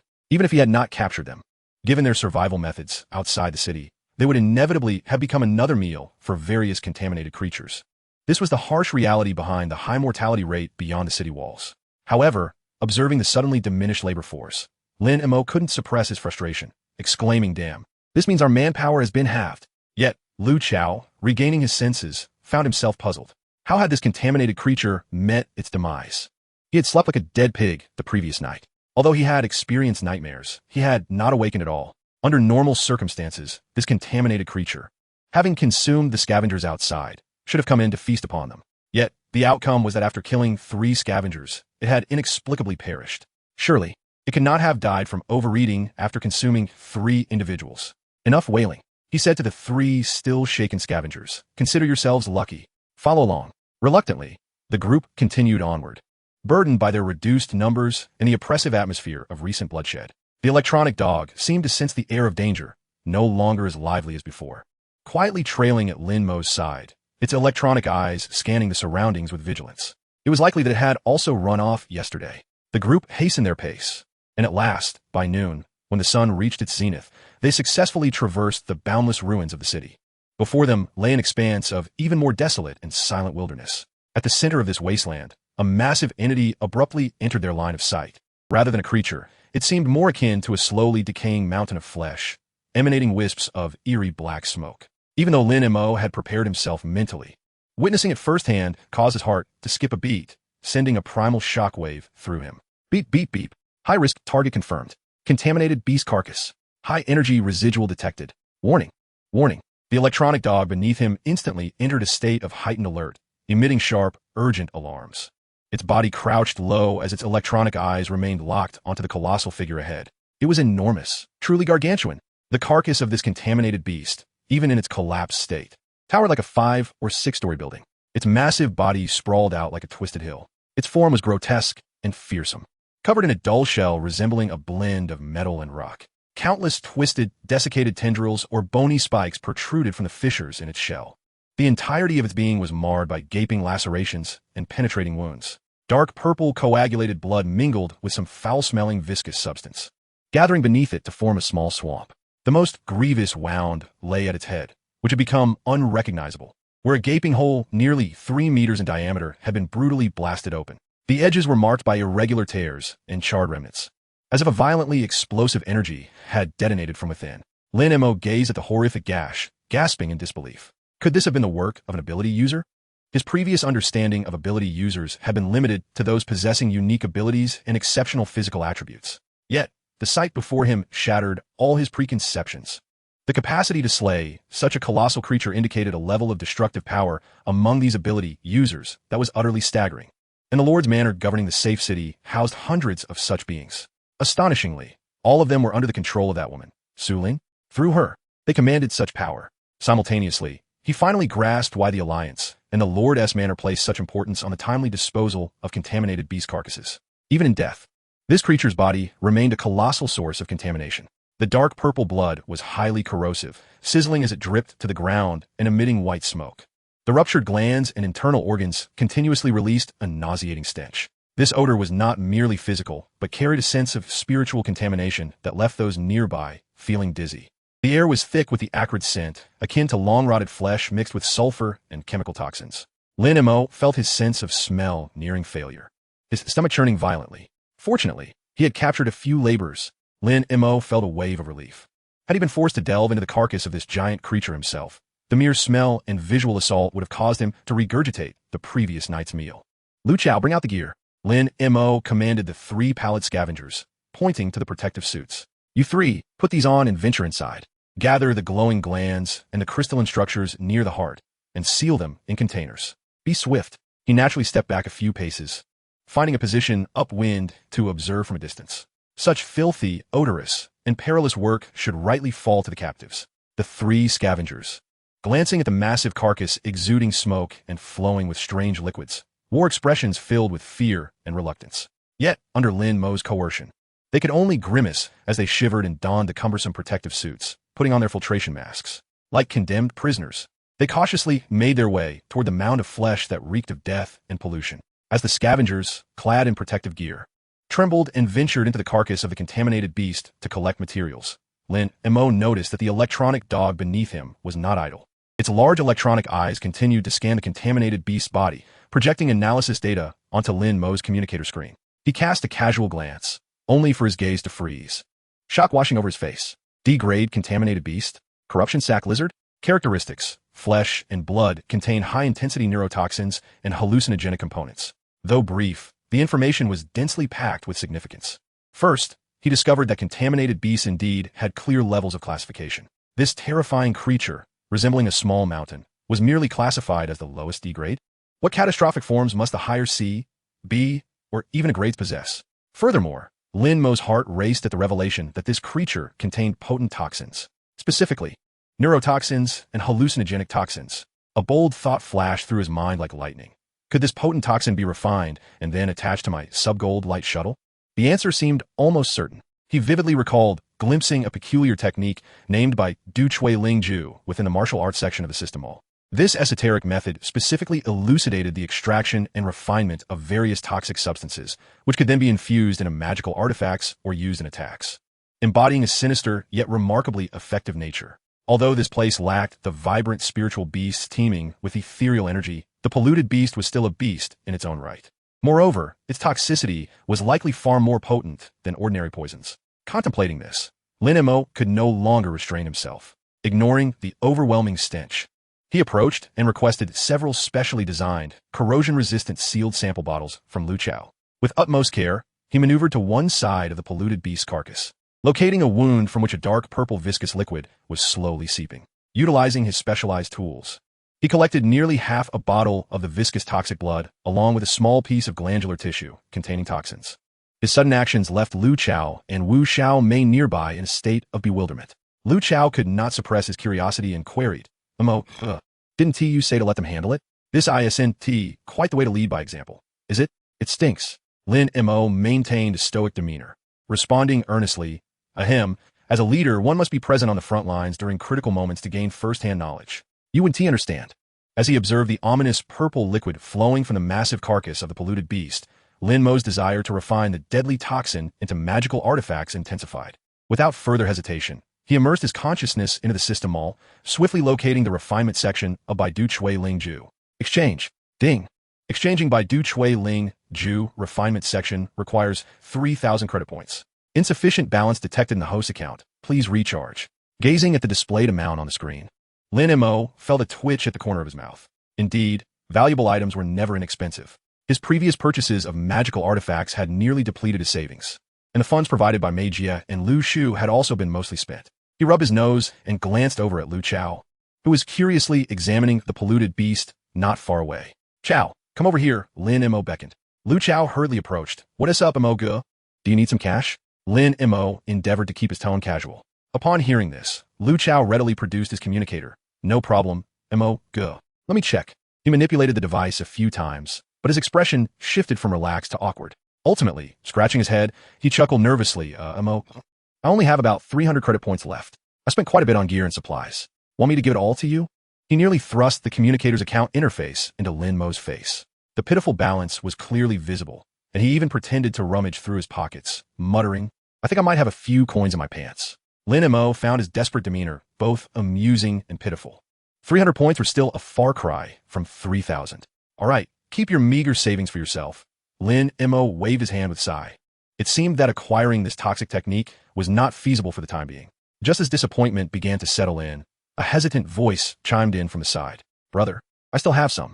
Both Lin Mo and Lu Chao turned in unison to find Wu Xiao Mei had approached without them noticing.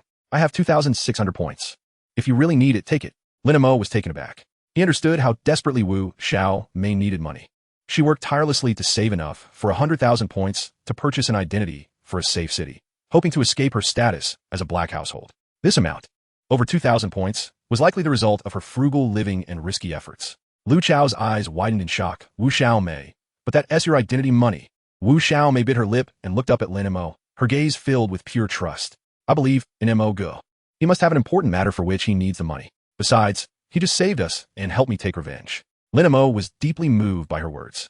Yet, he refrained from being overly sentimental and solemnly replied, Thank you, Xiao Mei. I'll consider this a loan. Once I return, I'll repay you with interest and ensure you gather your identity funds promptly. Seeing him accept her offer, Wu Xiao Mei's face broke into a delighted smile, and she nodded vigorously. There was no way she could repay the money at the moment. Repaying with flesh was the only option available. Having gathered the necessary funds, Lin Mo wasted no time in completing the exchange. The profound secrets of Bai Du Chui Ling Ju refinement section flooded into his mind. With the samples collected, Lin Mo immediately withdrew to one side, immersing his consciousness in the system mall once more. He quickly located the refinement section of Bai Du Chui Ling Ju. The price was steep, nearly depleting the remaining credit points of both him and Lu Chao. Purchase. The information regarding the technique instantly surged into his mind. Thanks to Lin Mo's keen perception as a cultivator and the system's infusion, he grasped its intricacies almost immediately. He settled into a meditative posture, feigning rest while secretly channeling the technique. He guided a faint thread of spiritual energy to envelop the sample bottle containing the toxic blood, commencing his attempts at refinement. The process unfolded more smoothly than anticipated. Perhaps the essence of the polluted beast toxin possessed a unique energy that resonated with spiritual energy to some extent. In a matter of minutes, Lin Mo successfully refined a trace of colorless, odorless toxic energy, which he carefully affixed to a bullet. The originally luminous golden bullet now bore a subtle, yet discernible layer of grayish luminescence, enhancing its perilous allure. Success! Lin Mo felt a surge of joy and was about to test its efficacy when, suddenly, a cacophony of frenzied engine roars erupted from a distance. A dozen bizarrely modified motorcycles kicked up a cloud of dust, racing towards their location like a pack of unbridled wild dogs. In the blink of an eye, the motorcycle gang formed a loose encirclement around Lin Mo and his companions, along with the carcass of the polluted beast. The riders bore fierce expressions, armed with shotguns, machetes, and other weapons. At the forefront was a burly man sporting a mohawk and a scarred face. None other than Sang Bo. Damn it, it's you city scum who kill my men. Sang Bo brandished his sawed-off shotgun menacingly at Lin Mo. Where's my brother, Sang Biao? You know who I am, don't you? Initially, Lin Mo did not recognize this individual, feeling a sense of familiarity until the latter revealed his identity. It dawned on him that this was indeed the foolish younger brother of Sang Biao. No wonder he bore a slight resemblance, both exuding a vibe of expendability. Seeing Lin Mo remain silent, Sang Bo assumed he was intimidated, growing increasingly arrogant. What? No words? Kneel before me, hand over that girl and the electronic dog, and present the collected materials with both hands. I might consider leaving your corpse whole. Lin Mo regarded this ragtag group with indifference, even feeling a bit amused. He had been seeking an opportunity to test his newly refined toxin, and here it came knocking at his door. He had no desire for idle chatter. With a mere thought, he unleashed a nearly imperceptible golden beam of light that shot forth at a velocity surpassing that of a bullet. Sang Bo felt a jolt in his arm, akin to a mosquito bite. Instinctively glancing down, he noticed a tiny red that had manifested on his arm where he held the gun. Just this? He was about to mock when an eerie wave of numbness surged through his arm. Simultaneously, the world around him began to distort, colors swirling into a bizarre spectacle. So many beautiful women. One of his subordinates suddenly discarded his weapon. His gaze glazed over as he began to laugh foolishly and dance in the air. Another subordinate screamed in terror. Insects. So many insects crawling on me. Get away. Get away. As for Sangbo, he exhibited the most exaggerated symptoms. His menacing grin transformed into a dazed stupor, and to everyone's astonishment, he flung his shotgun aside. He began to frantically tear at his clothing, his eyes bloodshot. Facing the void ahead, he engaged in exceedingly indecent behavior, performing lewd gestures akin to those of a depraved individual, while mumbling incoherently. What the hell? Is this poison so potent? Lin Mo stared in astonishment, unable to restrain himself from bursting into laughter. The hallucinatory effect was nothing short of a social death-level attack. The other members of the motorcycle gang, those who were enveloped by the golden light emitted by Sangbo, also began to experience varying degrees of hallucinations. Some fled in panic, others fought amongst themselves, while some collapsed onto the ground, foolishly laughing, instantly losing all combat capability. Lu Chao and Wu Xiao Mei gazed at this bizarre and comical scene, their mouths agape as if they could fit an egg inside. As Sangbo embraced the air, engaging in repugnant antics, the other members of the motorcycle gang also succumbed to a myriad of fantastical illusions. Amidst the chaotic crowd, a burly man hiding behind a modified motorcycle suddenly shook his head. He was positioned further away from Sangbo and seemed to have inhaled less of the hallucinogenic toxin, retaining a shred of his sanity. Witnessing his leader and comrades acting as if possessed, and seeing Lin Mo standing calmly at the front with a smile, a wave of intense fear and rage surged within him. Damn it, it's your doing. I'll take you on. With his scarred face ablaze, he bellowed and leaped out from behind the motorcycle. With a sawn-off shotgun in hand, he aimed without hesitation towards Lin Mo, Lu Chao, and Wu Xiao Mei. Pulling the trigger, boom, the deafening gunshot exploded across the desolate plain. A hail of steel pellets sprayed out in a fan shape, enveloping Lin Mo and his companions like a metallic storm of death. At this close distance, being hit would surely turn them into a sieve. Mo, go, be careful, Lu Chao exclaimed in terror, instinctively wanting to throw himself down. Wu Xiao Mei let out a short gasp of alarm. However, faced with this sudden, lethal attack, Lin Mo appeared as if he had eyes on the back of his head, not even glancing back. He seemingly casually moved his right hand, which had been hanging at his side behind his back. At the instant his hand turned towards the gunfire, a gentle yet resilient golden light curtain unfolded behind him. This curtain, composed of countless intricate golden runes, completely shielded him and his companions, Lu Chao and Wu Xiao Mei. Crackle. The dense pellets pelted the golden curtain like a torrential downpour, producing a cacophony of jarring impacts. Yet, that thin layer of light stood firm as a rock, not even causing a ripple. All the pellets were firmly blocked, falling helplessly to the ground behind Lin Mo, bouncing and producing a crisp sound. Lin Mo maintained his posture with his hands behind his back, his figure upright. Not even a corner of his clothing was disturbed by the gust. Chapter 69. Hidden Task. Pollution Explorer, he even had the leisure to flick non-existent dust off with his left hand, expressing mild annoyance at the disturbance as he coolly remarked, "The noise is too loud, disturbing the peace." Silence. An absolute stillness enveloped the scene that had just been chaotic with gunfire and madness, where even the sound of a pin dropping could be heard. Those motorcycle gang members who still retained some semblance of awareness, including the Scarface shooter, stood frozen in place, as if under a spell. Their eyes widened and mouths agape. They gazed in disbelief at the slowly dissipating golden curtain behind Lin Mo and at the mass of deformed steel pellets scattered on the ground. A point-blank shotgun blast had left him unscathed. He hadn't even moved an inch. What kind of monster is this? An ability user couldn't possibly be this effortless and casual, right? Lu Chao and Wu Xiao Mei were utterly dumbfounded, although they knew Lin Mo was strong. The extent of his power exceeded the limits of their imagination. Lu Chao murmured, "Oh my god, Mo, go. You're too impressive, aren't you? It's incredible." After a moment, Lin Mo, having posed enough, leisurely approached as if picking up trash, gathering the scattered shotgun shells from the ground. He then shouted at the motorcycle gang members, who were trapped in hallucinations and powerless to resist, "Stop dreaming. Now, immediately, put on your protective gear and get to work. Anyone who dawdles will find themselves trapped in hallucinations for eternity, under the threat of violence and illusion." This group of once arrogant motorcycle gang members instantly transformed into the most obedient laborers. Overcoming their nausea and fear, they donned protective gear and joined the ranks of material gatherers. With the addition of these dozen or so fresh laborers, the work that originally required half a day to complete was suddenly expedited. Observing the rapidly filling sealed containers, Lin Mo felt elated. He weighed the venomous bullet in his hand, reflecting that the expenditure of 10,000 credit points was immensely worthwhile. Without this magical item, Handling this group of armed desperados would have required considerable effort. How could it be this effortless now? This outing not only promised the smooth completion of the task, but also yielded a free labor force and a batch of weapons, while simultaneously validating the feasibility of the venomous item. Truly a bountiful gain. Under the diligent efforts of the motorcycle gang laborers, the material collection task, which would have otherwise consumed a significant amount of time and energy, was completed at an astonishing speed. Several specially designed sealed containers were filled to the brim and stacked nearby, just as Lin Mo was counting his spoils and preparing to head back. The long-awaited system notification chimed in his mind again, but this time, the content left him shaken. Ding! Detected that the host has successfully engaged with and handled D-level polluted beasts for the first time, unlocking the hidden task. Pollution Explorer. Task content. Actively explore and document detailed information about a pollution source, non-polluted beast. Task reward. Special item. Foundation Spirit Material. Unique. Foundation Spirit Material. Lin Mo's heart raced, and his breath quickened. As a transmigrator well-versed in various cultivation novels, he was acutely aware of what the term foundation establishment signifies. It marks the first major realm after the Qi refinement stage, representing a true step into the world of cultivation, a leap in the hierarchy of life. The disparity in power compared to the Qi refinement stage would be immense.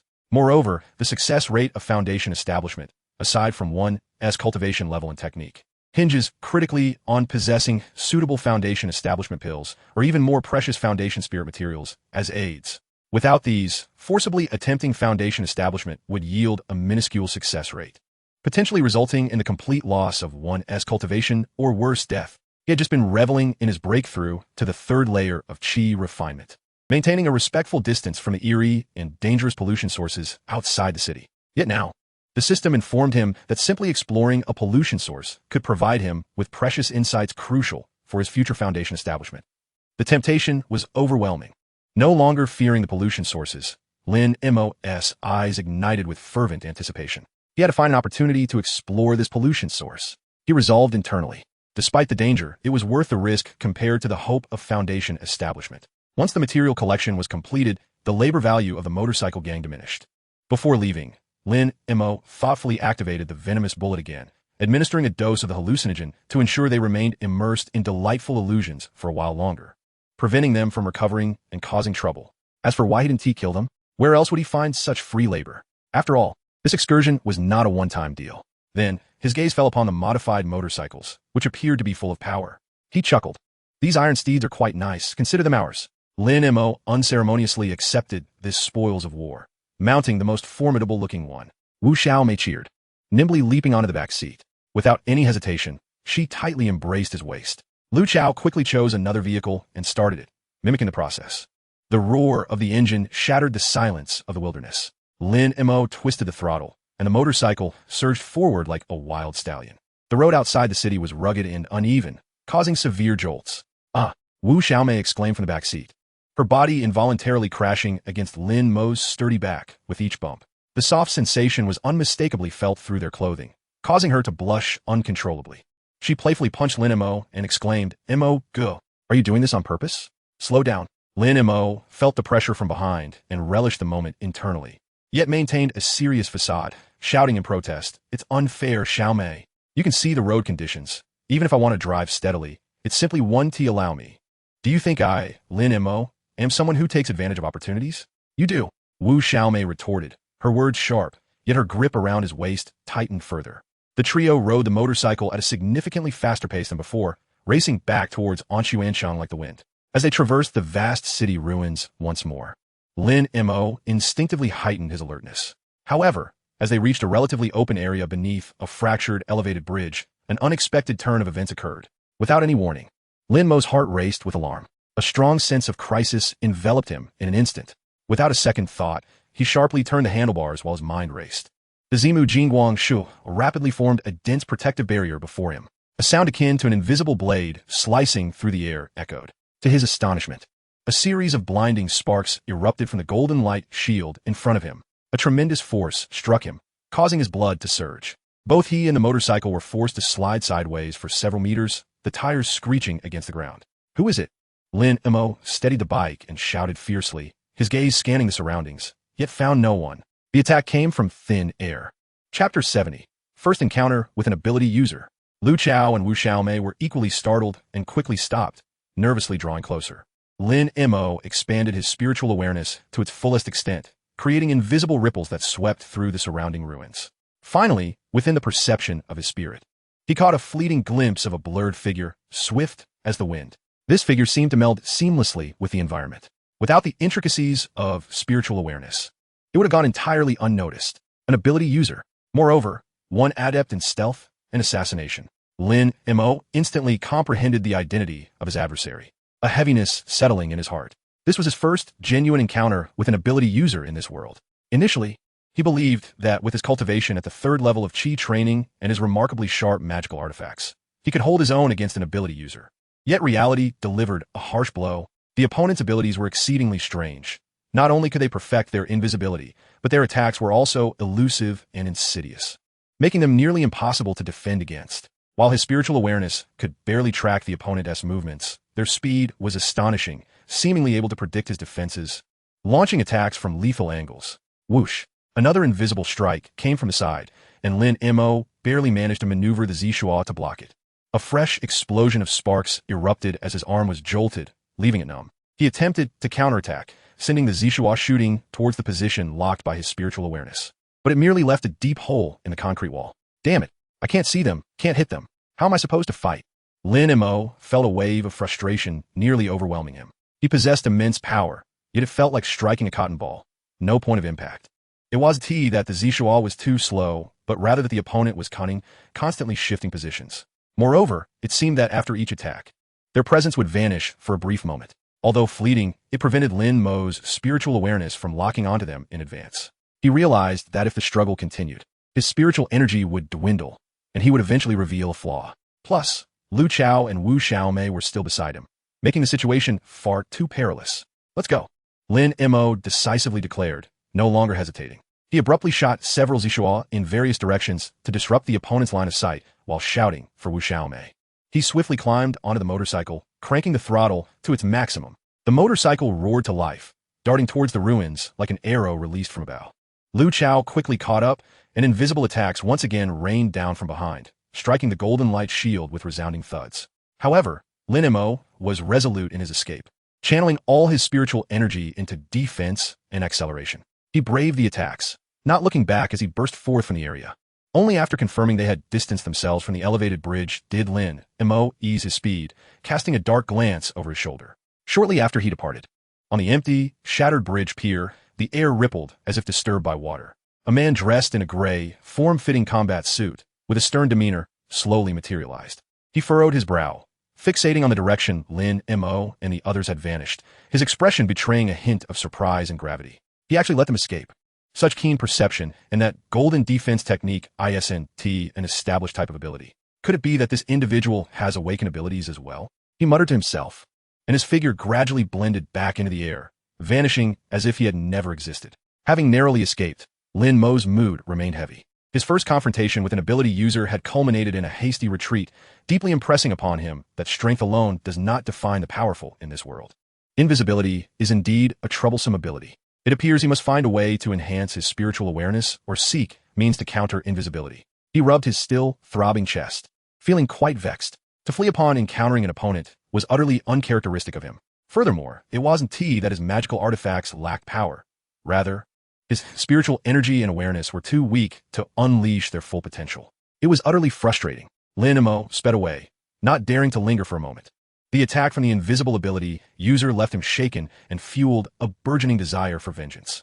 Damn it, it must be that scoundrel Lei Bao who sent them. Against the howling wind, Lin Mo analyzed darkly. He had only a handful of enemies in Anshuansheng. The only one with the means to summon an ability user was none other than Lei Bao of the Yilang gang. The last time he saw Lei Bao respectfully greet those prominent figures outside the entertainment city, it was likely in connection with channels that could reach out to ability users. That scoundrel, time and again, attempting to take my life. Upon returning, I must ensure I deal with him first. A potent sense of crisis and the anger of being ambushed solidified Lin Mo's resolve. He could not find peace until Lei Bao was removed. Hastily, they finally returned to the inner city just as darkness enveloped the sky and the city gates were about to close. Passing through the heavy, oppressive gate, they breathed in the relatively clean air of the city once more, allowing Lu Chao and Wu Xiaomei to genuinely relax. Upon entering, Lin Mo immediately called Hua Shanjiu.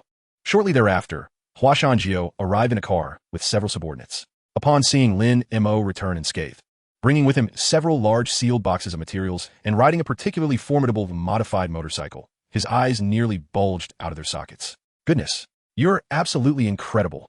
Hua Shanjiu circled the motorcycle, examining the materials, unable to contain his admiration.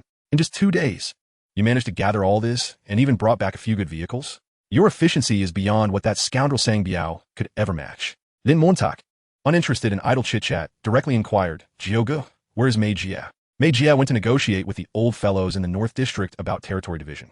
"She probably won't be back until tomorrow," Hua Shanjiu explained, lowering his voice. "Is there something urgent?" Lin Mo's gaze turned icy. "What about Lei Bao? Any news of that scoundrel?"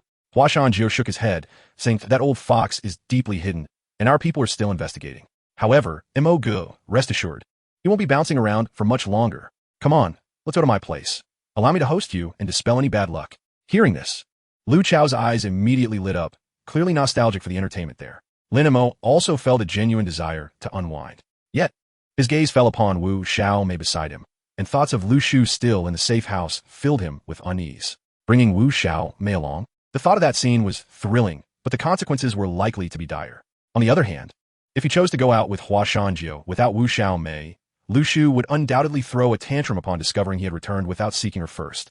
Weighing the pros and cons, Lin Mo could only painfully decline. "Jioge, let's call it a day. I'm a bit tired after just getting back and would like to rest first. Another day, I promise to treat you." Hua Shanjiu, being astute, glanced at Lin Mo and then at the striking Wu Xiaomei, revealing an understanding smile. Understood. Then, Mo Gu, please take your time to rest." Lin Montak, uninterested in further explanations, turned to Lu Chao and Wu Xiaomei, stating, "Chao, Xiaomei, you two go with Jioge to the venue and let him arrange a safe place for you to stay. He mainly worries about Lei Bao becoming desperate and taking action against those around him. Hua Shanjiu's territory is relatively safe." Upon hearing this, Wu Xiaomei appeared somewhat displeased, pouting and wanting to speak. "Mo Gu, I want to go with you." Lin Mo quickly interrupted her, adopting an authoritative tone. "Listen, go with Jioge first. I have some matters to attend to, and I will come find you tomorrow." He thought to himself that if he brought Wu Xiaomei back now and bumped into Lu Shu, it would not merely be a tantrum, but likely lead to a fight. Seeing Lin Mo's resolute attitude, Wu Xiaomei felt aggrieved, but could only comply with a reluctant no. After arranging for the two, Lin Mo finally set off alone toward the safe house provided by Mei Jie. Chapter 71. Mei Jie encountered trouble. He did not take the front entrance, but instead stealthily maneuvered to the side of the building. In a manner reminiscent of a nimble cat, he swiftly climbed to the second-floor balcony and silently slipped inside. The room was eerily quiet, with only the sound of running water emanating from the bathroom. A mischievous grin appeared on Lin Mo's face as he stealthily approached the bathroom door, gently turned the lock, and suddenly dashed inside. Who? Lu Shu, showering, screamed in fright. Instinctively, she grabbed a nearby bottle of shower gel to throw at him. Amidst the misty steam, her smooth back and graceful curves became faintly visible. "It's me," Lin Mo quickly exclaimed, wrapping his arms around her wet figure from behind. The familiar voice and scent caused Lu Shu's tense body to immediately relax. However, a surge of anger quickly overcame her, and she struggled fiercely, her small fists raining down like raindrops upon Lin Mo's sturdy chest. "You scoundrel, you scared me to death. I thought a thief had come in. How did you get in here? Can't you use the door?" Her voice was a mix of fear and anger, tinged with a hint of tears. Lin Mo allowed her mild flailing to continue, tightening his embrace even more, feeling her body quivering with excitement against him. The warmth of the water cascading down them intensified the intimate sensation, igniting a fire within him.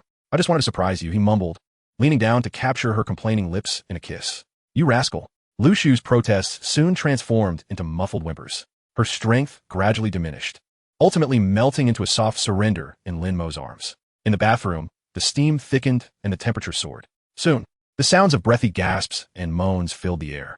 Over an hour later, in the safe house, Lin Mo reclined against the headboard, a freshly lit Zhonghua cigarette between his fingers, contentedly blowing smoke rings. The past few days of traveling outside the city made this moment of tranquility feel particularly precious. Lu Shu approached with a glass of water, sitting on the edge of the bed, her curiosity piqued. "How come you returned so quickly this time? I thought you'd be gone at least a day or two longer." Mentioning this made Lin Mo's heart simmer with frustration. Were it not for that invisible bastard with special abilities ambushing him midway, he might still be leisurely enjoying his time outside the city. perhaps even experimenting with Wu Xiao Mei regarding the resilience of new stockings. However, he naturally wouldn't divulge these perilous details to Lu Shu to avoid worrying her. So he merely offered a vague response. Well, things went relatively smoothly. Once I gathered the materials, I hurried back. That hellish place outside the city is unbearable to stay in even for a moment. Lu Shu nodded thoughtfully, but couldn't suppress her curiosity, leaning in closer to ask, what is it like outside the city? Is it dangerous? Although she was born in the apocalypse, she had always lived in the relatively safe inner city. Much of her understanding of the outside world coming from hearsay. Lin Mo took a drag of his cigarette and recounted what he had seen outside, describing the boundless ruins, the eerie, blood-red sky, the corpses of polluted beasts, and the scavengers struggling for survival like hyenas amidst the debris. Of course, he cleverly omitted the conflicts with the motorcycle gang and the ambush by the special abilities user, simply stating he encountered some minor troubles that had been resolved. Lu Shu's face turned pale upon hearing this, instinctively clutching Lin Mo's arm. So dangerous? You really shouldn't go back there again. It's too terrifying. Just as Lin Mo was about to express his gratitude that she finally understood the need to worry for him, Lu Shu suddenly shifted her tone, her eyes sparkling with curiosity. By the way, how much can you earn from this trip? 10,000 credit points. Lin Mo replied nonchalantly while releasing a puff of smoke. How much? 10,000. Lu Shu's voice instantly soared by 8 octaves, her eyes widening as if she had heard an unbelievable tale. Just for one trip? In just over a day? She excitedly grasped Lin Mo's arm, shaking it. My goodness. That's a lot.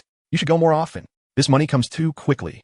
Lin Mo looked at her as her expression shifted from concern to greed, nearly choking on the smoke.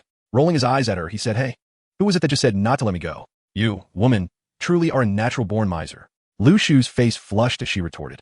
I was just worried about you. But if it pays so well, being a bit careful should be fine, right? Her voice grew softer, clearly feeling a bit guilty. Suddenly, she remembered something and extended her hand. Where's the money? Show me. I've never seen so much money at once. The money was just handed over to Mei Jia. It won't be deposited so quickly, Lin Mo replied helplessly. Just wait, there will be plenty for you. He suddenly recalled something and sat up straight, looking at Lu Shu. By the way, Chow mentioned earlier that you work in the logistics department of the City Lord's mansion. Yes, what's the matter? Lu Shu nodded. Do you know anything about pollution sources? You know, the kind that can give rise to polluted beasts? Or does the logistics department have any relevant records? Lin Mo's tone carried a hint of eagerness. The system task required exploring pollution sources, of which he currently knew nothing. If he could obtain some intelligence in advance, it would undoubtedly reduce the risks. Lu Shu furrowed her brows in thought. I've heard of pollution sources, but I don't know the specifics. That falls under the purview of the Combat Department and Research Institute. Our logistics department mainly handles resource allocation and basic data archiving. However, some non-sensitive old files or regional reports might mention them. I can try to sneak a look for relevant information when I go to work next time, but I can't guarantee I will find anything. Lin Mo was overjoyed at her words. This was like a timely gift. He had been struggling to find a lead. That's wonderful. Please try to find anything related to the location, characteristics, and danger levels of pollution sources. Any information would be immensely helpful. Unable to restrain himself, Lin Mo embraced Lu Shu and planted a kiss on her cheek. This matter is very important to me. Lu Shu felt her cheeks flush from his sudden intimacy. Gently pushing him away, I know I will do my best. The two exchanged a few more casual words, and Lin Mo observed Lu Shu's bashful demeanor, noticing the embers of passion rekindling. Just as he was preparing for a deeper conversation, the communicator on the bedside table rang sharply, interrupting the moment. Lin Mo frowned, picked it up, and saw that the caller ID was Hua Shanjiu. He pressed the answer button, but before he could even greet, an unprecedented urgency and a hint of panic came through the receiver. Lin Mo. This is bad. Something major has happened. Mei Jia is in trouble. Chapter 72. The City Fortress what? Lin Mo felt as though he had been doused with ice water, springing up from the bed. His voice rose sharply. What happened to Mei Jia? Speak clearly. On the other end, Hua Shanjiu spoke rapidly, barely containing his anger. It seems the negotiations fell through. Mei Jia is currently cornered in the North District City Fortress. There are numerous assailants, and it's not just one gang. It appears they have conspired in advance. We cannot mobilize our people in time, and there are not many brothers with Mei Jia. The situation is perilous. We must go immediately to assist her. Lin Mo's fury surged, a cold, murderous intent enveloping him. Multiple gangs are lying in ambush? This matter reeks of treachery. A name instantly sprang to his mind. Lei Bao. He is the one who bears a deep-seated grudge against both him and Mei Jia, and has been lurking in the shadows. Who else could orchestrate such a coordinated attack against Mei Jia? I understand now. Lin Mo's voice turned icy. Send me the address. I'm on my way. After hanging up, he swiftly began to dress. His sudden urgency infuriated Lu Shu. Just moments ago, they were in a tender moment, and now he was rushing off for another woman? Moreover, being interrupted at such a crucial moment only intensified her feelings of jealousy and displeasure. You cannot go.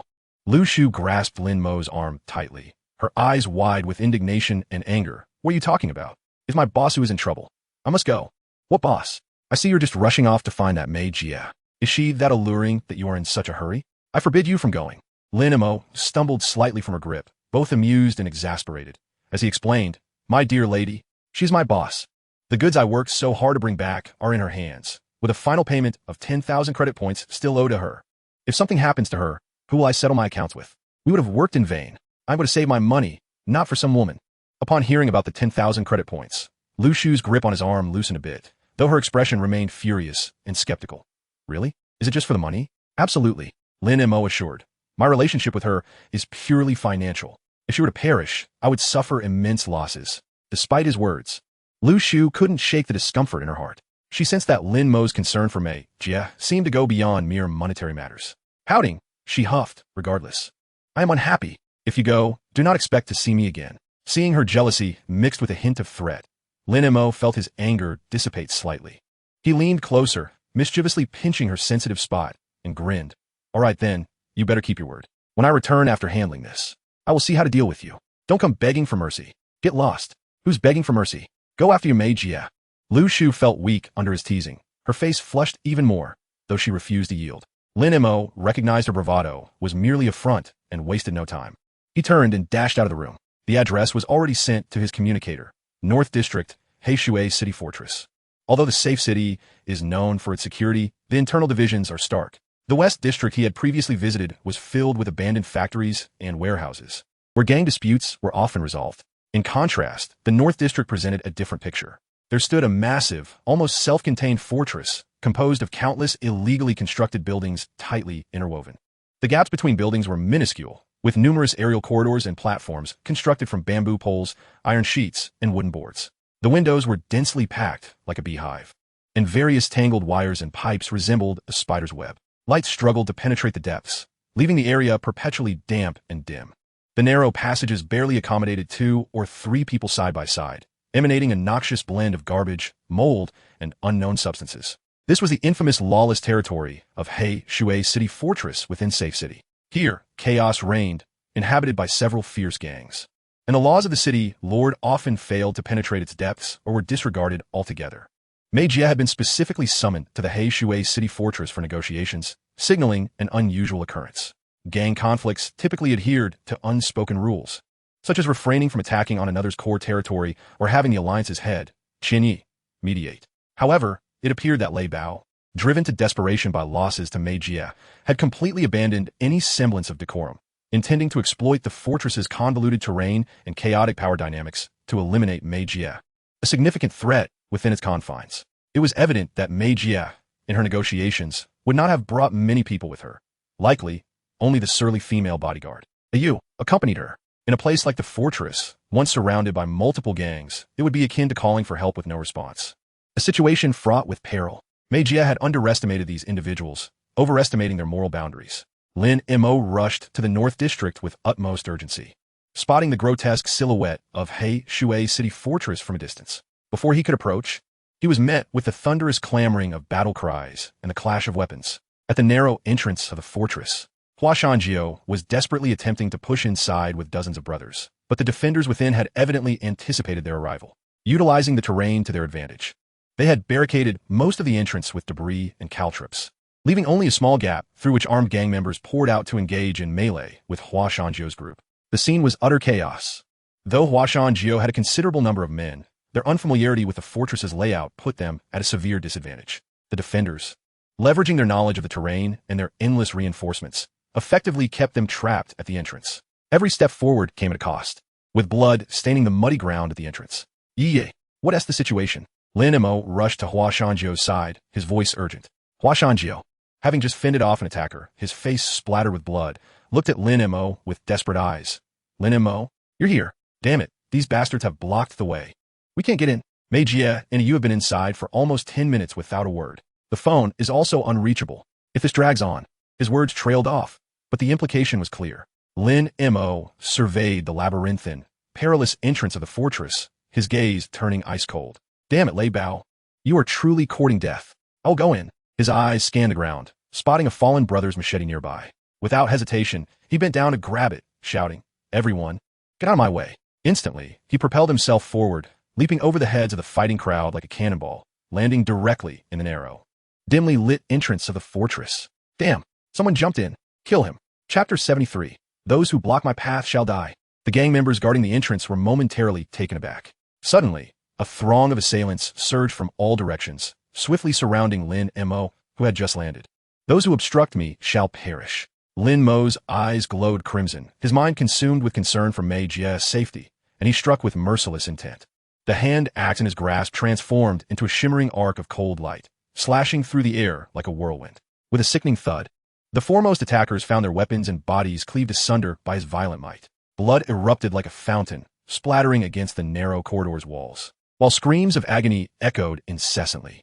However, after felling several foes, Lin Mo's heart sank. It was not that he could not fight his way out, but rather that he had no time for such entanglements. He ceased his prolonged skirmish with the rabble, propelling himself forward with the force of a bull through the constricted passageway. Those who obstructed him were either cleaved apart or sent sprawling by his shoulder charge. This marked Lin Mo's first venture into the depths of Heishui Qingzai, and the sight before him sent a shiver down his spine. It resembled a three-dimensional labyrinth.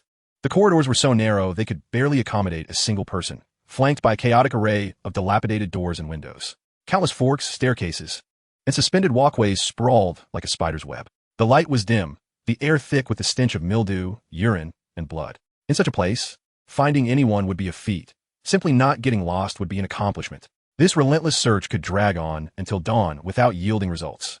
Lin Mo forced himself to regain composure. While wielding his blade to repel the relentless foes emerging from every corner, he expanded his spiritual awareness, spreading it like quicksilver. In an instant, the three-dimensional layout within a radius of several dozen meters was vividly etched in his mind. He discerned where ambushes lay, which paths were relatively clear, and even the faint traces of life behind the walls. There, his awareness detected the sound of hurried footsteps and indistinct shouts emanating from a fork ahead. Lin Mo immediately identified his direction.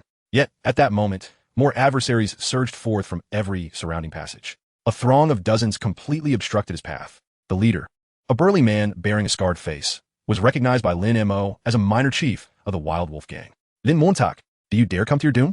Pay for Biao Ji's life. The scar-faced man bellowed, charging forth with his men like a tidal wave. Among the crowd, alongside the Wild Wolf Gang, other factions were indeed present. It seemed Lei Bao had pooled considerable resources, uniting numerous forces. Indeed, you rabble. Lin Mo seethed with fury as he scanned for Lei Bao, demanding he show himself. The response he received was a barrage of blade strikes. Seeking death, Lin Montak was utterly enraged. He ceased holding back, infusing his legs with spiritual energy, enhancing his speed and strength. His hand axe danced with impenetrable ferocity. Simultaneously, the sub-golden light shuttles activated silently. Numerous slender sub-shuttles, under the precise manipulation of his awareness, swirled around him like invisible reapers. Thud, thud, thud. The attackers charging at him perceived only a single swing of Lin Mo's axe, yet felt a chilling sensation at their throats, hearts, and joints before collapsing lifelessly. Some foes didn't even witness Lin Mo's swift movements. Assailants behind him inexplicably clutched their throats, crumpling to the ground. With blades slicing and sub-shuttles piercing, Lin Mo became an efficient killing machine, carving a bloody path through the narrow corridor. Those before him fell like cut wheat, blood staining the ground and pooling like a stream. Nevertheless, Lin Mo held back somewhat, primarily using his axe to dispatch frontal foes, while the sub-shuttles precisely incapacitated those attempting ambushes or attacking from tricky angles. It was not intentional restraint. Rather, the citadel was vast and enemies were numerous, necessitating conservation of spiritual energy. Should his energy be depleted, becoming trapped here would spell disaster. Yet even so, his unmatched ferocity, akin to a war god descended, instilled terror in the remaining adversaries. They beheld his blood-soaked form, weapon in hand, with a cold gaze advancing step by step, his murderous aura nearly palpable. What monster? Some quivered, retreating. What are you afraid of? It's just one man. He'll tire out soon. We can overwhelm him. The scar-faced minor leader feigned bravado, roaring to rally morale. The remaining members exchanged glances, a rallying cry escaping their lips as they charged once more. In this confined space, the advantage of numbers remained significant. Lin Mo inhaled deeply, resuming his assault. Strike, cleave, sweep, and lift. The simplest of techniques unleashed terrifying power in his hands. Coupled with the elusive sub-shuttles, another wave of foes fell. When he finally dispatched the last hindering enemy with a kick, his axe had become completely dulled and damaged from overuse. He discarded the ruined weapon, the clatter echoing in the air. At that moment, he was drenched in blood, his own mingling with that of his enemies, exuding a pungent scent of carnage. He could not afford to pause for breath. He pressed onward, following the direction indicated by his awareness, charging deeper into the citadel. Just after rounding a corner, he keenly noticed a faint red dot above. Looking up, he beheld a rusted, awkwardly positioned surveillance camera trained on his path. The pent-up fury within him found an outlet. He halted, pointing at the camera as if he could see the puppet master behind it. Roaring with wrath, Lei Bao, "I curse your ancestors! You cowardly rat! If you dare hide for a lifetime, just don't let me find you. Otherwise, I will ensure your body is torn to shreds and your bones ground to dust." His voice reverberated through the narrow corridor. With that, he delivered a powerful kick against the adjacent wall, using the momentum to leap high, executing a precise hand strike upon the camera. With a crack, the camera shattered, sparks flying as it was rendered useless. Lin Mo did not pause to witness the aftermath.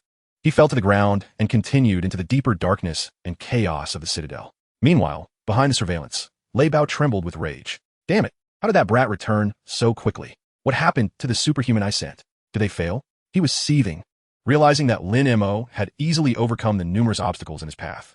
Lin Mo was indeed correct. This conspiracy was orchestrated by Lei Bao and his nefarious organization. However, the interior of the citadel was akin to a vast, malevolent maze. As Lin Mo felled another wave of obstructive minions and surged forward a mere 10 paces, yet another fork erupted with armed thugs brandishing clubs and blades, cursing as they charged at him with wild eyes. Endless. Lin Mo's frustration reached its zenith. If this relentless onslaught continued, he would not only fail to rescue anyone, but would inevitably be worn down to nothing. Mei Jie's fate hung in the balance. Every second wasted increased the danger. Schapta 74 Trekking Symbol. His spiritual awareness had reached its zenith, yet the coverage remained limited. In this intricately constructed, layered citadel, it was like a drop in the ocean. Within his perceptive range, he could only sense the ceaseless tide of enemies and the terrified residents hiding. He could not capture even a hint of Mei Jie or US familiar presence. Strength. It was still a matter of strength. If only I were in the foundation building stage, my awareness could encompass nearly half the citadel. Avoiding such dire straits, Lin Mo gritted his teeth, resolutely reaffirming his determination to enhance his strength at any cost. As he observed another group of foes clamoring toward him, Lin Mo's patience evaporated entirely. He had no desire for close combat with them any longer. With a powerful thrust of his legs, he leaped into the air, his hands grasping the protruding wooden beams of the nearby rooftop. With a twist of his waist, he nimbly vaulted upward, treading upon the creaking, dilapidated roof, seeking to circumvent this latest batch of adversaries from above. However, standing at a high vantage point, a far more despairing scene unfolded before his eyes.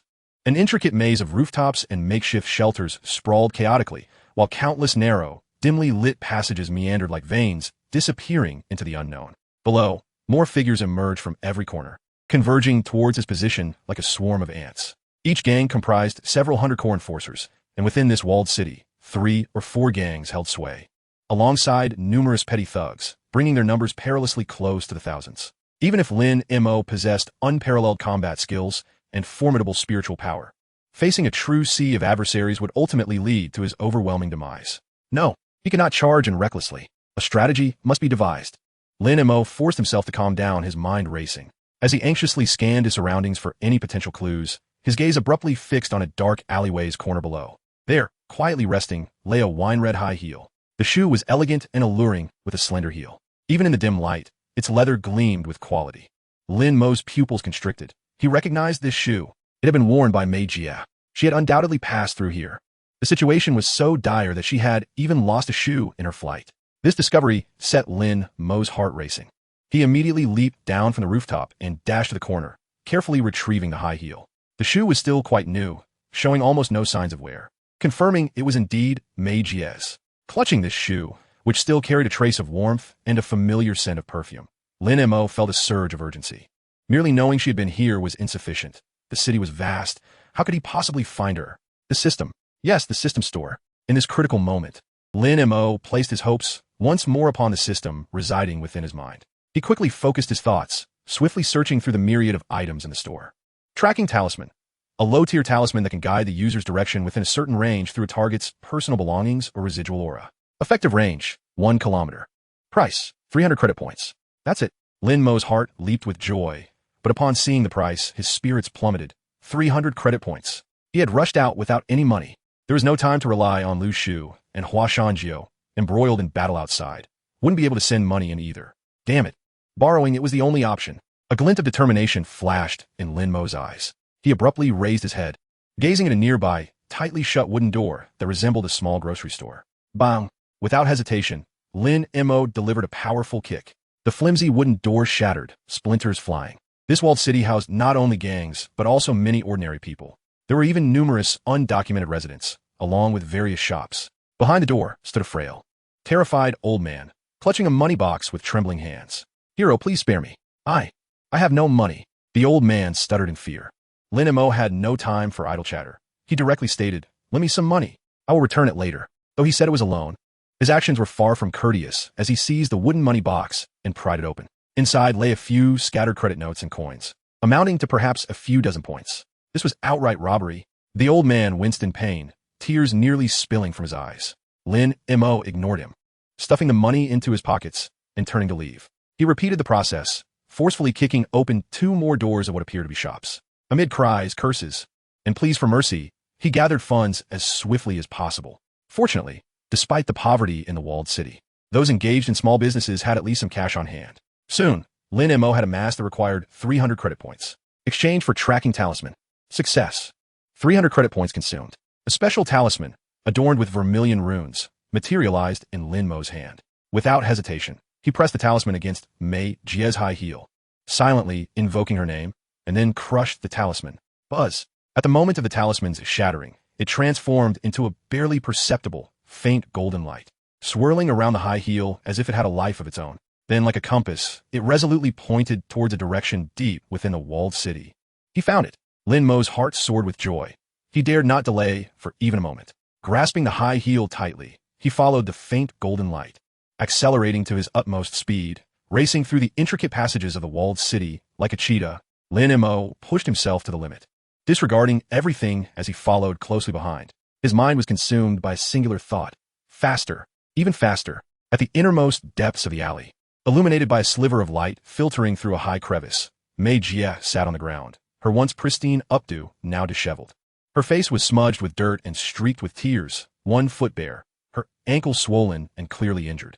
In her arms lay her personal bodyguard, Yu. Yu's condition was dire. Her face was ashen, lips devoid of color, and her eyes were tightly shut. Her abdomen was soaked in blood, dark crimson liquid continually seeping out, pooling beneath her. Her breaths were faint and rapid, with blood-tinged bubbles escaping her lips, indicating severe internal injury and excessive blood loss, bringing her perilously close to death. Mei Jie clutched Yu tightly, tears streaming down her face like pearls from a broken string. Her sorrow was not for her own peril, but for the grief and anger that overwhelmed her. Several loyal female bodyguards had already fallen in the struggle to protect her escape.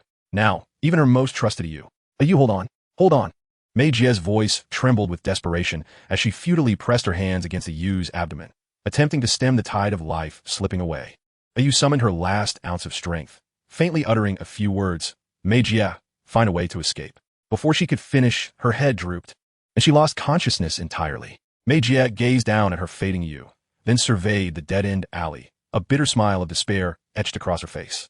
Escape? Where'd she go? The outside was teeming with Lei Bao's men. She had underestimated Lei Bao's madness and cruelty. Chapter 75. Mei Jie. I have arrived too late. This scoundrel dared to blatantly disregard the League's rules and Master Qian's intimidation, directly attempting to kill her within the walled city. It was a clear gamble. Either she perished or the Yilang gang was obliterated. Given the current circumstances, it seemed Lei Bao was on the verge of winning this bet. Despair washed over her like a cold tide, eroding her heart little by little. Bang! Bang! The heavy sound of pounding on the rusted iron door echoed from the alley's entrance, accompanied by a barrage of foul-mouthed taunts. Mei Biaozi, stop hiding and open the door. Your bodyguard is almost done for, right? Haha, once that woman breathes her last, just wait and see how I'll deal with you. Be smart and come out to serve us, brothers. Who knows? You might just save your wretched life. The iron door was blocked from the outside and inside. Mei Jie and Yu had previously barricaded it with various items. The assailants outside were hesitant to force their way in, knowing Yu had been armed. However, They were also aware that Yu was nearing the end of her strength and were gradually losing patience. Listening to the vile insults and threats from outside, Mei Jie felt her sorrow gradually replaced by icy hatred and determination. Gently laying Yu down, she struggled to move and picked up the bloodied handgun from the ground. Gripping it tightly, she responded coldly to the outside, her voice weak yet resolute. If you dare to touch me, my subordinates will never let you go. Master Qian will not spare the Yilang gang either. Lei Bao is courting his own demise. Laughter and more vulgar insults erupted from outside. Haha, even at death's door. You're still tough, Master Qian. Once the deed is done, will he wage war against all the gangs for a dead woman? Brothers, line up. You'll enjoy yourselves soon enough. Mei Jie understood that verbal threats were utterly futile. Leaning against the cold wall, she raised her pistol, aiming towards the iron door. A flicker of resoluteness flashed in her eyes. Even in death, she would not suffer humiliation. Just as the people outside began to forcefully pound on the iron door, preparing to break through, a panicked shout pierced the air. Ah, damn it. Someone's behind us. How do you find this place? Stop him. Ah, a series of urgent cries, curses, the clashing of weapons, and the sound of bodies hitting the ground erupted from beyond the iron door, resembling a cacophony of exploding beans. The chaos was intense but brief. Then, with a thunderous crash, it seemed as if a heavy object blocking the door had been moved. The rusty iron door creaked as it was violently shoved open, revealing a figure silhouetted against the dim light of the corridor. Stepping through the blood-soaked floor, he advanced slowly. Drenched in blood, his clothing tattered in several places, his exposed skin bore scratches and bloodstains. He resembled Ashura rising from the blood pool of hell, exuding a suffocating aura of bloodshed and murderous intent.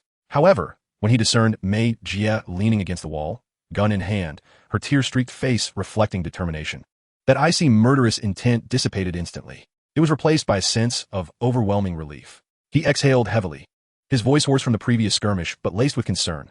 Mei Jie, I'm late. Are you all right? Mei Jie stared blankly at the bloodied figure who had seemingly descended from the heavens, barely able to recognize him.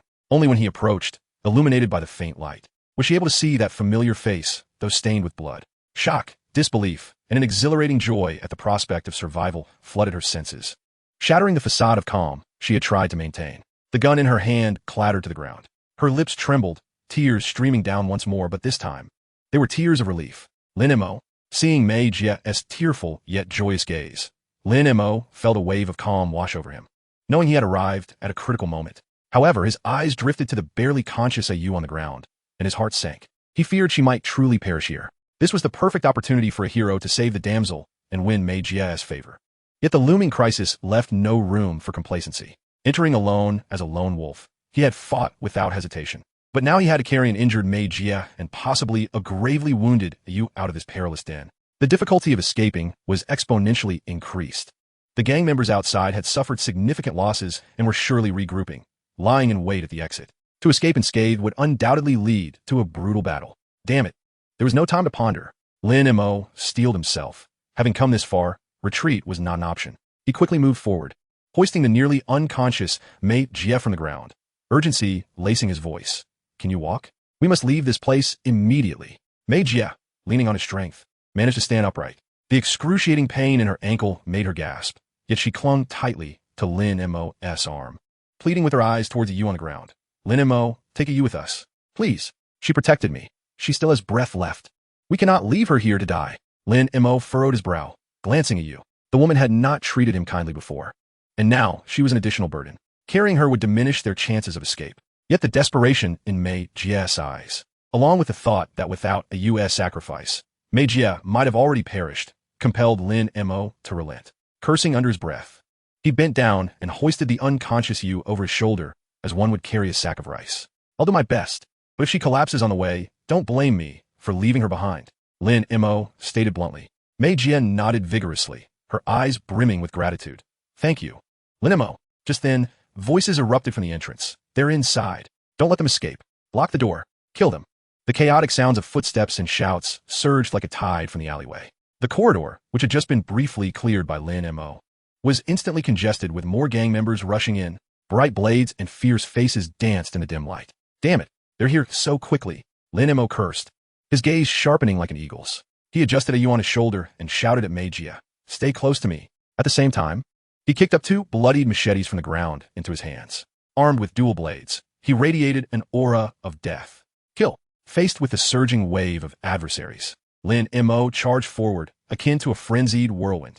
The twin blades danced, weaving a deadly net of steel. Each slash, chop, sweep, and thrust was imbued with fierce energy. Powerful and relentless. Thud, crack, ah. The foremost attackers fell like cut straw, limbs severed and blood splattering in all directions. Lin Mo was like an unyielding killing machine, carving a bloody path through the dense throng. Magia gritted her teeth against the pain and fear, closely following Lin Mo, never straying from his side. However, the odds were against them. Though Lin Mo fought valiantly, carrying 2 people restricted his movements, and the pressure was immense. Sweat mixed with blood trickled down his forehead, and his breathing grew labored. At this rate, they would inevitably be exhausted. Magia, contact the outside. Have Washanjio and the others come to our aid. Lin Mo shouted urgently while deflecting an attack from the side. Magia hastily pulled out her communicator, but the screen displayed a no signal icon. The internal structure of the stronghold was complex, with metal and concrete severely obstructing signals. No signal. Magia's voice was filled with despair. Damn it, Lin Mo cursed, swinging his blades with renewed urgency as he felled 2 enemies attempting to close in. He was drenched in blood, his own and that of his foes, looking like a demon returned from hell, momentarily intimidating those around him, who hesitated to close the distance. The opposing side evidently recognized Lin Mo's fatigue. A small leader figure, hiding at the back of the crowd, clutched an old intercom, anxiously calling out, Bao Ge! Bao Ge! Respond if you hear me. This kid is cornered in a dead end, but he fights like hell. Brothers are taking heavy casualties. From the other end of the intercom, a furious roar erupted from Lei Bao. Useless. Several hundred men can't take down one. Is he a freaking superhuman? Just as the small leader was about to explain that Lin Mo, though fierce, had not displayed any superhuman traits, an unexpected event occurred. A fist-sized, intensely hot fireball appeared out of nowhere behind the crowd. With a scorching wave of heat, it shot into the densely packed throng like a cannonball. Boom! The fireball exploded violently, instantly engulfing 3 or 4 individuals, their shrieks abruptly silenced. Only the acrid smell of charred flesh and swirling ashes testified to their previous existence. Silence enveloped the scene, a deathly stillness. Everyone was stunned by this sudden turn of events. The small leader, clutching the intercom, gaped as if he could fit an egg in his mouth, his eyes nearly popping out of their sockets, frozen in shock for 2 to 3 seconds. Then, with overwhelming terror and disbelief, he screamed into the intercom, Fireball! Bao Ge! This kid is indeed a superhuman. This exclamation was like pouring cold water into boiling oil. The gang members, who had previously relied on their numbers, now looked at Lin Mo with eyes wide with paralyzing fear. A superhuman, an entity possessing extraordinary power, capable of determining their fates. Seizing the moment when everyone was stunned, Lin Mo took a deep breath. Infusing the dwindling spiritual energy into his legs once more, he let out a low growl. Go. With one arm carrying a Yu and the other grasping Magia, he charged forth like a fierce tiger bursting from its cage, heading straight for the slight gap in the encircling forces that had appeared due to their fear. Lin Mo unleashed a fireball spell, instantly reducing 3 or 4 individuals to ashes. The shockwave of such extraordinary power was unparalleled. The once fearless and relentless gang members, previously eager to rush in, now stood frozen as if struck by a paralysis spell, their gazes towards Lin Mo filled with dread and reverence. Previously, they had perceived him as merely a formidable fighter, relying on speed and strength. But this ability to conjure fireballs barehanded was clearly a technique exclusive to the legendary supernatural beings. Among these struggling gang members, the strongest they had encountered were merely initial stage metamorphs, entities to be revered. True supernatural beings were on an entirely different plane. Who would dare to confront him? Would they willingly walk to their demise? In this rare moment of intimidation, Lin Mo, carrying Yu and pulling Magia, dashed away with surprising ease. Those blocking his path instinctively recoiled, and he indeed forged a path through sheer force. Damn it, a bunch of useless fools. Stop him. Don't let him escape. The little leader, hiding in the crowd, was both astonished and furious, frantically shouting into the walkie-talkie. Brother Bao, he is truly a supernatural being. The brothers are too scared to advance. He is about to break through. On the other end of the walkie-talkie, Lei Bao felt a jolt of shock. Lin Mo is a supernatural being. How could this be? Yet the terrified reports from his subordinates seemed genuine. A surge of extreme jealousy and deeper murderous intent welled up in Lei Bao's heart. How much had he sacrificed to attain extraordinary power? Why should Lin Mo, of all people, be allowed to become a supernatural being? Was he perhaps forced into it by his own hand? If he were to leave alive today, with the identity of a supernatural being and the influence of Magia, would there be any future for Lei Bao? He must be eliminated at all costs. Lei Bao's voice twisted with intense hatred. Hold him down. I will mobilize everyone I can, bringing heavy artillery. He has fought for so long and used his powers. He must be at his limit. He should only be at the initial stage of awakening, not too formidable. Supernatural beings are still human. They tire and can die. Hold him down. The little leader, listening to the orders from the walkie-talkie, wore an expression so grim it seemed to drip with juice. Hold him down? Easy for you to say. You go do it. Who among them would dare approach a demon capable of summoning fireballs at will? Do they value their lives so highly? Thus, an exceedingly comical scene unfolded. Lin Mo, with two individuals in tow, struggled to advance through the densely packed encirclement.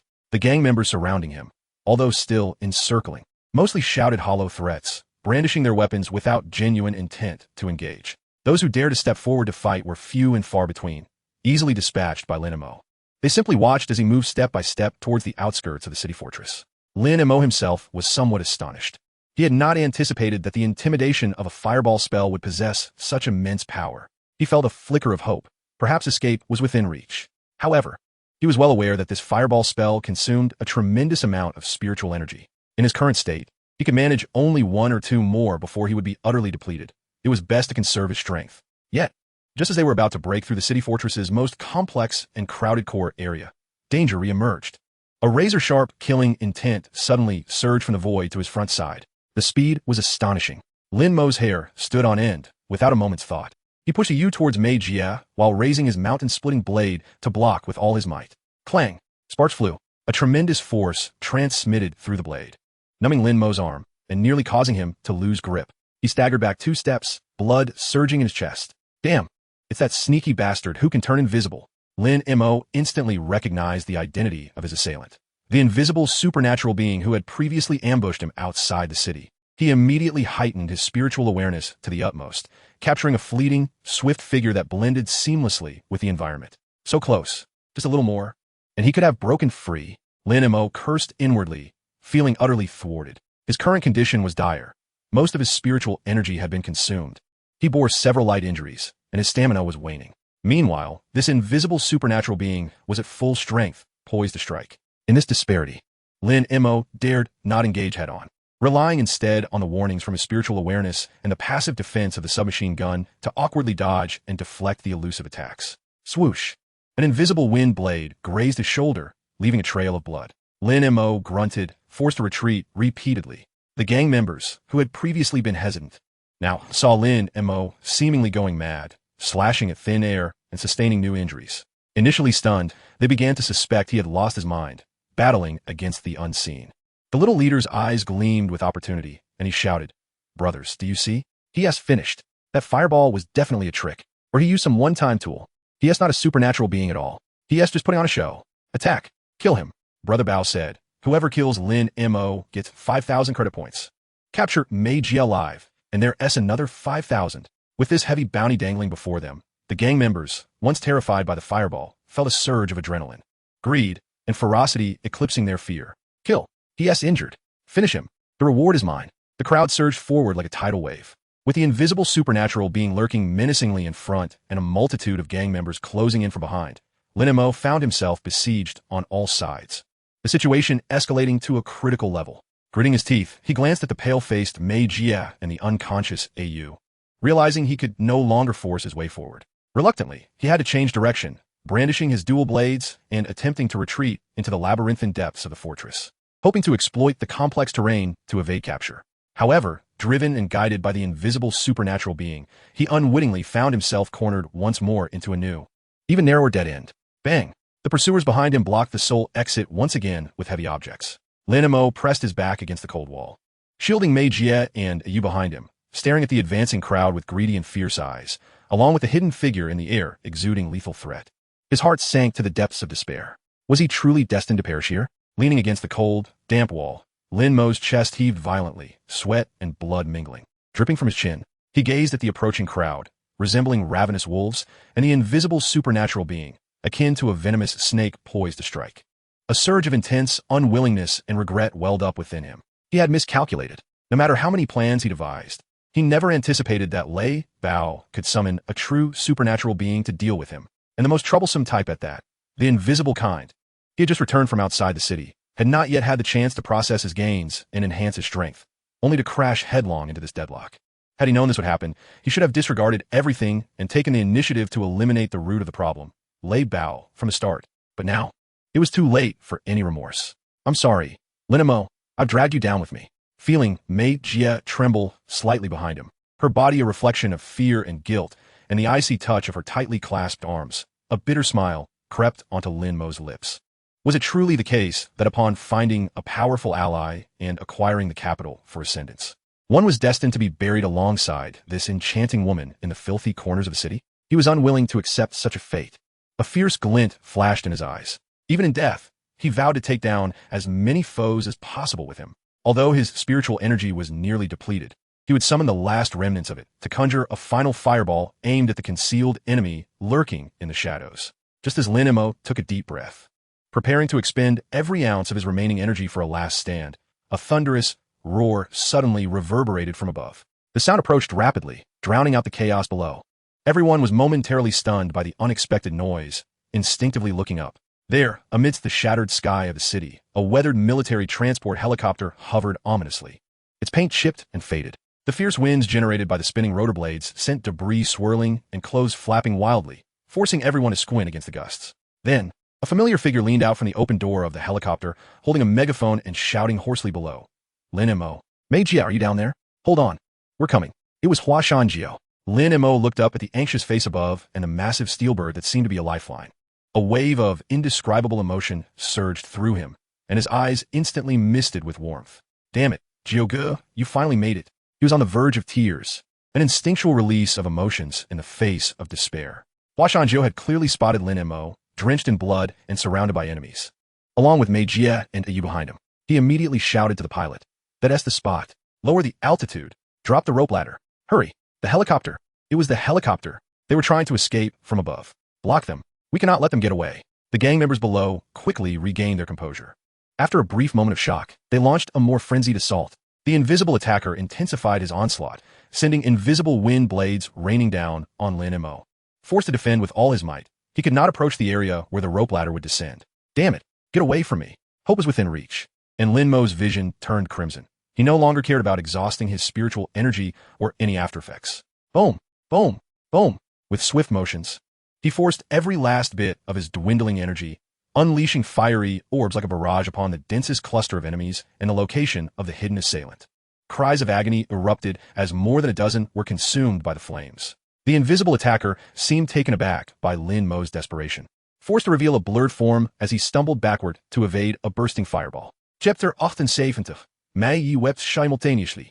Lin Mo frantically activated the dimly glowing mother shuttle within his Dantian, maximizing its defensive capabilities to withstand the relentless attacks from all directions.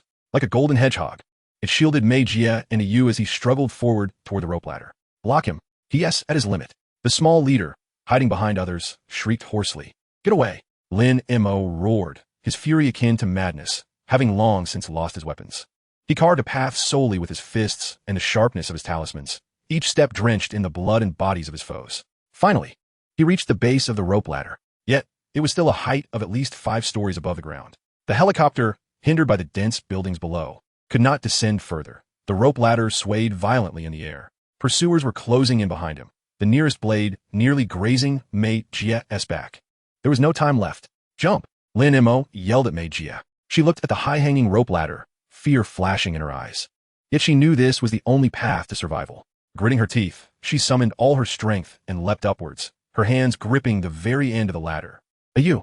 Lin Mo thrust Yu upward with all his might, while Mei Jie, enduring the pain in her ankle, hooked her legs around the ladder, desperately pulling the unconscious Yu up. In that moment, as Lin Mo hoisted Yu, he felt a sharp pain rip through his back. He had been struck. He whipped around, glaring at the nearest assailants with bloodshot eyes, then hesitated no longer. He bent his legs slightly, pouring every last shred of his remaining spiritual energy into them. He could even hear the faint tearing sound. Get up, he shouted, and with a powerful push of his legs, he soared into the air, defying gravity. In the astonished gazes of all, Lin Mo's body leapt upwards, transcending the ground with a height of 3 to 4 stories, covering a distance of over 10 meters. What the hell? Is he even human? An ability user? He truly is an ability user. Amidst the myriad of shocked, fearful, and disbelieving gazes, Lin Mo's body traced a daring arc in the air. His fingers narrowly grasped the swaying midpoint of the rope ladder. He caught it. Mo Gu has caught it. Hurry, pull him up. Go. Huashan Jiu watched intently from the helicopter, his voice trembling with excitement as he pounded on the pilot's seat. The helicopter's engine roared louder as it ascended rapidly, pulling the ladder and the three hanging from it away from the bloody scene. Lin Mo gripped the cold rope tightly, feeling himself being lifted from the ground. Gazing down at the shrinking crowd still cursing and wielding weapons, an invisible assailant slowly revealing himself amidst the rubble, his somber face turned upwards. He exhaled deeply, a long breath laced with the taste of blood. We finally escaped. A wave of exhaustion and pain washed over him like a tide, threatening to engulf him in unconsciousness. Yet, his hands remained clamped around the life-saving rope like iron pincers. The helicopter carried them swiftly toward the heart of the safe city, leaving the chaos and cries far behind. Time slipped away in the darkness, and Lin Mo felt as though he had drifted into a bizarre, surreal, and intoxicating dream.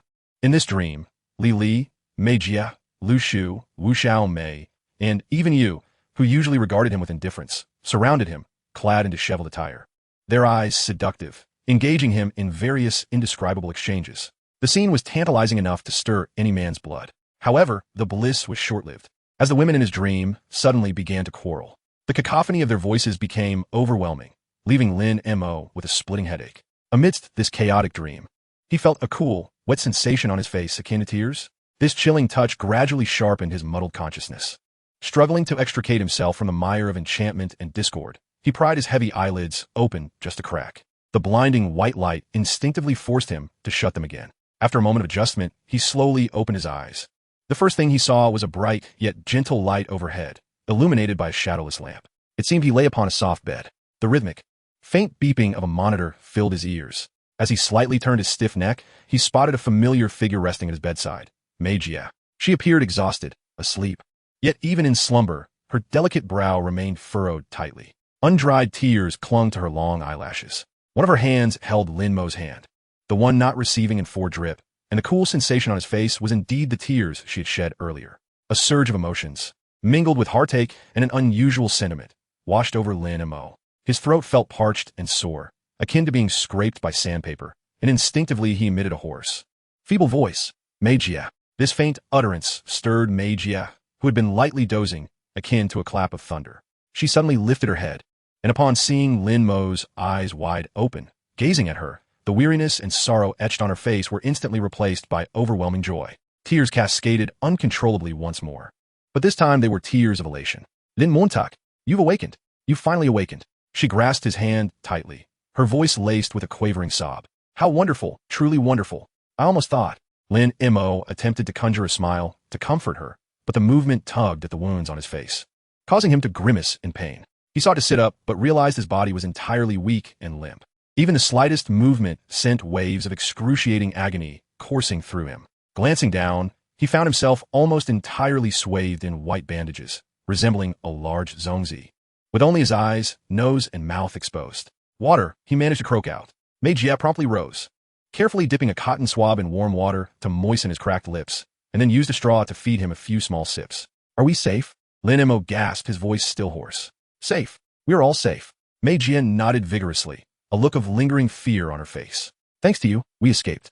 Yu was severely injured, but timely rescue has ensured she is no longer in mortal danger. She is recuperating in the adjacent ward. Chapter 79. From now on, you are my brother. Just then, the door to the ward was gently pushed open, and Huashan Jiu entered with two subordinates. Upon seeing Lin Mo with his eyes open, Huashan Jiu visibly exhaled in relief, his face breaking into a smile of liberation. Montauk, you finally awakened. You scared the life out of us. Lin Mo tried to raise a hand in greeting, but found he could not, managing only a slight twitch of his lips. Jiu Gu. No, Montauk, please, do not call me that. Huashan Jiu hurriedly waved his hands, his tone filled with reverence. Mo Gu, in my life, I have never bowed to anyone, but I truly admire you, single-handedly infiltrating and escaping from the city 7 times. That is simply astonishing. From now on, you shall call me Xiao Jiu. You are my true brother. It was then that Lin Mo slowly began to recollect the harrowing scenes before his unconsciousness. The bloody battle in the city, the ambush by the cloaked abilities user, the relentless barrage of fireballs in dire straits, and the perilous leap he had taken. They had indeed escaped and were safe. Listening to Mei Jie and Hua Shanjiu's subsequent recounting, he learned that he had been unconscious on this hospital bed for a full day and night. During the breakout, he had not only exhausted his spiritual energy, but had also sustained over a dozen knife wounds, numerous soft tissue contusions, and 2 broken ribs. He had lost too much blood. For an ordinary person, such injuries would require at least a month of bed rest. No wonder Mei Jie had feared he might not awaken, remaining here in tears. However, Lin Mo could sense that, as a cultivator, the subtle enhancements from the Ji, Chu, Tu Na Ju were gradually taking effect. Although he felt frail at the moment, there seemed to be a faint vitality within him slowly mending the damage, far less severe than what the doctors had assessed. The thought of nearly losing his life in the Heishui city stirred a chilling rage within him, the root of which lay with that Lei Bao. Lin Mo's gaze instantly turned icy, a palpable aura of murderous intent filling the ward. The vendetta against Lei Bao and that cloaked ability's user must be avenged. Moreover, he could no longer contain his desire for revenge. He yearned for it now. Mei Jie, where's that scoundrel Lei Bao now? Mei Yi, who had been tenderly gazing at his face, immediately turned frosty at the mention of Lei Bao. Her delicate fingers instinctively tightened around the bed sheets, her knuckles whitening from the pressure. This matter would not simply be laid to rest. Her voice turned cold as steel, laced with repressed fury. I have reported the entire sequence of events to Qianyi. Taking a deep breath, she continued. Upon hearing this, Qianyi was furious. Lei Bao has blatantly violated the rules of the underworld, daring to set an ambush in the city, a direct affront to Qianyi, the leader. Qian Yi has declared that from now on, the Yilang gang shall have no place to stand within the safety of the city. At this point, Mei Eschbrau Furtowet Afentiter. However, that cunning beast Lei Bao evidently anticipated this outcome. He is currently like a tortoise, hiding deeply within the Heishui city, even daring to evade Qianyi's summons. Moreover, Mei Jie's tone took on a grave weight. There is a significant figure backing him, ensuring his protection. With such a powerful ally, even Qianyi cannot easily deal with him in the short term. Lin Mo's teeth ground together in rage. If he remained coiled up like a turtle, refusing to emerge, he turned to Mei Jie, his gaze intense and direct. Mei Jie, I urgently require funds. Mei Jie was momentarily taken aback by his sudden request, but quickly regained composure, replying without hesitation. How much? Lin Mo firmly stated 3 words, 100,000 points. Ultimately, this predicament stemmed from his lack of power. If he had possessed sufficient strength earlier, what were Lei Bao and his lackeys to him? This blood-soaked vendetta could not wait another day. To swiftly enhance his abilities, he needed a substantial amount of credit points to exchange for resources in the system marketplace. He was done with this feeling of helplessness. Since he lacked funds, and Mei Jie evidently had no shortage of money, especially after their shared experience of life and death, their relationship had already transformed. Now is the time to voice his need. 100,000. Hua Shanjiu, standing nearby, nearly jumped in shock, his eyes bulging wide. Montak-ge, what do you need so much money for? Even if you're buying the latest energy weapons, it wouldn't cost this much. Lin Mo, however, ignored him, his gaze fixed intently on Mei Jie, his tone brooking no argument. You need not concern yourself with my intentions. Mei Jie, I ask you plainly, will you lend me this money or not? Mei Eschgage met Lin Modib Danesh. She pondered for less than 3 seconds before nodding decisively. I will lend it. Without asking another question, she swiftly produced her identity card, operating her personal terminal with haste. The money has already been transferred to your account. She looked up, her tone resolute. If this is insufficient, feel free to let me know at any time. Lin Mo glanced at the terminal, displaying the staggering figure of 100,000 credit points, a weight lifting from his heart. He then shifted the conversation, deliberately softening his tone. Mei Jie, you need not remain here with me. He patted his emaciated stomach, offering a wry smile. I'm so hungry I could eat a whole cow. Could you help me procure something to eat? Although Mei Jie's right ankle was encased in thick plaster, she immediately stood up upon hearing his request. I'll go get it for you right now. No. Hua Shan Yu swiftly intervened. Mei Yi, your leg injury isn't healed yet. I can go instead. No. Mei Jie insisted vehemently. I must go myself. Her eyes reflected an unyielding determination. Sensing her resolute attitude, Hua Shanjiu could only sigh and hurriedly fetch a wheelchair, carefully assisting her into it. As Mei Jie was pushed out, she turned back to assure, wait for me. I'll be back shortly. Lin Mo offered her a reassuring smile. No rush, take your time. His smile was gentle and his tone light. However, once the door to the ward clicked shut, confirming the fading footsteps of Mei Jie and Hua Shanjiu, the facade of warmth on Lin Mo's face shattered in an instant. His expression darkened, his gaze turning as cold as ancient ice. He swiftly summoned his personal terminal, staring at the dizzying numbers displayed in his account. 100,000 credit points. Without a moment's hesitation, his consciousness dove deep into his mind, entering the system marketplace. His gaze swiftly swept across the dazzling array of merchandise, consumed by a singular thought that roared within him. Redemption. Enhancement. At any cost. Tonight marks the end of the Lei Bao. I can hardly bear to wait another moment. This night, I shall take the life of Lei Bao. Chapter 80. 100,000 credit points. A frenzied elevation. As his consciousness descended into the system marketplace, Lin Mo was immediately beset by an omnipresent, excruciating pain. Healing was his foremost priority. Without hesitation, he opened the category for elixirs, his eyes locking onto the pinnacle of healing potions. Jiuzhuan Huanoin Dan, imitation. A low-grade first-tier elixir. Replica, effectiveness less than 1/10,000th of the original, yet remarkably effective for injuries in this realm. It harbors immense vitality, capable of instantaneously repairing most physical injuries, unblocking meridians, and replenishing vital energy. It has life-restoring properties for severe injuries such as ruptured organs and shattered bones. Price, 8,000 credit points. This is the one. Lin Mo did not blink as he redeemed it. A pill the size of a longan, radiating a kaleidoscopic aura and an enchanting medicinal fragrance, appeared in his hand. He swallowed it whole, and it dissolved upon entry a wave of warm, potent energy flooding through his limbs. He could almost hear the faint cracking sounds of his bones healing.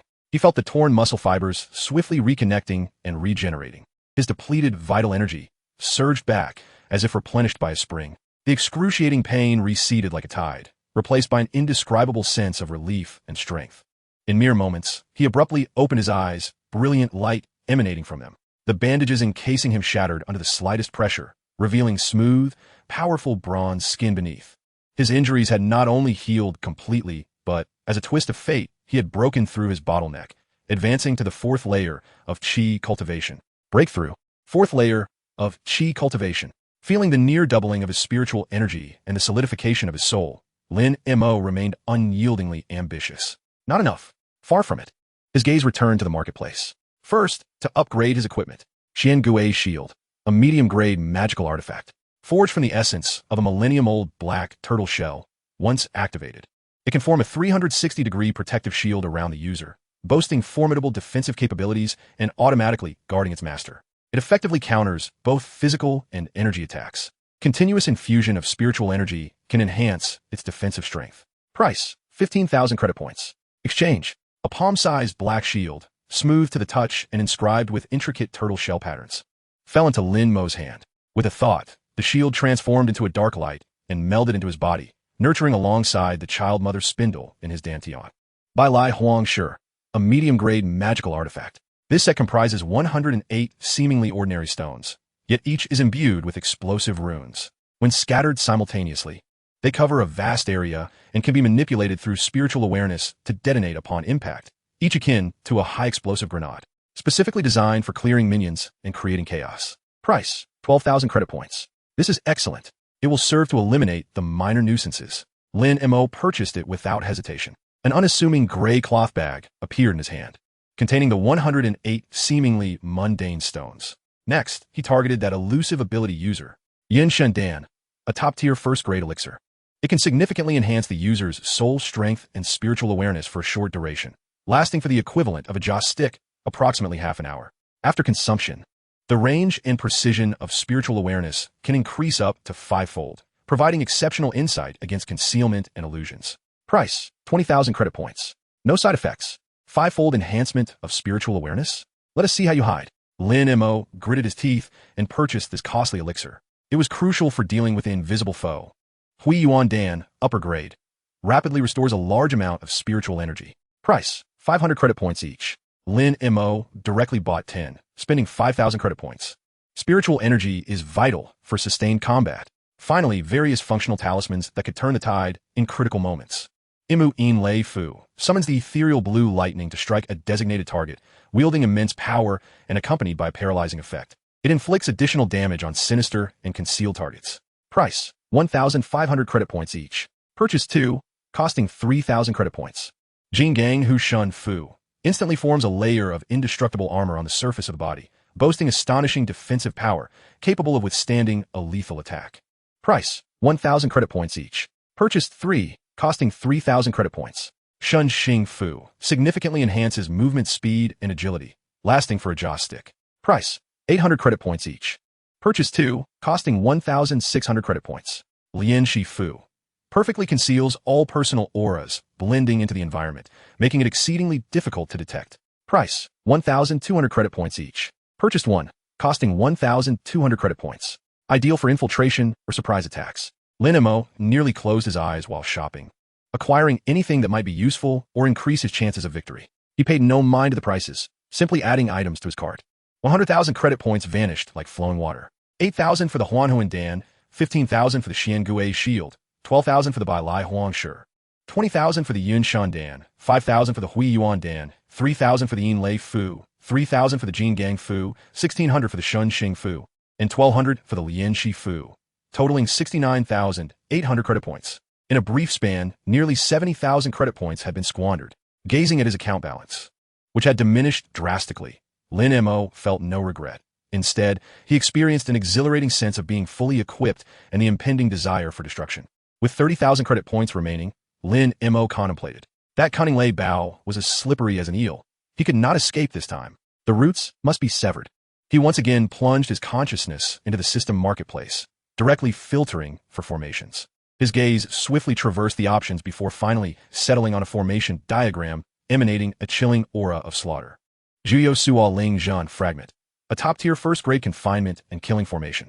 Specific formation flags and spirit stones are required for deployment.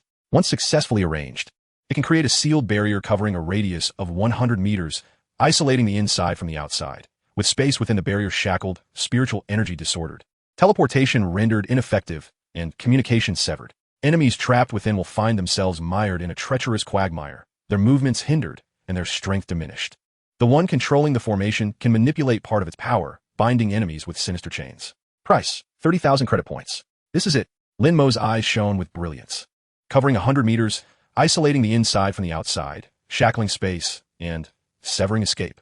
Not only Lei Bao, but even that invisible ability, user would find it impossible to slip away once trapped within. 30,000 credit points were just sufficient. Without a moment's hesitation, he spent as if he were parting with mere coins. Exchange.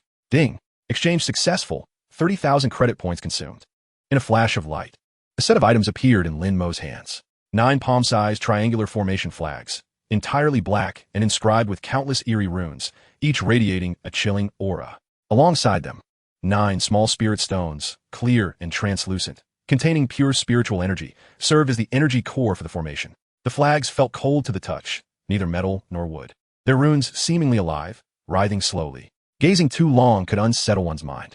The spirit stones, warm and jade-like, emitted a gentle glow, starkly contrasting with the ominous nature of the flags. Lin Mo carefully stored the formation flags and spirit stones, sensing the weighty and murderous intent emanating from this formation.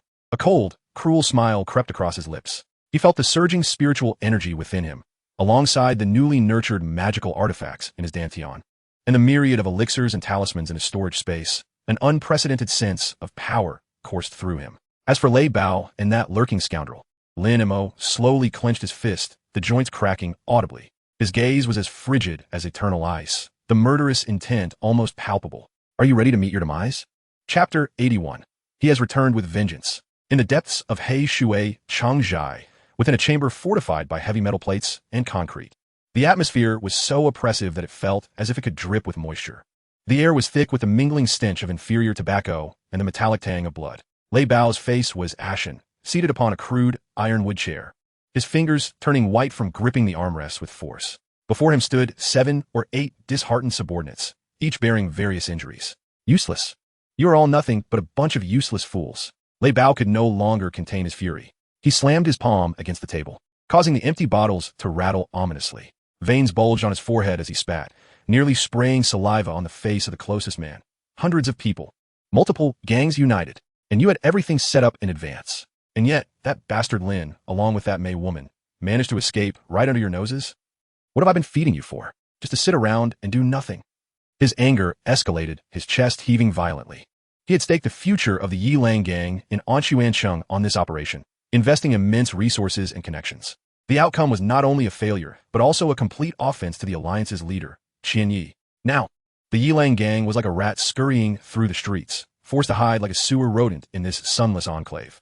How could he not feel indignant and enraged? The subordinate leaders exchanged glances filled with grievances, their anger stifled. One man, sporting a fresh scar from a knife, couldn't help but mutter. But Brother Bao, that Lin Mo can conjure fireballs.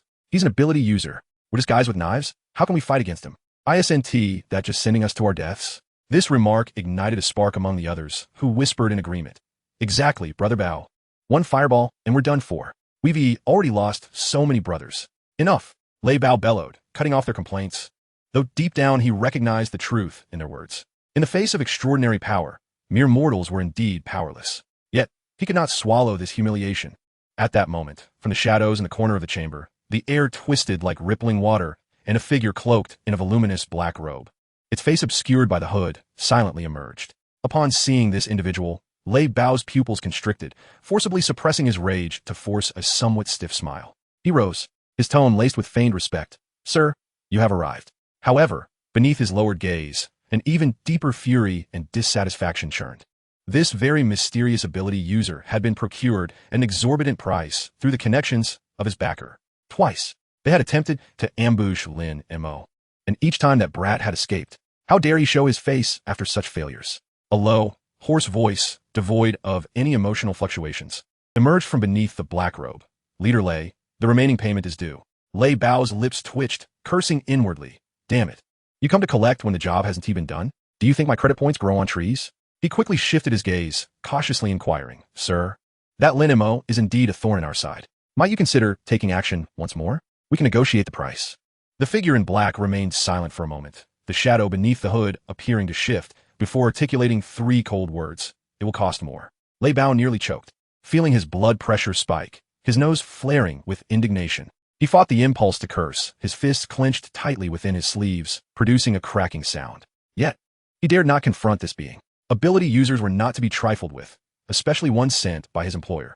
Taking several deep breaths, he managed to suppress the urge to strangle the figure, forcing the words out between gritted teeth. Fine, I will pay you more. Trembling, he operated the communicator, transferring a substantial sum of credit points. With each digit pressed, his heart bled. Upon receiving the transfer, the tone of the figure in black softened imperceptibly. Leader Lei, you are generous. Rest assured, my employer has ordered that at any cost, Lin Mo, this unstable factor, must be eliminated. He is not registered as an ability user with the City Lord's office and is considered a wild threat.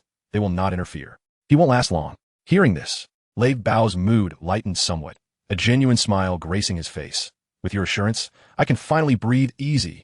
I will arrange for a few lovely sisters to help you unwind. Before he could finish, the door of the chamber was flung open with a crash, and a subordinate tumbled in, pale and trembling, his voice quaking with fear. Brother Bao, it's terrible. Lin Montak, Lin Mo, has returned. What? Lei Bao's smile froze instantly, springing from his chair, his eyes wide as saucers, filled with disbelief. Damn it, that brat just clawed his way back to life. And he dares to return. He truly is tired of living. At the entrance of He Shui, Cheng Zhai, resembling the throat of a colossal beast, a shadow advanced from the dim light. With steady steps, it bore an air of nonchalance, as if not intruding upon a den of danger, but strolling through one's own garden. It was none other than the returning Lin Mo. Unlike the frantic urgency of his previous escape, he now donned a patient-esque gown. A freshly lit Zhonghua cigarette dangled from his lips, the crimson ember glowing vividly in the gloom. The piercing alarm wailed ominously. Lin Mo! It's Lin Mo! He is back! How dare he return? Like an agitated ant nest, countless gang members surged from every corner, alleyway, and shattered window, armed with machetes, iron rods, and even makeshift firearms. In an instant, they surrounded Lin Mo in a tight embrace. However, unlike the last encounter, many faces now bore visible signs of fear and hesitation. They remained at a distance, reluctant to approach. The memory of Lin Mo's fireball and his unassailable presence had etched an indelible mark of terror in their minds. What are we afraid of? He is but one man. A newly appointed leader among them forced himself to maintain composure, shouting. Brother Bao said, "There's a hefty reward. No need to kill him. Just leave a wound. Any bloodshed earns 100 credit points." The promise of rewards stirred the crowd, but still, no one dared to be the first to step forward. Soon, several burly men hoisted thick, heavy riot shields, positioning them at the forefront of the throng. Behind the transparent shields were eyes filled with both fear and greed. So what if he can conjure fireballs? We have shields. Chapter 82. Crushing all resistance, yes. Let us see how many he can unleash. Brothers, for the bounty, charge. The appearance of the riot shields seemed to inject the group with renewed vigor. A cry rang out, and the crowd surged toward Lin Mo like a flood breaking through a dam. Blades glimmered in the light, and ferocious faces surrounded him. Yet, in the face of this onslaught capable of reducing an ordinary person to mere pulp, Lin Mo merely exhaled a smoke ring, his gaze terrifyingly calm. Now, it was my turn to show off. Clang, clang, clang, clang. Countless blades descended upon him almost simultaneously. They clashed against his head, shoulders, and back, producing a sound akin to metal striking metal. The foremost assailants wore expressions of ecstatic triumph, believing they had struck. However, their smiles froze the very next moment.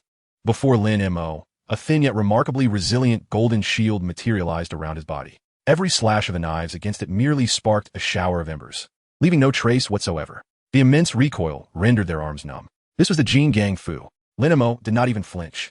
As if the lethal assaults were nothing more than a gentle breeze. With a cigarette in his mouth, he walked forward with an air of nonchalance. How could this be possible? What kind of monster was he? Amidst the horrified gazes of those around him, Lin Mo's thoughts stirred slightly. Suddenly, the unassuming gray cloth bag at his waist opened of its own accord, unleashing 108 by Lai Huang stones that shot forth like a disturbed swarm of bees, accompanied by a sharp whistling sound. The next instant, a cacophony of explosions erupted, reminiscent of firecrackers on New Year's Eve. Each stone, upon striking a target, be it flesh, wall, or bomb shield, unleashed a staggering force. Flames and shockwaves ravaged the surroundings, scattering severed limbs and shattered shields. Blood splattered everywhere like cheap paint, while screams and wails intertwined with the explosive sounds, composing a symphony of hell. Lin Mo's steps did not falter, nor did he cast a glance back, as he traversed a path paved with explosions, flames, and corpses, like a reaper wandering the earth. The first line of defense crumbled instantaneously under the absolute protection of the Jin Gang Fu and the terrifying area damage of the Bai Lai Huang stones. With these magical artifacts, numbers became meaningless before him. He continued deeper into the citadel, his objective clear, the lair of the Lei Bao. As he stepped into a darker, narrower passage flanked by towering abandoned buildings, a familiar, chilling murderous intent once again locked onto him. The second line of defense, the invisible ability user, had arrived. In the darkness, a barely perceptible fluctuation in the air signaled the approach of an imperceptible wind blade, silently aimed at Lin Mo's neck. A cold smirk curled at the corner of Lin Mo's mouth. "I have been waiting for you." Without hesitation, he swallowed the prepared Yin Shen Dan. The moment it entered his stomach, a cool yet overwhelming energy surged toward his consciousness. In an instant, he felt his spiritual awareness undergo a violent transformation and expansion, akin to cold water plunging into a red-hot iron. His previously vague perception of the surrounding area now expanded like a tidal wave, encompassing nearly 200 meters. Everything within this range became astonishingly clear and three-dimensional. The texture of the walls, the whiskers of a mouse in the corner, the dust floating in the air. Even the trajectory of energy flows, all laid bare before him. The figure cloaked in shadows, the black-robed man, could no longer hide under the enhanced scrutiny of Lin Mo's quintupled spiritual awareness. He was a gaunt figure, ghostly and seamlessly merging with the surrounding environment. Not merely using optical invisibility, but also subtly distorting the space around him, seemingly capable of short-range spatial jumps. This explained why his previous attacks had been so elusive and difficult to pin down. Now I understand, Lin Mo thought, as the wind blade approached once more. He neither dodged nor evaded, but instead focused his thoughts. Sheng Xingfu, activate. His figure became a blur, vanishing from sight like a ghost. The wind blade struck empty air, carving a deep mark into the wall behind him. What? The hidden black-robed man gasped inaudibly, clearly unprepared for Lin Mo's astonishing speed. However, what shocked him further lay ahead. Just as he contemplated executing another spatial jump to change his position, Lin Mo's voice, akin to a relentless curse, resonated from behind him, to your right. The black-robed man, terrified to the core, reacted instinctively, activating his ability. His figure blurred and appeared 10 meters away in another shadow. Yet before he could steady himself, Lin Mo reappeared before him, as if teleporting. A resounding slap echoed as his hand struck the hidden face beneath the hood. The force sent the man staggering, half lifting the hood to reveal a pale and astonished visage. How could you possibly? The black-robed man's voice was filled with disbelief. Lin Mo offered no reply, his presence relentlessly following. The black-robed man desperately activated spatial jumps, flickering within the narrow corridor. Yet, no matter where he manifested, Lin Mo would invariably be right beside him in the next moment, whether delivering a kick, a punch, or, most often, an unrelenting slap. The sound of slaps rained down like a deluge, reverberating through the silent passage with an excruciating sharpness. The black-robed man, dazed and disoriented, bore swollen cheeks and a mouth full of blood. His once proud invisibility and spatial jumps had become a farce before Lin Mo's surging spiritual awareness and explosive speed. He felt as though he were a mouse toyed with by a cat. Have you had enough fun? Lin Mo's voice dripped with mockery as he abruptly ceased his assault. Seizing the opportunity, the black-robed man's eyes flashed with a fierce resolve. His internal energy surging wildly as he prepared to execute a long-range spatial jump to escape at any cost. Yet beneath his feet, 9 pitch-black formation flags had already been driven into the ground, arranged in an arcane pattern, which suddenly erupted with a dark luminescence. Countless chains of sinister energy, coalesced from the essence of malevolence, erupted from the ground like poisonous serpents, instantly ensnaring his legs, waist, and arms. The Jiu Suo Ling Jun was activated. The black-robed man felt as though the space around him had solidified into steel. His reliance on spatial jumps was now akin to being trapped in quicksand, utterly immobilized. The energy within him became murky and difficult to summon. He struggled in terror, but the black chains tightened their grip, a chilling essence continuously eroding his body and will. Lin Mo slowly approached the black-robed man, firmly bound and unable to move, looking down upon him with eyes as frigid as millennial-old ice. Now, we can have a proper conversation. Tell me, who is the mastermind behind you? Chapter 83. Elimination of the ability user bound tightly by the Jiu Suo Ling Jun. Akin to a lamb awaiting slaughter, the black-robed man's face twisted under Lin Mo's cold inquiry. He strained to lift his head, desperately attempting to maintain the last shred of dignity as an ability user, and with a feigned tough voice, he rasped, "Humph. If you want to kill me, go ahead. I will say nothing. Grant me a swift end." He attempted to present an image of a man unafraid of death, hoping that his bravado might earn him a momentary reprieve for information. However, upon hearing his words, Lin Mo not only failed to show anger, but nodded instead, a hint of appreciation gracing his features. "Well, you have spirit, a real man." As he spoke, he raised his hand, gathering blazing fire energy that radiated an alarming heat, distorting the air around them. "If that is the case, then I shall grant you a death befitting a warrior." As Lin Mo's fireball, capable of vaporizing him in an instant, began to take shape, the black-robed man's meager courage evaporated. Terrified, he abandoned all pretense and cried out in a high-pitched voice, "No, don't kill me. I will talk. I will say anything." Lin Mo momentarily halted the fireball, releasing its energy, his face betraying undisguised disdain and disbelief. "Is this it? Weren't you quite tough just a moment ago? What a waste of my expression." At this moment, the man in the black robe was drenched in cold sweat. Paying no heed to Lin Mo's mockery, he hastily invoked his backing, threatening with a feigned bravado, "I warn you, I am officially recognized by the City Lord's Mansion. If you dare to kill me, you will be at odds with the entire City Lord's Mansion. There will be no place for you in Anshuan City." He attempted to intimidate Lin Mo with the golden emblem of the City Lord's Mansion. Official recognition? Lin Mo scoffed derisively, as if he had heard the most ludicrous joke. He stepped forward, unceremoniously searching the black-robed man, swiftly retrieving a metal medal of peculiar material, intricately engraved with complex patterns from his inner pocket. Lin Mo scrutinized the emblem and its coating in the dim light, the disdainful curve of his lips widening. He tossed the medal back to the black-robed man as if discarding refuse, his tone dripping with sarcasm. "Official recognition? You have no such standing. You are merely a contractor, a temporary worker. Understand? What? How could you possibly know?" The black-robed man seemed struck by lightning, his voice shifting in pitch, filled with incredulous shock. This was internal classification within the City Lord's Mansion, knowledge inaccessible to ordinary individuals. Lin Mo, however, was well aware. Let's not forget, he had spent nearly half a year residing within the City Lord's Mansion as Su Ling's property. During those days of humiliation and forced subservience, he had gleaned numerous secrets of the City Lord's Mansion. For instance, the supernatural beings were not a unified front. They were strictly classified and managed by the City Lord's Mansion. Typically, they were divided into 5 tiers, A, B, C, D, and E, based on their potential and strength.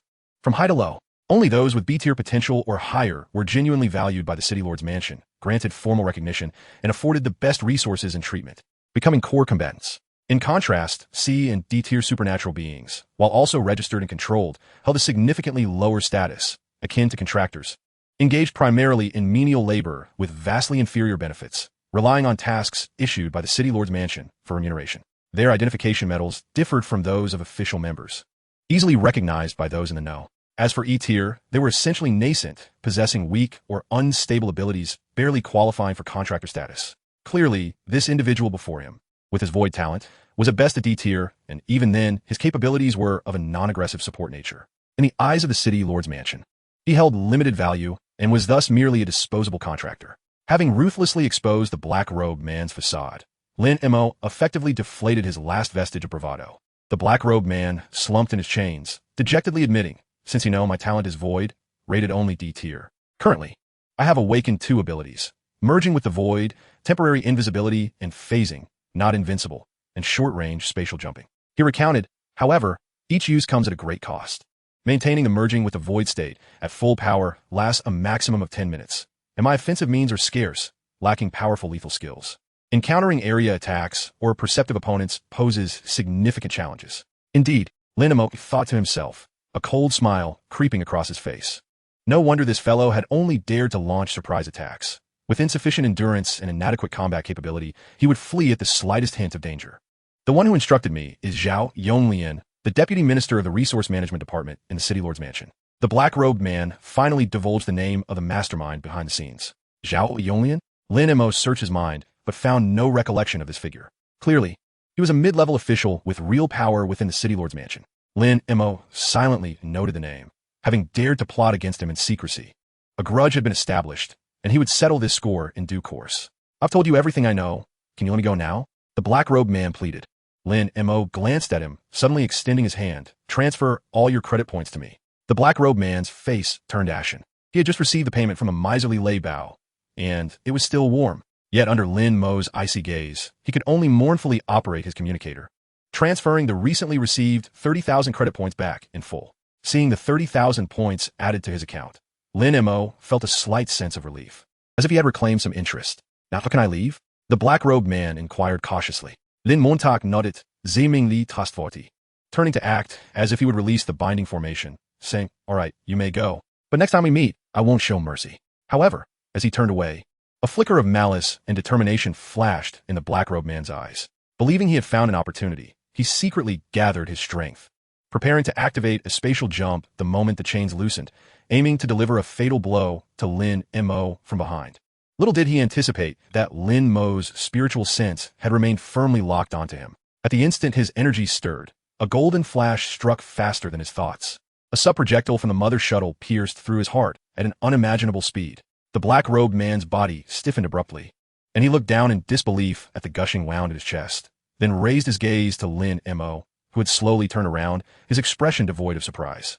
Lin Mo regarded him, his tone flat yet tinged with mockery. You see, I told you, next time we meet, I would not spare you. Well, this is indeed another meeting. The black-robed man opened his mouth to speak, but only blood bubbled forth. The light in his eyes swiftly dimming as his body slumped lifelessly to the ground, utterly devoid of breath. Lin Mo cast not a glance at the corpse, retrieving the sub-projectile and formation flag with a wave of his hand. Having disposed of this bothersome, invisible nuisance, it was time to crush Lei Bao, the primary rat. His gaze shifted towards the innermost depths of the city, the direction of that familiar and loathsome presence. Lei Bao, your demise is imminent. Chapter 84. The Ghost Wall? Deep within the city, in a chamber filled with surveillance screens, Lei Bao had initially worn a sinister smile, anticipating the black-robed man would return with Lin Mo's head. However, as he observed through the concealed cameras hidden throughout the passageways, clearly witnessing Lin Mo casually disregard blades and axes, effortlessly sending dozens of men sprawling with peculiar stones, and how he toyed with the costly hired invisible supernatural being, ultimately binding him with mysterious chains to interrogate and counterattack, Lei Bao's sinister grin froze entirely. It transformed into disbelief and horror, culminating in a pallid expression akin to ashes. Lin Mo's cold, mocking gaze, seemingly controlling everything, sent a chill surging from his soles to the crown of his head. Monster! This kid is a monster! Lei Bao's voice trembled uncontrollably as he collapsed onto his chair, cold sweat saturating his back. He had initially thought Lin Mo was merely a lucky, brutish novice, at best a newly awakened supernatural being. Yet, the continuous emergence of such bizarre and powerful techniques was far from what a novice should exhibit. This was the overwhelming might only an A-tier talent could possess. Damn it! Had he known, he would have spared no expense to eliminate Lin Mo when he was still vulnerable. A wave of intense regret gnawed at his heart like a venomous serpent. But now it was too late. Watching Lin Mo dispose of the black-robed man, that icy gaze seemed to pierce through walls, directly locking onto his location, and began to approach leisurely towards the top floor. Lei Bao was utterly panicked. Flee! He had but one thought left in his mind. As long as the green hills remain, one need not worry about firewood. As long as he can report Lin Mo's true situation to the mastermind behind it all, Zhao Yonglian, leveraging the latter's influence within the City Lord's mansion, he will undoubtedly be able to mobilize even greater forces to deal with this monstrosity. With a sudden burst of energy, He leaped up and dashed toward a concealed passageway at the back of the secret chamber. On the rooftop of this building, a helicopter for emergency evacuation had been stationed for years. He scrambled onto the rooftop, the night wind howling fiercely, causing his clothes to flutter wildly. He glanced back at the staircase. Lin Mo had yet to arrive. Hurry! Start up! Ascend quickly! Lei Bao roared at the pilot, who had long been on standby. The helicopter's rotor blades began to spin rapidly, emitting a deafening roar as the aircraft slowly lifted off the ground. Just as the helicopter soared into the air, 10 meters above the ground, Lin Mo's figure leisurely stepped onto the rooftop. Through the cabin window, Lei Bao observed the diminutive figure below. A surge of euphoric survival and a twisted sense of revenge swelling within him. He could not help but lean out of the window, laughing maniacally at Lin Mo below. Ha! Lin Montauk, you little brat. Trying to challenge me. You're still too green. If you have the guts, fly up here. Ha ha ha. Just wait. I will return and chop you and everyone around you into pieces to feed the dogs. He recklessly vented his prior fear and current triumph. Below, Lin Mo merely raised his head calmly to gaze at the ascending helicopter at the distorted face of Lei Bao, who was lost in laughter. Instead of appearing anxious, he crossed his arms leisurely, his eyes filled with mockery and a sense of pity akin to observing a fish caught in a net.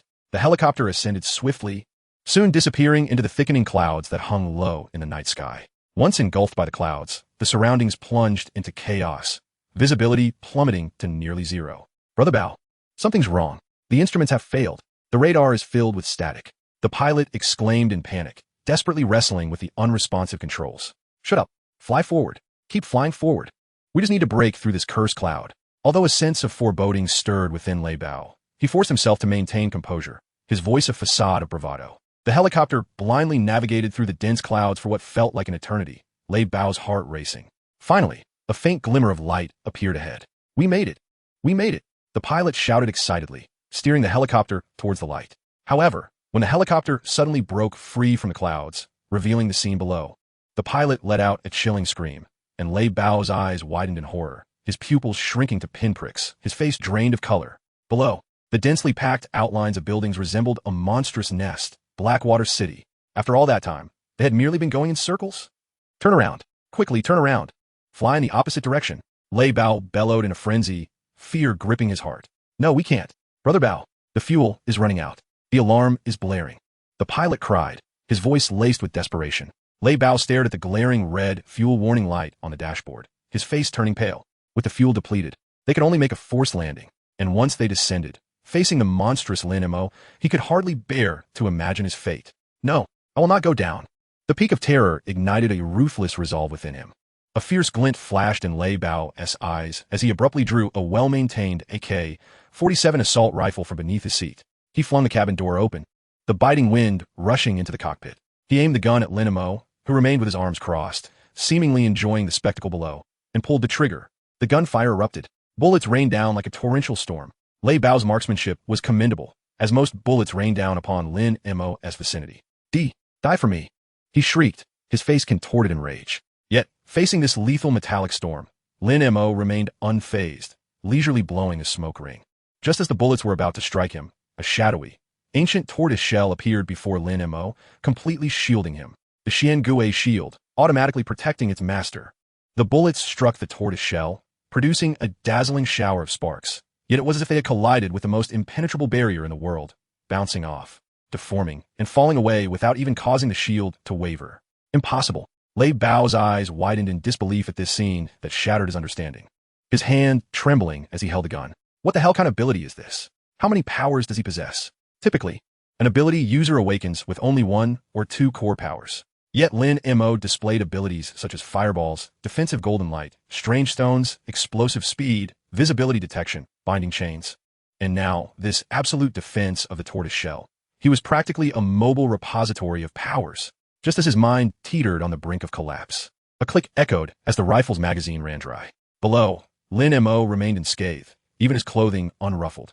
Simultaneously, the helicopter, having completely run out of fuel, emitted a few weak sputters before the engine fell silent. The aircraft began to tremble violently, uncontrollably swaying, plummeting. No, I did not want to die. Chapter 85, Lei Bao.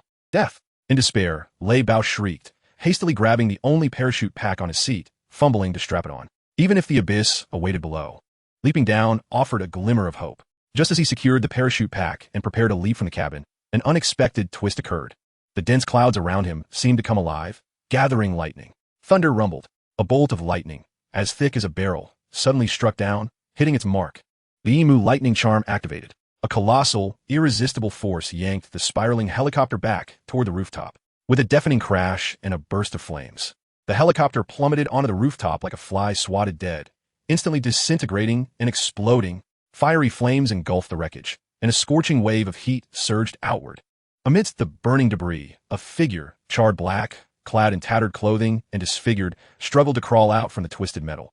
It was a remarkably resilient Lei Bao. Though he had not been killed in the explosion, he had suffered severe burns and was gasping for breath. Coughing violently, the smoke he inhaled scorched his lungs. He lifted his head, and through blurred vision, he saw a pair of clean boots halting before him. He slowly looked up along the pants leg, to the arms crossed over the chest, finally locking eyes with a gaze that towered above him, as if scrutinizing an ant. Lin Mo, in Lei Bao's pupils. Lin Mo's expressionless face reflected back, and an overwhelming sense of fear and despair engulfed him in an instant. The instinct for survival overwhelmed everything else, and he struggled to plead in a hoarse, trembling voice. Lin Mo, no, Brother Mo, Master Mo, spare me. I was wrong. I truly know I was wrong. I should not have opposed you. I will give you all my assets. I have the Wild Wolf Entertainment Club in the West District, and several underground casinos, plus a few smuggling routes, all worth hundreds of thousands of credit points. I beg you, grant me a chance to live. Let us turn swords into plowshares. From now on, I, Lei Bao, will serve you diligently. He babbled incoherently, tears streaming down his face, desperately attempting to barter vast interests for a sliver of hope. Listening to his pleas, Lin Mo suddenly revealed a seemingly warm smile, nodding his head. All right. Upon hearing this, Lei Bao's expression of despair was suddenly illuminated with overwhelming joy, as if he could scarcely believe his ears. Is it true? You truly promise to spare me? Lin Mo maintained his smile, his tone light. I, Lin Mo, have always been a man of my word. However, he swiftly changed the subject, crouching down to Lei Bao's level and adopting a tone of negotiation. You see, with your empty assurances, how can I trust you? How about this? Why don't you show some sincerity and transfer all the credit points you currently have at your disposal to me? Consider a deposit. The ecstasy on Lei Bao's face froze in an instant. He gazed into Lin Mo's seemingly gentle eyes, which held no trace of mirth, and his heart plummeted into an abyss of despair. He understood then that Lin Mo had never intended to let him go. He was merely toying with him, extracting the last vestiges of his value. A wave of extreme fury and hopelessness surged through him, crashing down upon his last remnants of reason. Damn you, Lin Mo! You are toying with me. Lei Bao's visage twisted into a grotesque snarl. You will not die a good death. Even as a ghost, I will not let you off. The City Lord's mansion will surely tear you to shreds. Silence, you worthless wretch. Lin Mo's smile vanished in an instant, replaced by a chilling annoyance and impatience. Listening to Lei Bao's venomous curses at the brink of death ignited his rage, old grievances bubbling to the surface.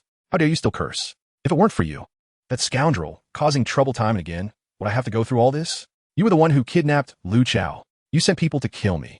You ambushed Mei Jia, and now you feign pity? Where were you when it mattered? The two men, amidst the fiery rooftop, engaged in a verbal battle akin to that of street brawlers. One lay incapacitated on the ground, consumed by impotent fury, while the other stood tall, wielding absolute dominance. As the insults escalated, Lin Mo felt that it was utterly foolish to waste breath on a dying man. His eyes flickered with murderous intent, and without further ado, he raised his foot, channeling his inner energy. His foot, empowered by the full force of the fourth layer of Qi cultivation, descended like a heavy hammer. A sickening thud echoed as Lei Bao's foul curses were abruptly silenced. His head exploded like a crushed watermelon, splattering red and white matter across the ground. At last, the world fell silent.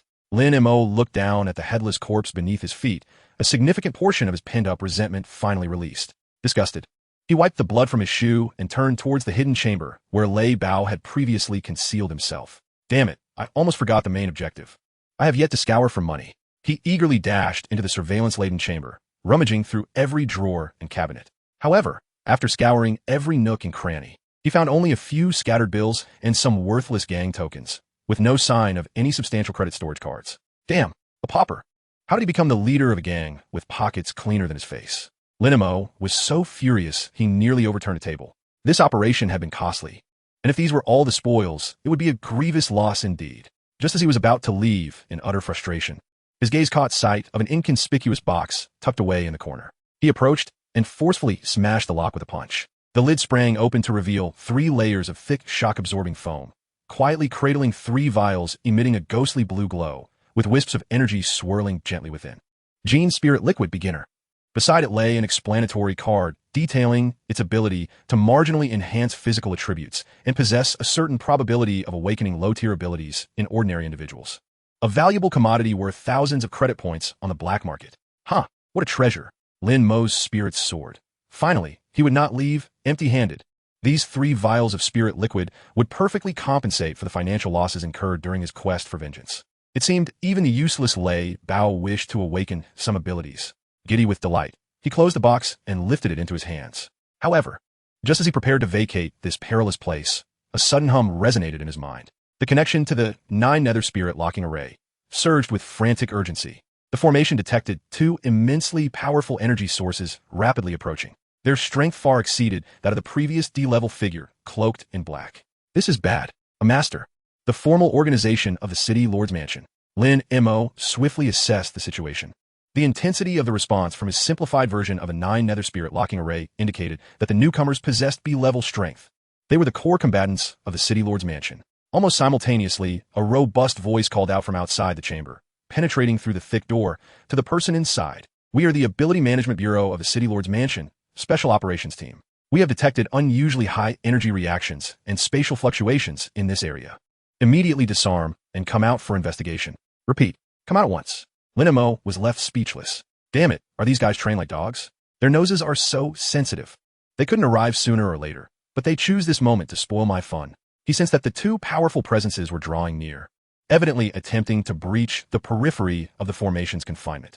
He understood that this simplified array would not hold back B-level experts for long. Engaging them directly would be tantamount to seeking death. They were professional soldiers, and there were 2 of them. Without a moment's hesitation, Lin Mo retrieved a breath-concealing talisman from his system space and shattered it without reservation. An enigmatic aura enveloped him instantly, perfectly concealing all his life signs, energy fluctuations, and even his scent, merging him seamlessly with the surrounding environment. He became a true specter, silently retreating along the secret route he had come. Before exiting, he did not forget to unleash a few subtle bursts of spiritual energy, shattering the internal structures of all surveillance cameras that might have recorded his silhouette. At the same time, he willed away the energy sustaining the array and the formation flags. When the 2 B-level ability users, clad in the City Lord's Mansion's standard black combat attire, finally broke through to the top floor and kicked open the door to the chamber, they found it already deserted. Only the disarray of corpses, the charred remnants of a helicopter, and a headless, corpulent body remained, silently narrating the brutal massacre that had just transpired. The 2 ability users exchanged glances, their expressions grim. The target had vanished, and all monitoring equipment had been destroyed, with energy traces meticulously erased. Such professional techniques. Those familiar with the art of killing know that while murder is easy, disposing of a body is challenging. Yet Lin Mo had no need to dispose of bodies. He merely killed without concern for burial. In the secure core area of the city, within a spacious and brightly lit special care ward, Lin Mo reclined comfortably on a rocking hospital bed, clad in a pristine patient gown, his face displaying just the right amount of weakness and fatigue. Mei Jie sat beside him, carefully lifting a spoonful of warm porridge, gently blowing on it before offering it to Lin Mo's lips. Come, eat slowly, be careful, it's hot. Her voice was so tender it could melt, her gaze filled with concern and a hint of barely perceptible sorrow. Lin Mo obediently opened his mouth, swallowing the porridge while deliberately smacking his lips to indicate how delightful it was. However, as Mei Jie brought the next spoonful, his hand trembled slightly, splattering a few drops of warm porridge on her delicate, fair fingers. Oh, she exclaimed softly. Yet Lin Mo grinned mischievously, seizing her wrist in a swift motion. He leaned down and licked the porridge off her fingertip, even playfully tracing his tongue over her finger. You. Mei Jie recoiled, as if electrocuted. Her cheeks immediately flushed with 2 deep shades of crimson. Embarrassed and indignant, she shot Lin Mo a glare, her eyes a blend of allure and reproach, exuding a captivating charm. You're so incorrigible. Even when injured, you can't behave. Lin Mo beheld her flustered demeanor, feeling as if his heart were being tickled by feathers. A delightful sensation. Yet, he maintained the facade of a wounded patient, offering a weak smile. Mei Jie took a moment to calm her somewhat disordered breathing. She resumed feeding him, speaking in a soothing tone. Lin Mo, I understand that you have been wronged and are harboring anger over this incident. However, that scoundrel Lei Bao is currently hiding in the city fortress, having allied with several other gangs. making him quite formidable. You must not act impulsively. A gentleman seeks revenge over the course of 10 years. She paused, her tone becoming grave. But rest assured, this matter will not be left unresolved. Master Qian has already issued orders. The Yi Lang gang's time in Anshuan Chung has come to an end. I have sent people to take over their assets in the West District, especially the Yi Lang Entertainment Club. She looked at Lin Mo with sincere eyes. Once everything is organized, I will leave it all in your capable hands. The majority of the profits will belong to you. Lin Mo felt a surge of emotion. He certainly understood what a large entertainment club meant in Anshuan. It was akin to a golden goose, with annual pure profits starting at a minimum of several 100,000 credit points. Moreover, it was clear from Mei Jia's words that she intended to arrange for professionals to manage the operations, allowing him to merely lend his name and reap the rewards effortlessly. This was not only a substantial economic benefit, but also a clear signal from Mei Jia that she regarded him as an absolute confidant and partner. Rest assured, Mei Yi, Lin Mo replied, immediately adopting an expression of understanding, his tone weak yet resolute. I will heed your advice and not act rashly. I will focus on recovering. Seeing him so obedient, Mei Jia finally relaxed her previously tense demeanor, a look of satisfaction gracing her face. She genuinely feared that Lin Mo, in his youthful exuberance, would seek vengeance before fully healing. In that fleeting moment of her mental relaxation, Lin Mo seized the opportunity, swiftly catching her hand as she offered the porridge, his fingers brushing against her delicate, slightly sticky fingertips. Delicious, he mumbled, a mischievous glint in his eyes. Mei Jia's body jolted, as if an electric current surged through her from her fingertips, her face and neck flushing a tempting crimson. Her heart raced as an indescribable heat surged from her lower abdomen. You rascal, she exclaimed, her voice trembling with a hint of playful reproach, attempting to retract her hand, only to be firmly grasped by Lin Mo, feeling the warmth of her smooth skin and witnessing Mei Jia's rare display of shyness. Lin Mo felt an overwhelming sense of pride. He showed no signs of injury. The spiritual energy within him was brimming. Having fully healed the moment he ingested the Jiu Zhuan Huan Hundan, now he was simply feigning illness to enjoy the attentions of this enchanting woman. He released his mouth but maintained his grip on Mei Jia's hand, gazing at her intently, lowering his voice with a hint of flirtation and anticipation. Mei Jia, about that reward you promised me earlier, is it still valid? Upon hearing this, and meeting Lin Mo's unabashedly lustful gaze, Mei Jia felt the unusual heat within her intensify, her legs growing weak. She opened her mouth, her cheeks burning with embarrassment, her voice barely a whisper. I. Just as the atmosphere reached its peak, the hospital room door was suddenly flung open. Hua Shanjiu burst in, his presence filled with urgency. Mei Jia. Montak Ge. Something terrible has happened. Lin Mo inwardly cursed, reluctantly letting go. His expression darkened instantly. This Jiugu had arrived at the most inopportune moment, just when a promising situation was about to unfold. Mei Jia, startled by the unexpected interruption, quickly regained her composure, the flush on her face fading back to her usual dignified demeanor. Xiaojiu, why are you in such a fluster? What has happened? Without pausing for explanation, Hua Shanjiu snatched the remote control from the bedside and turned on the large LCD television mounted on the wall, rapidly switching to the official news channel of Anshuancheng. The screen displayed an urgent news bulletin. In the background, the distant view of the Heishui city fortress could be seen, with obvious flames and black smoke rising from one of the buildings. A bold headline scrolled across the bottom. Severe gang conflict and explosion in Heishui city fortress. Multiple casualties. The serious-faced news anchor reported. Breaking news. Last night, a large-scale violent clash occurred in the Heishui city fortress located in the North District, resulting in a violent explosion that caused a helicopter to crash. After on-site investigations and DNA comparisons, the bodies of dozens, including the leader of the Yi Lang gang, Lei Bao, have been confirmed. Lei Bao is dead. Mei Jia suddenly stood up from her chair, her pupils constricting, her face a canvas of shock and disbelief. She instinctively turned to look at the weak Lin Mo in the hospital bed. Lin Mo, for his part, displayed just the right amount of surprise and confusion. He watched the television news confirming Lei Bao's death, feeling ecstatic inside. He could hardly contain his urge to leap up and laugh uproariously. However, he knew that while it might be gratifying in the moment, the repercussions would be dire if he were to be implicated in the elimination of a gang leader, especially one connected to the city lord's office. Dead? How could Lei Bao be dead? Who did this? His expression of utter innocence, as if he were merely a pitiable patient, could only be described as award-winning acting. Yet, how astute was Mei Jia? Initially shocked, she quickly focused her gaze on the seemingly innocent man in the hospital bed, piecing together the clues from her intuition and her understanding of Lin Mo over the past days. She refrained from confronting him immediately. instead suppressing the tumult of emotions within her, displaying the decisiveness expected of a faction leader. She swiftly turned to Hua Shanjiu, speaking rapidly. Xiaojiu. With Lei Bao dead, the Yilang gang is without a leader, making this the perfect opportunity for us to seize their territory, gather all available personnel, and swiftly take control of their operations in the west and south districts. We must act quickly, leaving no room for other gangs to respond. Yes. Mei. Hua Shanjiu recognized this as an unprecedented opportunity, responding excitedly and rushing out of the hospital room to mobilize their people. Once again, only Lin Mo and Mei Jie remained in the hospital room. Mei Jie slowly turned, approaching the bedside, her beautiful eyes deep as a pool, fixating intently on Lin Mo, causing him to feel a twinge of unease. In light of such a significant event, Mei Jie began, her tone inscrutable. The City Lord's office will undoubtedly send someone to investigate. You should prepare yourself mentally. Lin Mo continued to play the fool, feigning innocence. Investigate? Why would they investigate me? Mei Jie, this has nothing to do with me. I've been lying in the hospital, recuperating. Seeing him stubbornly deny any involvement, Mei Jie felt a surge of irritation.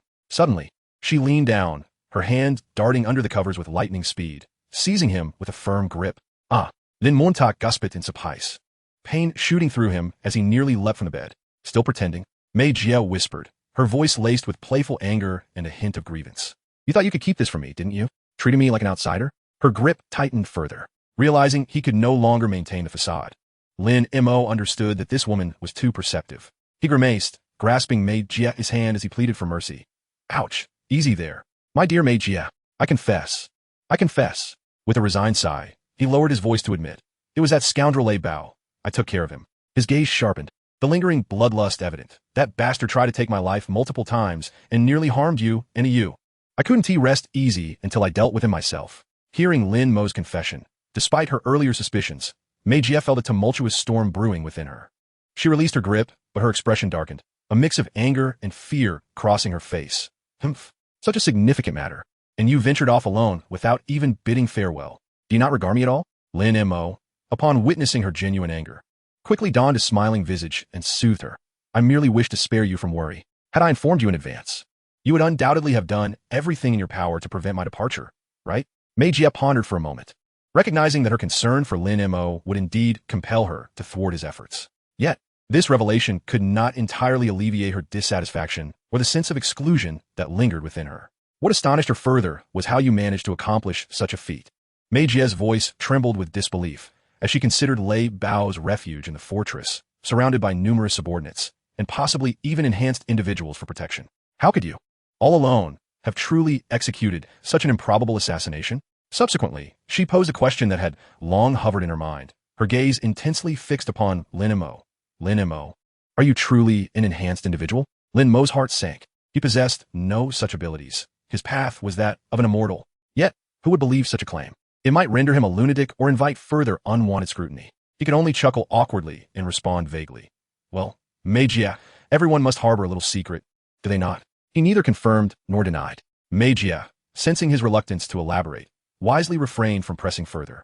However, the way she regarded Lin Mo had fundamentally transformed.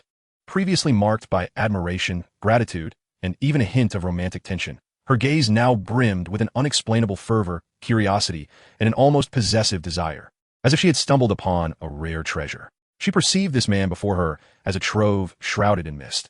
Each time she thought she had glimpsed his essence, he unveiled an even more astonishing aspect. This aura of mystery and strength set her heart racing, igniting an impulse to thoroughly explore and possess him. She extended her slender fingers, lightly tracing Lin Mo's cheek, her tone laced with a dangerous allure. Little rascal, how many secrets are you still concealing from me? Her fingertips, cool to the touch and imbued with a faint, elusive fragrance, stirred a fire within Lin Mo. When you are ready, Mei Jie leaned closer to his ear, her breath fragrant, her voice magnetic. I shall reveal every little secret you hold within. Lin Mo was taken aback by her sudden intimacy and words, his heart racing as he grasped her hand in response, chuckling.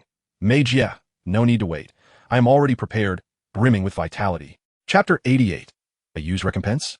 As he spoke, he deliberately straightened his back. How inappropriate.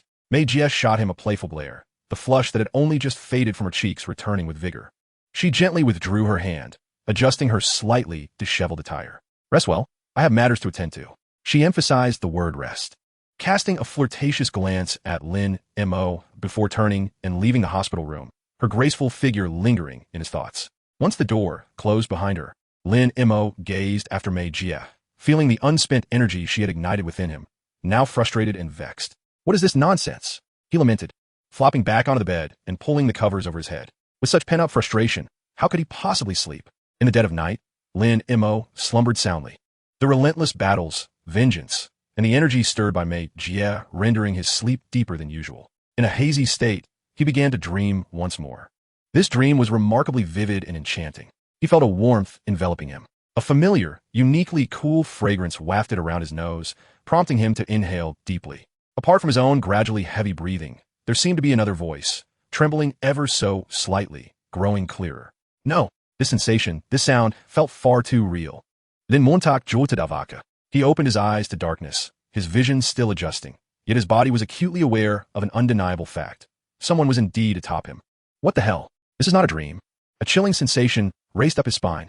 Instinctively, he began to channel his internal energy, fists clenched, poised to strike whatever entity dared to mount him. However, just as he was about to unleash his fury, he caught a glimpse of the figure above him in the faint light filtering through the window. Short hair, cascading, a slender yet powerful frame. It was a woman. And that face, though obscured in shadow, bore the sharp lines and tightly pressed lips of a ewe. Lin Mo's mind momentarily short-circuited, a cascade of questions flooding his thoughts. How could it be a ewe? The icy-faced bodyguard of Mei Jie. Wasn't she supposed to be lying grievously injured in the adjacent room? How could she have come to his room in the dead of night, and in such a compromising position? As Lin Mo grappled with his shock, a ewe evidently sensed his awakening. Her movements faltered for a heartbeat, a flash of panic evident.